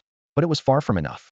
Each time the surging blood and energy showed signs of subsiding, Lin Ke would actively drive his inner energy, continuing to destroy his own meridians. Let the storm rage on even fiercer. Lin Ke roared silently in his heart. Watching from the side, Xian Xinghe took a deep breath, his eyes filled with utmost admiration and awe. This is the true embodiment of martial arts, a spirit that sacrifices everything for the path, he thought to himself. Lin Ke, you truly deserve greatness. By now, Lin Ke had lost all perception of the outside world. His hearing, smell, and vision faded one by one. Even the metallic tang of blood on his tongue was gradually disappearing. His pupils contracted and dilated rapidly, and in the instant they transformed into vertical slits, his back suddenly arched. 33 vertebrae burst through his flesh, and fierce bone spines erupted like swords. Lin Ke, Xian Xinghe cried out in shock. The figure before him no longer resembled a human, but a primordial beast on the verge of rampage. A low, guttural growl rumbled from Lin Ke as his slit pupils locked onto Xian Xinghe with murderous intent. In an instant, Xian Xinghe felt as if he had plunged into an icy abyss, completely enveloped by a suffocating aura of bloodlust. He's gone berserk, Xian Xinghe murmured with a bitter smile. To fall by your hand would be an honor. It's just a pity the ninth realm remains but a legend. Before he could finish speaking, Lin Ke appeared before him like a ghost, gripping his throat and lifting him effortlessly. The milky white seal at Lin Ke's dantian shattered with a deafening crack, and a surge of calamity energy coursed through his body. The ruptured meridians reconnected, the bone spines on his back grew several times larger, his muscles coiled like steel cables, and an eerie black light gleamed in his pupils. Xian Xinghe had already lost the strength to resist. Facing this transformed Lin Ke, he could only gaze at him with gentle acceptance. I have no regrets. As his words fell, a sharp crack echoed the sound of his neck snapping. Lin Ke threw his head back and howled into the heavens as new bone spines erupted from his shoulder blades. Just as he was on the brink of complete demonization, a faint milky white light flickered in his beast-like eyes. Shall by now. The resonant cry of the holy light dragon filled the training chamber as waves of healing energy surged forth. The calamity energy was instantly suppressed upon contact with the light element and retreated back into Lin Ke's body. The grotesque bone spines slowly retracted, and the clarity of human wisdom returned to his gaze. Shall I save him? Lin Ke strode up to Xian Xinghe and carefully picked up the man who was barely clinging to life. Scenes of himself killing Xian Xinghe to break through the ninth realm flashed through his mind. He had no choice but to do it. Yet, he wasn't worried. The miraculous healing power of the holy light dragon could bring Xian Xinghe back from the brink of death. To die by my hand, and you do not regret it. From now on, your life belongs to me, Lin Ke murmured. The sacred glow of the holy light dragon enveloped Xian Xinghe's body. In the near-death haze of his consciousness, a majestic dragon suddenly appeared. The enormous light dragon soared and spiraled through his mind's world, its overwhelming presence forcing Xian Xinghe to kneel in awe, his heart pounding with indescribable emotion. Is this heaven? He whispered. Wake up! Smack! A sharp slap jolted Xian Xinghe back to reality. He shuddered and struggled to get up from the ground, freezing when he saw the familiar face before him. Lin Ke. Xian Xinghe looked around in confusion. Wait, didn't I die? You're awake. Lin Ke stood up, a faint smile playing on his lips. You were this close to actually dying. You saved me. Xian Xinghe finally came to his senses, inspecting his unharmed body. I'm really not dead. After a brief moment of silence, he suddenly exclaimed in excitement. Lin Ke, I saw a sacred dragon in heaven. That's the kind of creature a true beast master should aspire to. No, Lin Ke replied, pointing to the side. That kind of being is beyond the control of any beast master. Your wheelchair is over there. As Xian Xinghe contemplated Lin Ke's words, he moved toward his wheelchair. But then, he noticed something unusual and asked in confusion. Is there something on my face? Why are you looking at me like that? Lin Ke silently pointed at the ground, then at the wheelchair. Following his gaze, Xian Xinghe suddenly realized that his long-paralyzed lower body had regained sensation. Shocked, he instinctively stood up from the wheelchair. I can stand. Is this real? Xian Xinghe cautiously balanced himself, taking one tentative step after another. Congratulations, Lin Ke said with a smile. A new beginning. Tears blurred Xian Xing's vision as he ran toward Lin Ke, overwhelmed with gratitude. It's you. That's a metal post, Lin Ke warned, but it was too late. Xian Xinghe collided headfirst with the post, only to burst into laughter. Lin Ke, from now on, my life is yours. Xian Xinghe cried, tears streaming down his face. This joy of regaining what was lost made him vow to never sit down again. All right, stop kneeling, Lin Ke said, helping him up. From now on, I will call you my mentor. Then I'll call you my godson. Let's each call the other what we will, Xian Xinghe insisted. To him, Lin Ke was like a second father. Suit yourself. Thank you, godfather. Accepting Xian Xinghe as his godson was something Lin Ke had considered for a while, though he had been waiting for the right moment.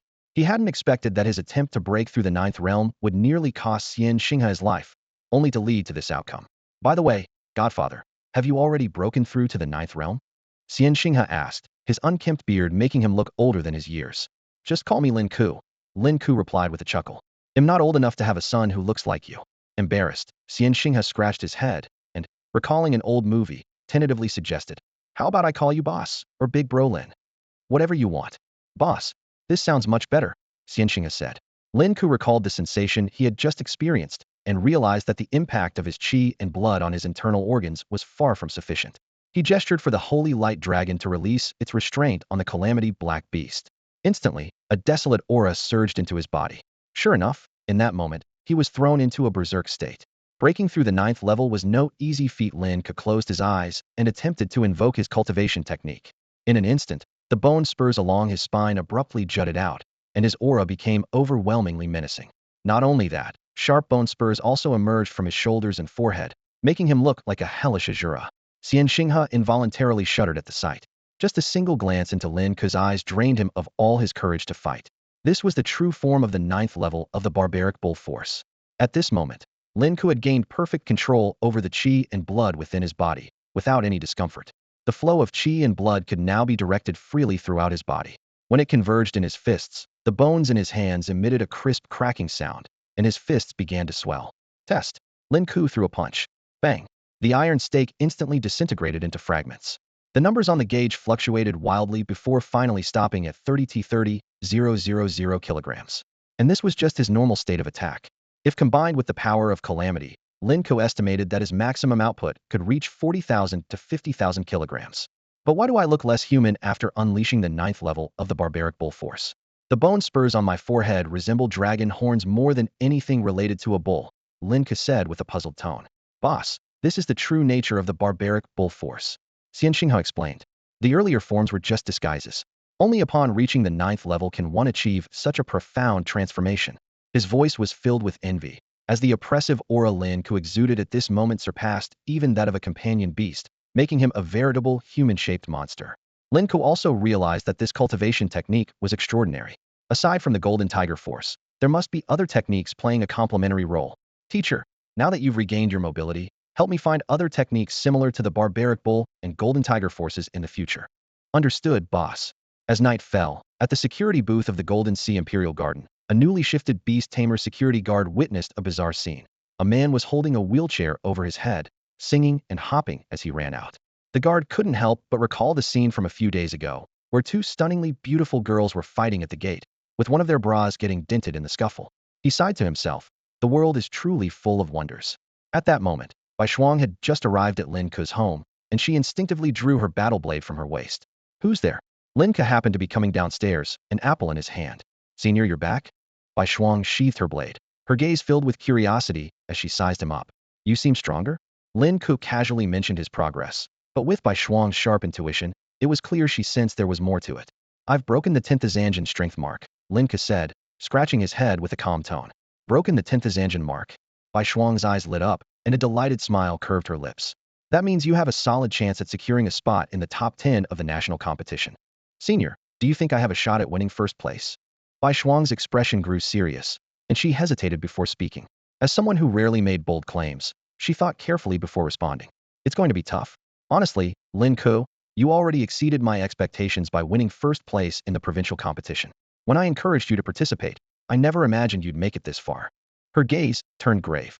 The national competition gathers the top 3 contenders from each province, and the strength of the contestants from the Imperial Capital and Magic Capital is especially terrifying. Just those 2 places alone will likely take up 6 spots in the top 10. The competition for the remaining 4 spots will be just as intense. Then I'll give it my all, Lin Ke replied, his demeanor steady. This recent breakthrough had filled him with confidence. In his mind, even if those people were like saints living atop the heavenly palaces, he was determined to find an opportunity to pull back the curtain and catch a glimpse of their secrets. Just as Bai Shuang was about to say more, her phone suddenly rang. After a brief call, she turned to Lin Ke. Someone from the Imperial Capital is here. Do you want to meet them? Someone from the Imperial Capital? Lin Ke was a bit surprised. Who is it? Qing, the sophomore president of the Imperial Capital Divine Beast Academy. They know of your existence, but don't have detailed information about you, Bai Shuang explained. Hearing the name, Lin Ke immediately recalled the person who had initiated the elite alliance of top universities on the forums. They're probably here to invite you to join the Imperial Capital Divine Beast Academy. Then I won't meet them. Lin Ke declined without hesitation. He had already decided to study at Quan Hai, and he wasn't fond of the atmosphere in those prestigious academies. Maybe they'll try to poach you with money, Bai Shuang said with a meaningful smile. How much could it be? Lin Ke replied indifferently. Qing's father is a board member of the Imperial Capital Divine Beast Academy and ranks among the top 3 wealthiest beast tamers in China, Bai Shuang said, pulling out her phone. Lin Ke, I absolutely hate rich people. Got it. Bai Shuang dialed a number. Tell them Lin Ke isn't impressed by a few hundred billion. They should just go to bed. How much? Lin Ke nearly snatched her phone, his heart pounding wildly. Even though his current net worth had reached billions, hearing that figure still left him stunned. Meanwhile, inside the car, Qing wasn't surprised by the rejection.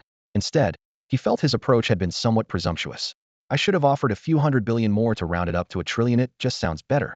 President, how dare he act so arrogant? Zhang Tian fumed. I'll go confront him right now. To get yourself killed? Qing sneered. True elites often have their quirks. No rush.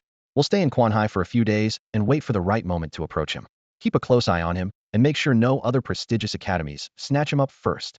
Back at his residence, Lin Ke logged into his smart brain interface and uploaded the crystal cores he had painstakingly collected over the past few days to the virtual network. The total value was approximately 150 million. Still too poor, huh? Lin Ke sighed, unable to resist the allure of money every time it came up. Looks like I still need to work on my mindset. This habit of being so money-driven. I wonder when I'll ever grow out of it. A mere billion, and it disrupts my state of mind. The next morning, Lin Ke's phone suddenly rang. It was a call from Lu Dazhuang. Old Lin, the homeroom teacher said he wants to visit your house with the principal. Is that okay? Lu Dazhuang's voice carried a hint of excitement. The homeroom teacher wants to come? Sure, whatever. Lin Ke's tone was indifferent. He was well aware that this was most likely due to his performance in the Tianjiao battle. After all, he had already shared this news with Chen Wei, and it made sense for his former homeroom teacher to visit and congratulate him during the off-season. Winning the provincial championship right after graduating high school was nothing short of a miracle. All right, I'll bring them over now. After hanging up the phone, Lin Ke went downstairs to the living room. Bai Shuang and Lin Chongqing were, as usual, sitting at the dining table eating instant noodles. So, you finally decided to show your face, Lin Chongqing said with a frown as he spotted Lin Ke, whom he hadn't seen in days. Cultivation is important, but don't overwork yourself. Got it, Lin Ke replied casually, then informed them about the upcoming visit from his former teacher and Principal Xia. Surprisingly, Lin Chongqing remained unusually calm this time, as if he had grown accustomed to hosting prominent figures. In his eyes, a homeroom teacher and a principal from Quan Hai High School were hardly worth mentioning. Seeing Lin Chongqing's smug demeanor, Lin Ke couldn't help but laugh and said, they'll be here soon. At least make some preparations. Not long after, the doorbell rang. Bai Shuang gracefully opened the door, revealing Lu Dazhuang standing outside with Chen Wei and Principal Xia. Principal Xia froze for a moment when he saw Bai Shuang answering the door. He nervously double-checked the house number and looked helplessly at Lu Dazhuang. This is the right place, Lu Dazhuang said confidently. Hello again, Senior Bai Shuang. Welcome, Bai Shuang said, stepping aside with the poise of a hostess. Please come in. Only then did Chen Wei and Principal Xia recover from their surprise. Principal Xia discreetly tugged on Chen Wei's sleeve and whispered, Old Chen, isn't this the young lady from the Bai family? Could it be that they… I don't know. Chen Wei stammered, wiping the sweat off his brow, equally bewildered. Principal Xia adjusted his sleeves and, leaning on his cane, limped into the house. Over the past few days, he had specially consulted Principal Lu of Quan Hai Academy to learn the proper etiquette for dealing with top-tier prodigies. Stay composed, he muttered under his breath, carefully measuring each step. Lin Ke walked up to greet them warmly. Hey, fatty, old teacher, principal, you're here? Chen Wei breathed a sigh of relief. Despite Lin Ke's current status in this luxurious palace-like home, his attitude toward his former teacher had not changed in the slightest.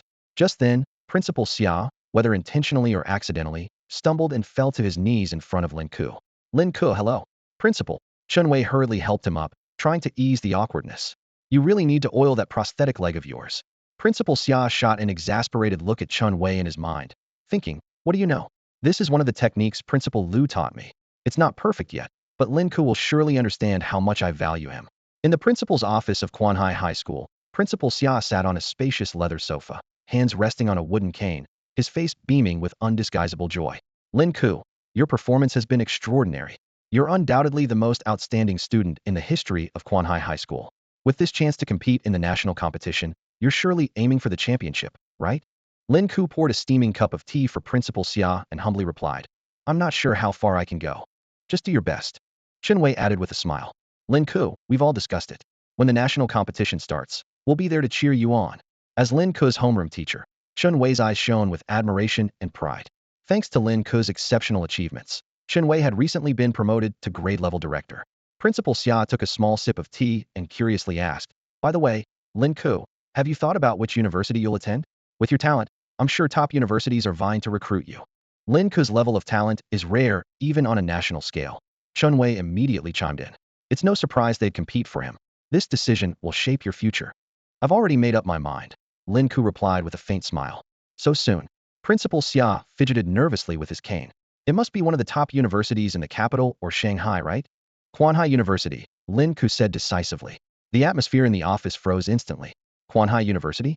Principal Xia stared at Lin Ke in shock. A sudden pain surged through his injured knee. It has to be because of Mr. Liu. You're choosing Quanhai University? Wei was equally astonished. Lin Ke, with your current achievements, you could easily aim for a more prestigious university. Why settle for a local school? To him, top-tier universities offered unparalleled resources, faculty, and networking opportunities, ensuring their graduates a path to success. All universities are the same to me, Lin Ke replied simply. At that moment, Bai Shuang walked over with her phone in hand. Lin Ke, since Principal Xia and the others are here today, shall I invite Mr. Liu to meet you? Mr. Liu? Do you mean Liu Pengfei, the principal? Principal Xia asked immediately. When Bai Shuang confirmed, Principal Xia enthusiastically introduced him. He's a legend in Quanhai. My senior, in fact. A man of integrity and unwavering principles. Meanwhile, near the guard booth of the Jinhai Imperial Residence, Ouyang Qing's attendant was closely monitoring everyone entering the residential area from inside a car. The computer screen displayed detailed information about each visitor.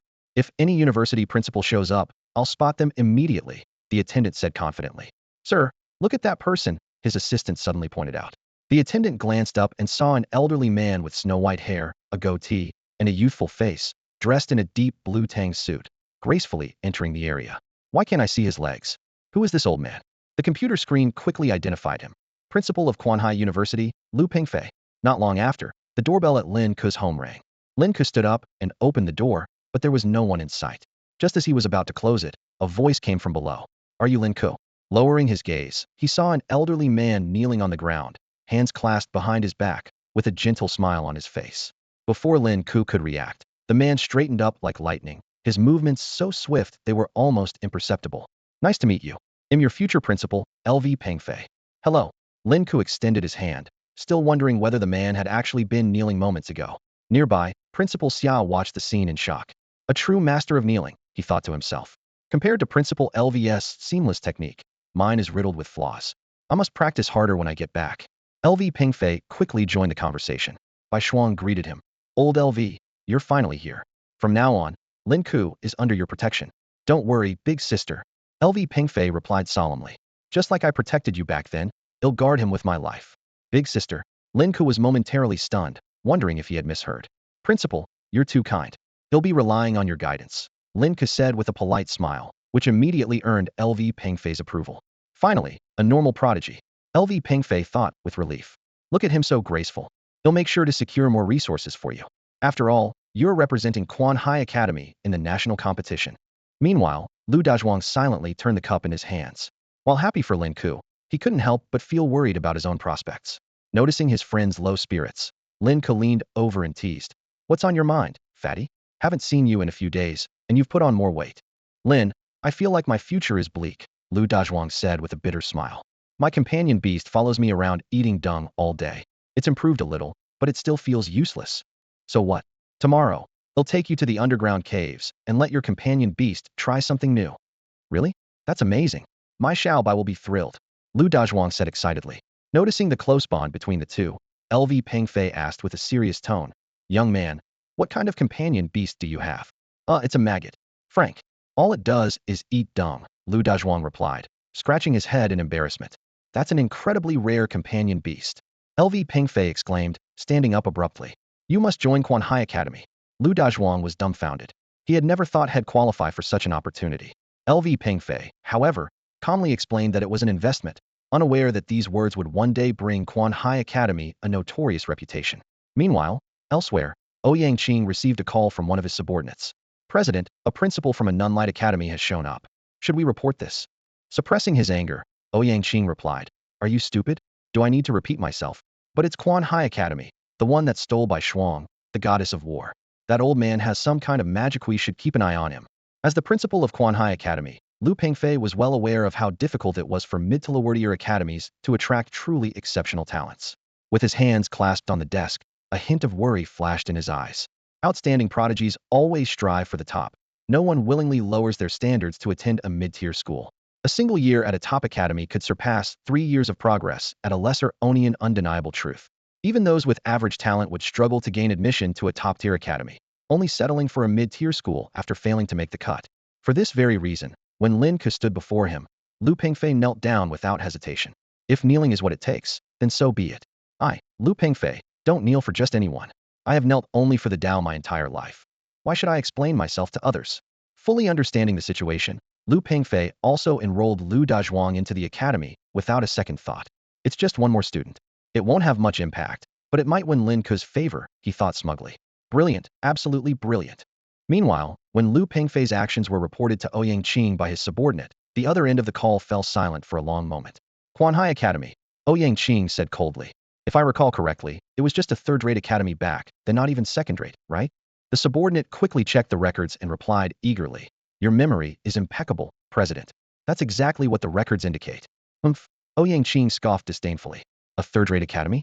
If it weren't for Senior Sister Bai's personal choice, would a mere Quan High Academy even be worthy of competing with our Imperial Academy?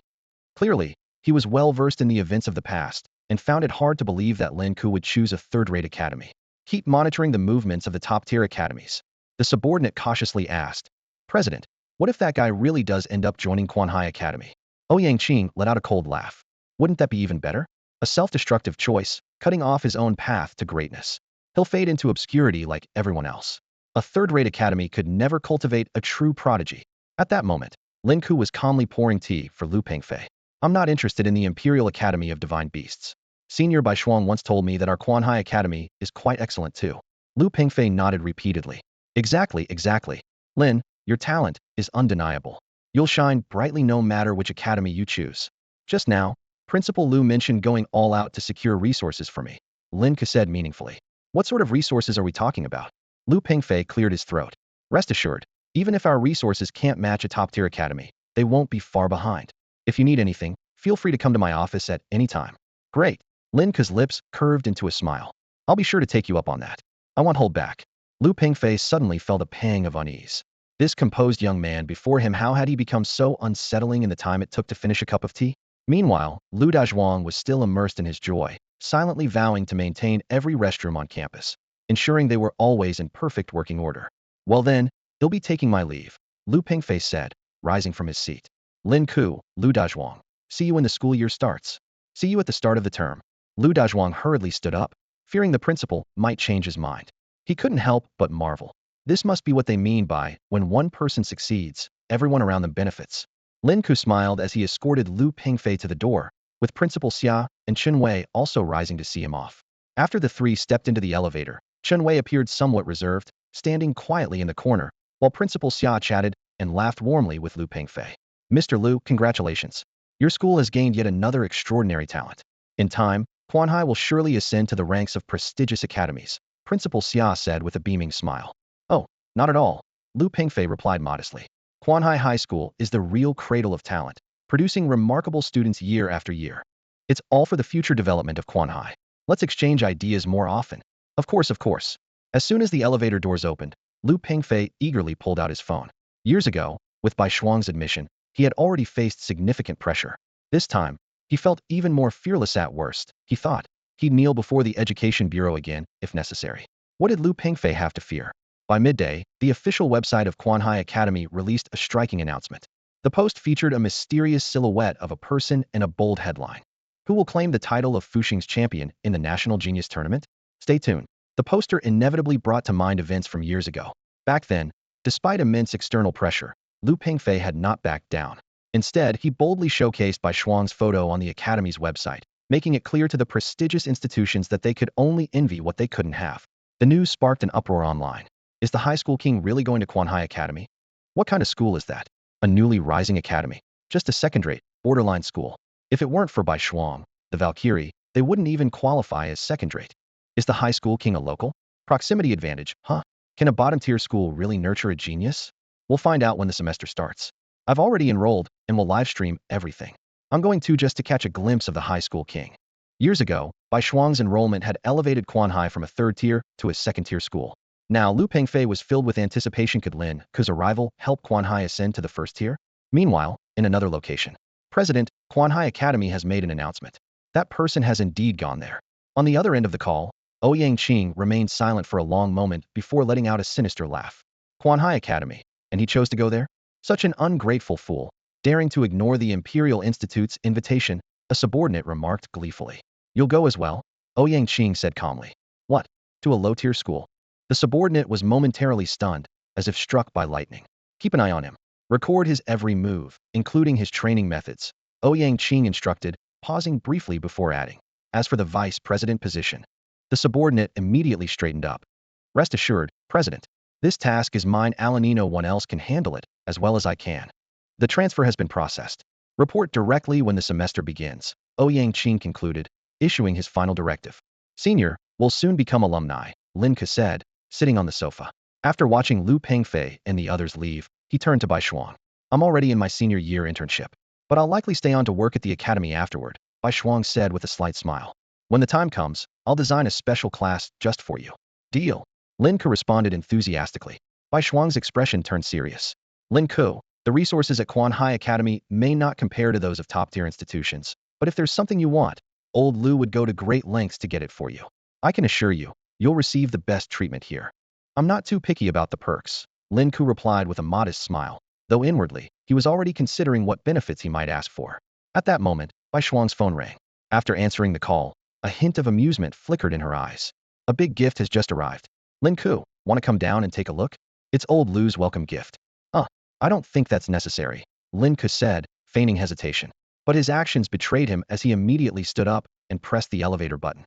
Watching his contradictory behavior, Bai Shuang couldn't help but chuckle. In the underground parking lot of Jin High Imperial Residence, a uniquely modified alloy war vehicle was parked in Lin Ke's space. The vehicle, resembling a raptor-like Tyrannosaurus, was crafted from rare alloys.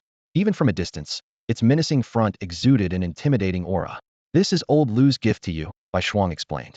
A modified alloy war vehicle worth about 50 million. With the Academy's license plate, you can drive it freely around campus. Even to the principal's office. Lin Ke asked, examining the steel beast closely. When he started the engine, the entire underground garage echoed with the roar of a wild beast. Two headlights blazed to life, instantly illuminating the entire space. Of course, as long as you can drive it up there, Bai Shuang teased. Want to take it for a spin? Senior, I don't have a driver's license yet. Lin Ke admitted, though he was clearly tempted. After all, he couldn't afford such an expensive car at the moment. I'll drive you around then. Sure. Sitting in the passenger seat, Lin Ke felt the vibrations as the massive vehicle rolled across the ground. The elevated perspective was incomparable to that of ordinary luxury cars. Passers-by turned their heads to stare, some exclaiming, "What kind of car is that? What an intimidating roar. I thought it was an underworld beast attack. With that special license plate, it must belong to a beast tamer of high status." When they stopped by the coastal bridge, Bai Shuang opened the back seat and pressed a switch beside the seat, revealing a built-in weapon compartment. Under the moonlight, a matte black case emerged. She unlocked it with her fingerprint, revealing a pair of gloves that shimmered with a faint, otherworldly glow. Lin Ke, this is my gift to you, Bai Shuang said, picking up the knuckle duster gloves. Your combat style isn't suited for swords. These gloves are crafted from the claws and scales of a bone dragon. They're harder than ordinary alloys and offer protection surpassing most battle armor. She handed the gloves to Lin Ke. Now, they're yours. Lin Ke took the dragon claw gloves and was surprised to find how unexpectedly lightweight they were. The moment he pressed the button, the gloves automatically adjusted to fit his hands perfectly. Thank you, Senior. I really like them, Lin Ke said, flexing his fingers to feel the flexibility of the dragon claws. These must be expensive, right? Bai Shuang shook her head, her expression gentle and earnest under the moonlight.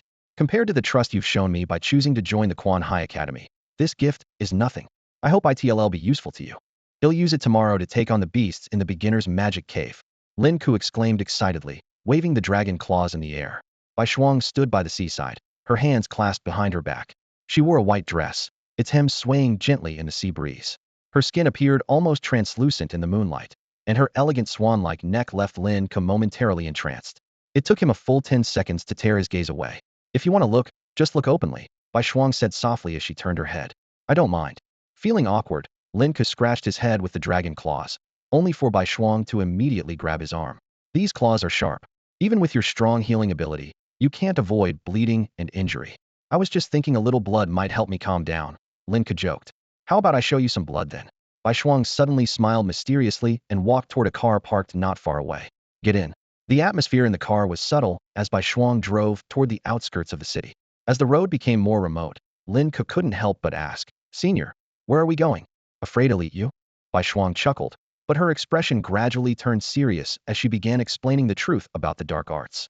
She detailed the major branches of the dark arts: corpse control, ghost control, and evil control, as well as a mysterious organization called Judgment that worked to balance these forces. When the car finally stopped, Bai Shuang turned to Lin Ke. "You must be curious why I know so much about the dark arts." "That's because I'm a member of Judgment." Lin Ke's heart began to race. "Senior, is this something I'm even allowed to hear? Won't I lose my life after knowing all this?" Bai Shuang gracefully unsheathed a blade, the moonlight glinting off its edge. "That little girl from the Zhuge family in the provincial capital was right. You are indeed a lunatic. And the best place for lunatics is to join Judgment." She gazed at Lin Ke with a soft smile on her lips. "So, will you join us?"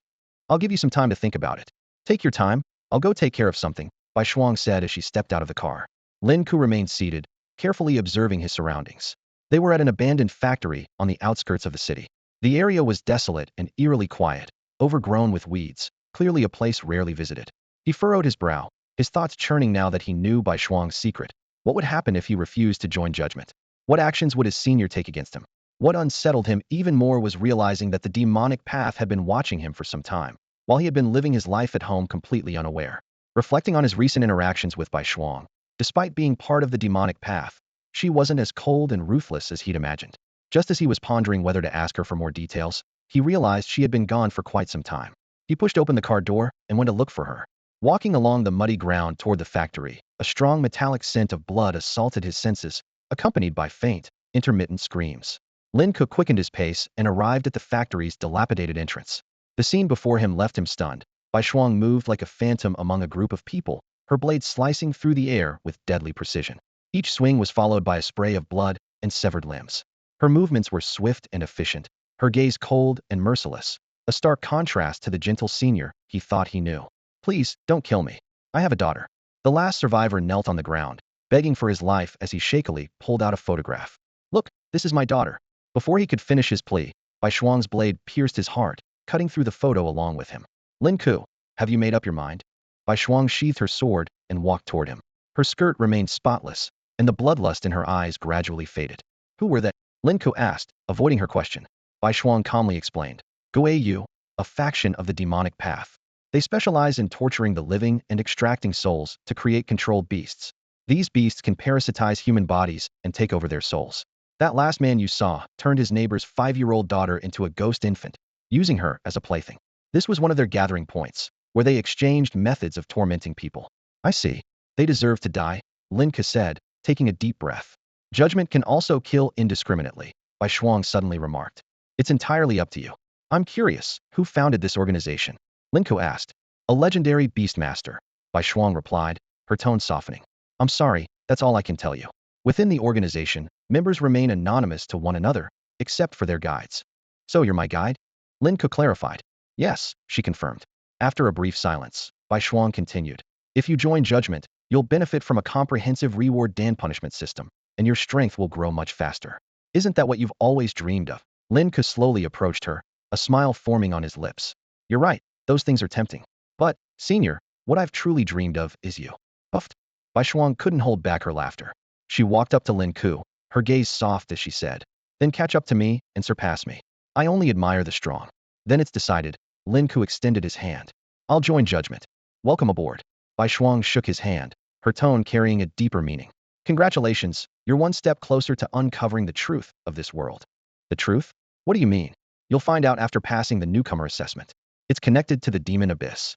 Bai Shuang drove them back to the Jinhai Imperial residence. On the surface, Everything seemed normal. In Changsheng was still busy cooking his instant noodles, and Bai Shuang remained enthusiastic about discussing various ways to eat them.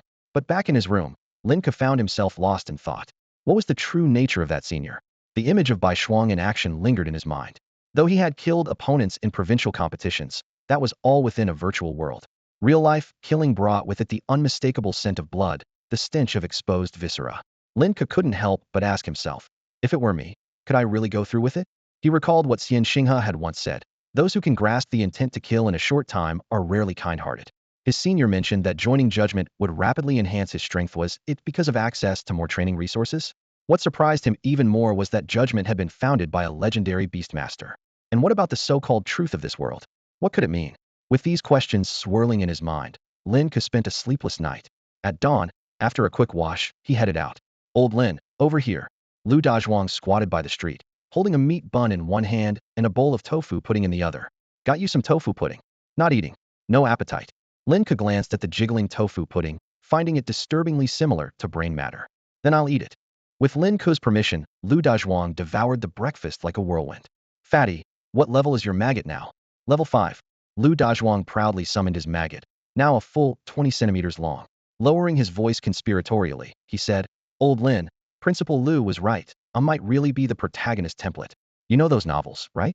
In that type of underdog protagonist who starts out weak, but makes a stunning comeback later. He gently stroked his companion beast and continued. Look, my Xiao Bai is a textbook example. It doesn't even need to enter the demon abyss. It just levels up by eating poop. Its appetite is growing so much that my family can hardly keep up. Xiao Bai, today Uncle Lin Ke is taking you to the demon abyss for some new flavors. Go on, thank Uncle Lin. The maggot bowed deeply to Lin Ke. This little thing is indeed quite clever. As soon as Lu Dazhuang finished speaking, he eagerly reached out to touch it, but Lin Ke instinctively took a step back. Better not get too close. It makes me feel a bit nauseous, Lin Ke said with a frown. It doesn't smell bad. Lu Dazhuang hurriedly defended. Then why don't you lick it? Ahem. Lu Dazhuang cleared his throat awkwardly. Let's talk about something else. He quickly changed the topic, his eyes lighting up. Last night, I mentioned in the class group chat about going into a dungeon, and everyone was so jealous. Students from several other classes messaged me privately, asking to join. Even Lin Wanner, the class beauty, came to ask. At this point, Lu Dazhuang's tone turned indignant. Back when you hadn't awakened your companion beast, these people avoided you like the plague. Now, they all want to butter you up. His face flushed red. A bunch of opportunists. Let them eat dirt. Ordinary high school students weren't allowed to enter the underground caverns. When a companion beast first hatches, it's still in the nurturing stage, and only college students typically qualify for dungeon expeditions. But Lin Ke was different. He had a Beastmaster ID card issued by the Companion Beast Association, granting him unrestricted access to regular dungeons. By the way, Old Lin, Lu Dazhuang suddenly remembered something. My dad said you should bring your uncle to our house for dinner when you have time. He wants to properly thank you. Thanks to Lin Ke, Lu Dazhuang successfully got into Quanhai Academy. When Lu's father found out, he was so thrilled that he pulled out his belt and gave his son a celebratory beating, nearly forcing Lu Dazhuang to acknowledge Lin Ke as his godfather. The incident was so humiliating that Lu Dazhuang still hadn't dared to tell anyone. Fengyang Mountain not only had artificial dungeons, but was also the largest gathering spot for beginner magic caverns in Quanhai City. It attracted almost all the Tier 1 and Tier 2 beastmasters in the city, as well as many martial artists who had lost their companion beasts and switched to practicing physical techniques.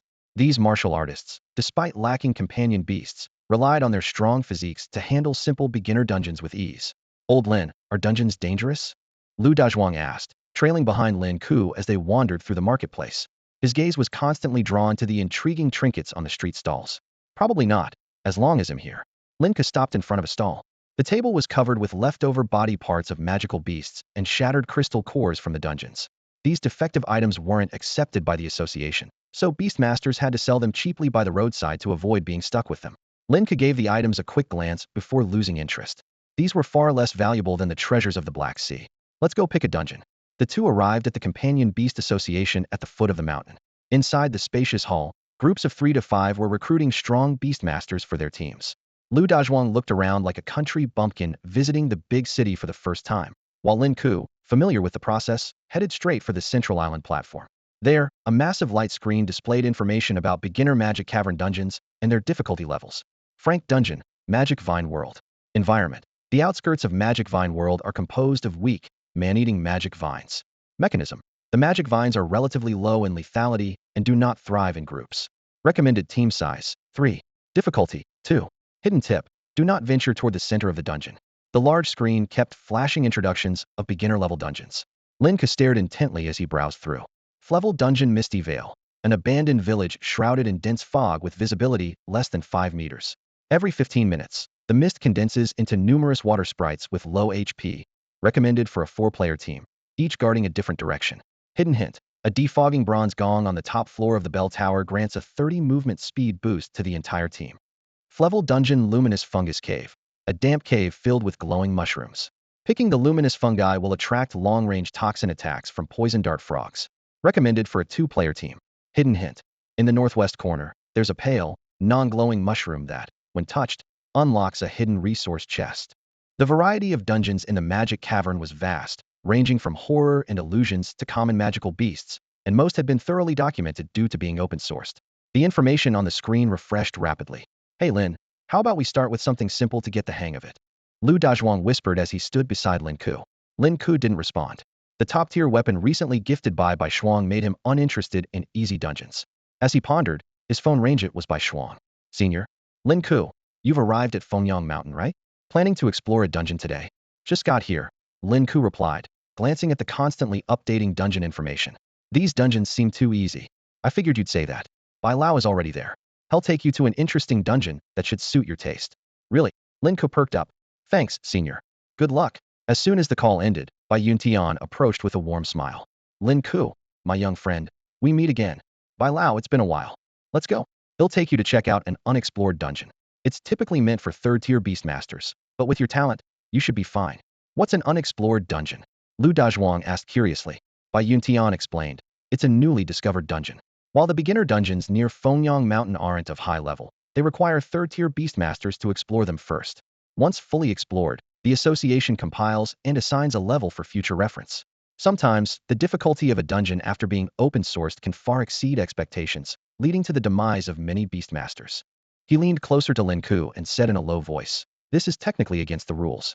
If it weren't for Miss Bei's request, I wouldn't usually allow it. Thank you, Bai Lao, Lin Ke said sincerely. We're like family. No need to thank me, Bai Yuntian replied, clearly impressed with the young man who had recently won the provincial championship. Oh, by the way, unexplored dungeons come with rewards based on difficulty. The highest can go up to 10 million Beastmaster coins. Lin, maybe I should sit this one out. I don't want to hold you back, Lu Dazhuang said, feeling a bit unsure. Lin Ke laughed.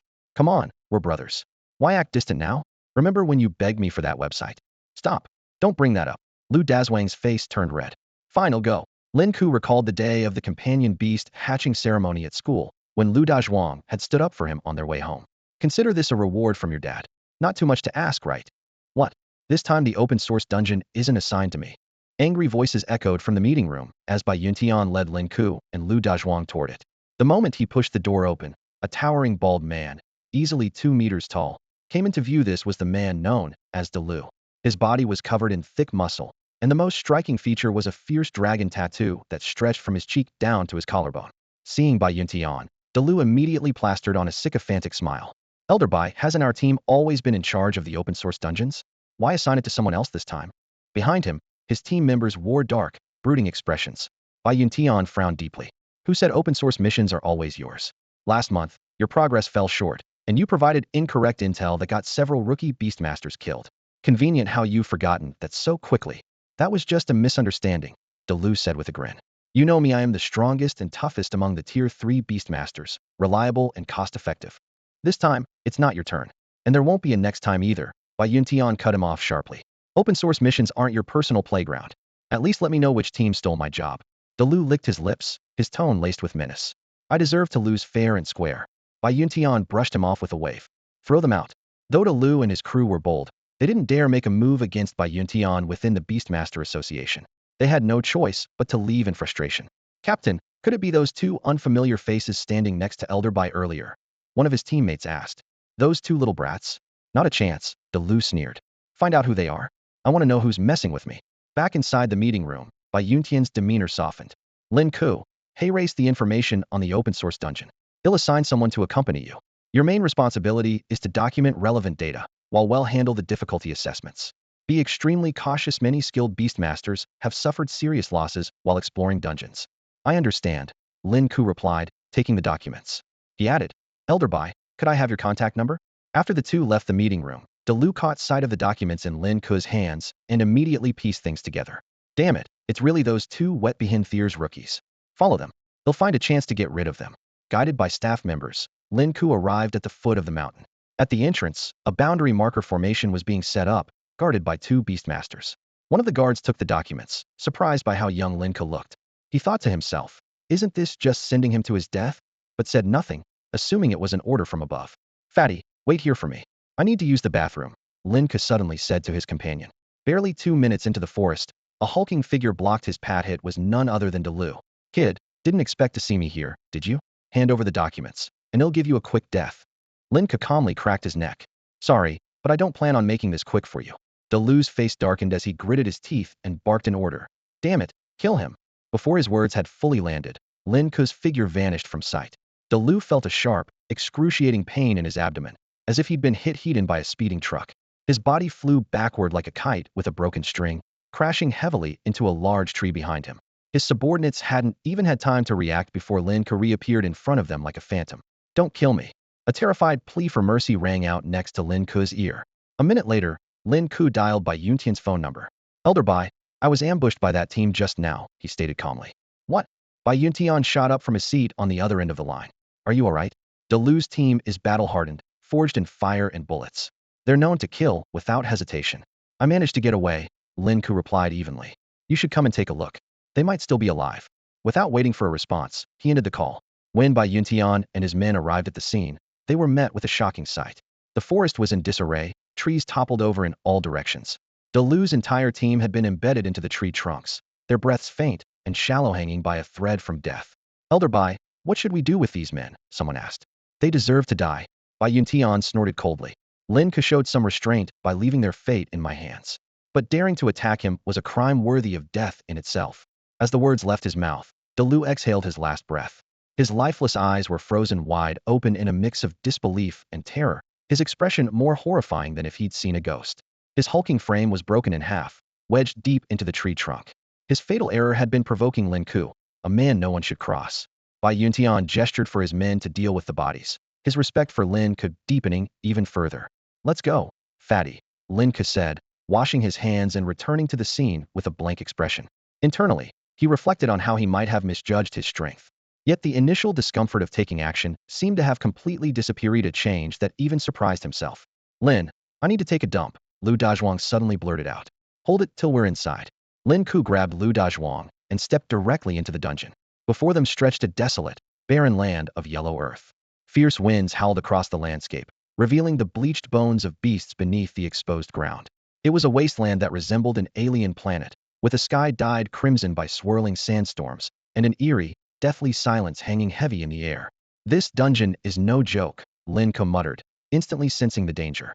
His instincts, honed like those of a wild animal, were on high alert. Fatty, let's find a place to settle down and get a feel for the environment. Got it. Lu Dazhuang summoned his companion beast, a grub. But after just a few bites of the sand, the grub began choking violently, on the brink of collapse. Embarrassed, Lu Dazhuang quickly recalled his beast.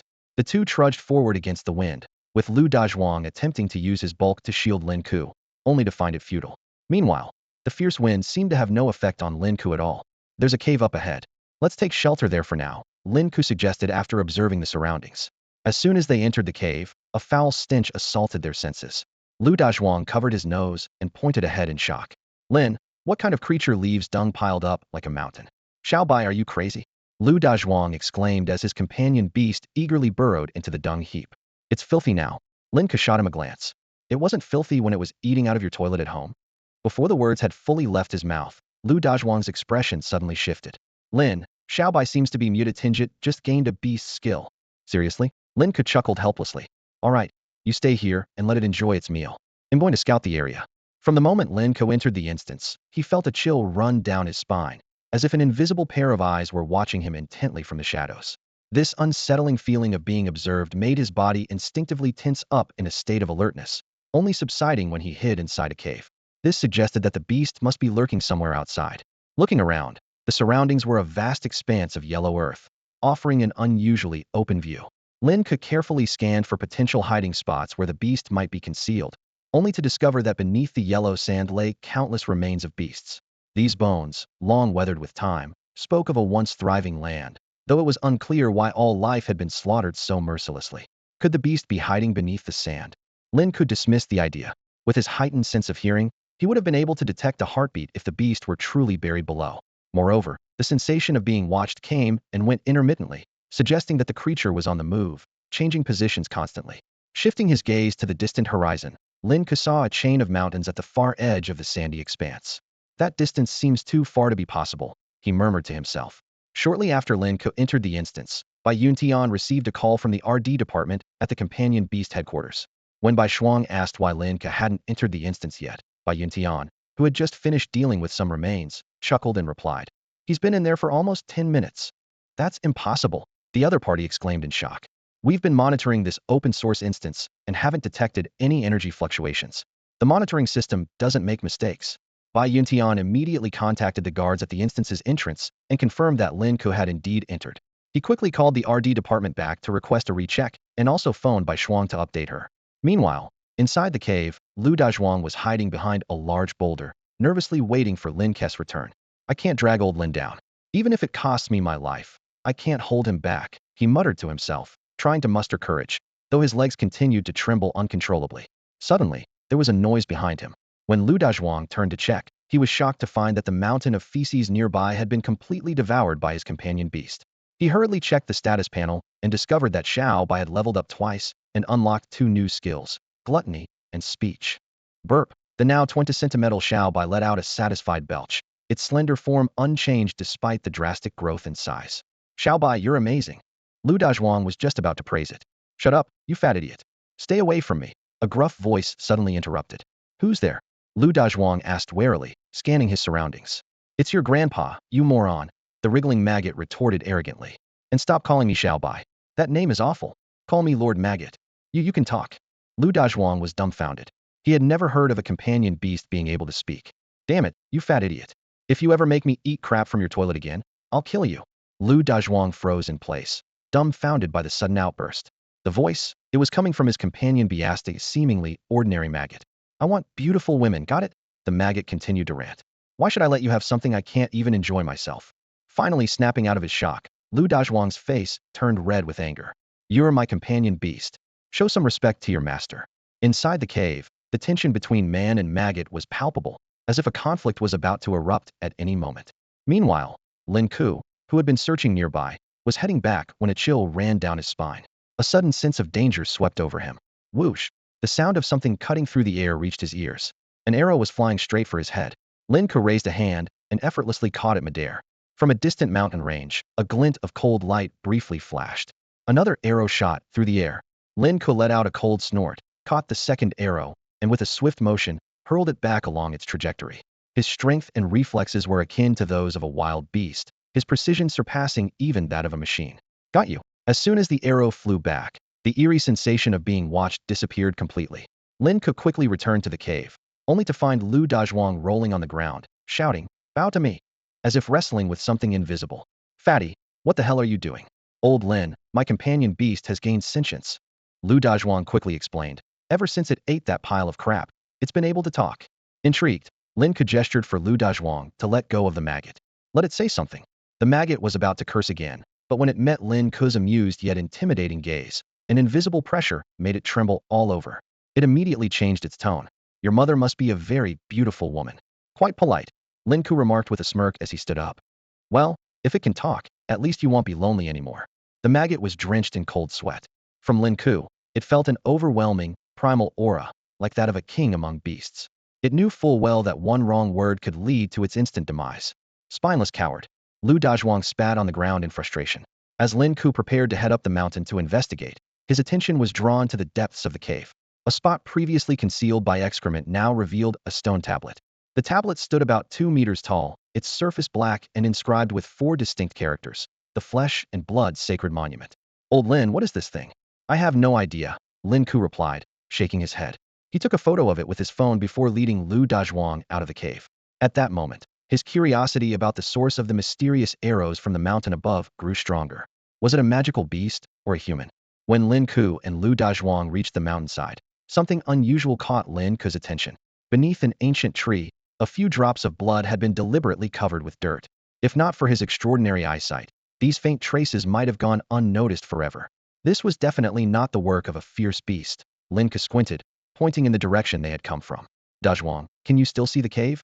Lu Dazhuang strained his eyes, but eventually shook his head. It's too far. I can't make it out. Lin Ke remained silent. His enhanced vision allowed him to clearly discern the outline of the cave entrance in the distance, even identifying the paths he had previously searched. But for an ordinary person, such a distance was nearly impossible to perceive, let alone to fire arrows with precision. It was here that the attacker used a bow to ambush me, Lin Ke said in a low voice.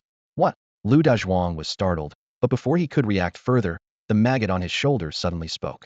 Master, the attacker was likely a woman. How do you know that? Lin Ke asked. Though she's gone, I can still sense traces of her presence, the maggot replied. You filthy maggot. Who are you talking about? Enough, Lin Ke interrupted, stopping their bickering. A woman, firing 2 consecutive arrows with deadly accuracy from thousands of meters away. This kind of skill was beyond extraordinary. Suspicion clouded Lin Ke's mind. Was she from an evil sect, or perhaps another beast tamer? Why did she target him? Dazhuang, the attacker is likely still nearby.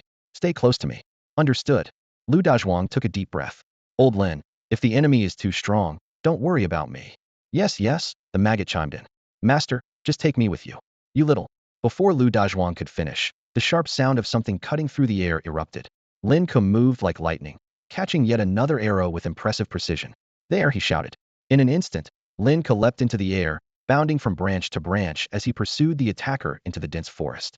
His beast-like dynamic vision picked up on even the subtlest movements. As he descended from the treetops, a sudden glint of cold steel flashed from the underbrush. Twisting his body, Lin Ke lashed out with a powerful kick, striking the dagger aimed at him. The force of the blow elicited a muffled grunt from the forest, and a short-haired girl with dark skin emerged from the bushes. Her cheeks bore red marks on either side, and her fierce gaze was as wild as a beast's. Realizing her ambush had failed, she discarded the dagger and fired 3 arrows in rapid succession. Each arrow came from a different angle, all aimed at Lin Ke as he landed. But Lin Ke charged forward instead of retreating, punching the air with immense force.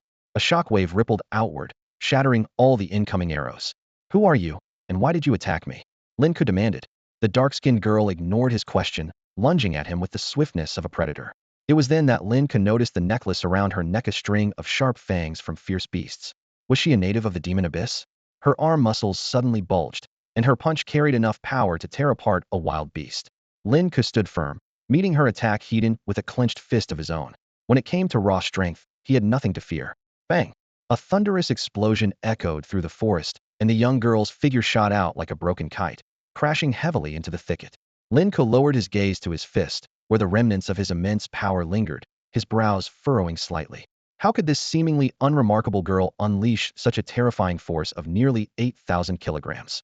Rustling sounds came from the bushes as the girl attempted to flee. Lin Ke let out a cold chuckle, taking a swift step to block her escape. Think you can run after losing? Leave your life behind. Recalling the deadly arrow from earlier, he didn't hesitate, swinging a powerful punch toward her. Cornered, the girl let out a low growl, her entire body suddenly radiating a crimson glow. The barbaric bull technique. Lin Ke instantly recognized the martial skill, his wariness spiking. You've pushed me too far, I'll kill you. She finally spoke, her voice laced with murderous intent. You're strong, but not enough. I can kill you. As her words fell, a phantom of a barbaric bull enveloped her, its aura revealing her mastery of the technique at the 7th level. Lin Ke was inwardly alarmed. This was no beginner's trial. If it were an ordinary 3rd-tier beast master, they'd have been dead by now. Before he could think further, the girl launched her attack. Die, she roared, her voice shaking the heavens as she unleashed her full strength.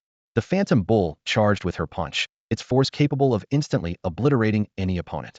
Unwilling to back down, Lin Ke activated his own barbaric bull technique to counter. Your 7th-level barbaric bull technique is impressive, but it's nothing compared to the ancestors. As he spoke, bone spurs erupted along his spine, crimson energy engulfing his entire body. His eyes turned blood red, exuding a terrifying, godlike ferocity. The dark-skinned girl's pupils shrank in fear, and the power in her punch dissipated instantly. Overwhelmed by the oppressive aura, her knees buckled, and she collapsed to the ground, trembling. The beast god, she stammered, her voice filled with awe and terror, all traces of her earlier ferocity gone. Beast god. Lin Ke grabbed her hair, lifting her to eye level. Strangely, she didn't resist. Instead, she appeared completely submissive. Beast god. Please spare me. The girl pleaded, her voice quivering. Lin Ke hesitated for a moment, then dispelled his barbaric bull technique and released her hair. The girl, still kneeling, looked up at him with wild, emerald green eyes full of longing. Her delicate features evoked a primal urge to dominate. In this moment, she resembled a tamed wild beast. Why do you call me Beast God? He asked. Beast God is the Beast God, she replied vaguely, as though she didn't fully understand herself. Just as Lin Ke was about to press her further, a sudden commotion erupted in the dense forest. The sound of rushing wind followed, and in an instant, several equally fiery and striking young women surrounded him. 12 indigenous women surrounded Lin Ke in a fan-shaped formation. Clad in animal hides, their eyes glinted with ferocity. Suddenly, a short-haired woman stepped forward from the group and shouted urgently in an unfamiliar native tongue, Ababa. The familiar language instantly confirmed their identity. To Lin Ke were the natives of the Demon Cavern. This legendary place, rumored to exist, truly had human inhabitants. At the short-haired woman's command, the encirclement loosened slightly, though the other women continued to watch Lin Ke warily, their gazes filled with hostility. In halting and clumsy speech, the short-haired woman addressed him respectfully. Beast God, forgive our offense. Have you descended to take us away from this place? Lin Ke noticed her striking eyes pale green and gem-like, gleaming with a mix of wildness and anticipation. The physiques of these demon cavern women were extraordinary, their bodies wrapped in tiger hides exuding both strength and grace, their muscular lines radiating power and elegance. Ababa. ABA. The surrounding women broke into heated arguments, clearly displeased with the short-haired woman's decision to halt them. Suddenly, a woman with American-style braided hair could no longer restrain herself. The aura of her fifth-level bull strength erupted as she charged straight at Lin Ke. Courting death, Lin Ke moved with lightning speed, grabbing her by the neck with one hand and twisting it without hesitation. Crack. The braid-haired woman's eyes widened in disbelief, her life snuffed out in an instant, unable to resist or even react. Ababa. The short-haired woman quickly stopped her agitated companions. Witnessing the third-ranking warrior in their ranks killed with a single move, the other women finally grasped the terrifying power of this beast god and retreated in fear. The short-haired woman immediately knelt and pleaded for forgiveness. Beast God, please quell your anger. I apologize for their offense and accept any punishment. Her humble demeanor made Lin Ke think that if he were to order her to remove her animal hide, she would obey without hesitation. Yet he had no interest in such matters. She was far more curious about this place's origins. I want to know who taught you bull strength. Lin Ke asked in a low voice. Seeing that his anger had subsided slightly, the woman sighed in relief and answered respectfully. It is the inheritance of the beast god. However, we are dull-witted and have never been able to achieve divine transformation. Without the guidance of the flesh and blood steel, we might never have grasped its essence. Her accent was thick, and Lin Ke could only barely make out her meaning. Divine transformation? Could she be referring to a special state of the 9th level of bull strength? Remembering the flesh and blood steel he had seen in the cavern, Lin Ke immediately said, Take me to see the flesh and blood steel. Yes, my lord. The short-haired woman rose excitedly, while the other guards quickly stepped aside, terrified of angering Lin Ke and meeting the same fate. The braid-haired woman's body still lay lifeless on the ground, and no one dared to touch it. My lord, may I bring Aya's body back? The short-haired woman cautiously asked. Though she offended you, I wish to give her a proper burial. Do as you please, Lin Ke permitted, then called out as if remembering something. Fatty, come out. After a brief pause, Lu Dazhuang emerged hesitantly from the bushes, trembling as he approached Lin Ke. He's a friend of mine, Lin Ke said, softening the short-haired woman's gaze slightly. My lord, please follow me to the flesh and blood steel, she said, leading the way. She guided them to a clearing in the dense forest, where an ancient palanquin sat silently, appearing utterly out of place in the wilds of the demon cavern, as if it had traveled through time. Lin Ke mused to himself. It seems the civilization here remains frozen in the past.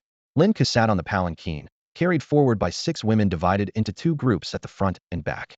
He closed his eyes, appearing to rest, but in reality, he was contemplating the anomalies of this dungeon. These native women, as the original inhabitants of this demonic lair, raised a question in his mind. If they were all killed, would the dungeon reset? Or did this particular dungeon have unique properties? In school textbooks, there was no mention of humans existing in caves like this. Only Lin Changsheng had ever told him that the humanoid beings in these caves were akin to lunatics. Old Lin and Lu Dazhuang followed on either side of the palanquin, avoiding eye contact with the women. Why are they treating you with such reverence? Old Lin whispered. I have no idea, Lin Ke replied, shaking his head. We'll take it one step at a time. Then why do you get to sit while we have to walk? Lu Dazhuang started to complain, but his words were cut short when he caught the sharp glare of the short-haired woman. He swallowed his remaining words and muttered instead. Walking is fine. Walking is just fine. The palanquin moved forward smoothly, almost lulling Lin Ke to sleep. After passing through the dense forest, a primitive village came into view. The settlement was built along the mountainside, with a dozen animal hide tents scattered across the area. At the edge of the camp, some villagers were practicing archery. Surprisingly, all the inhabitants were women, each strong and muscular, resembling well-trained warriors. Abba, the short-haired woman shouted. The villagers, who had been warily aiming their bows, immediately lowered their weapons and stared at Lin Ke in shock. Beast God, forgive our offense, one of them exclaimed.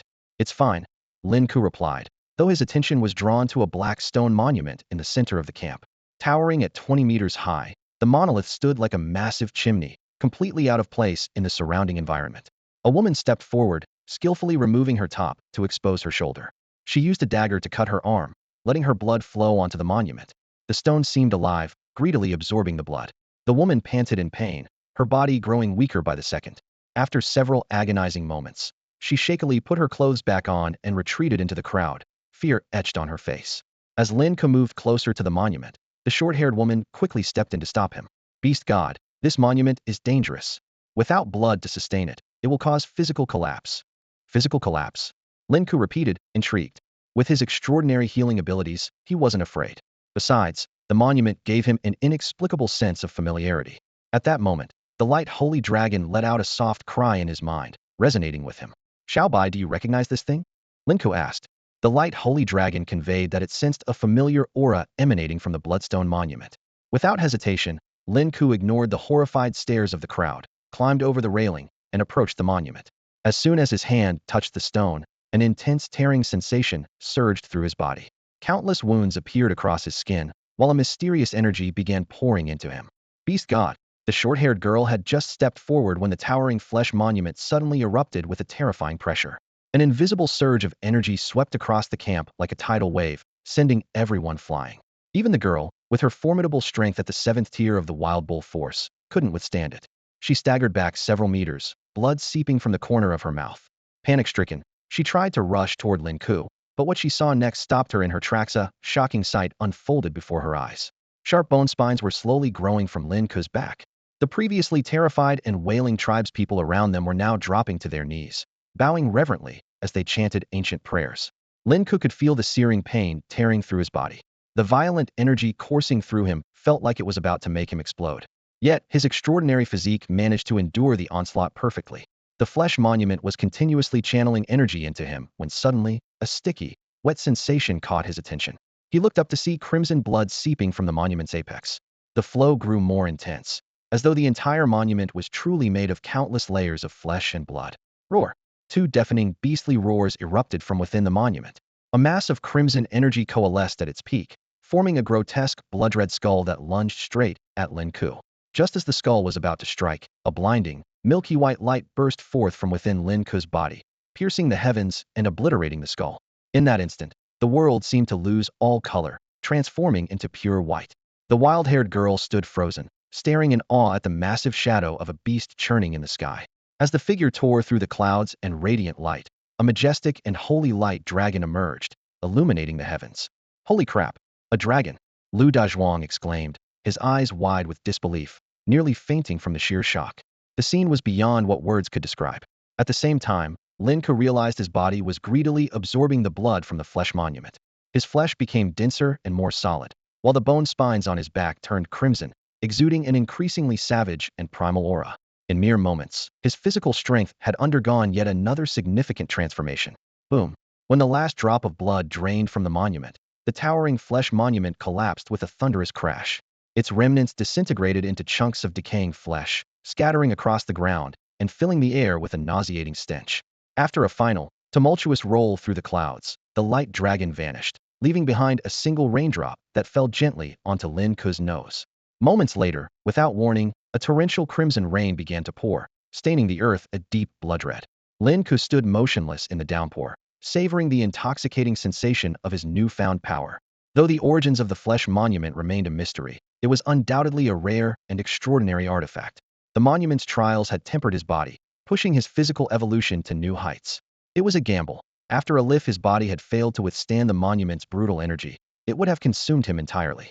But by enduring its overwhelming pressure, he had claimed its power as his own. Of course, this was only Lin Ke's speculation.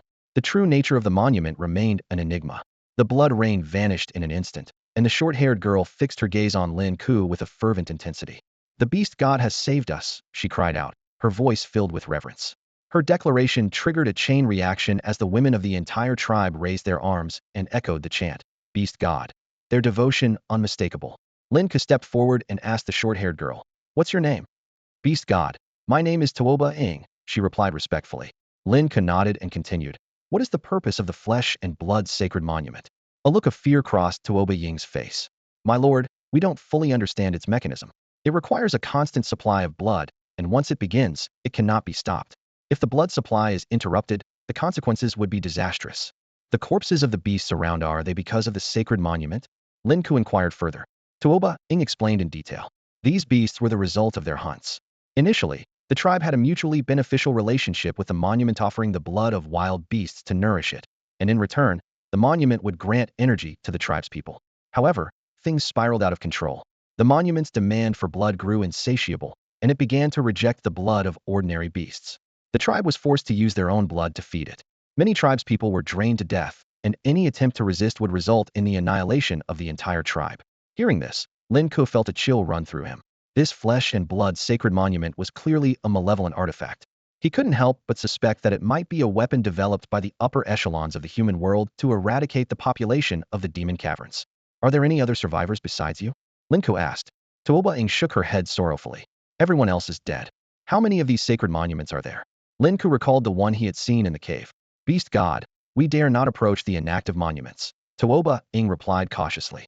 With this information, Lin Ke had gained a clearer understanding of the dungeon's situation. He shifted his focus to another matter. "Where did you learn the barbaric bull technique? Do you have other techniques?" "Beast god, your wisdom is unparalleled," Tuoba Ing exclaimed with excitement. "We copied it from the boundary wall you left behind." Her response confirmed Lin Ke's suspicions and validated Xian Xinghe's theories. The barbaric bull technique indeed originated from the demon caverns, and there were likely other related techniques. "Take me to see it," Lin Ke instructed. "Your talents might be limited, but with my guidance, you could improve significantly."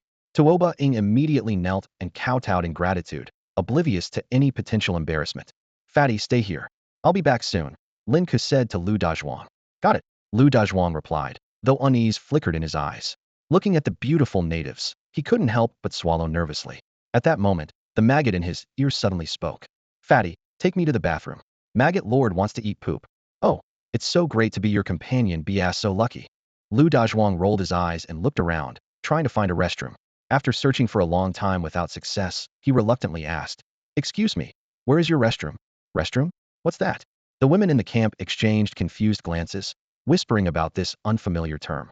Seeing their reaction, Lu Dazhuang sighed and crouched down, attempting to demonstrate with gestures. However, just as he was about to undo his pants, he was immediately kicked to the ground with a swift, forceful blow. "Shameless! Teach him a lesson." Angry shouts erupted from all directions. Meanwhile, Tuoba Ing led Lin Ke away from the noisy camp. They were at the foot of a mountain, and as they looked up, the cliff face was covered with marks of human excavation, forming massive grotto-like caves. Winding plank paths had been built along the rock wall, and at a glance, there appeared to be dozens of these cave dwellings. "Are all these caves filled with martial techniques?" Lin Ke asked. "Not all of them," Tuoba Ing replied softly. "Many are quarters for attendants." "Attendants?" For once, Tuoba Ing lowered her head, her voice barely audible. "Yes, they are for attending to the beast god." "I'm not some beast god," Lin Ke said flatly. To him, the women in this camp posed no threat, so he saw no need to hide his identity. "No," Tuoba Ing said firmly. "You are the beast god, the one from the legends who will save us." 100 years ago, the beast god appeared before. Hearing the words 100 years ago, Lin Ke pondered to himself. Could it be that someone had already mastered the barbarian bull technique to the 9th level that long ago? The strength of these subterranean martial artists is truly astonishing. By the way, how is it that you can understand what I'm saying? Lin Ke suddenly asked as they approached one of the caves. "It's something passed down from the beast god." Lin Ke frowned. If the beast god passed down the language, could they have come from the human faction? Tuoba Ing led him into a cave. "My lord, this is an attendant's quarters." She placed her hands on the tiger-hide armor at her shoulders, her gaze wild and untamed as she looked at Lin Ke, resembling a small, feral cat. "I want to see martial techniques." Lin Ke frowned and walked out of the cave, though he was inwardly unsettled. This barbarian girl was far too forward, and she was covered in dirt and the stench of blood, without even the most basic cleanliness. Tuoba Ing hurriedly adjusted her clothing and followed him, thinking to herself, the beast god wouldn't be interested in a girl like me. If only my sister were still here, she might have caught his attention. Lin Ke entered another cave, where the walls had been smoothed with a mixture of plant ash and lime, making them as reflective as a mirror. The surface was adorned with vivid murals depicting animals such as oxen, tigers, dragons, sheep, and monkeys. Are there 12 martial techniques? He asked, turning to look at Tuoba Ing. More than that, she replied, shaking her head.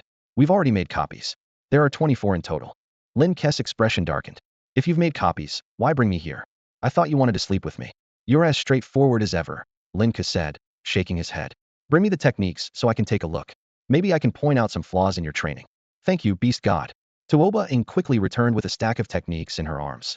At that moment, Lin Ke was focused on studying the murals. He noticed that in addition to the 12 zodiac animals, there were traces of other creatures depicted as well. The cave paintings depicted fearsome beasts that sent shivers down one's spine. Among them was a monstrous, three-eyed lion-like creature, as well as several terrifying beings resembling yakshas, all bowing and prostrating in the same direction. In a corner of the mural, however, stood a humanoid figure, proud and strikingly prominent. Master, these are all the techniques we've transcribed, said Tuoba Ing. Lin Ke took the scrolls and casually flipped through them. The pages were filled with ancient, indecipherable symbols, likely unique to the Demon Cave's language system. I'll take these with me. That won't be a problem, right? Of course not. It's your right as the beast god. Tuoba Ing replied respectfully before suddenly changing the subject. Beast god, are you feeling tired? Should I be? I want to bear your child. Tuoba Ing stated bluntly. What the? Do you think I'm some kind of stud horse? Lin Ke cursed inwardly. He quickly left the cavern and began inspecting the remaining chambers one by one. The murals in each were similar, depicting enigmatic and mystical beasts. However, the transcribed techniques had become blurred from repeated copying. Let's head back, Lin Ke decided. On returning to the tribe, he spotted Lu Dazhuang crouching in the distance. When Lu noticed Lin Ke approaching, he stood up and walked over. You're back, Lin. What happened to your face? It's all swollen. Just a minor accident, Lin Ke replied, unwilling to admit he'd been roughed up by the women here. His pride wouldn't allow it. All right, let's head back for now, Lin Ke said, feeling satisfied with the haul of techniques he'd acquired. Although he couldn't yet decipher the Demon Cave's script, he was confident that, with his academic prowess, he could crack it given some time. Besides, with his current resources, he could even use an intelligent analysis tool to assist him. Beast god, are you leaving already? Tuoba Ing asked reluctantly, her tone filled with longing. Why not stay for just one more night? No, thank you. Lin Ke declined firmly, inwardly alarmed. The way the women in this tribe looked at him was as if he were prey. He had no intention of waking up one morning to find he'd somehow fathered a dozen children. I'll come back when I get the chance and guide you all further. Lin Ke felt that this dungeon exploration was about wrapped up. Apart from the superhumanly strong cave dwellers and the flesh altar, there didn't seem to be any particular dangers. He planned to return and conduct a thorough investigation. When Tuoba Ing offered to escort him, Lin Ke waved her off decisively. That's enough. I'll come back on my own next time. Let's go, Dazhuang. On it, Lu Dazhuang responded enthusiastically. After they left the camp, Lu Dazhuang asked, So, Lin, there are humans inside the demon cave too? I just found out today, Lin Ke replied. By the way, where's your maggot? I put it back in storage. It tried to cozy up to those tigresses and almost got skewered as bait for fishing. Lin Ke chuckled. Dazhuang, I never thought your maggot would mutate like that. You should let it explore the demon cave's waste piles more often. Who knows? It might really evolve into something impressive. Haha, you think so? I was thinking the same. Lu Dazhuang said excitedly. Lin, I feel like it won't be long before we can fight side by side. At the very least, when you need me, I'll finally be able to step up. The two returned to the vicinity of the underground cave's barrier. Lin Ke quickly stepped into the entrance of the cave they had previously entered. The scene before him was a mess. The sacred steel of flesh and blood had shattered into fragments scattered across the ground. Frowning, he pondered whether this was caused by the aftermath of their recent battle or some sort of chain reaction. Pulling Lu Dazhuang along, Lin Ke led him out of the cave entrance. With a serious expression, he warned, Fatty, don't tell anyone about what happened today, including your mutated maggots. Got it, Lu Dazhuang grinned, his eyes gleaming with excitement. Basically, we're amazing.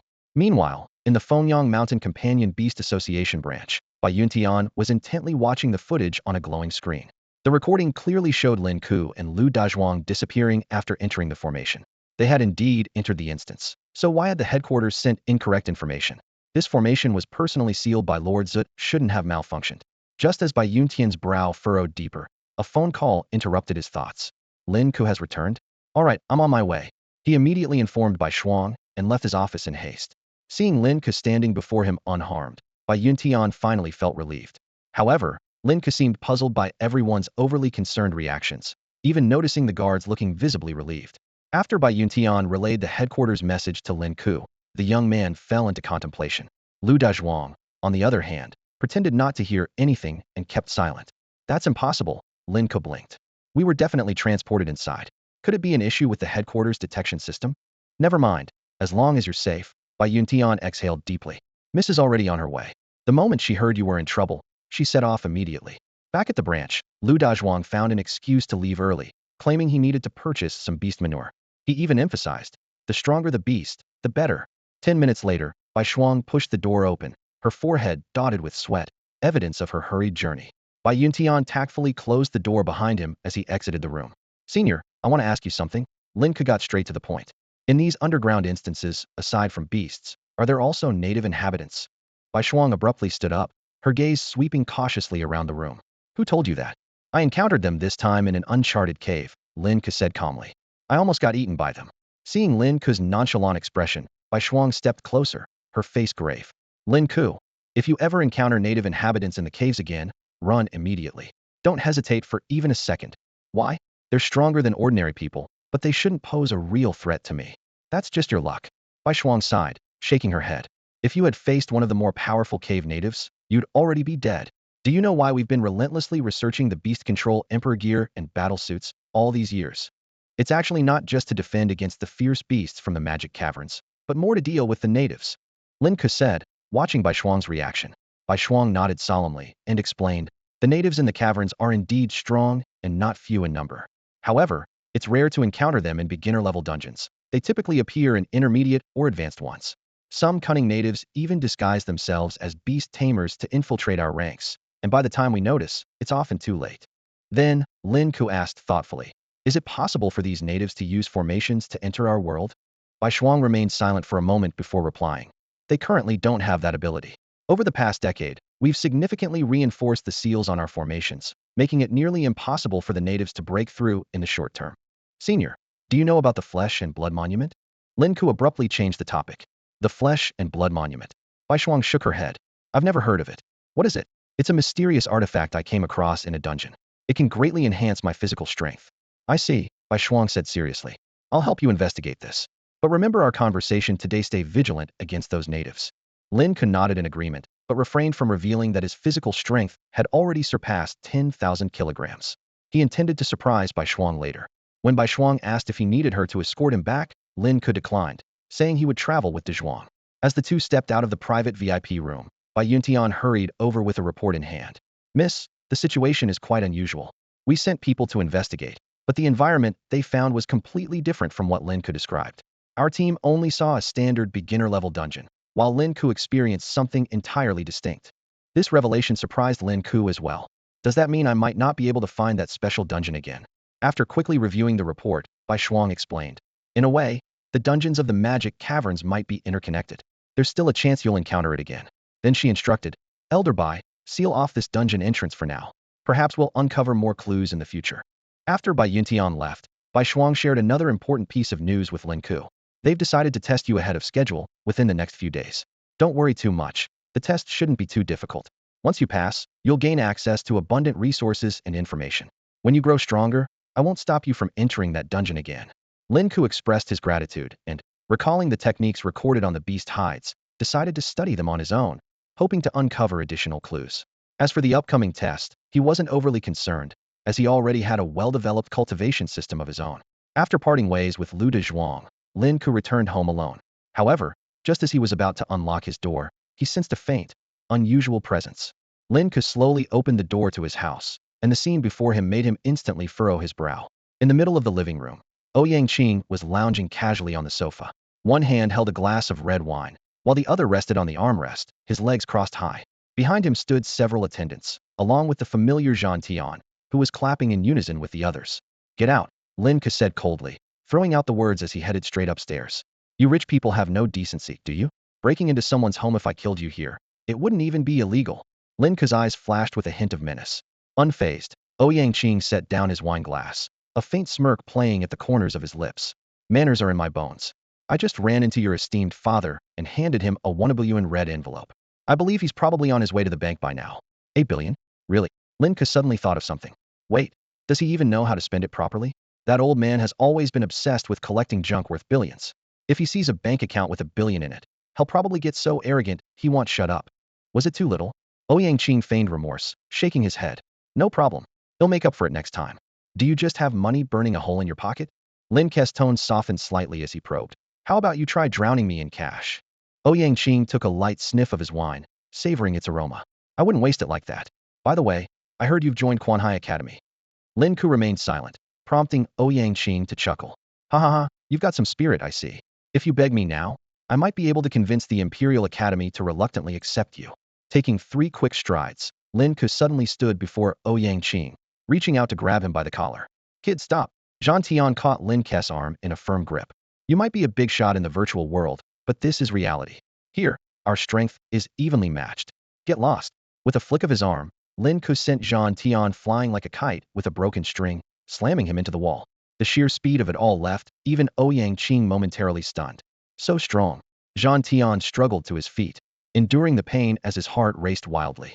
This kid's strength was far more terrifying than before. His growth, in such a short time, was unbelievable. It felt like his spine had almost snapped. This wasn't the power of an ordinary person. That was just a slip-up. Kid, if you've got guts, let's go again. Zhang Tian's mouth still refused to back down. Seeing Lin Ke about to make another move, Yang quickly stepped between them. Lin Ke, guests are guests.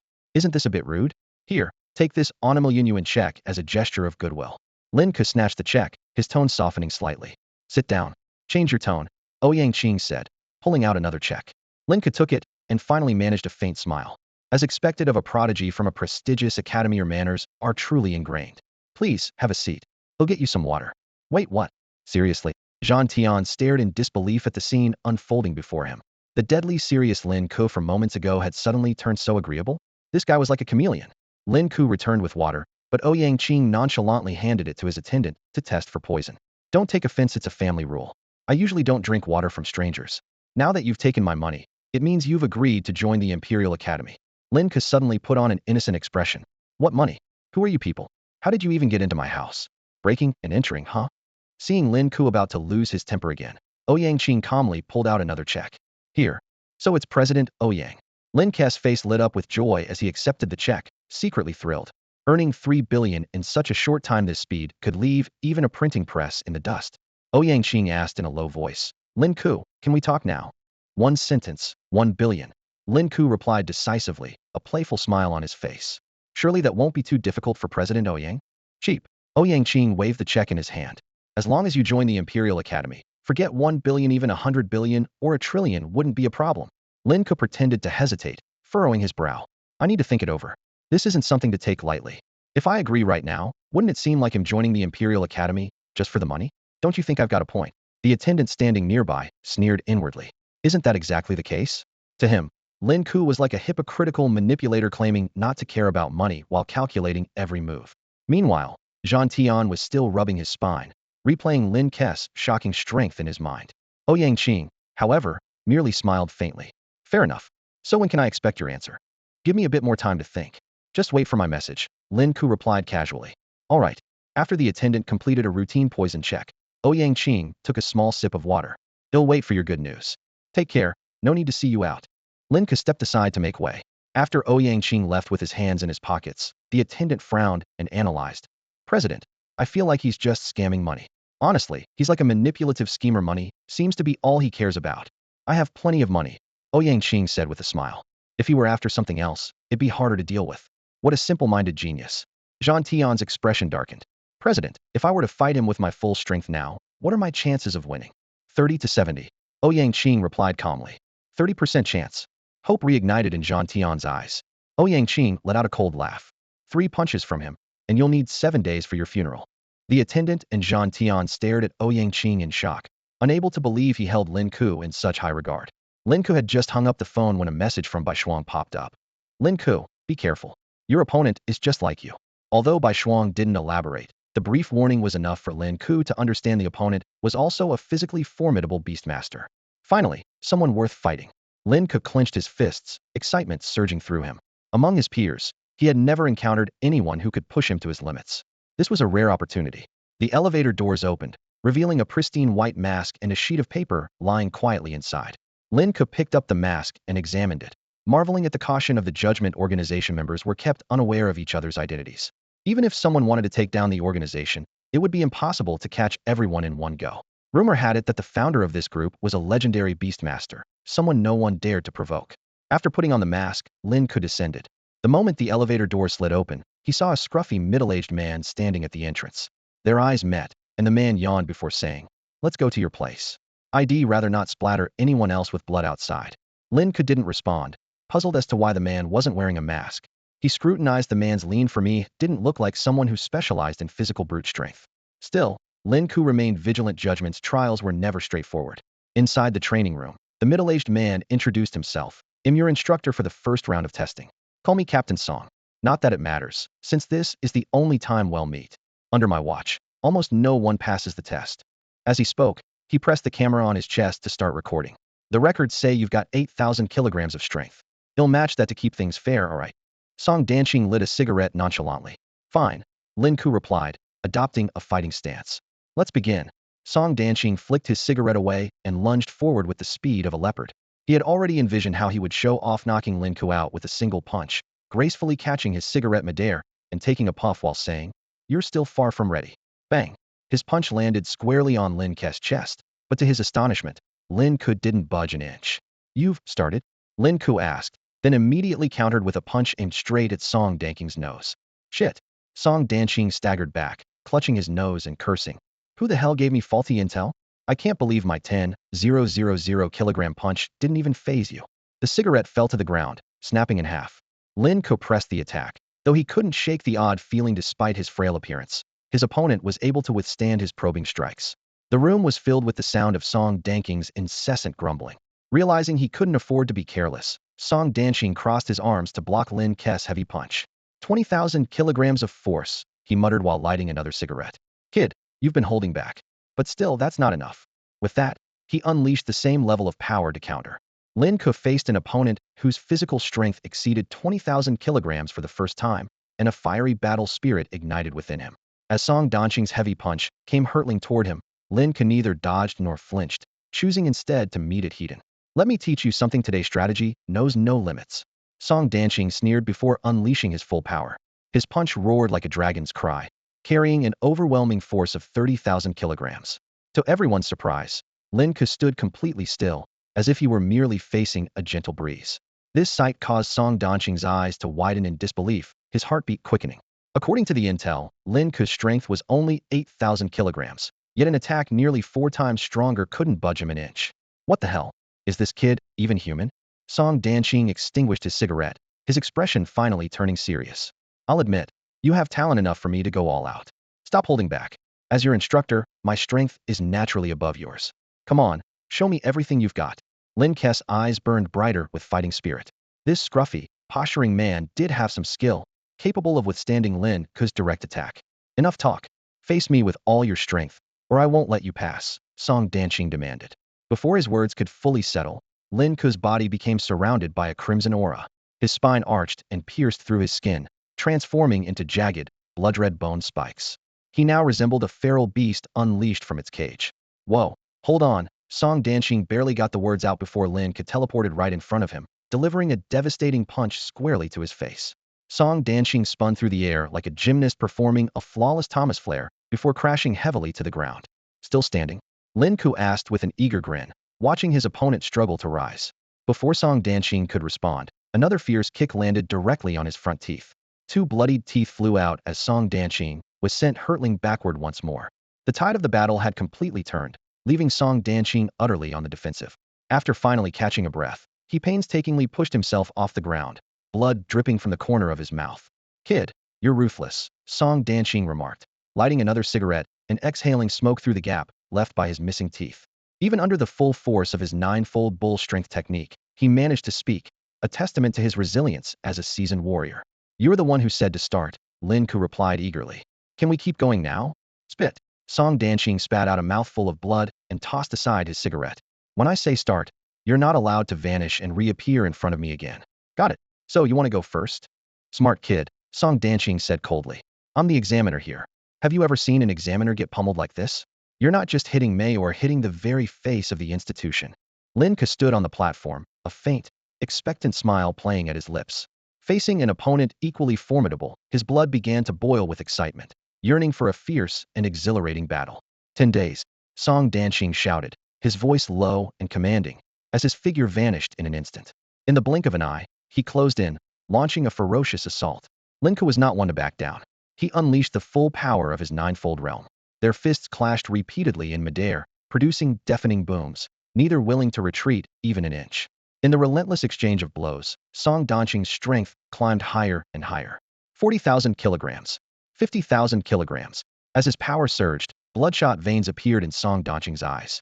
It wasn't killing intent, but rather a warning from his body under immense strain. 30 days. Song Danqing roared again, his attacks growing even fiercer. To his astonishment, even after pushing his strength to 50,000 kilograms, Lin Ke remained composed, showing no signs of fatigue. In that moment, he realized was up against someone far more unfathomable than he had imagined. Blood trickled from Song Danqing's nose, yet his punches never faltered. Lin Ke felt a surge of delight.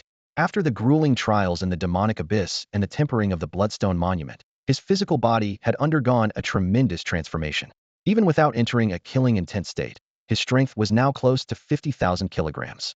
What excited him even more was Song Danqing's resilience. This opponent was like a human punching bag, battered and bloodied, but still delivering consistent blows. In the blink of an eye, both fighters broke past the 60,000 kilogram threshold. Song Danqing felt miserable inside. He knew the borrowed power came at a price. The last opponent who forced him to borrow 30 days of strength was now 6 feet under, with grass 3 meters tall growing on their grave. Yet this monster before him only grew more invigorated, seemingly tireless. As Song Danqing's thoughts wandered, Lin Ke activated his killing intent mode. A violent, bloodthirsty aura engulfed his entire being as his fists rained down like a torrential storm. 70,000 kilograms. Fine, I'll borrow. 3 months. Song Danqing went all in, forcibly drawing on some mysterious energy to match Lin Ke's strength. Both fighters entered their limits, neither willing to concede. Song Danqing thought to himself, no one can withstand such immense power unscathed. But when he saw the twisted grin on Lin Ke's face, he felt as though he'd fallen into an icy abyss. This monster wasn't in pain at all. On the contrary, he seemed to grow more exhilarated with every moment. Stop! Song Danqing shouted abruptly, panic in his voice as he stared at the bone spikes growing out of Lin Ke's back. This wasn't a human, this was a beast wearing human skin. He had a sinking feeling that if the fight continued, this lunatic might actually rip out those bone spikes and use them as weapons. You pass, Song Danqing said, trembling as he lit a cigarette. Thank you for going easy on me, Lin Ke said with a cupped fist. If you had used your companion beast, you probably could have defeated me in an instant, right? At least you know. Song Danqing cast a sidelong glance at Lin Ke, his tone tinged with curiosity. What kind of potions do you usually take? Lin Ke paused and thought. This wasn't the first time someone had asked him that. Bai Shuang had brought it up before, and even Ouyang Qing had secretly investigated. After all, his extraordinary physical strength was enough to raise eyebrows. Looks like you'll need to buy some muscle-enhancing potions to keep around as a cover story, Lin Ke chuckled, brushing off the question. Weirdo, Song Danqing muttered under his breath, recalling the last time they met. Back then, Lin Ke had only been on par with a flying centipede in combat. But now, that same centipede wouldn't even have a chance to appear before being effortlessly defeated by him. All right, I'm off. Song, I'll see you next time, Lin Ke said cheerfully as he waved goodbye. I feel like you weren't even using your full strength. Song Danqing's mouth twitched, and he calculated silently to himself. Huh. The power I borrowed this time will leave me bedridden for at least half a month. Let's see about next time. Not long after, Lin Ke's phone buzzed with a text from Bai Shuang. Congratulations, you've passed the first stage of the test. How many stages are there? Lin Ke asked, curious. It depends, Bai Shuang replied curtly. Senior, that guy Song was no joke today. His physical strength is on par with mine. Lin Ke eagerly shared his thoughts on the fight. It took a while before Bai Shuang responded. Honestly, I thought you'd get crushed today. She mused to herself that if the Nether Dark Dragon hadn't broken through to level 20, Lin Ke's physical strength would still be capped at around 10,000 kilograms. However, with his recent streak of fortuitous events, his breakthroughs in killing intent and disasters, combined with the enhancements from the Sacred Flesh Monument, his strength had soared to nearly 100,000 kilograms. Senior, why is Song so physically strong? Lin Ke marveled. He's the first martial artist I've faced who could still be full of energy after fighting me. Impressive, isn't it? But he's paying a steep price for it, Bai Shuang explained. He won't be able to take on any missions for at least a month. Why is that? Song's beast companion is unique. Around lunchtime, Lin Chongqing crept back home, trying to sneak into his room unnoticed. But Lin Ke, lounging on the sofa, caught him in the act. Old man hiding money? Shoo shhh. Lin Chongqing hurriedly clamped a hand over Lin Ke's mouth. You little brat, don't you know you're not supposed to flaunt wealth? Your friend's pretty generous, giving such a big red envelope. I went straight to the bank and locked it in a fixed deposit to earn interest. Now your old man can afford lifetime memberships to every website I want. Dad, can't you aim a little higher? Of course I can. Lin Chongsheng said with a sly grin, pulling out his phone. Son, I did some research. This amount is enough to buy a top-tier grade 8 beast companion. Take a look and tell me which one you like, you'll get it for you. I don't need a beast companion, Lin Ke said with a laugh. I've already enrolled in Quan Hai Academy, and the school promised to assign me one. Really? Absolutely. The principal himself said I could go to him if I needed anything. Just past midnight, Song Danqing lay in bed, his entire body throbbing as his muscles swelled uncontrollably. It felt as though the aftershocks of Lin Ke's attacks were still wreaking havoc on him. His body was like a target riddled by machine gun fire, with waves of pain crashing over him one after another. Biting down on a piece of gauze, he lit a cigarette, but before he could take a puff, another surge of agony hit. Damn it! Why the hell did I agree to be the examiner for that freak? Song Danqing groaned in anguish. Song Danqing lay on the bed, his body convulsing uncontrollably. From under his pillow, the sudden ringing of his phone shattered the silence. The ringtone, Fortune's Calling, played on repeat. Gritting his teeth through the excruciating pain, he answered the call and snapped. If you've got something to say, spit it out. I'm busy here. Hiss. On the other end of the line, a mature woman's voice, laced with sarcasm, responded. I told you to give up that cursed companion beast, but you wouldn't listen. Serves you right for being in agonizing pain. You don't know a damn thing. Cold sweat dripped from Song Danqing's forehead as he forced himself to explain. How was I supposed to know that Brat's body was such a freak of nature? I thought I'd just borrow its power for 3 or 5 days and be done with it. Serves you right. It's just a test. Why go to such extremes? Song Danqing took a deep drag from his cigarette, the smoke escaping intermittently through his clenched teeth. Forcing a calm tone, he said, You're right. It's just a test. If I had taken it a bit more seriously, he'd already be dead. Don't be fooled by how composed he seems when facing Meihe's definitely suffering now. Oh, he is suffering, the woman on the line replied mockingly. Right this moment, he's with his family, having hot pot with 3 gorgeous women and some weak-looking guy. He's complaining that the meatballs are too hot to eat. Poor thing, huh? Damn it. Song Danqing abruptly hung up, his thoughts swirling in chaos. How could such a bizarre thing happen in this world? That Brat could actually leverage the companion beast's traits to prepay pain in exchange for power? Could it be that he had also signed a pact with a cursed entity? But why didn't his cursed entity retaliate against him? Meanwhile, in the Imperial Garden Villa. Hot, hot, hot. Lin Ke exhaled repeatedly, trying to cool the steaming beef tendon ball in his mouth. The rich, savory juices burst with flavor. It was a rare, lively moment. Bai Shuang, Zhuge Duo, and Mu Hongyu had all gathered around the same hot pot table. Remarkably, Zhuge Duo and Mu Hongyu, who were supposed to be lifelong rivals, were now sitting together harmoniously. So, how did you two make peace? Lin Ke couldn't help but ask. None of your business. Mu Hongyu, as fiery as ever, snapped. Yeah, what's it to you? Zhuge Duo instantly chimed in, backing her up. Bai Shuang, who was busy adding instant noodles to the pot, chuckled and explained, they probably found some common ground. What kind of topic has that kind of magic? Lin Ke still looked puzzled. Zhuge Duo glanced at him out of the corner of her eye, while Mu Hongyu let out a cold snort. Mind your own business and eat your meatball. After the lively hot pot feast, the 2 women decided to stay the night, intending to chat about some private matters. Seeing Bai Shuang take the initiative to clear the table, Zhuge Duo hesitated for a moment before stepping in to help. You know how to do dishes? Lin Ke asked in surprise. I didn't before. I learned from friends, Zhuge Duo replied softly. Besides, if even a warrior goddess can do dishes, then so can I. Mu Hongyu walked over as well. At home, the servants usually handle everything. But today, this young lady will experience the commoner's life. Lin Ke watched helplessly as the 3 women took over the kitchen. Left with no choice, he plopped down on the sofa, occasionally stealing glances toward the kitchen. Son, Lin Chongqing suddenly spoke up. I think Bai Shuang is pretty great. Mu Hongyu's not bad either. And Zhuge Duo? She's also a fine choice. What are you trying to say? You want to find me a stepmother or something? Lin Ke shot back, incredulous. Am I that kind of person? Lin Chongqing's face turned red. Your mother is the love of my life. Me devotion is unquestionable. Your track record is public knowledge. It's all verifiable online. Shut it. That's not the same thing. Lin Chongqing lowered his voice. Work harder, will you? I'm counting on you to give me a grandchild soon. I'm afraid you'll watch videos while holding my child. Faced with this remark, Lin Chongqing was momentarily at a loss for words, unable to respond. After dinner, Mu Hongyu and Zhuge Duo quietly slipped back into their room. Lin Ke, on the other hand, headed to the training room alone to practice the Golden Tiger technique. Just as he was about to begin, Bai Shuang pushed the door open and entered.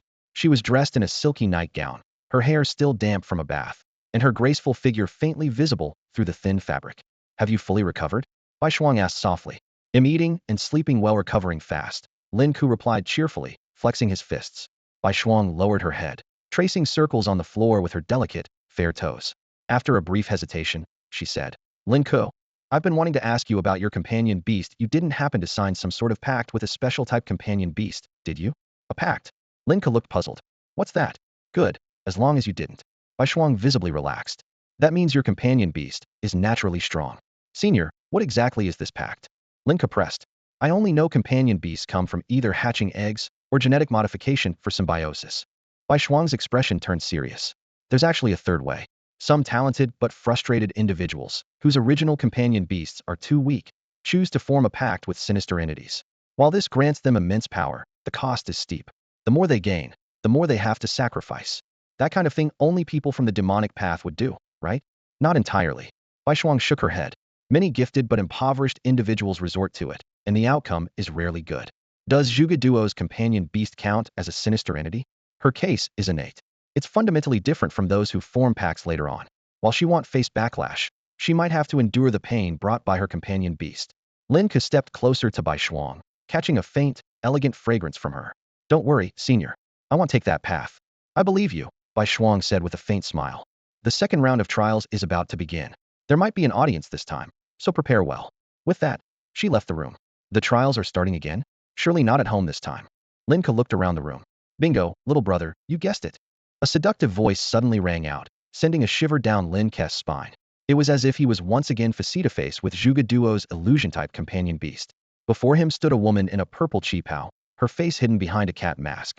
She wore black high heels with red soles, her long legs faintly visible through the high slit of her dress, which reached up to her thighs.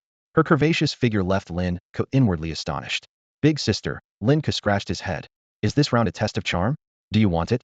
The woman's voice was soft and alluring. Lin Ke remained unfazed. What's the test? Let's begin. Not bad. You've got some self-control. The woman chuckled. My trial doesn't test physical strength, it tests your wits. Now the trial begins. Behind the long-legged woman in a cheongsam, a towering phantom materialized.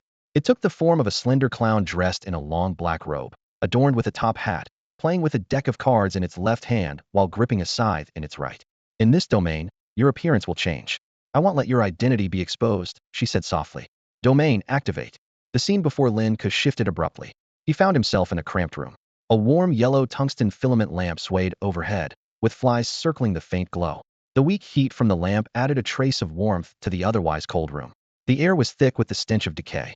Terrified cries echoed around him. Where is this? Why were we transported here? Let me out of here. Lin Ke silently scanned his surroundings. This was his second encounter with an illusion beastmaster's abilities. Compared to Zhuge Duo, this long-legged woman's illusionary domain was clearly on another level.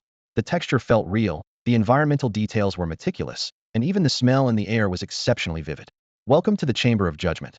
The woman's voice resonated in Lin Ke's mind. Only brainless warriors blindly pursue destruction. Since you want to join the Judicators, let me test your insight. In this room, there are 10 people. One of them is a native of the demon lair. You have 10 minutes to identify and kill them. The faster, the better. If you exceed the time limit, you fail. As long as I find and kill them as quickly as possible, right? Lin Ke asked. Exactly. Begin. Outside the room, several observers whispered amongst themselves. 10 minutes? That's a much shorter time limit than usual. Isn't it too harsh to let her test him? She insisted on it herself. Maybe this newcomer has something special about him. Her test? He's doomed. Inside the room, Lin Ke surveyed the group, then suddenly grabbed a sobbing woman with disheveled hair beside him. Are you insane? Being locked in here is bad enough, and now we have to deal with a lunatic like you. The woman cried, struggling as she pounded on him. Without a word, Lin Ke twisted her neck, ending her life. That was only 10 seconds. How did he figure it out so fast? No, he didn't figure it out.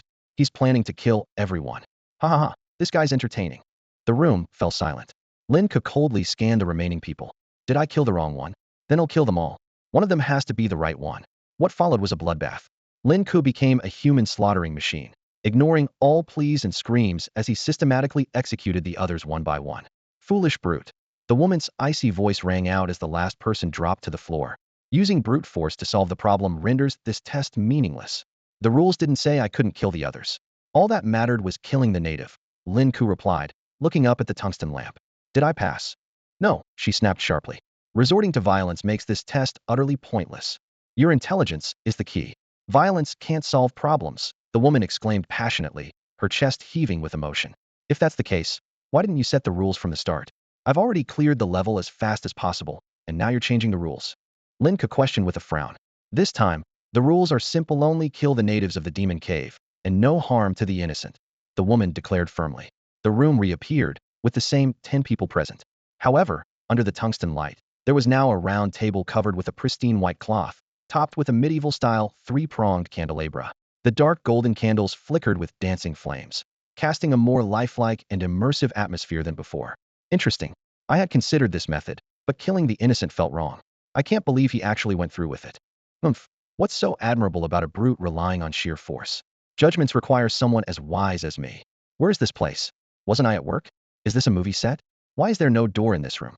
If you don't let me out, I'm calling the police. The group's fear gradually turned into complaints. Lin Ke silently observed, then suddenly realized, the goat-head man is missing. As the group continued their heated discussions, Lin Ke stood up and approached a man wearing gold-rimmed glasses, who was carefully examining the room. Hello, I suggest we work together to escape this place. What do you think? The man smiled warmly and extended his hand. My name is Qin Lang. I'm Lin Ke. Goodbye. Before the words finished, Lin Ke struck with lightning speed, shattering the man's skull in an instant. Blood splattered everywhere, staining the wall and the white shirt crimson. Test complete. Incredible. How did he recognize the demon cave native so quickly? Fascinating. This man is no ordinary individual. Could it just be luck? I thought there would be a heated debate. The scene shifted abruptly, leaving only the woman and Lin Ke. Congratulations on passing, but I'm curious, how did you figure it out? The woman asked. Heartbeat, Lin Ke said bluntly. Your illusion is extremely realistic, but the heart rate of the demon cave natives is twice that of an average person. That trait helped me identify Tuoba Ing in the forest. I see. The woman said, realization dawning on her. That was indeed an oversight on my part. Back in the training room, the woman fiddled with her phone in frustration, as if her meticulously prepared feast had been devoured without appreciation. You may have passed, but I don't think you're particularly smart. How were your grades in school? Lin Ke suddenly asked. Not bad. I was in the top 10 of my grade.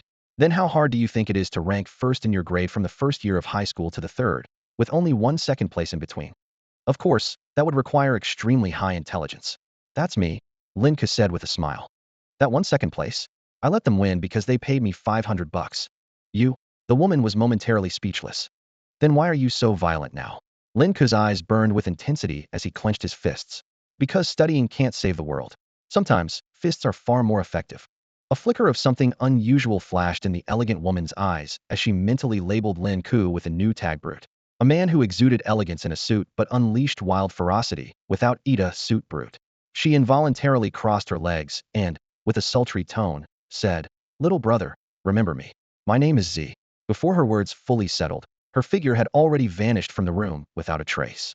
When Lin Ke stepped out of the room, Bai Shuang was leaning casually against the doorframe, waiting for him. Congratulations, you passed the second round, she said, extending her hand. Here, take this. Lin Ke curiously accepted it, feeling a piece of white rabbit candy fall into his palm. It's your reward, Bai Shuang said playfully as she hopped back to her own room, hands clasped behind her back. Turning around, she added, Good night, genius. Back in his room, Lin Ke popped the candy into his mouth, letting its sweetness melt on his tongue. This little treat from Senior Bai Shuang tasted far better than any he'd had before.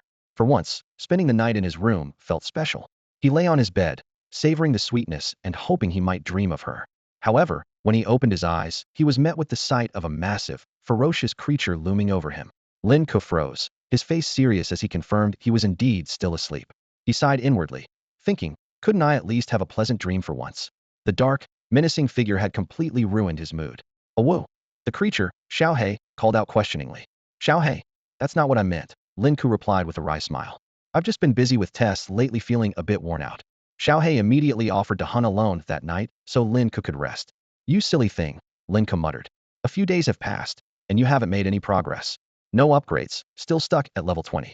Fine, I'll help you out. Deciding to make the best of it, Lin Ke pushed his thoughts aside and joined Xiao He on a leveling spree. Xiao He's gigantic form now stirred whirlpools with every movement through the dark sea. Have you been slacking off lately? Why haven't you broken through to level 21 yet? Lin Ke asked.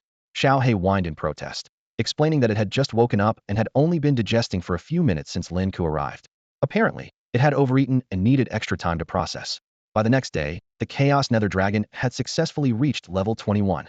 Lin Ke was astonished to find that with each level up, Xiao Hei's strength and agility increased by 50 points, double the usual rate. A sense of foreboding crept over him as he realized the Chaos Nether Dragon's evolution was becoming increasingly terrifying. Xiao Hei, will you grow so massive that even Blue Star can't contain you? Lin Ke mused aloud. Then who am I going to show off to? After leaving the Dark Sea, the voice of the Light Holy Dragon, Xiaobai, rang out. Yeah, Xiaobai, you leveled up too? Lin Ke exclaimed, opening the status panel to check. Companion Beast, Light Holy Dragon Juvenile. Level, LV5. Attributes, Strength 70, Constitution 90, Agility 140, Talent 100. Element, Light. Grade, World Destroying. Skills, Divine Prayer Basic, Immortal Body Basic, Light, Sanctuary Basic. With 23 progress, the Light Holy Dragon had reached level 5. Although it wasn't as fast as leveling up together, it was still progress. Xiaobai, keep it up. Aim for your first evolution soon. Lin Ke encouraged. Remembering the massive boost Xiao Hei had gained after its first evolution, Lin Ke couldn't help but wonder how terrifying his healing and tanking abilities would become if Xiao Bai also evolved. Lin Ke was completely immersed in the thrill of the fight, relishing the raw, unrestrained sensation of punches landing and the exhilarating freedom of not fearing pain. Just then, Lin Chongqing's voice called from outside the door, Son, Teacher Xian is here to see you.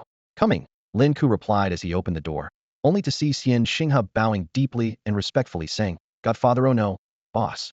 Lin Chongqing, stunned by the scene, couldn't help but joke. Wait a second, buddy. Are you stealing my job? Now that my son's become a big deal, you want to be his son too? Get in line.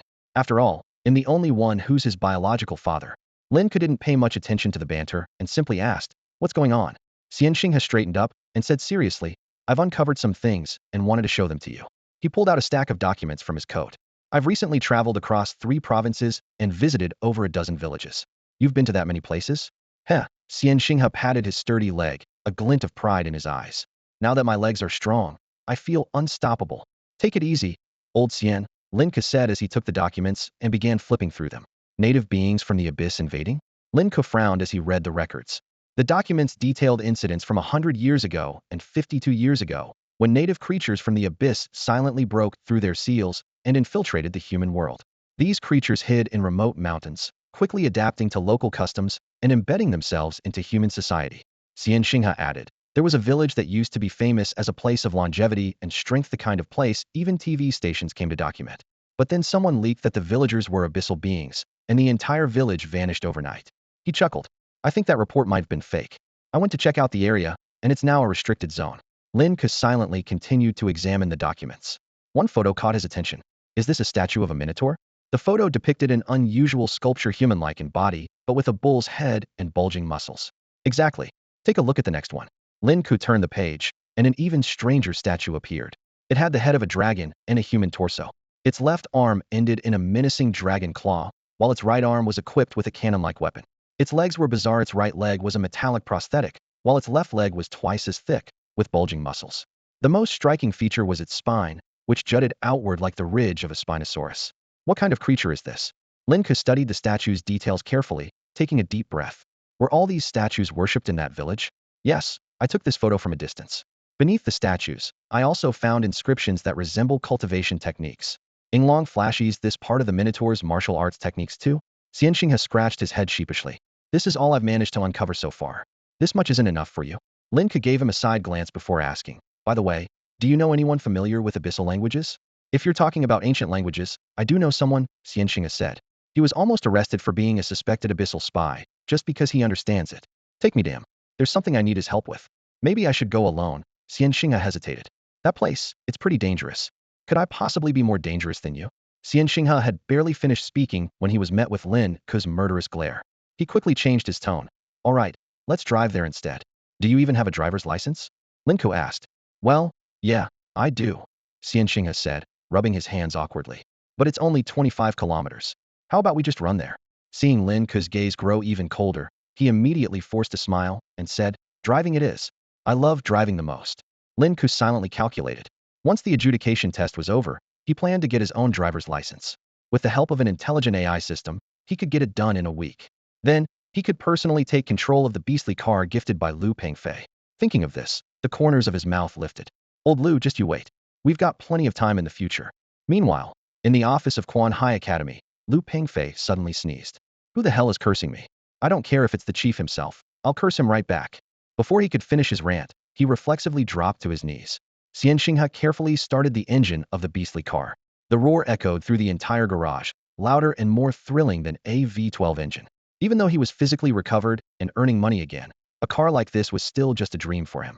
Not to mention, Lin Ke's car wasn't something money could buy, it was a special approval from the chief. After Lu Pengfei knelt in the education bureau for 3 days and nights, shedding every last tear he had. 20 minutes later, they arrived at the southern slums of Quan Hai. Boss, it's all narrow alleys up ahead. We'll have to go on foot, Xian Xinghe said. As soon as they stepped out of the car, a group of ragged children surrounded them, their eyes gleaming as they stared at the luxury vehicle. Uncle, this car must be super expensive. Can I sit in it? So cool. When I grow up, I'm going to buy one just like this. Xian Xinghe frowned and barked, scram. Only then did the kids reluctantly back off, though Lin Ke noticed the glint of knives and rusty pipes hidden under their clothes. The atmosphere here isn't exactly great, Xian Xinghe explained. Letting them get in the car could lead to trouble. You seem to know this place well, Lin Ke remarked. I lived here after I was crippled. The rent's cheap, Xian Xinghe said nonchalantly. The people here are unique. Failed beast tamers, those whose companion beasts were killed, and some who are too arrogant to integrate into society. Over time, it became what you see. They ventured into the narrow alleys, where tangled wires overhead blocked out the sky like coiled serpents. The air reeked of sewage. A middle-aged man with rotting legs leaned against a wall, weakly shaking a cracked bowl. Why would beast tamers end up like this? Lin Ke asked. Xian Xinghe sighed. It's hard to adapt to a simpler life after living lavishly. Once they lose their power and status, but still try to maintain their former lifestyle, they spiral into a vicious cycle. The walls were plastered with advertisements for loan sharks, organ trafficking, and prostitution. Even lives had price tags. Lowering his voice, Xian Xinghe said, I heard the recent assassination of the Zhang family's old patriarch was carried out by the strongest killer duo from this place. Unfortunately, they ran into a tough opponent and were killed before completing the mission, leaving the case unsolved to this day. Xian Xinghe spoke as he led Lin Ke through a narrow alleyway, arriving at an old, moss-covered house at the end. A staircase leading underground came into view, with new 3,500K warm wall washer lights illuminating the weathered blue wooden door. Old Xian, brought you some business. Xian Xinghe knocked on the wooden door. Accompanied by a harsh creak, the door slowly opened to reveal the disheveled face of an old man, his hair tied with a casual red string. Oh, it's you. Old Xian grinned, exposing a gap where 2 front teeth were missing.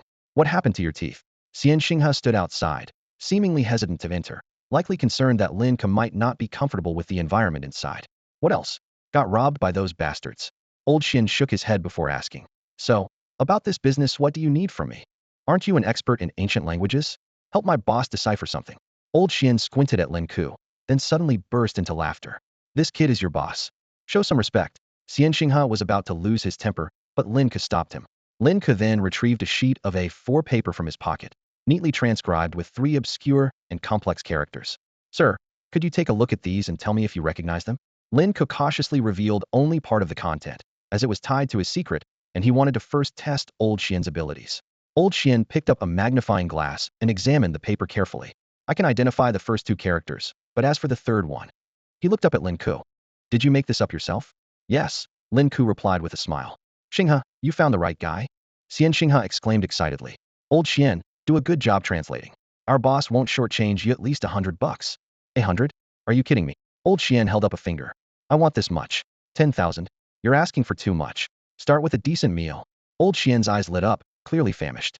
Underneath a clean residential building nearby, Old Xian devoured meat buns ravenously, grease and broth dripping from the corners of his mouth. He didn't bother wiping it away as he stuffed more into his mouth. Watching this, Xian Xinghe couldn't help but gulp. Your eating habits are like a gluttonous beast. Old Xian mumbled something unintelligible, only wiping his hands after swallowing the bun. All right, show me the materials. I'll translate them for you right here. Lin Ke took out some documents. Old Xian glanced at them. This is about human meridians. We have similar stuff here, nothing special. What else? This explains human body modification, still nothing unusual. And this one is a technique for merging human bodies with beasts. Nothing. Wait, what? Old Xian examined the document more closely, suddenly gasping. Even that can be modified?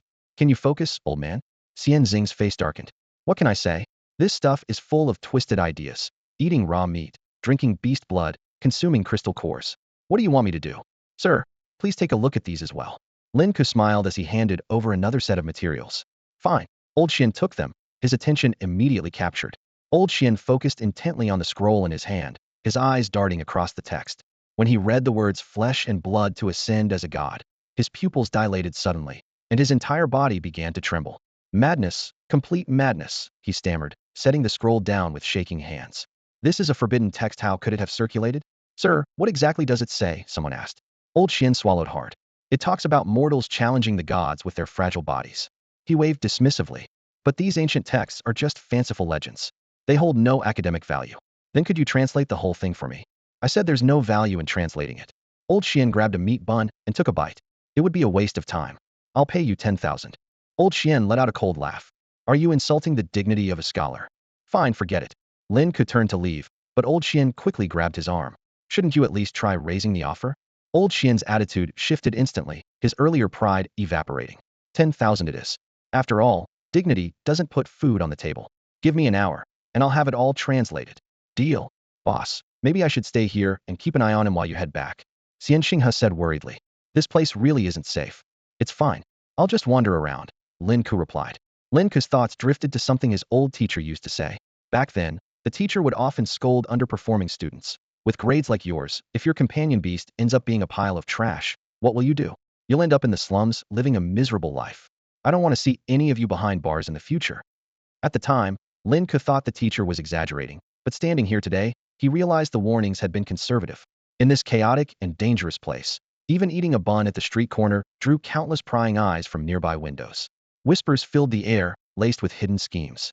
Lin Ke's demeanor and attire made him stand out like a sore thumb, inevitably attracting attention. Underneath a utility pole, Lin Ke noticed a small shrine. He crouched down to examine it. Inside was a charred, headless scarecrow wrapped in a blood-red robe. Around the shrine were offerings of rotting fruit and incense sticks. Surprisingly, in this poverty-stricken slum, no one dared to steal these offerings. Is this shrine dedicated to some kind of evil entity? Lin Ke muttered to himself. Hey there, young man. Looking to summon an evil spirit. A man with a sharp face, bandaged with plaster, and a long mole with hair on his upper lip suddenly appeared. You look like a student. Don't do anything rash. I'm just looking, Lin Ke replied casually. Even looking is dangerous, the man said enthusiastically. If you want to grow stronger, I have connections to the righteous gods far more reliable than any evil spirit. You, my friend, are an unseen million cultivation talent. Interested? And what do you get out of it? Lin Ke asked, intrigued. Me? I'm all about helping others. The man spoke with dramatic fervor. I just can't stand seeing young people like you feeling lost and hopeless. By the way, what's your name, brother? Ouyang Qing. Ouyang, my brother. I can tell you're destined for greatness. The man slung an arm around Lin Ke's shoulder with exaggerated familiarity. Come upstairs with me. I'll show you something remarkable. Lin Ke initially wanted to refuse. It was obvious the man had ulterior motives. But just then, the light dragon within him stirred, emanating a sudden sense of longing. Xiao Bai, are you interested in this evil spirit? Yeah. Lin Ke suddenly remembered that Xiao Bai, as the holy light dragon capable of healing all, was naturally the nemesis of darkness, feeding on it. Wasn't this essentially bringing a natural predator right in front of these dark entities? A faint smile appeared at the corner of his mouth. Let's go. I want to take a look. You've got a sharp eye for people. The man with the mole chuckled in agreement, though inwardly he was pleased with himself. Another fool had taken the bait. Pretending to be enthusiastic, he pulled out his phone and said, Hold on a second. I've got another person lined up. You two can go together. It's safer to have company on the way. When the call connected, the man with the mole immediately put on a sycophantic smile. Lin Ke, come to the street corner. It's time for us to head out. Lin Ke. Hearing this name, Lin Ke's heart skipped a beat. Someone else with his name? To play it safe, he quickly donned his judgment pure white mask, which he always carried with him. Whoa man, you scared me. The man with the mole jumped at the sight of Lin Ke suddenly putting on the mask, but then laughed it off. You're pretty professional, huh? 10 minutes later, a long-haired man wearing a golden mask appeared at the street corner. The two locked eyes and fell into a brief silence. Isn't that Zhang Tian, that bastard? Lin Ke immediately recognized the other man and cursed inwardly. How dare he use my name to pull off a scam? Shameless. Zhang Tian, however, didn't seem to recognize Lin Ke. He cautiously approached the man with the mole and whispered, Didn't you say it would just be me? The man with the mole, closing a calculator app on his phone, grinned and explained, Today, the great master of the righteous path is in a good mood and willing to see both of you. Don't worry, you'll be satisfied. Zhang Tian said nothing more, but kept glancing at Lin Ke, finding him strangely familiar. Ahem, Lin Ke. Jean Tian said, extending his hand. You're also here to meet the righteous god? Yeah, just call me Ouyang, Lin Ke replied, deliberately lowering his voice. All right, you can chat later upstairs. The man with the mole urged them into a narrow alley, leading them to a small two-story building. The sky above the rooftop was darkened with soot, and black mist seeped from the second-floor windows. Thick clouds loomed, and muffled thunder rumbled. On the second floor, the man with the mole carefully opened a shabby door. Come on in. Remember, when you meet the great master of the righteous path, don't make eye contact. Kneel, state your wish, and it will naturally come true. Then let's hurry. Jean Tian could hardly contain his excitement. Ever since losing to Lin Ke during the Heaven's Chosen battle, he had been deeply scarred. Despite rigorous training and even resorting to injections, his progress was negligible. Seeing Lin Ke in person only made him keenly aware of the vast gulf between their abilities. Through extensive inquiries, he had learned of the legends about the dark entities here. He firmly believed that his strong willpower, cultivated since childhood, would allow him to control the dark forces without succumbing to them. If it meant defeating Lin Ke again, any means were worth trying. While Jean Tian's thoughts churned, Lin Ke silently observed the room.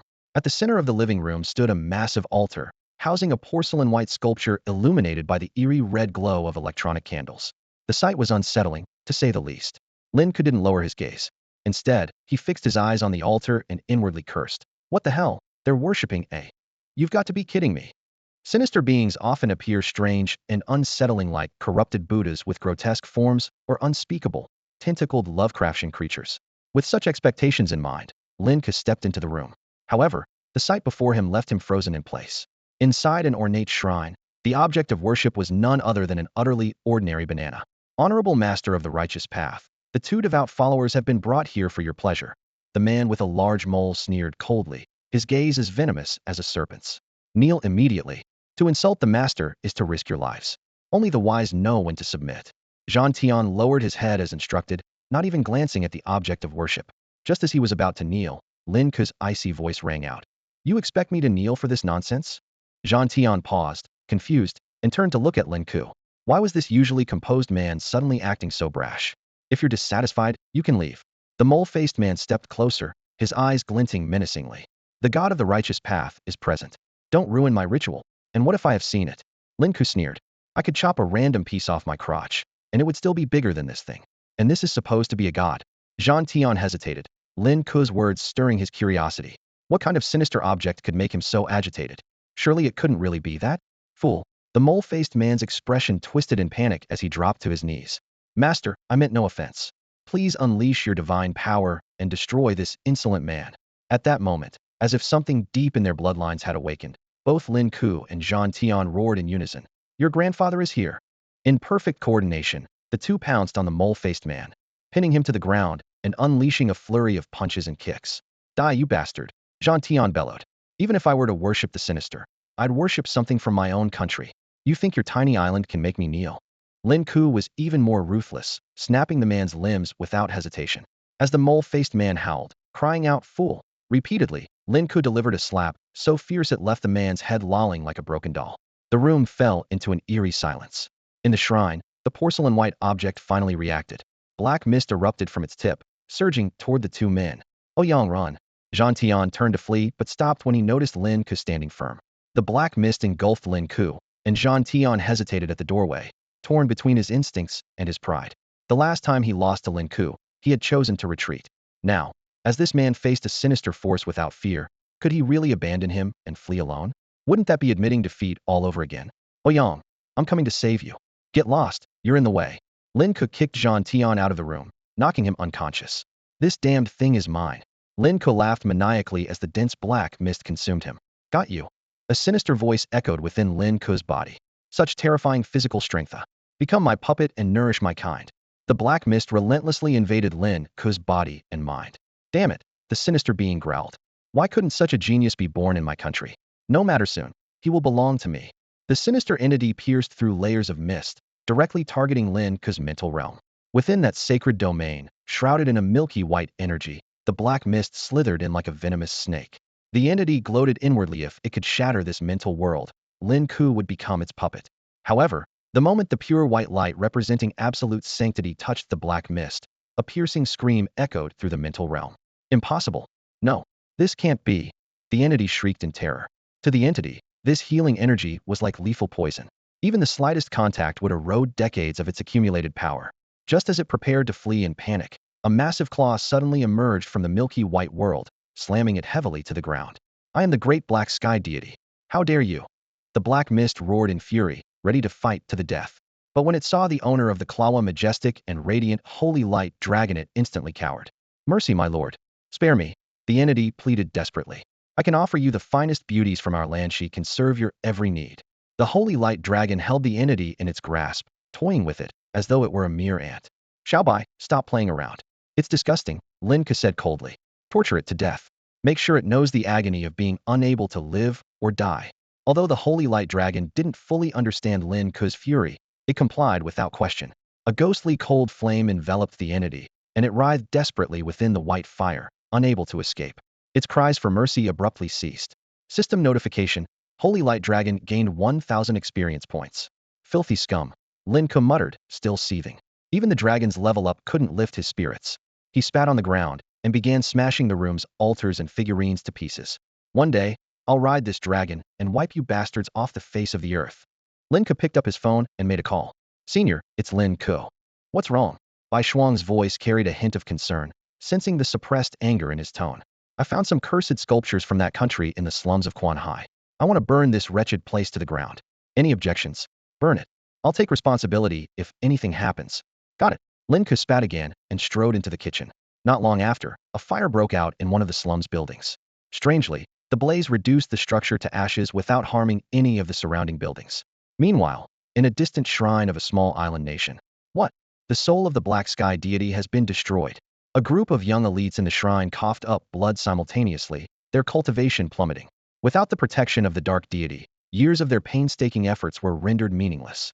One of the men, kneeling on a cushion, wiped the blood from the corner of his mouth and gritted his teeth. We specifically targeted young students. How could this happen? Who is sabotaging my plans for restoration? His voice turned cold as he barked orders. Hide the remaining deities, especially the most crucial one. It must not be exposed. Find the culprit, and make sure they die without a grave. Zhang Tian gradually regained consciousness, finding himself being carried on someone's shoulder. Fragmented memories flooded back an evil entity. Those people. He cursed under his breath. Oh Yang, are you alright? Well, look who's awake, Lin Ke sneered, setting Zhang Tian down. Who would have thought the young master of the Zhang family enjoys using others' names for shady deeds? As the dizziness faded, Zhang Tian's face flushed with embarrassment, but he stubbornly retorted. What are you talking about? I am Lin Ke. Oh, you're Lin Ke? Lin Ke smirked, slowly removing his mask. Then who am I? Lin Ke removed his mask. Lin Ke, Zhang Tian exclaimed, stumbling backward in shock. So, you're one of those evil creatures' lackeys. Damn you. Take a good look, Lin Ke retorted with a smirk. I'm a legitimate, upright beast tamer here to eliminate the evil creatures. Eliminate them? Zhang Tian hesitated, recalling the last moments of their encounter. Lin Ke didn't run away back then. Could he really be here to deal with the evil creatures? Had he misjudged him? And what about you? Lin Ke countered with a sly smile, glancing at Zhang Tian, the mighty young master of the Zhang family. Stooping to the slums, surely you're not here to search for your long-lost mother, are you? Shut up. Zhang Tian's face darkened, his expression a mix of anger and embarrassment. I'm here to eliminate the evil creatures too. Ah, sure. Eliminate? You almost got on your knees back there. What can you possibly eliminate? Lin Ke teased, causing Zhang Tian's face to flush even redder. The thought of his earlier actions being witnessed by Lin Ke made him wish he could disappear into the ground. Yes, I'm here to hunt down the evil creatures. So what? Zhang Tian suddenly shouted, losing his composure. I just want to become stronger. Is that so wrong? You've gained your strength by worshipping some powerful evil creature, haven't you? Zhang Tian sneered, his tone filled with contempt. Lin Ke, name your price. Share whatever evil power you've got with me. Lin Ke remained silent, his eyes filled with a trace of pity as he looked at Zhang Tian. What? Am I wrong? Zhang Tian pressed. With a long sigh, Lin Ke replied meaningfully. Zhang Tian, do you know why you'll never surpass me? Why? Zhang Tian demanded. Lin Ke rubbed his hands together with a mischievous grin. Knowledge isn't free, my friend. The answer comes with a price. Though furious, Zhang Tian tossed a card at Lin Ke. There's about 80 million on it. I didn't bring much with me today. If it's not enough, they'll pay the rest later. Damn rich kids. Lin Ke muttered under his breath, pocketing the card. 80 million as pocket money might as well be 800 to you, huh? With a serious tone, he continued. You've had the best etiquette training, the finest resources, and the highest education since you were young. You are like a delicate flower raised in a greenhouse, vulnerable to even the slightest storm. Dominating in a top-tier academy, what's that worth? If you've got real guts, come to a mid-tier academy. Only those who rise from the harsh environment of a mid-tier academy can be called true warriors. Jean Tion hesitated, his expression skeptical. But top-tier academies have far more opportunities to enter the demon abyss compared to mid-tier ones. What's the point of going to a place like that? Of course, it has value. Lin Ke replied with a faint smile. I didn't know it before, but now that I've been there, I can see the change beginning. If you want to surpass me, come and witness it for yourself. If you don't have the courage to face me, how can you ever hope to defeat me? Jean Tion's body trembled slightly. If I can't face him, how can I defeat him? He repeated to himself. Suddenly, it all clicked. Jean Tion had an epiphany. Lin Ke, he'll come find you at Quan Hai Academy, mark my words. Until I defeat you, you'd better not lose to anyone else. Jean Tion declared with newfound determination. Good to see you finally waking up, Lin Ke said with a smirk. After Jean Tion left, Lin Ke pulled out his phone and opened his notes. Old Lu, you owe me one today, he typed. 80 million just for stepping out the door, easy money. Humming a tune, Lin Ke returned to the shop where old Xian was waiting.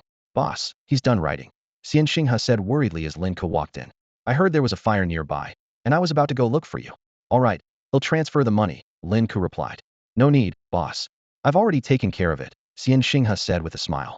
Consider it my way of repaying you. Repaying me? Lin Ke mused, then added. Old Xian, are you unemployed right now? Yeah, Xian Xinghe admitted casually. I'm planning to look for a job soon. Don't worry, though I'll always be available to help you whenever you need me. Let me arrange a job for you. With your mastery of physical techniques, you should be more than qualified to work as an instructor at a mid-tier academy, Lin Ke said, while discreetly jotting down notes in his memo. He thought to himself, I'll have Lao Lu give him a higher salary. Another favor to keep in mind. Just as Lin Ke and the others were about to leave, old man Xian, who had just pocketed the money, didn't turn back to his house. Instead, he quickly hurried to the alleyway entrance. Young man, wait. Old man Xian called out with a grave expression. I don't know where you got this information, but I must warn you, these things are nothing but illusions. There's no way they could succeed. Remember, heed my words. I understand. He'll be cautious, Lin Ke replied as he rolled up the car window and gestured to Xian Xinghe to drive. Boss, don't hold it against old man Xian, Xian Xinghe said while driving. That's just how he is. When I first met him, I couldn't stand it either. The old man loves to sleep, can sleep for 20 hours a day. I often joke with him, saying, why sleep so much in life when you'll get plenty of rest after you're gone? Back at the Jinhai Imperial Garden, Xian Xinghe parked the car and left on his own. Lin Ke carried the translated materials back home, mentally calculating his next steps. Old man Xian's translation couldn't be trusted entirely. Once he officially joined the judgment, he'd need to find a way to verify it. As for achieving godhood in the flesh, it sounded audacious, but that had always been his ultimate goal. Had long prepared himself to abandon his humanity for it. As soon as he stepped inside, Bai Shuang, who was flipping through a magazine on the couch, greeted him. Lin Ke, not bad today. Just average, Lin Ke replied modestly, scratching his head. Suddenly, something came to mind. Oh, by the way, senior, that evil entity turned out to be the work of those little devils. Bai Shuang's gaze turned icy in an instant. I suspected as much. Only those scum would resort to such underhanded tricks. Last year, we wiped out over 100 of them in the devil's lair, but it seems the lesson wasn't harsh enough. Senior, Lin Ke said excitedly. Why don't we just storm their island? You can lead the judgment. No need to go overboard, just wipe them out entirely. His eagerness to join the judgment reached its peak at that moment. It's not that simple, Bai Shuang said with a light chuckle. But it's worth considering. Then, shifting the topic, she added. By the way, someone wants to meet you. Who? The Curse King. Lin Ke froze. In this world, anyone referred to as a king was undoubtedly a supreme powerhouse. And the title Curse King belonged to one person only. Seeing Lin Ke's stunned expression, Bai Shuang explained, the legendary Beastmaster Zhou. I just reported your success in eliminating the evil entity, and the judgment holds you in high regard. But why would someone of his stature want to meet me? Lin Ke swallowed nervously, unable to hide his tension. Years ago, he had caught a glimpse of Elder Zhou's imposing presence and his crimson sky Xuanwu among a crowd. That scene had left an indelible impression on him, inspiring him to secretly vow to become such a commanding figure himself. Back then, his youthful dreams and ambitions were driven by a desire to be admired. That moment had planted a seed in his heart. And now, the legendary Beastmaster himself wanted to meet him? Lin Ke's heart began to race uncontrollably. The system emitted a connection prompt. After Lin Ke entered the private room, number 9572, the scenery before him began to shift. As streams of data flickered and flowed, he found himself in a small chamber resembling the examination room from the previous night. At the round table sat a thin figure, a man in a tailored black pinstripe suit. What made the scene absurdly amusing was the enormous yellow emoji mask on his head. The solemn image Lin Ke had of a legendary beastmaster instantly shattered. "Greetings, Lord Zhou," Lin Ke said, trying his best to remain polite. The man, however, remained completely motionless, as if he hadn't heard a word. "I heard you wanted to see me?" Lin Ke tried again, cautiously. 15 seconds passed, and there was still no response. Just as Lin Ke was about to lose his patience, he heard a long, drawn-out snore coming from beneath that ridiculous mask. To his astonishment, he could even see ZZZ symbols floating in the air. This legendary figure had actually fallen asleep. With a sudden pop sound, like a bursting bubble, Zhou finally stirred. "Ah, I dozed off accidentally," he said. His voice was unexpectedly soft and soothing, like a spring breeze. "Sorry about that. I didn't sleep all night and ended up sneaking a nap." "So you're Shaolin Ku, right? What were you saying just now?" I said, "Lord Zhou, you work tirelessly for the greater good and really need more rest." Lin Ke quickly changed his tone. Zhou mused for a moment. "Don't call me Lord Zhou. Just call me Zhou Zong or Brother Zhou." Hearing this informal invitation, Lin Ke's eyes lit up. He never imagined he'd be on such friendly terms with a legendary beastmaster. Zhou pulled out his phone and began browsing forum posts at an astonishing speed, liking and commenting on each one as he went. "Sorry, just doing my daily tasks," he said apologetically. "The variety of life on these forums is fascinating. Look at this." He shared a humorous post about a cute maggot asking for food, laughing so hard he shook his head. "Sorry for getting sidetracked," Zhou said hastily, putting his phone down, though he couldn't resist adding, "Let me just like this post real quick, you'll come back to it later." "How about I take you to the site in person?" Lin Ke suggested. "That's probably not going to happen," Zhou said regretfully, shaking his head. "Let's get down to business. Shaolin Ku, I'm sorry that our first meeting has to be in the virtual network. My schedule is completely packed, or I really would have liked to meet you in person." "Brother, I'd love that too," Lin Ke replied, his tone brimming with the enthusiasm of someone reuniting with a long-lost sibling. "Unfortunately, that wish might be hard to fulfill," Zhou sighed softly. The voice of Zhou was filled with deep exhaustion. He spoke slowly. "My companion beast is truly unique. I have to constantly suppress all its seals. I can't even move my body recklessly and can only communicate with you through my consciousness. At the same time, I must keep a close watch on every move in the demon cavern." As he said this, he forced a faint, bitter smile. "I'm not exaggerating. If the day ever comes when I can't hold on, the consequences will be unimaginable." Despite Zhou's deliberate attempt to disguise his weariness with a light-hearted tone, Lin Ke could hear the endless fatigue in his words. With a solemn expression, Lin Ke made a firm promise. "Brother, I will give it my all. One day, I will contribute to humanity." "I believe you can do it," Zhou said with a gratified smile.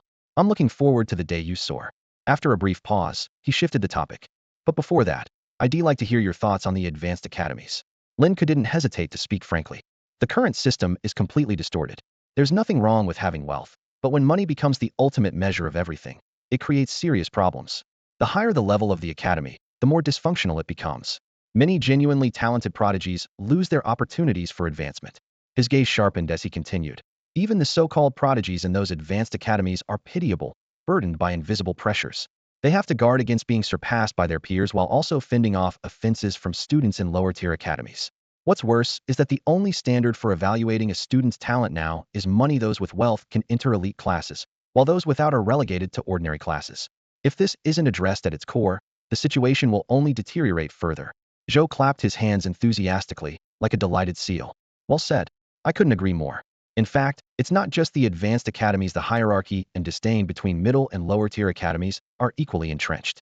Some things need to be completely torn down to be rebuilt anew.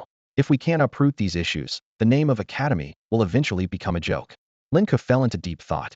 As someone who frequently followed the prodigy battles online, he vividly remembered the insults and doubts he had faced in the past. "Lin Ke," Zhou suddenly said seriously, "do you want to change all of this? It's a heavy burden to bear." Before Zhou could finish, Lin Ke stepped forward with a bright smile, pounding his chest. "It would be my honor. I am willing to give my all to bring the academies back on track and restore fairness to the world. This sense of justice leaves no room for hesitation." Zhou clapped his hands excitedly. "That's wonderful. I look forward to seeing how you perform, to seeing you lead the academies back onto the right path, creating a better environment for beast taming." He smiled wryly. "Time's short. I need to return to being a wooden post. One last thing, Lin Ke. Welcome to Judgment. I hope you wield the sword of judgment to cut through the mountains of prejudice in people's hearts. Oh, and I'll be keeping an eye on the national prodigy battles. Farewell for now." Lin Ke removed his smart brain device and walked out of the room with high spirits. "Finished your chat?" Bai Shuang asked curiously. "What secrets did you discuss? Can you share with me?" Sitting down on the sofa, Lin Ke summarized. "We talked about a lot. To put it simply, am going to be the future star of judgment, the hope of humanity. My brother said he'll risk his life to protect me so I can boldly unify all the advanced academies in the nation. Lin Ke gestured enthusiastically, while Bai Shuang stared at him, stunned and speechless. Late at night, Zhang Tian sat at his desk, the glow from his phone screen highlighting his slightly tired face. He stared at the message box for a long time before finally making up his mind and sending a message to Ouyang Qing. President, I want to drop out and transfer to Quan Hai Academy. The moment the message was sent, Ouyang Qing's phone lit up. Seeing the message, he was so furious he almost lost his breath. Are you out of your mind? Lin Ke was right. I have to go to Quan Hai Academy. It's the only way I can surpass him. Clutching his phone tightly, Ouyang Qing's fingers flew across the screen as he typed. Seriously, man? You couldn't surpass Lin Ke while studying at the top-tier Imperial Divine Beast Academy. What makes you think you can beat him at a mediocre academy with little credibility? Where are you getting this confidence from? Just as he was about to continue typing, the screen suddenly displayed. The other party has blocked you. Ouyang Qing's eyes widened in disbelief. He had never been so insulted before someone from a far less privileged background dared to block him. Enraged, he immediately called Zhang Tian, his tone commanding and unyielding. Add me back. Even if you're leaving, does that mean we can't be friends anymore? Zhang Tian sighed and greeted Ouyang Qing as a friend, sending a quick message. President, I'm sorry. Before he could say anything else, a red exclamation mark appeared. Had been blocked again. The president's domineering style remains unchanged, Zhang Tian muttered with a bitter smile and shook his head. Meanwhile, Lin Ke was entirely engrossed in studying the ancient beast-hide scrolls translated by old Xian, completely oblivious to the fact that his casual words had actually driven Zhang Tian to consider transferring schools. If Lin Ke knew, he'd undoubtedly take credit for it with great pride. This was just the beginning. In time, when Ouyang Qing noticed the dwindling number of students at the academy, he truly grasped the gravity of the situation. Lin Ke sat at his desk, flipping through the ancient beast-hide scrolls, marveling at every page he turned. Wow, that's insane, he exclaimed. This is incredible. His reactions were akin to someone reading a thrilling, restricted book. Among the ancient texts, only one piece of martial technique truly stood out: bone emperor wings. After thorough study, Lin Ke realized this technique was an advanced version of barbaric bull strength, but it required mastering the latter to its 9th level and growing bone spurs before it could be practiced. It was a combat technique that relied on bone wings for flight, far more agile than riding a flying companion beast or using beast-controlling imperial gear. In addition, the scrolls delved into methods of bodily transformation and achieving godhood through flesh and blood. Cooking crystal cores, preparing fierce beast meat. Lin Ke mused. Eating it raw might cause stomach issues, but cooking it could be worth a try. As for the bone modification techniques, he wasn't interested, for now turning into a muscular Hulk during battle was enough. In his downtime, he'd rather maintain his handsome appearance. As Lin Ke immersed himself in the ancient texts, Bai Shuang's voice came from outside the door. Lin Ke, are you in? I'm coming in. She pushed the door open just in time to see Lin Ke hastily shoving something under himself. Bai Shuang blinked and gently closed the door. Lin Ke immediately rushed after her, anxiously explaining. Senior, don't misunderstand. I was really just studying cultivation techniques. I understand, Bai Shuang replied, looking slightly embarrassed. Your vitality is indeed far beyond that of ordinary people. It was my mistake. I should have knocked first next time. I never even look at that kind of thing. Lin Ke emphasized seriously. Bai Shuang waved her hand with a smile and took out a shiny silver-black iron token from her pocket. This is the identity token for judgment. Keep it safe. As for the judgment mask, you can choose to customize one or use a human skin mask. She paused and continued. Do you remember when you asked me why Captain Song dared to show his true face during the assessment? Well, maybe that wasn't his real face at all. The last time I saw him, he looked like a flamboyant playboy. Lin Ke took the token and examined it closely. It was shaped like a shield, with a vivid dragon carving on the front and the word judgment, along with a number 38 on the back. Are there only 38 members in judgment? Lin Ke asked curiously. There aren't many of us, Bai Shuang replied with a shrug. Within the organization, we usually address each other by our numbers, except for some long-standing teammates. Task notifications might come through phones, smart systems, or offline. Missions aren't mandatory, you can choose to decline them. You can also post tasks on the website, but if someone takes the job, you'll need to pay the reward. So, I can assign tasks to myself and complete them? Lin Ke mused. No wonder you said judgment executes first and reports later. They don't even need to post a task to act, as long as the target deserves to die. That's a terrifying level of authority. By the way, I've already claimed 10 judgment points for you, Bai Shuang added. But I haven't completed any missions yet. That little demon you dealt with yesterday, I submitted it as a task under your name in advance. It's a special reward for newcomers, approved by Zhou Zong himself. This is a one-time thing. My brother never disappoints. Lin Ke said excitedly. But isn't 10 judgment points too little? At least 100 would be more useful, wouldn't it? That's already quite generous, Bai Shuang replied with a helpless smile. You'll understand once you check out the smart brain world. Judgment scale is far beyond what you imagine. As long as you have enough judgment points, you can buy anything. When you level up in judgment, you'll unlock even more resources. After Bai Shuang left, Lin Ke couldn't wait to head to the smart brain room. Login. Welcome, dear number 38. This number's so unlucky, Lin Ke muttered as he opened the marketplace.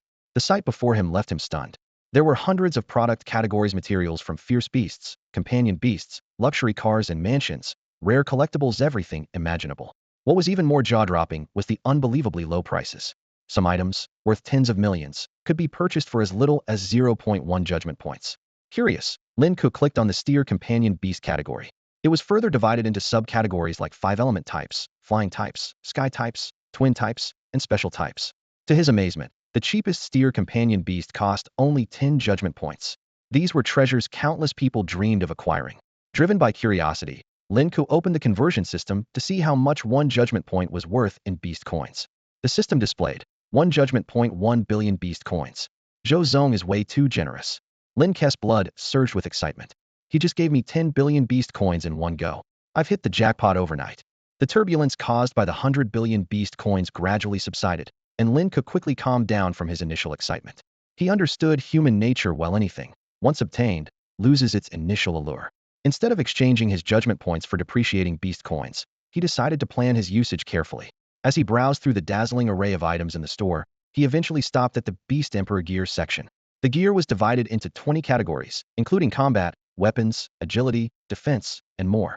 Lin Ke first opened the basic gear category and found that these items had balanced attributes, but nothing particularly outstanding. When he searched for the Black Azura 190 battle gear, something he had once yearned for, he couldn't help but hold his breath. However, the gear was priced at just 0.1 judgment points, which left him somewhat stunned. Despite having 10 judgment points in hand, the Special Forces standard equipment, basic level tag in the description made him lose interest. His senior sister was right, the resource system of judgment was far too advanced. What once seemed unattainable, like the Black Azura battle gear, had now become an ordinary item that no one cared about. Shaking his head, Lin Ke turned to search for more advanced equipment. In the attack category, he unexpectedly came across the dragon claw gloves his senior sister had gifted him. This sold-out item was prominently listed among the advanced battle gear, priced at 8 judgment points, the equivalent of a staggering 8 billion beast coins. Lin Ke stood frozen, recalling how his senior sister had given him such a valuable gift even before he knew about the existence of judgment. His heart was overwhelmed with emotion. If I don't devote myself to her, how could I ever repay such kindness? Lin Ke chuckled bitterly, the thought of sneaking in through her window flashing through his mind. But recalling Bai Shuang's sharp methods, he immediately dismissed the dangerous idea. Such an exceptional girl, unless she was willing, no one could ever win her favor. After gathering his thoughts, Lin Ke searched the history and language section, where he found historical books on the language of the demon caverns. He discovered that apart from combat techniques, all text-based books were free, clearly reflecting the founder's intention to encourage members to read more. Delighted, he borrowed 3 thick books in quick succession, only to be shocked by the system's notification. He must read each book in full and pass both exams and spot checks, or he would lose 1 judgment point. Are you kidding me? Lin Ke couldn't help but curse. Lin Ke cursed fiercely, his brows furrowed as he stared at the prompt interface in front of him. Which bastard came up with these rules? Shameless. If not for his confidence as a top student, he wouldn't have dared to take on this task. With a sharp jab of his finger, he hit the confirm button. Instantly, the system chimed in with a new notification. Ding. Esteemed member number 38, you are the first adjudicator to borrow a book from the cavern language category. The system has identified you as a scholar. For your first borrowing, you are awarded 3 judgment points. Additionally, as the first borrower, you receive a special bonus of 1 judgment point. Lin Ke's expression shifted instantly from anger to elation, his eyes lighting up with excitement. Which brilliant creator of the judgment system made these rules? I must praise them. Amazing, absolutely amazing. A single judgment point was like a windfall to him. When it came to exams, he feared no one, especially when it came to literary challenges, his forte. This news quickly stirred up a storm across the entire judgment system. What the hell? Why? I slave away at tasks for 0.1 points, and you get 10 times that for borrowing a book. This is ridiculous. I'm going to borrow books too. If I'd known borrowing books earned points, who'd bother doing tasks? Shut up if you can't speak sense. Judgment needs scholars, not brutes. Number 18, quit pretending to be cultured. If you were truly cultured, why wasn't the first time bonus yours? Amid the heated arguments, number 18 unleashed a torrent of curses. only to be promptly muted by the system. Oblivious to the chaos he had caused, Lin could cheerfully place the book on his virtual bookshelf and exited the system. Since the senior had given him such a valuable gift, he felt it was only right to thank her in person. Done browsing the store already? Bai Shuang asked as she cooked instant noodles, noticing Lin Ke walking over with a black device. There's too much to explore. I'll take my time with it later. Lin Ke replied with a grin. Seeing him holding the black device, Bai Shuang smiled. I thought you didn't like it. You never use it. Like it? I love it. Lin Ke was so thrilled he almost wanted to slap a price tag on the device and declare during every battle. Have you ever seen an $8 billion weapon? The thing that's going to kill you is an $8 billion weapon. Then, scratching his head sheepishly, he added, Senior, I've realized how valuable this is. Isn't it a bit too expensive? Turning off the stove, Bai Shuang faced him seriously. It's not expensive, not at all. You have exceptional talent in physical cultivation, and it seems you're determined to fully pursue this path. Yes, Lin Ke nodded firmly. Since he had already decided to abandon the ordinary, he was committed to going all in. Bai Shuang glanced at the bone dragon claw in his hand and continued. Remember what I said before? Physical cultivation has its limits. Facing cavern beasts with a human body is incredibly challenging. Take beast power as an example. One strength point can translate to anywhere from 50 to 300 kilograms, depending on talent. And Scrayed companion beast starts at nearly 1 ton, and as the values increase, the gap only widens. That's why the wealthy avoid physical cultivation, because a painstakingly trained body might not even withstand a single strike from a 4th-tier companion beast. For the first time, Lin Ke fully grasped the disparity in numbers. If Inscrayed companion beast's growth potential was at the 300 kilogram level, then wouldn't Xiao Hei's upper limit be even higher? The power of a chaos nether dragon reached at least 320 tons. No wonder this world was ruled by beastmasters. Senior, then why do you support my physical cultivation? Lin Ke donned the bone dragon gauntlet and chuckled self-deprecatingly. I only have a strength of 100 tons right now. Are you just trying to show off? Bai Shuang blinked. With your current strength, even companion beasts 3 tiers above you might get torn in half if they face you.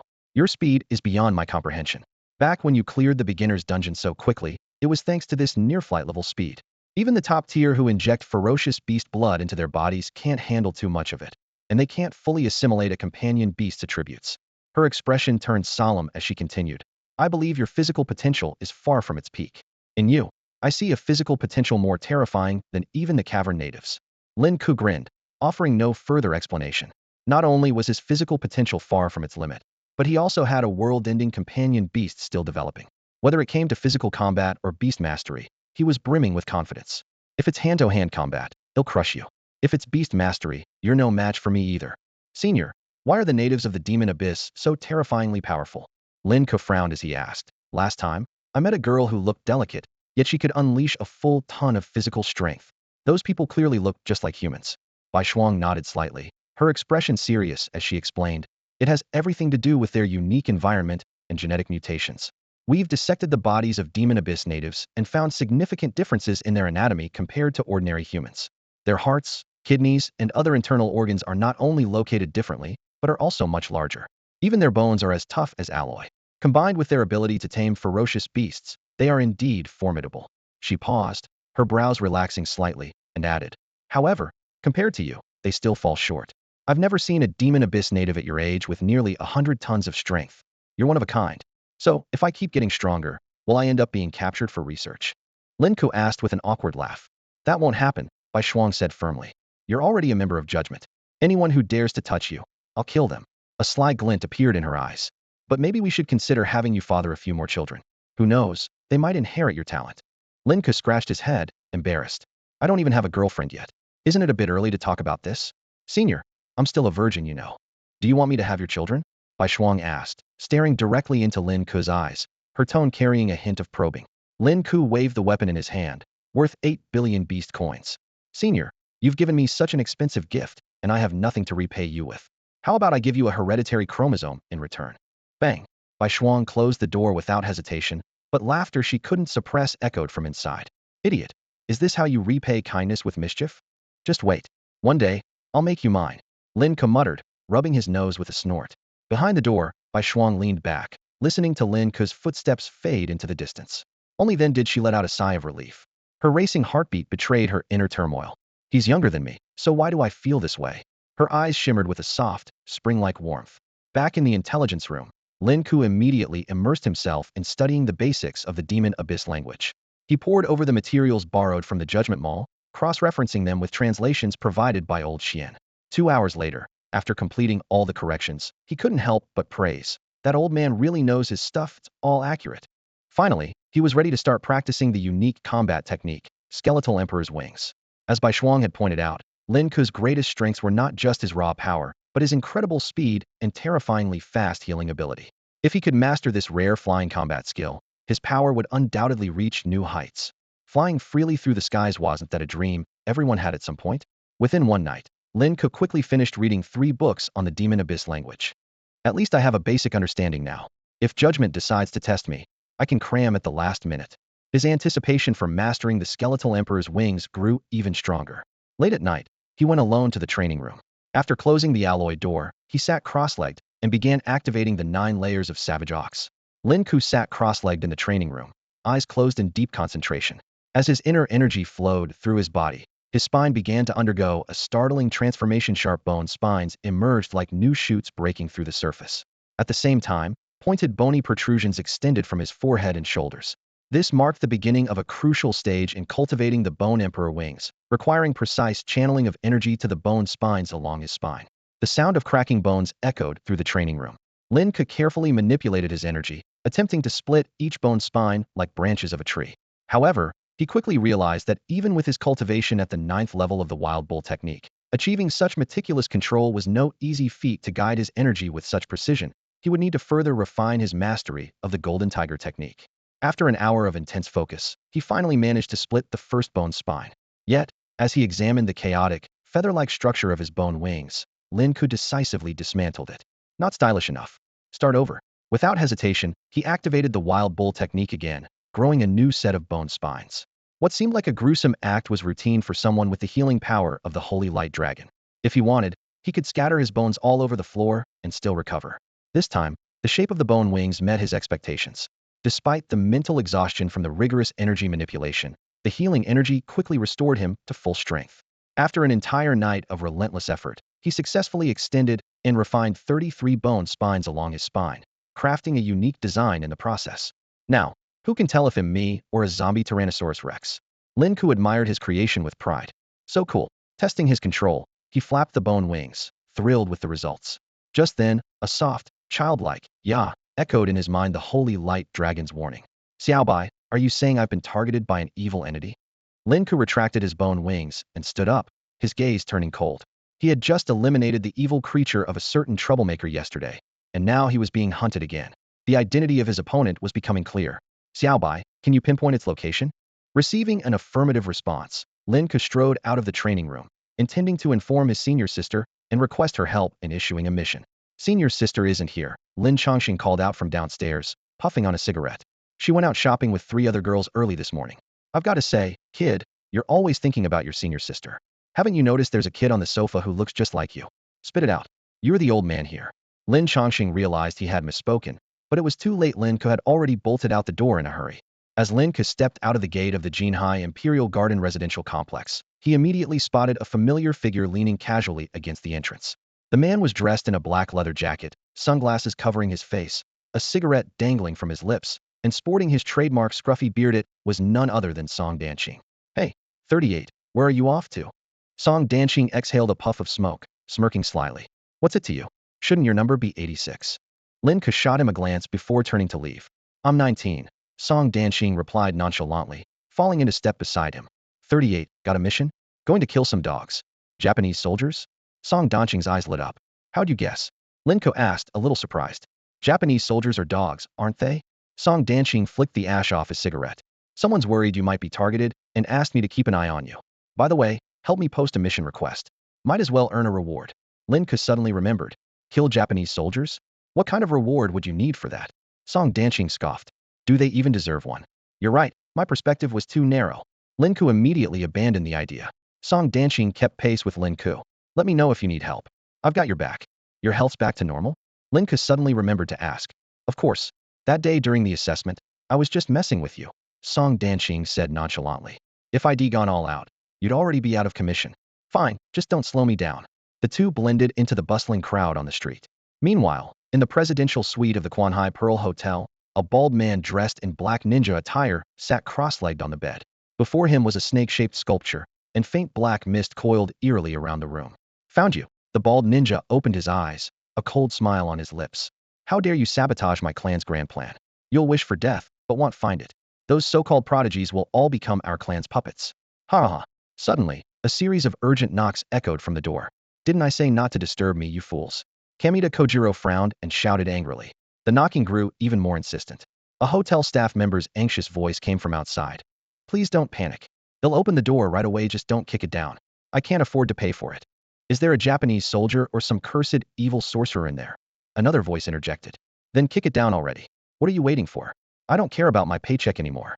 Kamita Kojiro remained calm, raising his hand to form a seal. The yellow talisman on the door began to glow faintly. Good thing I anticipated this. With this talisman, you'll never get in. As the seal started to waver under the assault, Kamita Kojiro cursed under his breath and got to his feet. You dare barge into hell uninvited? Coming straight to face me? How bold!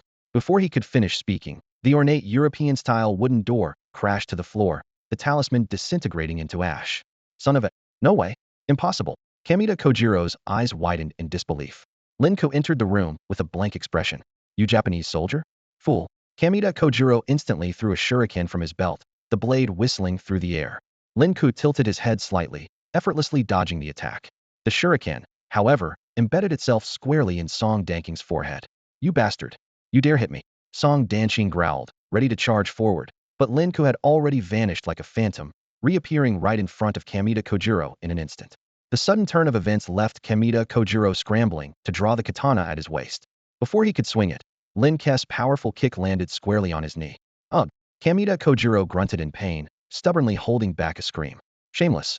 If you've got the guts, let's settle this with a proper beast battle, blade to blade. Kojiro Kamita roared sternly. Your actions dishonor the spirit of Bushido. Dishonor your mother. Lin Ke lunged forward in a flash, delivering a heavy punch squarely to Kojiro Kamita's face. His head snapped back violently but stubbornly returned, bloodshot eyes glaring as he gritted his teeth. I'm a professionally trained samurai.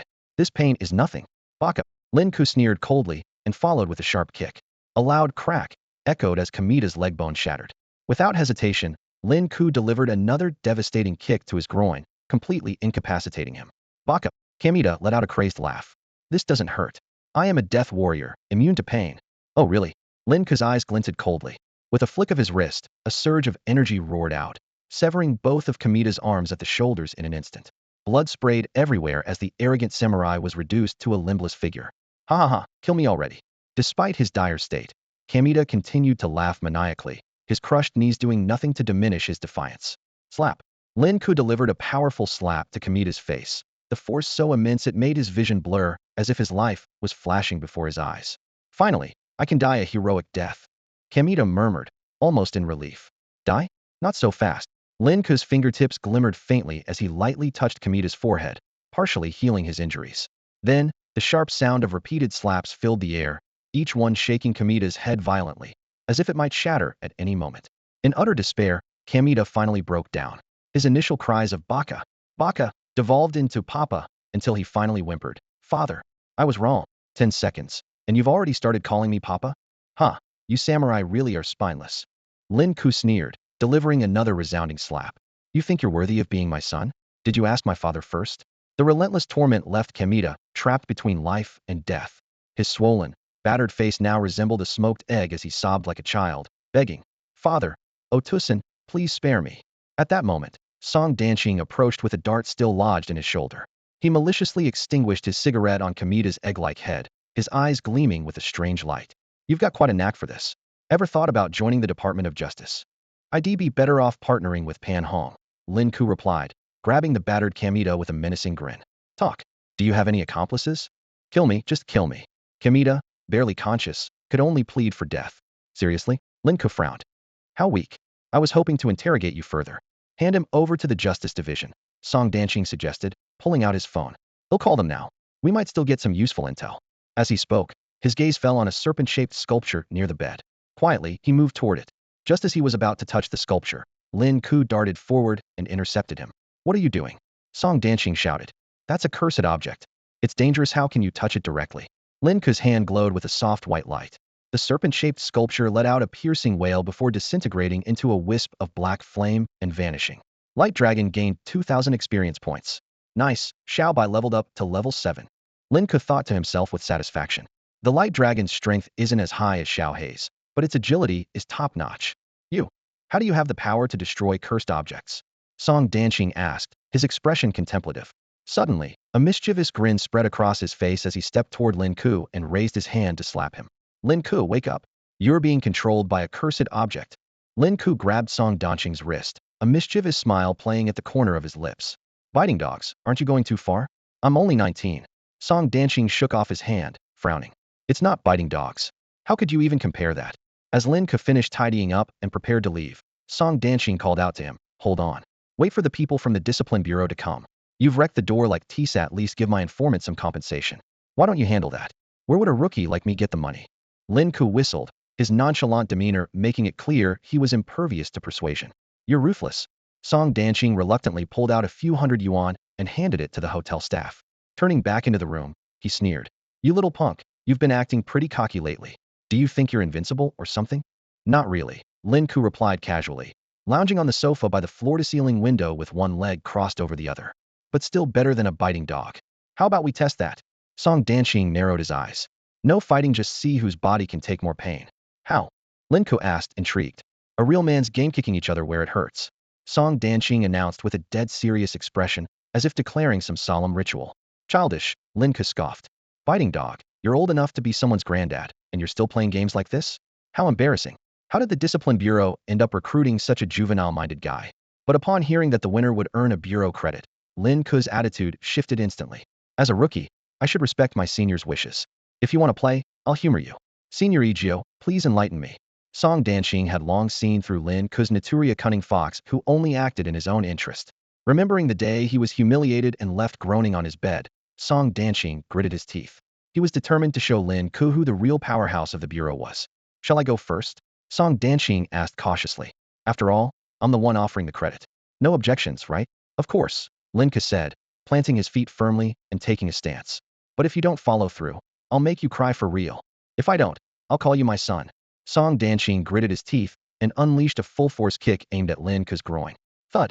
The muffled sound echoed as Lin Ke's face turned pale, clearly holding back discomfort.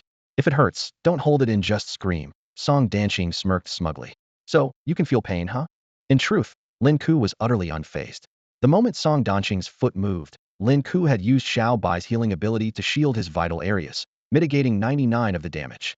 He feigned pain only to throw Song Danqing off. My turn. Lin Ke rasped, his eyes reddened, as if suppressing agony. Bring it. Song Danqing readied himself. Lin Ke mustered his strength and delivered a powerful kick. Ah! Song Danqing's eyes nearly rolled back, his entire body trembling as sweat poured down his face. In that instant, he felt as though his most sensitive area had shattered into pieces. You little! Song Danqing gasped for air, glaring at Lin Ke with bloodshot eyes. Watch closely. What? Lin Ke asked, feigning confusion. This next kick, it's going to hurt. Song Danqing growled, lifting his leg for another savage strike. Lin Ke let out a low grunt, pretending to be in immense pain. You must be cheating. Song Danqing exclaimed in disbelief, reaching out to release energy for a deeper probe. Ah crap, it hurts. Excruciating pain surged from below, causing Song Danqing to roll on the ground in agony, his clothes soaked with cold sweat. Gritting his teeth, he forced himself to stand, a glint of determination flashing in his eyes. Your turn. Bang, bang, bang. The room resounded with relentless collisions. This confrontation stemmed from the simplest provocation. A mere, let's see if you can handle it, was enough to ignite the innate competitiveness in men. As the famous poet Maupassant once said, such challenges are the highest form of praise for masculinity. The unconscious Kamita Kajuro was startled awake by the noise.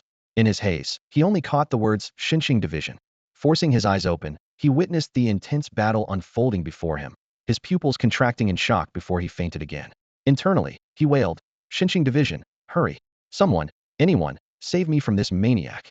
20 minutes later, two members of the Shinshing Division, wearing black and white masks, pushed open the door. Inside, Song Danqing was slumped against the wall, a cigarette burned down to the filter in his hand, untouched. His bloodshot eyes betrayed exhaustion, while the bloodstains scattered across the carpet silently recounted the brutality of the fight. Egio, are you okay? One of them asked. I'm fine, Song Danqing replied, his voice oddly high-pitched. The two Shinshing members exchanged glances.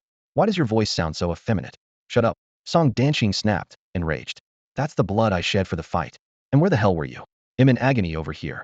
The Xinqing members ignored his complaints, instead asking, "What about the newcomer?" "Dead." Song Danqing limped out of the room, blood still seeping through the back of his jeans. Meanwhile, Lin Ke returned home humming a cheerful tune. Checking his account on his phone, he smiled with satisfaction, another judgment point earned. He thought to himself, if only everyone in judgment was as simple-minded and brawny as Song, life would be so much easier. That evening, at a Xinqing division branch of judgment, Kamita Kojiro woke up groggily in an interrogation chair. The interrogator was preparing to use harsh methods. This guy's a ninja from Wagyu, trained in special techniques. We'll have to use some beast-taming tactics. Before he could finish, Kamita Kojiro broke down, screaming, "He'll confess. He'll confess everything. Just kill me. When I'm done, I don't want to live anymore."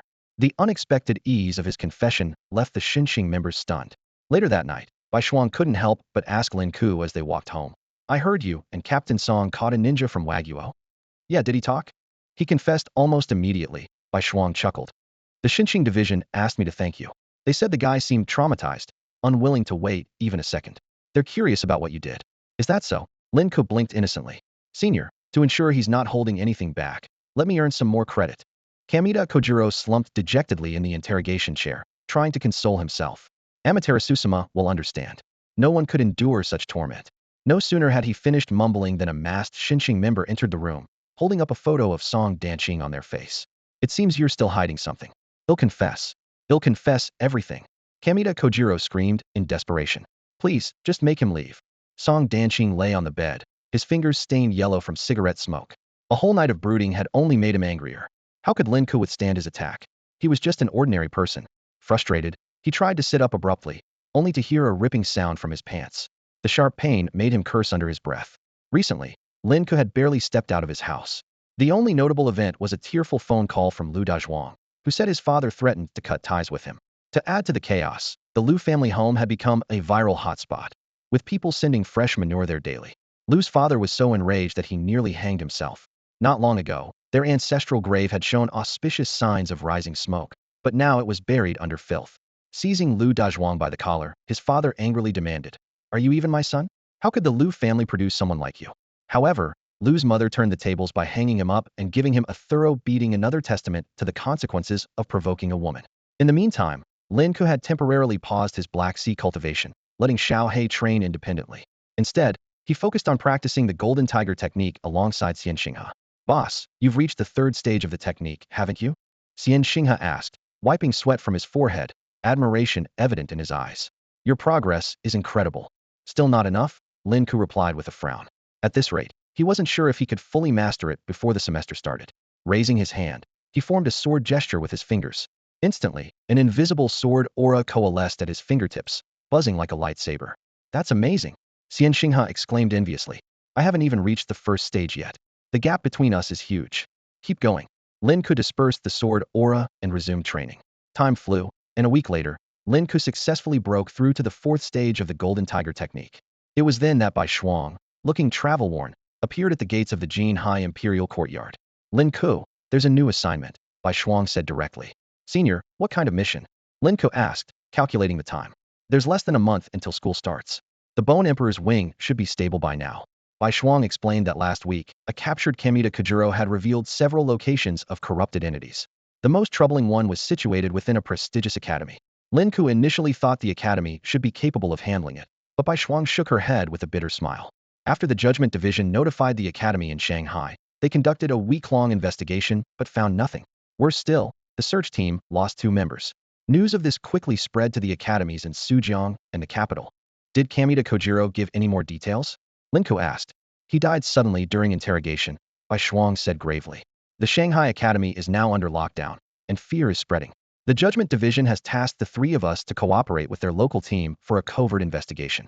They estimate the corrupted entity is at least at the Lord level. Will the Shanghai Academy agree to this arrangement?" Lin Ke asked. Lin Ke raised a hand and scratched his head, frowning slightly. "Aren't they the type who care about saving face above all else? If we really uncover something and embarrass them, do you think they'll take it lying down?" Bai Shuang's lips curved upward slightly, her tone firm. "The authority of the Judgment Division is absolute. Besides, the Ministry of Education in the Magic City is pressuring us this time. If we don't resolve this issue before the new students start school, next year's education resources will be cut back." "I see." Lin Ke's eyes lit up. After pondering for a moment, he tentatively asked, "Senior, So there won't be any rewards for this mission either, right? Those who slay demons don't need rewards. Bai Shuang paused, then added, of course there's a reward. But if you don't want it, that's fine too. The Judgment Division admires such selfless spirit. Clearly, I'm not selfless. Lin Ke immediately changed his tune, his face utterly shameless. I'm really short on resources right now, so we'll take whatever I can get. I suggest we leave Song Danqing out of this mission and just give his points to me. You son of a... A cold voice suddenly came from outside the door. Lin Ke's heart skipped a beat, almost thinking it was Bai Shuang's younger brother, Bai Runan. But when he opened the door, he found Song Danqing standing there, his face dark as a storm cloud. Oh, Song Qing. Great to see you. Lin Ke immediately plastered on a grin and opened his arms for a warm hug. I was just telling Senior Bai that this mission can't do without you. Where's my elixir? Song Danqing gritted his teeth, glaring at him. Probably eaten by a dog. Lin Ke muttered under his breath. You. Bai Shuang watched their exchange with a hint of surprise. You two seem to get along pretty well. Get along with him? No way. Both of them retorted in unison. Stop copying me, they said, again in unison. Get lost, they yelled simultaneously. See? You're getting along just fine. Bai Shuang chuckled and shook her head. Then her expression turned serious. For this mission, Old Song will be the team leader. Lin Ke and I will be team members. And there's one more member already waiting for us in the Magic City. We're leaving tonight. Any objections? No objections, Lin Ke replied, then asked, by the way, Senior, are we driving there or flying? Song Danqing let out a cold snort. Judgment Division members always use a dedicated teleportation array. It only takes a few seconds. That's what we call efficiency, got it?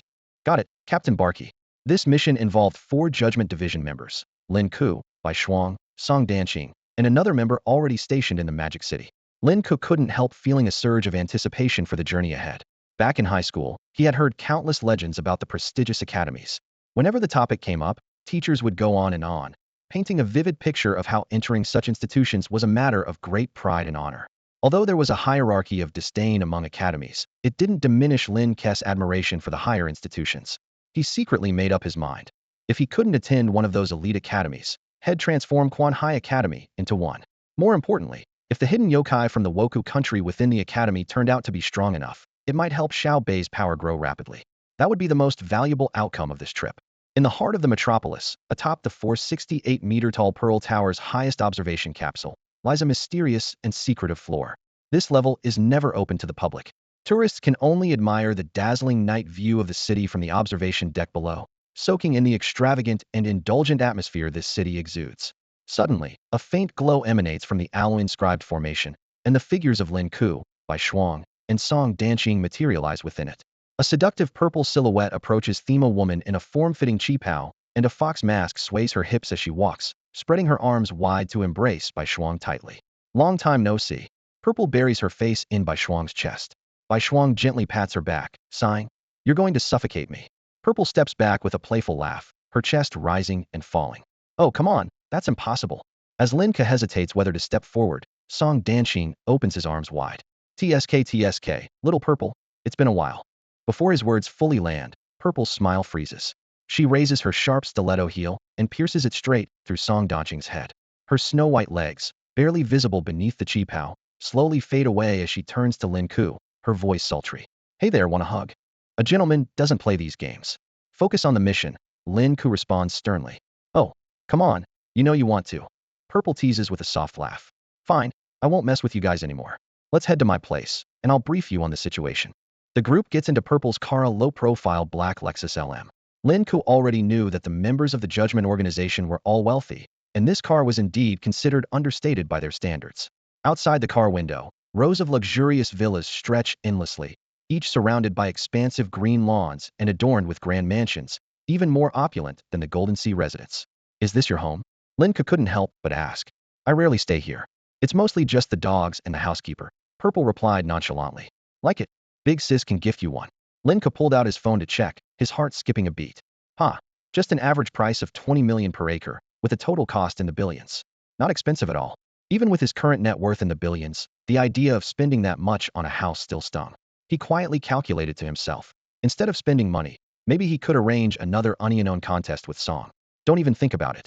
I'm not coming back, Song Danqing interrupted his thoughts with a frown. I didn't even say anything, Lin Ke replied, blinking innocently. Go look in the mirror and see the look on your face right now. Watching the bickering pair in the back seat, Purple remarked in surprise. I can't believe someone can actually get along with Old Song. How peculiar. I think so too, Bai Shuang said with a smile. He's a natural fit for judgment. Once inside the villa, Purple brewed iced Americanos for everyone before leading them into the screening room. She pressed a switch and began detailing the mission. This time, the target is an evil entity from Wa Kingdom, hidden within a prestigious higher education institution in the metropolis. This institution spans 150,000 acres and is the second-ranked beast taming academy in the country, boasting a 120-year history, with 80 years dedicated to the beast taming discipline. The target's information and abilities are unknown, but it is estimated to be at the Lord level. Mishandling this could endanger the entire campus. As she spoke, Purple swayed over to Lin Ke, leaning close. Little brother, did you get all that? Or do you need to sit on Big Sis's lap to hear it again? Lin Ke stared intently at the screen, his brows furrowed in deep thought. He looked up at Zijie and asked, 15,000 acres need to be searched thoroughly. That's a massive workload. Do you have a concrete plan yet? Look at you, my serious little brother. You actually seem like you know what you're doing. Zijie teased with a playful smile, then turned serious. I went to the site myself. There were only faint traces here and there. It seems that wicked entity has sensed our movements and deliberately hidden itself. We need to figure out a way to draw it out. Song Danqing stroked his scruffy chin, his eyes lighting up. I suggest we have Samba pose as a prodigy from the prestigious academy in Modu. That ghost mentioned the entity is targeting prodigies. With Samba's talent, that thing won't be able to resist when it sees him. Bai Shuang was about to voice her objection, but Lin Ke waved her off. I have no objections. Isn't that too risky? Zi's playful demeanor vanished as her brows knitted together. He's still a rookie. If something goes wrong, how am I supposed to explain this to Master? Samba's already agreed.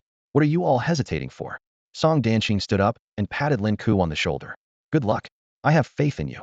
Acting alone suited Lin Ke just fine. The little white entity within him was already a bane to such wicked creatures, not to mention the ancient scourge, the calamity black beast. The stronger the entity, the more it thrilled him. I'll report to the higher-ups, Zi said. We do need a strong lure to draw it out. With that, she left the screening room. Song Danqing sprawled on the sofa and stretched lazily. Samba, are you scared? Not really, Lin Ke blinked. Just make sure to give me extra credit when it's all over. Song Danqing frowned, sensing something was off. This troublemaker, who usually opposed him at every turn, was suddenly so cooperative? Could there be a catch? He wanted to warn Lin Ke about the risks of acting alone, but the words stuck in his throat. Worst case, he could always provide covert protection. After all, with him the expert on such entities in the scene, no mere foreign wicked being could cause much trouble. A few minutes later, Zi returned, having finished her call. She glanced between Lin Ke and Song Danqing. The higher-ups approved the plan. Lin Ke will enroll as a prodigy, and Song, you'll play the role of his loyal servant accompanying him. What?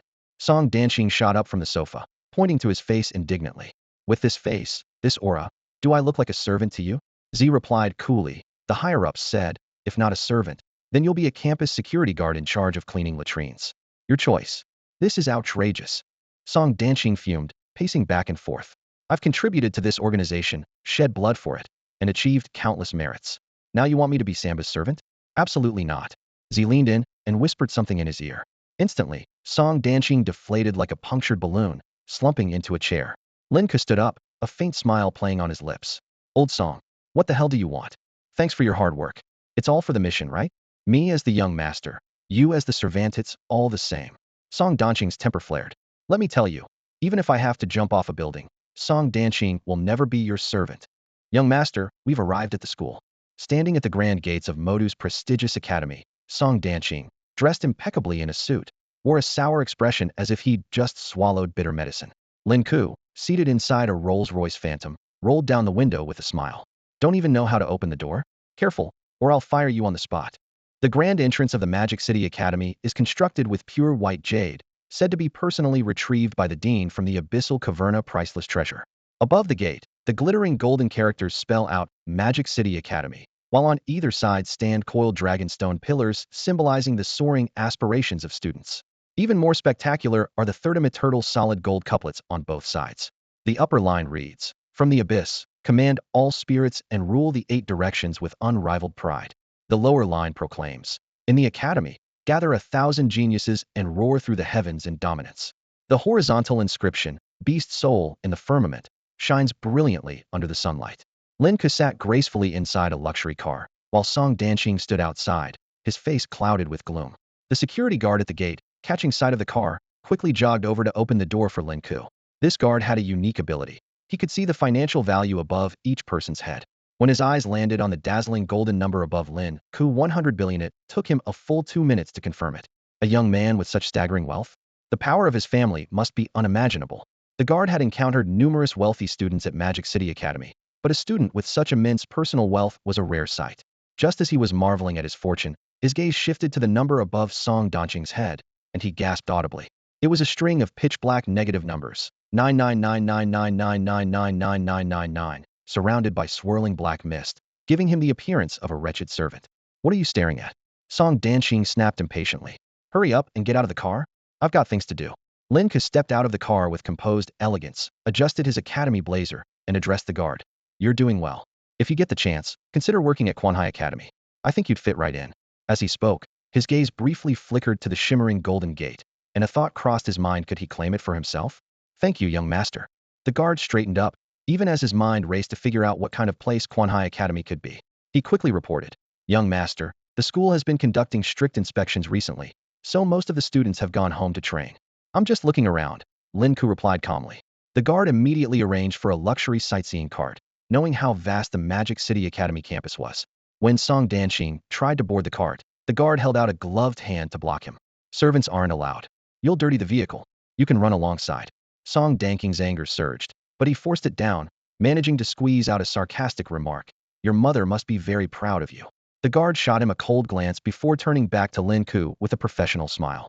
Have a pleasant tour, young master. Seated inside the sightseeing cart, Lin Ke noticed it was equipped with a refrigerator stocked with bottles of Romanicani wine. Looking around at the opulence, he couldn't help but reflect on the staggering disparity between wealth and poverty. No wonder common folks have no place in elite academies. This is practically a den of extravagance. Lin Ke stood amidst the luxurious campus of Falling Moon Lake Academy, unable to suppress his amazement as he took in the scene before him. In front of him, hundreds of uniquely designed fountains sprayed not ordinary water, but streams of dazzling, rainbow-colored diamonds. Each diamond carried substantial weight, refracting brilliant rays of light under the sun. Damn it, they're too rich. Damn this capitalist excess. Lin Ke cursed, though a glint of greed sparkled in his eyes. Nearby, Song Donqing silently smoked a cigarette, letting out a cold snort. In an elite academy, money is everything. If you wanted exotic delicacies hunted from the depths of a magical abyss, as long as you can pay, they'll fetch it for you. Even the head chefs in the dining hall here are high-level beast tamers. If only I could move all this to my Quanhai Academy, Lin Ke muttered under his breath, his gaze greedily sweeping across the surroundings.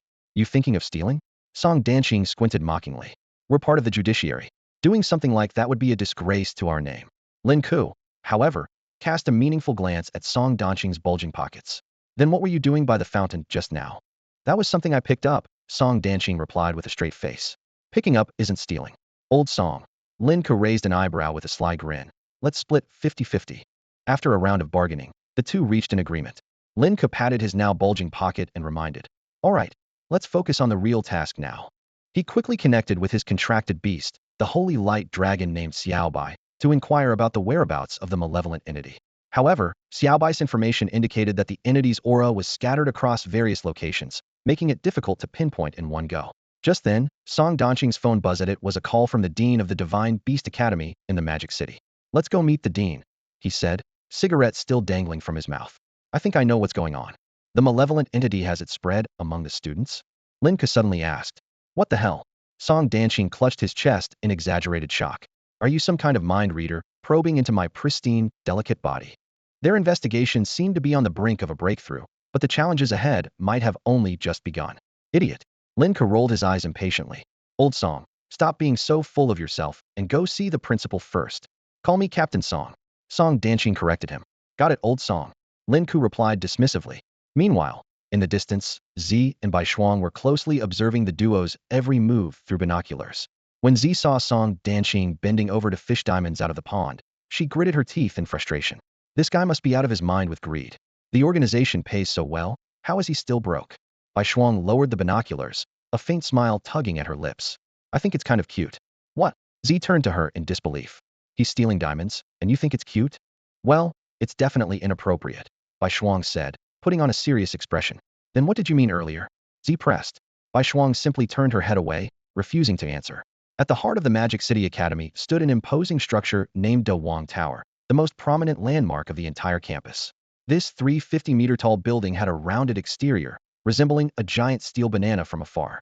The principal's office was located at the very top of the tower. At the base of Dawang Tower, an elderly man in a black suit and glasses, holding a staff, stood waiting. Lin Ke immediately noticed the golden pocket watch pinned to the silk scarf on the man's chest. It's an honor to have someone from the Judgment Organization here, Xiang Dingtian said as he stepped forward, his tone full of reverence. I never expected your group to have such young talents. Just a rookie, Song Danqing replied with a cheerful smile, shaking Xiang Dingtian's hand. Old principal, it's been a while. Indeed, more than a decade, Xiang Dingtian said, then suddenly patted his chest. It feels like just yesterday you stole my pocket watch. Wait, where is it? Looking sheepish, Song Danqing scratched his head and handed the pocket watch back. Sorry, old habits die hard. This was a gift from the first principal. It's not something I can give away, Xiang Dingtian said with a resigned sigh as he retrieved the watch. Then his expression turned serious. Let's get down to business. We're here specifically to assist with this matter, Song Danqing replied with an awkward smile. Xiang Dingtian's face grew grave. This cursed entity has been lurking in our academy for some time, and I'm ashamed to admit I didn't notice it at all. If not for your organization's warning, our Magic City Academy would have become a laughingstock. He sighed deeply. Being ridiculed is one thing, but if any harm comes to the students, I would never forgive myself. Don't blame yourself, old principal, Song Danqing said with a light-hearted chuckle. Your focus is on dealing with abyssal creatures, so it's natural that you don't encounter cursed entities often. This kind of thing is best left to professionals like me. That's reassuring to hear. Xiang Dingtian's smile returned. Can you handle it quietly, without causing too much commotion? Of course, no problem. Song Danqing patted his chest confidently, then hesitated. But what? Old principal, you might not realize how tricky this cursed entity is. I could feel its immense power the moment I stepped onto campus. To eliminate it, I might end up exhausting my very soul. Indeed, the academy has already lost 2 enforcement teachers to that thing, Xiang Dingtian said with a pained expression, pounding his chest in frustration. What I mean is, Song Danqing trailed off, looking hesitant. Xiang Dingtian, being a sharp man, immediately caught on. If you can resolve this before the new students arrive, I'll make sure you are well rewarded. Deal. Song Danqing lit a cigarette. Then please have the students return to campus first. We'll officially start the exorcism tonight. Return to campus? Understood, they'll take care of it. Although no one knew what Song Danqing was planning, the higher-ups had already put pressure on the team to fully cooperate with the operation, leaving all consequences to be handled by the Judgment Division. This directive lifted a heavy burden off Xiang Dingtian's shoulders, allowing him to focus solely on assisting with the task. As night quietly descended, the entrance to the prestigious university in the Magic City bustled with streams of returning students. Song Danqing and Lin Ke sat silently on a park bench nearby, observing the steady flow of students heading back to campus. These kids are loaded, Lin Ke remarked, his eyes glued to the students. Even the cheapest cars here start at 5 million. His attention was soon drawn to a striking sight. Is that companion beast wearing golden armor? Humph, flashy nonsense, Song Danqing scoffed, offering a professional critique. That's gold-plated alloy, both stylish and practical. Are those combat wings on its back? Lin Ke asked again. This time, Song Danqing simply snorted without elaborating. With a cigarette between his lips and his legs jittering impatiently, Song Danqing turned to Lin Ke. Samba, you're good at dealing with these evil entities. Got any ideas? It was evident he had already noticed that the malevolent forces were scattered among the students, making a reckless move potentially counterproductive. Of course, Lin Ke replied, withdrawing his gaze, his tone sharp. But it's going to cost extra. You'll get your share. Song Danqing shot him a glare. How did you get so money-minded at such a young age? Isn't that a good thing? Lin Ke smiled slyly, prompting Song Danqing to sigh. If I'd had your mindset at your age, I'd be rich by now. Within 3 hours, the university's elite students had all returned. The campus buzzed with eager conversations. What new drugs did you try this time? You look stronger. New product from T-Long Corporation. One shot, and you don't need to sleep for a month, only 80 million. I need to get that too. Might as well give my companion beast a dose. The national battle finals are coming up. My parents said if I don't start spending money, they'll have a second child. They think him a useless miser. Even the girls had shifted their chatter from fashion to ways of improving their physical abilities, worried about becoming a liability to their companion beasts in the treacherous dungeons. Almost everyone's here, just 3 more to go, Song Danqing confirmed after checking his phone. Lin Ke, are you sure you can handle this? Why are you wasting time asking? Just get them to gather in one place, and leave the rest to me. Lin Ke's eyes sparkled with excitement, and the companion beast within him, Xiaobai, was already raring to go. To him, these evil entities were precious opportunities to gain experience. Xiaobai, remember, didn't let a single one escape. Wipe these damn creatures out completely. The holy light dragon let out a low, resonant "ya" in response. The sun set behind the western hills, and night descended. In the bustling heart of the city, the prestigious University of the Magic Metropolis stood tall. Neon lights illuminated the entire campus, making it gleam like a golden city in a forest of steel. All students, report to the main field immediately. You must assemble within 10 minutes, blared the announcement. Moments later, a second notice followed. Anyone late will lose 10 credits. Those more than 5 minutes late will face expulsion. The previously relaxed campus erupted into chaos. Students in the middle of training abandoned their equipment and sprinted toward the field. What the hell is going on with the school? Cursed one student, hastily pulling up his pants as he dashed out of the restroom. Expelled? If I get kicked out, my parents will definitely have another kid overnight, shouted another while running. A dark mass of students surged toward the central field. Apart from those still battling in the demon caverns, nearly 90 of the students had already gathered. Above the field, golden numbers floated in the air, converging into a dazzling beam of light. From his station, security guard Sun Bujing stared at the golden glow with greedy eyes. One day, he muttered to himself, I, Sun Bujing, will become rich too. On the podium, Principal Xiang Dingtian appeared, flanked by the heads of departments and faculty members. Lu De, the head of the honors class, wiped sweat from his forehead and asked nervously, Principal, what's the reason for this sudden assembly? Gripping his scepter tightly, Xiang Dingtian declared sternly, this is not a drill. Any student absent except fourth-year interns will be expelled. Lu De grew even more anxious at the thought of jeopardizing his honors class bonuses. Silently, he roared in his heart, honors class, charge. We're the richest students in the entire school, make sure we're the first ones to assemble. Don't embarrass our class. In the distance, Z lowered her binoculars and summoned her humanoid familiar, dressed in a tall top hat. With a flash of purple light, an invisible barrier spread over the entire field. Better safe than sorry, she murmured. Bai Shuang, gripping her battle blade, peered through her binoculars at Lin Ke, who was wearing a white mask. Her fists clenched as anxiety filled her heart for Lin Ke, who was about to face a lord-level demonic creature. Z, I'm counting on you for the barrier, she said before vanishing in an instant. On the field, the 50 students of the honors class were already seated neatly in the VIP section. Xiang Dingtian wiped beads of sweat from his forehead, his eyes darting toward the approaching figures of Song Danqing and Lin Ke. Song Danqing's heart was uneasy, questioning his own sanity for trusting the words of a mere high school graduate. Yet, he had resolved to back Lin Ke no matter the outcome. Samba, it's your time to shine, he muttered under his breath. Biting dog, cooperate with me in a moment. Before Lin Ke's words had fully landed, a soft white glow began to rise from his hands. Song Danqing barely had time to ask what he was supposed to cooperate with before Lin Ke gave a low shout. Xiao Bai, it's your turn. With a deafening dragon's roar, the radiant holy dragon burst forth from the light. Its terrifying cry echoed across the skies of the prestigious academy in the demon city, causing the very air to tremble. Beyond the illusory barrier cast by Z, a radiant white light screen instantly unfolded, like a second sun descending upon the world. The light spread rapidly, enveloping the entire academy in its glow. Holy! Song Danqing stared at the sky, stunned, exclaiming the same phrase 3 times in sheer disbelief. Such an overwhelming surge of energy, coming from a boy not even 20 years old. The light was blinding, yet the true form of the holy dragon remained hidden.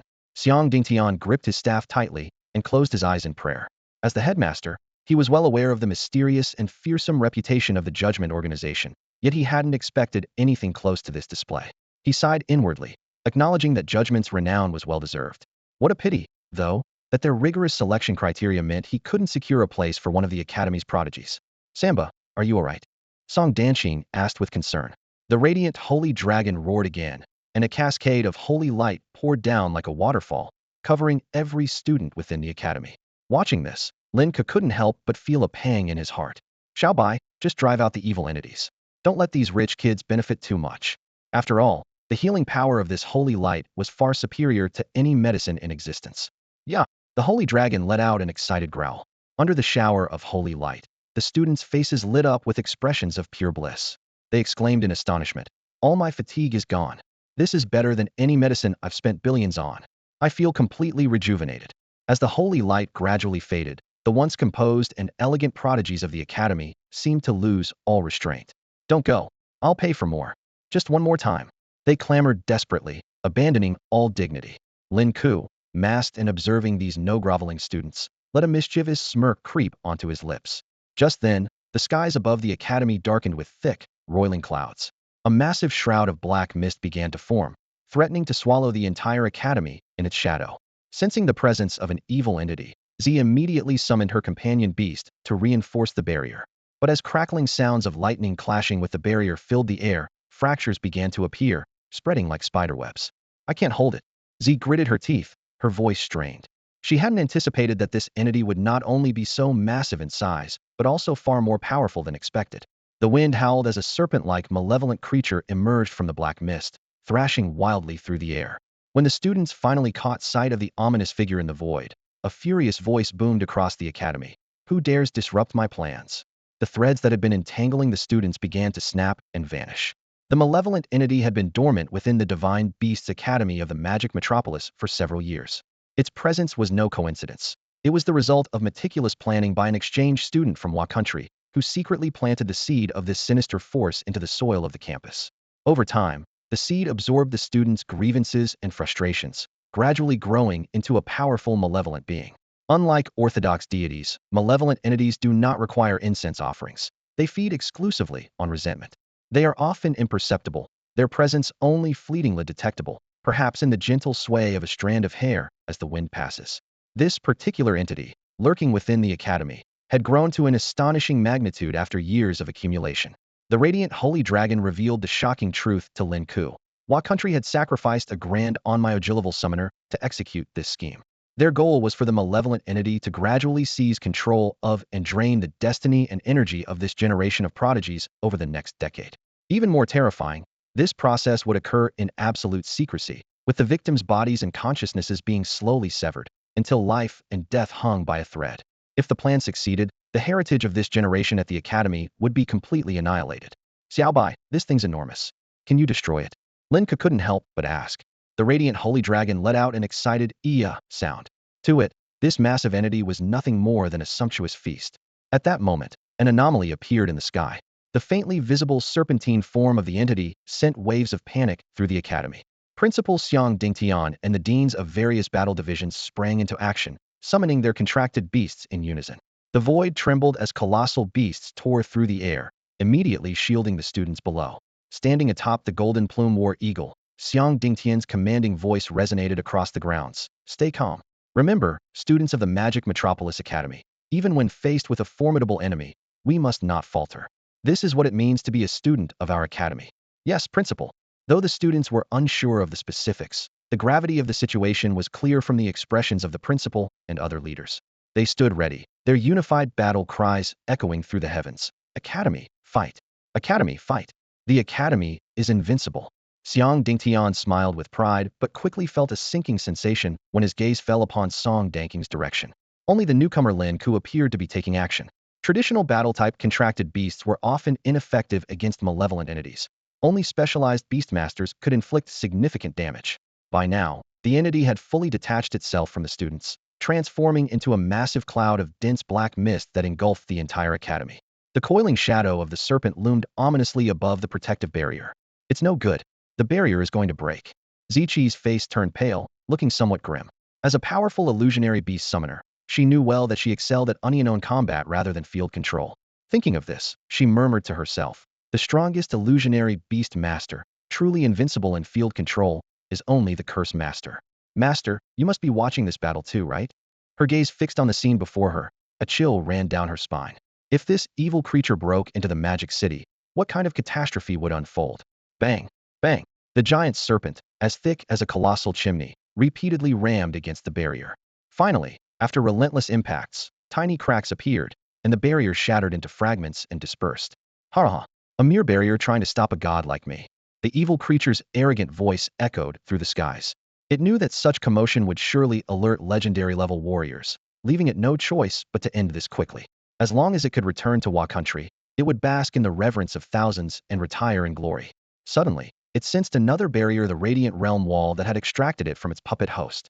The creature was instantly furious, wishing it could tear the one who set up this barrier, Xiaobai, into pieces. At that moment, the voice of an Onmyoji from Wa Country resounded. Mighty One, why not kill this creature for vengeance before you leave? Just what I had in mind. The evil entity growled, its massive body shrouded in black mist, charging violently toward the radiant realm wall. However, the moment it touched the wall, its serpentine body began to collapse.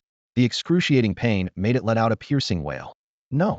Suddenly, a wall of white flames, stretching hundreds of meters, appeared in the sky. Like ignited gasoline, the holy fire burned fiercely, engulfing the evil creature's entire form. The spectating students finally saw the creature's true appearance, a colossal serpent that blotted out the sky. Now, it was being relentlessly scorched by the sacred white flames, shrieking in agony. Sacred flame, purge the evil. With this proclamation, the creature, tainted by the energy of the radiant holy dragon, began to disintegrate. My God, that's a Lord-level beast from the magic abyss. The oppressive aura is overwhelming. No wonder even the principal had to step in. This is the most terrifying beast I've ever seen. Someday, I too will stand in the sky and earn the admiration of thousands. As the students buzzed with discussion, a series of notifications echoed in Lin Ke's mind. Radiant Holy Dragon gained 1,000 experience. Radiant Holy Dragon gained 1,000 experience. Radiant Holy Dragon gained 1,000 experience. Lin Ke's heart pounded wildly. How similar was this to when Xiao He devoured a legendary companion beast? With each low growl, Xiao Bai's level surged LV8, LV9, LV10, LV11, its form undergoing subtle transformations.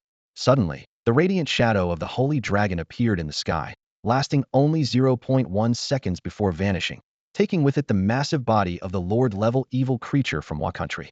The companion beast at Xiang Dingtian's feet let out a fearful whimper, and the companion beasts of the other academy deans similarly showed expressions of terror. Just now, what was that in the sky? Eek! The excited message from the radiant holy dragon echoed repeatedly in Lin Ke's mind. It joyfully conveyed to him. The evil entity has been brought into my domain and is being slowly digested. Well done, Xiao Bai. Lin Ke eagerly opened the radiant holy dragon's attribute panel. Companion beast, radiant holy dragon juvenile. Level, LV11. Base attributes. Strength, 130. Constitution, 90. Agility, 200. Talent, 100. Element, radiance. Grade, apocalypse tier. Skills, divine prayer beginner. Immortal body beginner. Radiant expanse beginner. Experience, 14, 18, 27, 38, continuously increasing. So as long as there's an evil entity, Xiao Bai can level up this quickly? Lin Ke felt the milky white energy enveloping his body, making it increasingly solid and powerful. Meanwhile, Song Danqing was still immersed in the awe left by the colossal image of the radiant holy dragon in the sky. Suddenly, a weak voice broke his trance. Old Song, you're leaving me with nothing, huh? Lin Ke's staggering figure wavered like a flickering candle in the wind before collapsing into Song Danqing's arms. No. After 3 seconds of silence, Song Danqing's eyes reddened as he crouched down, tightly holding Lin Ke. Samba, don't you dare die on me. You are the greatest hero of this battle, the most outstanding rookie of judgment. If you die, how am I supposed to explain this? Hearing the commotion, Xiang Dingtian rushed over and knelt to check on Lin Ke. What happened? Is he okay? Samba, answer me. Song Danqing's voice trembled. Lin Ke raised a shaking hand and said weakly, Senior Egio, you're right, I'm the greatest hero of this battle, but all of this is nothing worth mentioning. The academy being restored, even though it's because of me, is still not worth mentioning if I die.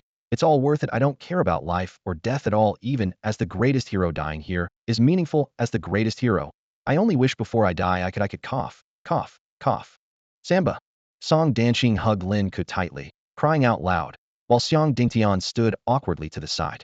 He knew that judgment was fiercely protective of its own, and if he didn't handle this properly, it could spark their wrath. After all, every member of Judgment was a peerless genius, monsters among monsters. Egio, take him to the infirmary immediately. He'll go find the academy's healing instructors. Xiang Dingtian urged anxiously. Song Danqing stifled a laugh and pretended to choke up. Old headmaster, my brother Samba grew up poor and always dreamed of being rich. Could you help make his dream come true? Just 10 billion inch. No problem. Xiang Dingtian agreed without hesitation. He'll personally cover it.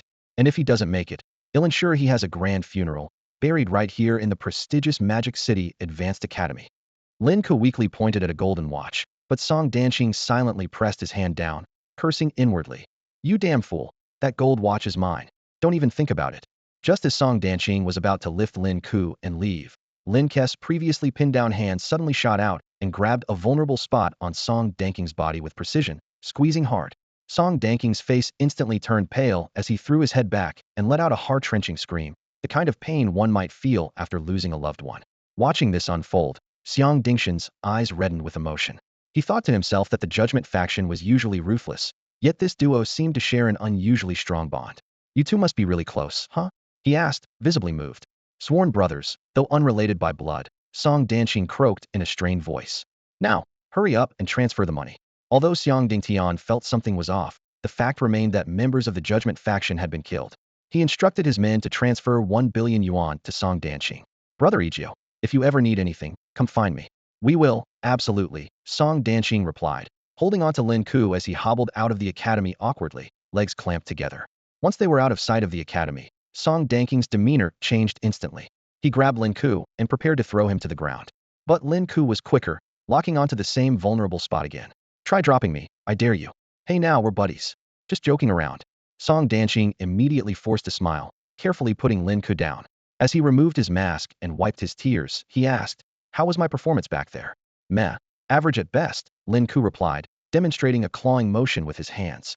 If it weren't for my impeccable timing, you'd have blown our cover ages ago. Oh, so now I should be thanking you? Song Danqing gritted his teeth. All right, let's split the money. Lin Ke rubbed his hands together eagerly, his eyes sparkling with anticipation. This time it's not just the billion, there's also a stash of diamonds, plus the Judgment Faction's mission bonuses. We've hit the jackpot again. Reluctantly, Song Danqing handed over 500 million to Lin Ke and grumbled, if I'd known it was this easy to make money, I wouldn't have bothered taking out loans back then.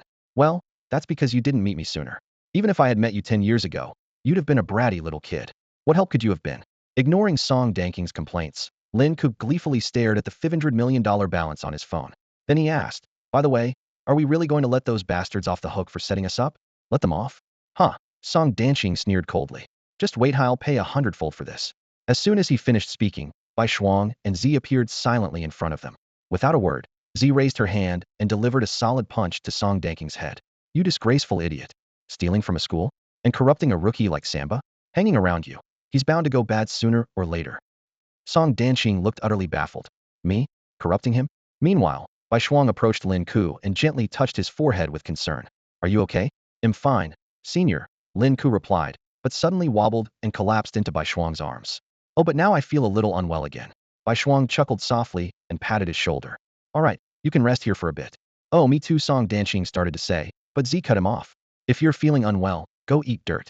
Zi showed no mercy towards Song Danqing, pulling out her phone and saying, Master just sent a message. He said he'll handle this matter. Smells great. So fragrant. Lin Ke murmured, snuggling into Bai Shuang's embrace. Then, in a feeble voice, he asked, Zi, who is your master? Song Danqing held a cigarette between his lips, his expression gloomy as he explained, standing before you is the youngest disciple of the Curse King. This is an unspoken secret within the organization. He silently added in his mind, also the biggest one. So it's my brother. Lin Ke nodded thoughtfully, then asked with confusion, but didn't my brother say he's too busy with his duties guarding the demon cavern and doesn't have time to act himself? Your brother? Zi raised an eyebrow, her tone laced with amusement. So, does that mean I should call you Shirshu now? You're too kind, Sister Zi, Lin Ke replied, turning to her with curiosity. How will my brother act, though? Does he need my help? Bai Shuang reached out and gently tapped Lin Ke on the head, her voice soft as she asked, have you rested enough? Ahem, much better. Thank you, senior sister. Lin Ke chuckled, still leaning against Bai Shuang without any intention of moving away. Zi smiled knowingly and walked gracefully to Lin Ke's side. Leaning close to his ear, she whispered, you know, little guy, when we saw you collapse just now, Xiaobai was really worried. Sister Zi, Bai Shuang interrupted abruptly. Even if it were Song Danqing who collapsed, I'd still feel a bit concerned. Song Danqing was visibly baffled. How did this become about me again? Glancing at the time, he quickly said, all right, as long as the mission is complete. I'm out of here. The adjudication points should be credited later. I need to head to my next job. With that, he hurriedly departed. Old Song is still working side gigs. Lin Ke asked, surprised. Zi snorted. That guy has all kinds of side hustles. From bodyguarding billionaires to being the king of nightclub performance sessions, the master of adaptability. Oh, Lin Ke mused thoughtfully. But adjudication pays so well. What's the point of all this? Could it be one of those rich people's quirky hobbies to experience the commoner lifestyle? Meanwhile, Song Danqing was pedaling a bicycle alone, muttering curses under his breath. Yeah, I get it. Don't you see I just paid off 5 billion today? Once I sell the diamonds, I can pay off a few more billion. A cold voice echoed in his mind. Diamonds are worthless. To hell with you. Take it or leave it. Song Danqing snapped coldly. I repay based on what I have, not what you want. You still owe me 9,990 years. And if I can't pay it back, shut up. I'm working on it. At the same time, in a brightly lit grand hall in Wa country, the white candles atop crystal pillars flickered erratically. The entire hall was shrouded in an oppressive silence. The evil entity forged from Yamamoto Daijin's life force has been destroyed. A voice roared in fury. Damn it. Who keeps sabotaging our grand plans again and again? No matter what, We must find this person and make them pay. Send someone to investigate. Daejin's sacrifice cannot be in vain. The angry shouts caused the candle flames to tremble violently. Sir, do you think they might retaliate? Retaliate. The voice in the darkness sneered. Do they have evidence? Everything requires evidence. They wouldn't dare. Before the words were finished, several ninja clad in black stumbled into the hall, crawling on their hands and knees to kneel before the main seat. Sir, it's bad news. Calm down. Speak one at a time. The largest demon cavern replica in Sakura Town has collapsed. Demonic creatures are running rampant, and the casualties are countless. Next, the voice in the darkness carried a hint of irritation. The moonlit slope cavern seal also suddenly broke. For high-ranking Onmyoji went to stop it, but all perished, and the death toll has exceeded 10,000. Next, the voice grew increasingly frantic. The demon cavern replica in Hanato has collapsed as well. The Grand Onmyoji fought valiantly, slaying countless enemies, but couldn't stop it. The number of casualties is incalculable. The voice in the darkness finally fell silent. The capital has fallen. A startled cry erupted in the Grand Hall. The capital is the most developed city in Wa country, with a population of 40 million. The seals of the 3 major demon lairs have always been intact, and now 2 of them have been breached. Officials scrambled around the hall in panic. Hurry up and send reinforcements. In just one night, the situation in Wa country spiraled out of control.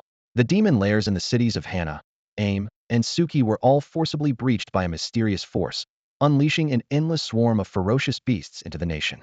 The skies were filled with monstrous creatures, buildings crumbled one after another, and screams of despair echoed everywhere. To make matters worse, Mount Fuji suddenly erupted, its thick smoke blotting out the sun. By dawn, this catastrophe had dominated headlines across the globe. At Lin Chongqing's home, however, the atmosphere in front of the television was quite different. He, Lin Ke, and Bai Shuang each held a cup of instant noodles, engrossed in the live news broadcast. Serves them right. I hope the whole country collapses. Lin Chongqing shouted excitedly, accidentally spraying a noodle out of his nose. Uncle, calm down, Bai Shuang said hurriedly, getting up to grab some tissues from the kitchen. Watching his father's embarrassing display, Lin Ke teased mischievously. Dad, instead of staying home watching TV every day, why not head to Wa country and bring glory to the nation? If you're short on funds for entertainment, they'll sponsor you to visit your favorite teacher, Miss Aoi. Get lost, you brat. Lin Chongqing's face turned bright red. Do I look like that kind of person? Besides, Miss Aoi is old now. These days, I prefer. Before he could finish, Bai Shuang returned with the tissues. What are you guys talking about? Nothing much, just suggesting Dad should go bring glory to the nation. Lin Ke replied with a sly grin, making Lin Chongqing's face flush even redder. Later that night, as the world outside fell silent, Lin Chongqing muttered teacher in his sleep. Meanwhile, Lin Ke quietly knocked on Bai Shuang's door. Senior, are you still awake? Not yet. Hold on, let me put something on. Lin Ke unconsciously licked his lips. A moment later, Bai Shuang opened the door, wearing a pure white silk slip dress. What's the matter? About what's happening in Wa country is this brother curse is doing? Bai Shuang smiled and nodded. Apart from the Curse King, no one else could pull this off. It seems he's truly enraged this time. How did my brother even manage this? It's terrifying. Could he really erase Wa country if he wanted to? It's not that simple. Bai Shuang shook her head. All you need to know is that the Curse King is a very, very good person. He carries burdens heavier than you can imagine. I see, Lin Ke said thoughtfully. Suddenly, he extended his hand. Oh, by the way, Senior, since I did so well on this mission, is there another white rabbit candy reward? The last one was so sweet I want more. There is, and this one's even sweeter, Bai Shuang said with a playful smile. She leaned forward slightly, her soft lips brushing Lin Ke's cheek before she quickly closed the door. Wait, Senior. Open the door. I didn't even get to react. Lin Ke stomped his feet anxiously. Come on, open up. I feel like ants are crawling all over me.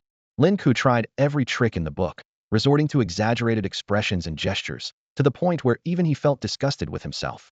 Yet Bai Shuang remained unmoved, the tightly shut door refusing to budge. With no other choice, he left in frustration. Just then, his senior's sudden ambush sent a sweet thrill through his heart, sweeter than devouring a dozen white rabbit candies. Internally, Lin Ke berated himself in regret.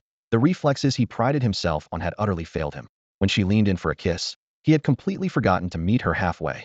Careless, I let my guard down, he vowed to himself, swearing not to be so slow next time. With a blissful smile still lingering on his face, Lin Ke didn't return to his room to rest. Instead, he headed straight for the training room. The last thing he wanted was to fall into a sweet slumber only to be haunted by Xiao Hei's grotesque and terrifying face again. That was just too unsettling. At least for tonight, he had no desire to see that guy. He focused on the changes within his body. His mastery of the Golden Tiger Force had made significant progress, and the development of his skeletal wings was nearing perfection. Now, he only needed to concentrate on cultivating his chi.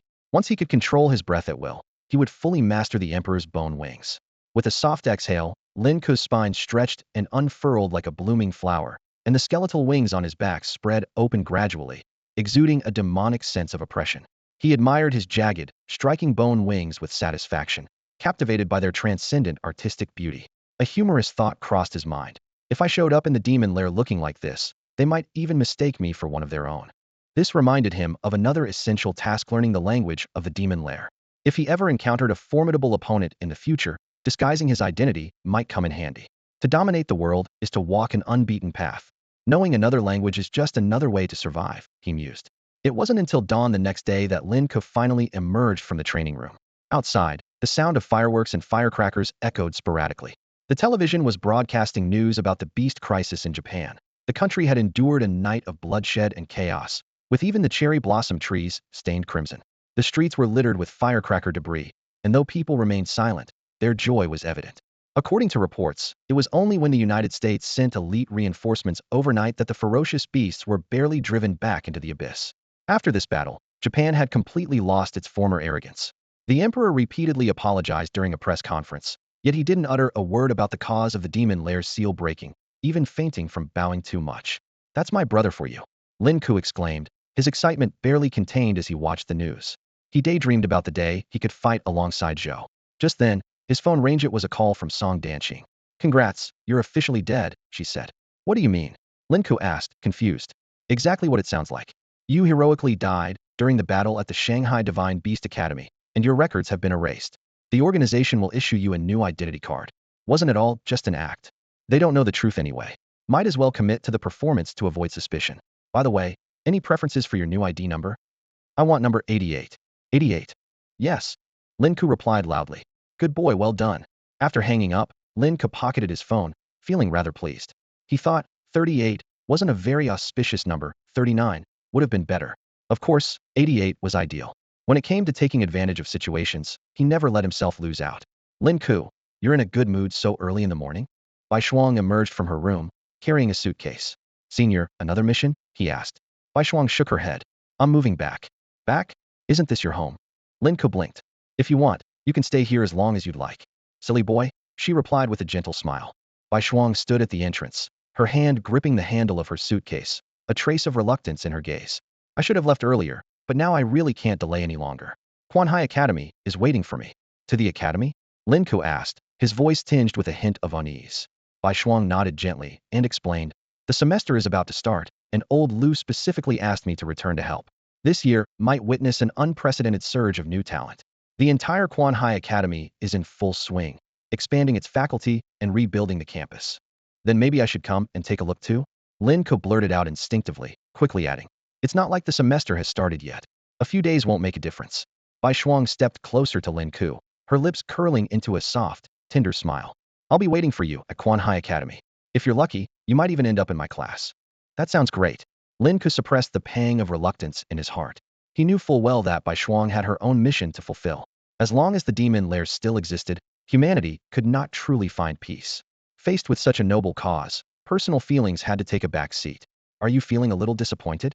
Bai Shuang asked softly. "We'll meet again soon. In the meantime, work hard and aim to shine in the National Youth Battle Championship." "Senior. What if I win the National Championship?" Bai Shuang closed her eyes, a captivating smile spreading across her face, softening even the scar on her eyelid. The once intimidating Valkyrie now seemed utterly enchanting. "I'll give it serious thought," she said softly, stepping forward to give Lin Ke a gentle hug. "Thank your father for me. These past days have been the most relaxing and happiest I've ever had." "Sure," Lin Ke nodded, then suddenly remembered something. "By the way, is Zhuge also heading to Quanhai Academy?" "She requested it herself," Bai Shuang explained. "It might not be entirely appropriate, but I didn't force her." "And Zhang Tian too," Lin Ke chuckled. "I just mentioned it casually, and he took it seriously."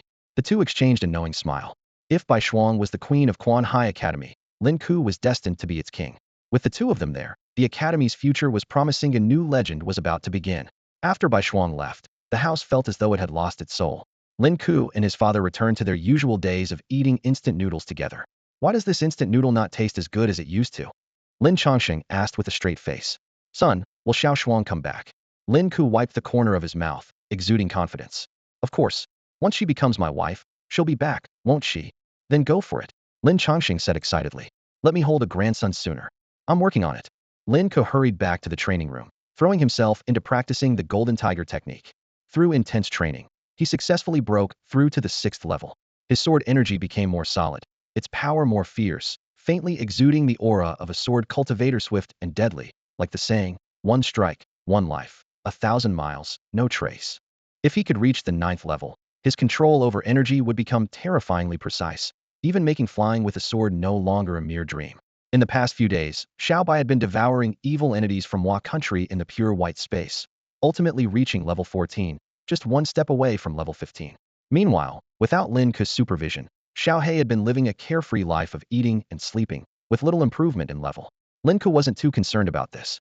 As he edged closer to achieving 100 tons of strength, he decided to take a brief rest before one last round of secluded training before the semester began. Once the semester started, his plans would officially unfold. In the tranquil and mysterious depths of the Black Sea, a massive chaos nether dragon lay lazily at rest. It half opened its dragon eyes and casually snapped up a few passing fish, swallowing them whole, though it still felt unsatisfied. With a slight shift of its massive body, it unleashed the power of its dragon suction, instantly drawing hundreds of fish into its enormous maw. A few lucky ones managed to escape through the gaps in its teeth, but it couldn't be bothered to chase them. Just as it let out a contented belch and prepared to drift back into slumber, a slightly reproachful voice echoed in its mind. Xiaohei, are you raising fish now? It was its master, Lin Ke.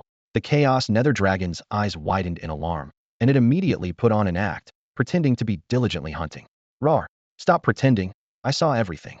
Lin Ke's consciousness merged with Xiaohei's body as he sighed helplessly. Why are you getting lazier the older you get? Should I come up with a way to make all the creatures in the Black Sea line up and deliver themselves to your mouth? Hearing this, the chaos nether dragon wagged its tail excitedly and nodded repeatedly. In your dreams. Come on, let's go train instead. Is there anything tasty around here? At the mention of training, the chaos nether dragon deflated like a punctured balloon and began whining pitifully to Lin Ke. You're saying all the good stuff has disappeared? Lin Ke sensed something unusual. Could someone else have beaten us to it? Rawr! The chaos nether dragon explained that within this Black Sea domain, no creature other than itself had the strength to devour legendary remnants of souls. So that's if the residual soul energy is too diluted and has already merged into the ocean, Lin Ke realized. No wonder the blood cores of the beasts caught here are so valuable. If there's a legendary companion beast nourishing this place, it's indeed a treasure trove. Opportunities like this are rare and fleeting. Although he didn't find any remnants of souls, Lin Ke wasn't discouraged. The Black Sea was teeming with life, enough for Xiaohei to devour and train. However, he noticed that Xiaohei's level had stagnated at LV21 for several days, with experience growth painfully slow. If this guy were a bit more diligent, it would have likely broken through to LV22 already. Rawr! The chaos nether dragon whined. It's because you, master, haven't visited me in so long. I've been so unmotivated. Is that so?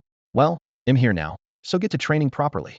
The chaos nether dragon, as if injected with adrenaline, charged forward with renewed vigor. However, it collapsed in exhaustion after just 2 minutes, lying motionless. Guess I'll do it myself. Lin Ke took control of Xiaohei's body and decided to head back to the Rainbow Sea region. The rainbow mystic stones there were excellent for enhancing one's foundation, making them invaluable for someone like Lin Ke, who pursued the extreme physical body path. To strengthen physical power, a solid foundation was indispensable. Back when he was searching for the remnant soul of the Azure Luan Iron Dragon, Lin Ke had spent 5 days traveling. Now that Xiaohei had grown out of its juvenile phase and significantly increased its speed, they returned to the familiar sea region in just a day and a half. Watching the vibrant rainbow fish darting through the waters, Lin Ke immediately began an intense leveling spree. Rawr! The chaos nether dragon softly pleaded with Lin Ke for a break. Once granted permission, its consciousness quickly drifted into a peaceful slumber. After this breakthrough, Lin Ke felt that Xiaohei's sleep time had increased. Was it because it was getting lazier? He didn't dwell on it much and continued controlling Xiaohei's body to frantically scavenge for the colorful mystic stones in the vibrant sea realm. If Xiaohei's theory was correct, then these mystic stones embedded in the fish must also originate from the energy of some legendary companion beast, transformed into nutrients. He'll wait until this little guy wakes up before leaving, Lin Ke thought. He spent an entire day and night in a frenzy, successfully raising Xiaohei's level to LV22. His physique increased by 100 points. What a rush. Xiaohei's strength enhancement went up by 50 points, while Lin Ke's own physique saw a 100-point boost. This double improvement, no matter how many times he experienced it, was always addictively exhilarating. As long as Xiao He kept breaking through, Lin Ke's physique stats would continue to soar, making it seem entirely possible to achieve even greater levels of strength. If only there was a strength modifier or a deep blue stat booster, he mused wistfully. 15 hours later, while Lin Ke was controlling the Chaos Nether Dragon to train, he noticed that Xiao He had already woken up. It was convulsing on the spot, as if something was stuck in its throat. The sight startled Lin Ke. Xiao He, did you choke on water? He asked, only to feel foolish immediately after. Xiao He had lived in the Black Sea for so long, if it couldn't coexist with water, it would have perished long ago. How could it have survived until now? You're saying something is growing inside you? Lin Ke asked curiously, opening the Chaos Nether Dragon's status panel. As expected, under the passive abilities section, a new entry appeared, Breath Furnace. Breath Furnace? What is this? Lin Ke wondered. Coughing violently, the Chaos Nether Dragon inhaled large amounts of seawater. Just as it reached its limit, it released a colossal sneeze. Before Lin Ke's eyes, a massive surge of black flames erupted from Xiao He's mouth, piercing through the Black Sea and slamming into the structures on the ocean floor. The black flames burned fiercely among the corroded, dilapidated steel buildings, refusing to be extinguished even underwater. The colorful fish scattered in terror, but the moment they were touched by the black flames, they perished instantly. Xiao He, is this dragon breath? Lin Ke's eyes lit up. From the beginning, he had wondered why Xiao He didn't possess this iconic dragon ability. Now it seemed that its growth potential was the reason its body was evolving and adapting with each upgrade. The Chaos Nether Dragon let out a thunderous roar as it returned to normal. Its golden eyes flickered with fury, and it unleashed another torrent of black flames from its jaws. The fish around it fled in all directions, but their speed was no match for the relentless pursuit of the flames. Experience 200, experience 100, experience 100. The notification sounds echoed in Lin Ke's mind. Well, this is much more efficient. Lin Ke thought, a new idea beginning to take shape in his mind as he observed the scene before him.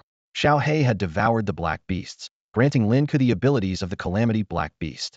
Though his current abilities were limited to berserk strength, amplification, and desolate energy, it was still a significant gain. Now, with this breath furnace, could Lin Ke share the ability too? Flying with bone wings was impressive, but unleashing a dragon's breath in human form? That would be utterly spectacular. With this thought, Lin Ke quickly exited the neural interface space. Xiao He, keep training. I'll step out for a moment. Lin Ke quickly instructed before leaving the Black Sea space. He was eager to confirm whether the breathing furnace was also effective on his own body. The moment he removed the smart helmet, Lin Ke immediately felt the surge of power brought by the twin dragons of light and darkness. A warm current coursed through his body, as if every cell had been rejuvenated. However, he couldn't spare the time to analyze the increase in power just yet. Stripping off his shirt, he ran his fingers across his abdomen. The touch remained soft, with no sign of any unusual hard objects. Could it be that dragon's breath is truly an exclusive ability of dragon species? Lin Ke walked out of the bathroom, feeling disappointed and unwilling to accept the idea. Are humans really unworthy of such power? Or does it require some kind of special trigger to activate? Back in his room, Lin Ke retrieved the translated materials by Old Xian from his safe and began carefully studying the sections on physical modification and beast transformation. The documents indeed described the possibility of merging human bodies with the forms of beasts, but most of it was limited to limb modifications, with little mention of altering internal organs. That makes sense, Lin Ke mused to himself. The organs of fierce beasts are vastly different from those of humans. Some beasts have hearts larger than my entire body. How could such organs possibly be transplanted? He recalled his senior mentioning how wealthy elites would undergo crystal or gold organ transplants purely to flaunt their wealth. He couldn't help but scoff. What a waste of money. That could buy me so many packs of instant noodles with eggs. I just want to breathe fire.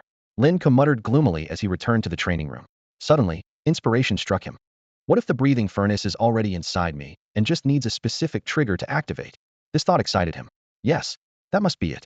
Could it be triggered by consuming beast blood cores or beast meat? Instinctively, Lin Ke pulled out a crystal core he had obtained in the Black Sea. The blood-red crystal shimmered beautifully under the light. He quickly searched online. Can you eat crystal cores raw? The unanimous results of "Cherish your life, stay away from lunatics" only fueled his excitement further. If that's the case, wouldn't I be the first to try this? With that thought, Lin Ke brought the crystal core to his mouth, swallowing nervously. He tentatively stuck out his tongue to lick it first. The icy texture felt like stone. Gradually increasing his bite force, he discovered that the crystal core's hardness far exceeded his expectations. Even with his current enhanced physique, biting off a piece was incredibly challenging. What Lin Ke didn't know was that the Companion Beast Association and pharmaceutical companies required 3 full days and nights of high-temperature roasting in a furnace to extract energy from a crystal core. But just then, a cracking sound echoed, and a fissure appeared on the core's surface. Seizing the moment, Lin Ke bit down hard, managing to break off a piece. As he chewed, the sensation was like crunching on flavorless glass. Gulp. Lin Ke swallowed the crystal core and closed his eyes, anticipating the surge of energy that was supposed to follow. However, instead of the expected rush, a sharp pain radiated from his throat. The jagged edges of the core had scraped his esophagus. Damn it! He quickly spat out the fragments, his tongue catching the rich, metallic taste of the beast's blood. Clearly, this wasn't the right approach, but Lin Ke wasn't ready to give up just yet. For half an hour, the sound of relentless pounding echoed through the training room. Lin Ke used his iron fists to grind the blood core into a fine powder, deciding to try consuming it in liquid form instead. Smirking with confidence, he poured the powder into his mouth and downed a large gulp of water. This time, it has to work. He held his breath and waited. Soon, a burning sensation flared in his stomach. Just as he thought he had finally succeeded, a burst of heat surged out from behind him. You've got to be kidding me. Lin Ke cursed as he dashed for the restroom, channeling healing energy to soothe his churning insides. It was the most humiliating moment of his training journey, yet he stubbornly refused to admit that blood cores probably weren't meant to be consumed this way. His unyielding determination drove him to try again. Activating his ninefold realm, Lin Ke unfolded the bone wings on his back and entered his killing intent mode. In a beastified state, this should work, he muttered, grabbing another blood core and biting into it. This time, after letting out a satisfied burp, he was astonished to see faint crimson flames flicker out of his mouth. Thrilled, he immediately swallowed another core. But the excruciating pain that followed was unbearable. Doubled over, retching, each cough spewing out massive bursts of blood-red fire. Ha ha, I did it. Lin Ke laughed maniacally as the alloy walls of the training room began to melt under the intense flames, leaving a growing hole behind. At last, he understood the secret. Using the breath furnace required him to be in a beastified state for it to be effective. Without hesitation, he channeled his golden tiger force into his skeletal emperor wings. With each flap, he slowly ascended into the air. The blood flames erupting from his mouth made him look like a fearsome tyrant, exuding an overwhelming and suffocating aura. The destructive power of the blood flame was utterly terrifying. Lin Ke stood before the gaping hole blasted into the alloy wall, withdrawing from his wild bull force state as a flicker of astonishment crossed his eyes. This special alloy wall, which even his full-strength strike couldn't penetrate, had been effortlessly pierced by the blood flame. Suddenly, an uncontrollable restlessness surged within him. Even though he had deactivated his killing intent, Lin Ke could feel his heart racing, his eyes tinged with a blood-red hue, and his entire being in a state of extreme exhilaration. It was clearly the effect of devouring the blood core. The burning sensation that coursed down his throat into his body felt like fiery liquor, accompanied by a strong metallic tang of blood, igniting a fervent battle spirit within him. Training my killing intent in this state might allow me to break through to the second level or even higher. Lin Ke pondered to himself. The blood cores from ferocious beasts are truly treasures. His training methods were indeed unconventional. While most people couldn't even imagine chewing on a blood core, let alone tearing bone spurs from a spine to form wings, Lin Ke had already done so. At the moment, his skeletal emperor wings could only support him for vertical ascension, but achieving free flight would require him to elevate his golden tiger force to a higher realm. That evening, father and son sat face to face, eating instant noodles. Lin Ke finished his meal in a few swift bites, but just as he was about to stand up, he suddenly sneezed. Dad, your hair is on fire. Lin Ke exclaimed in shock. Why are you hitting me, you ungrateful brat? Lin Chongsheng snapped angrily, then froze as realization dawned. My hair? Am I going bald? After a chaotic scramble, Lin Chongsheng managed to save half of his hair. This mishap made Lin Ke realize that consuming blood cores outside of combat could lead to unexpected consequences. In the days that followed, Lin Ke's life was simple yet fulfilling, was either sparring with Xian Xinghe in the training room or training Xiao He in the Black Sea, a routine that continued until the eve of the new school term. Boss, congratulations on breaking through to the 8th level of Golden Tiger Force. Xian Xinghe exclaimed sincerely, full of admiration for Lin Ke's martial talent. In contrast, Xian himself had taken over half a month just to reach the 2nd level.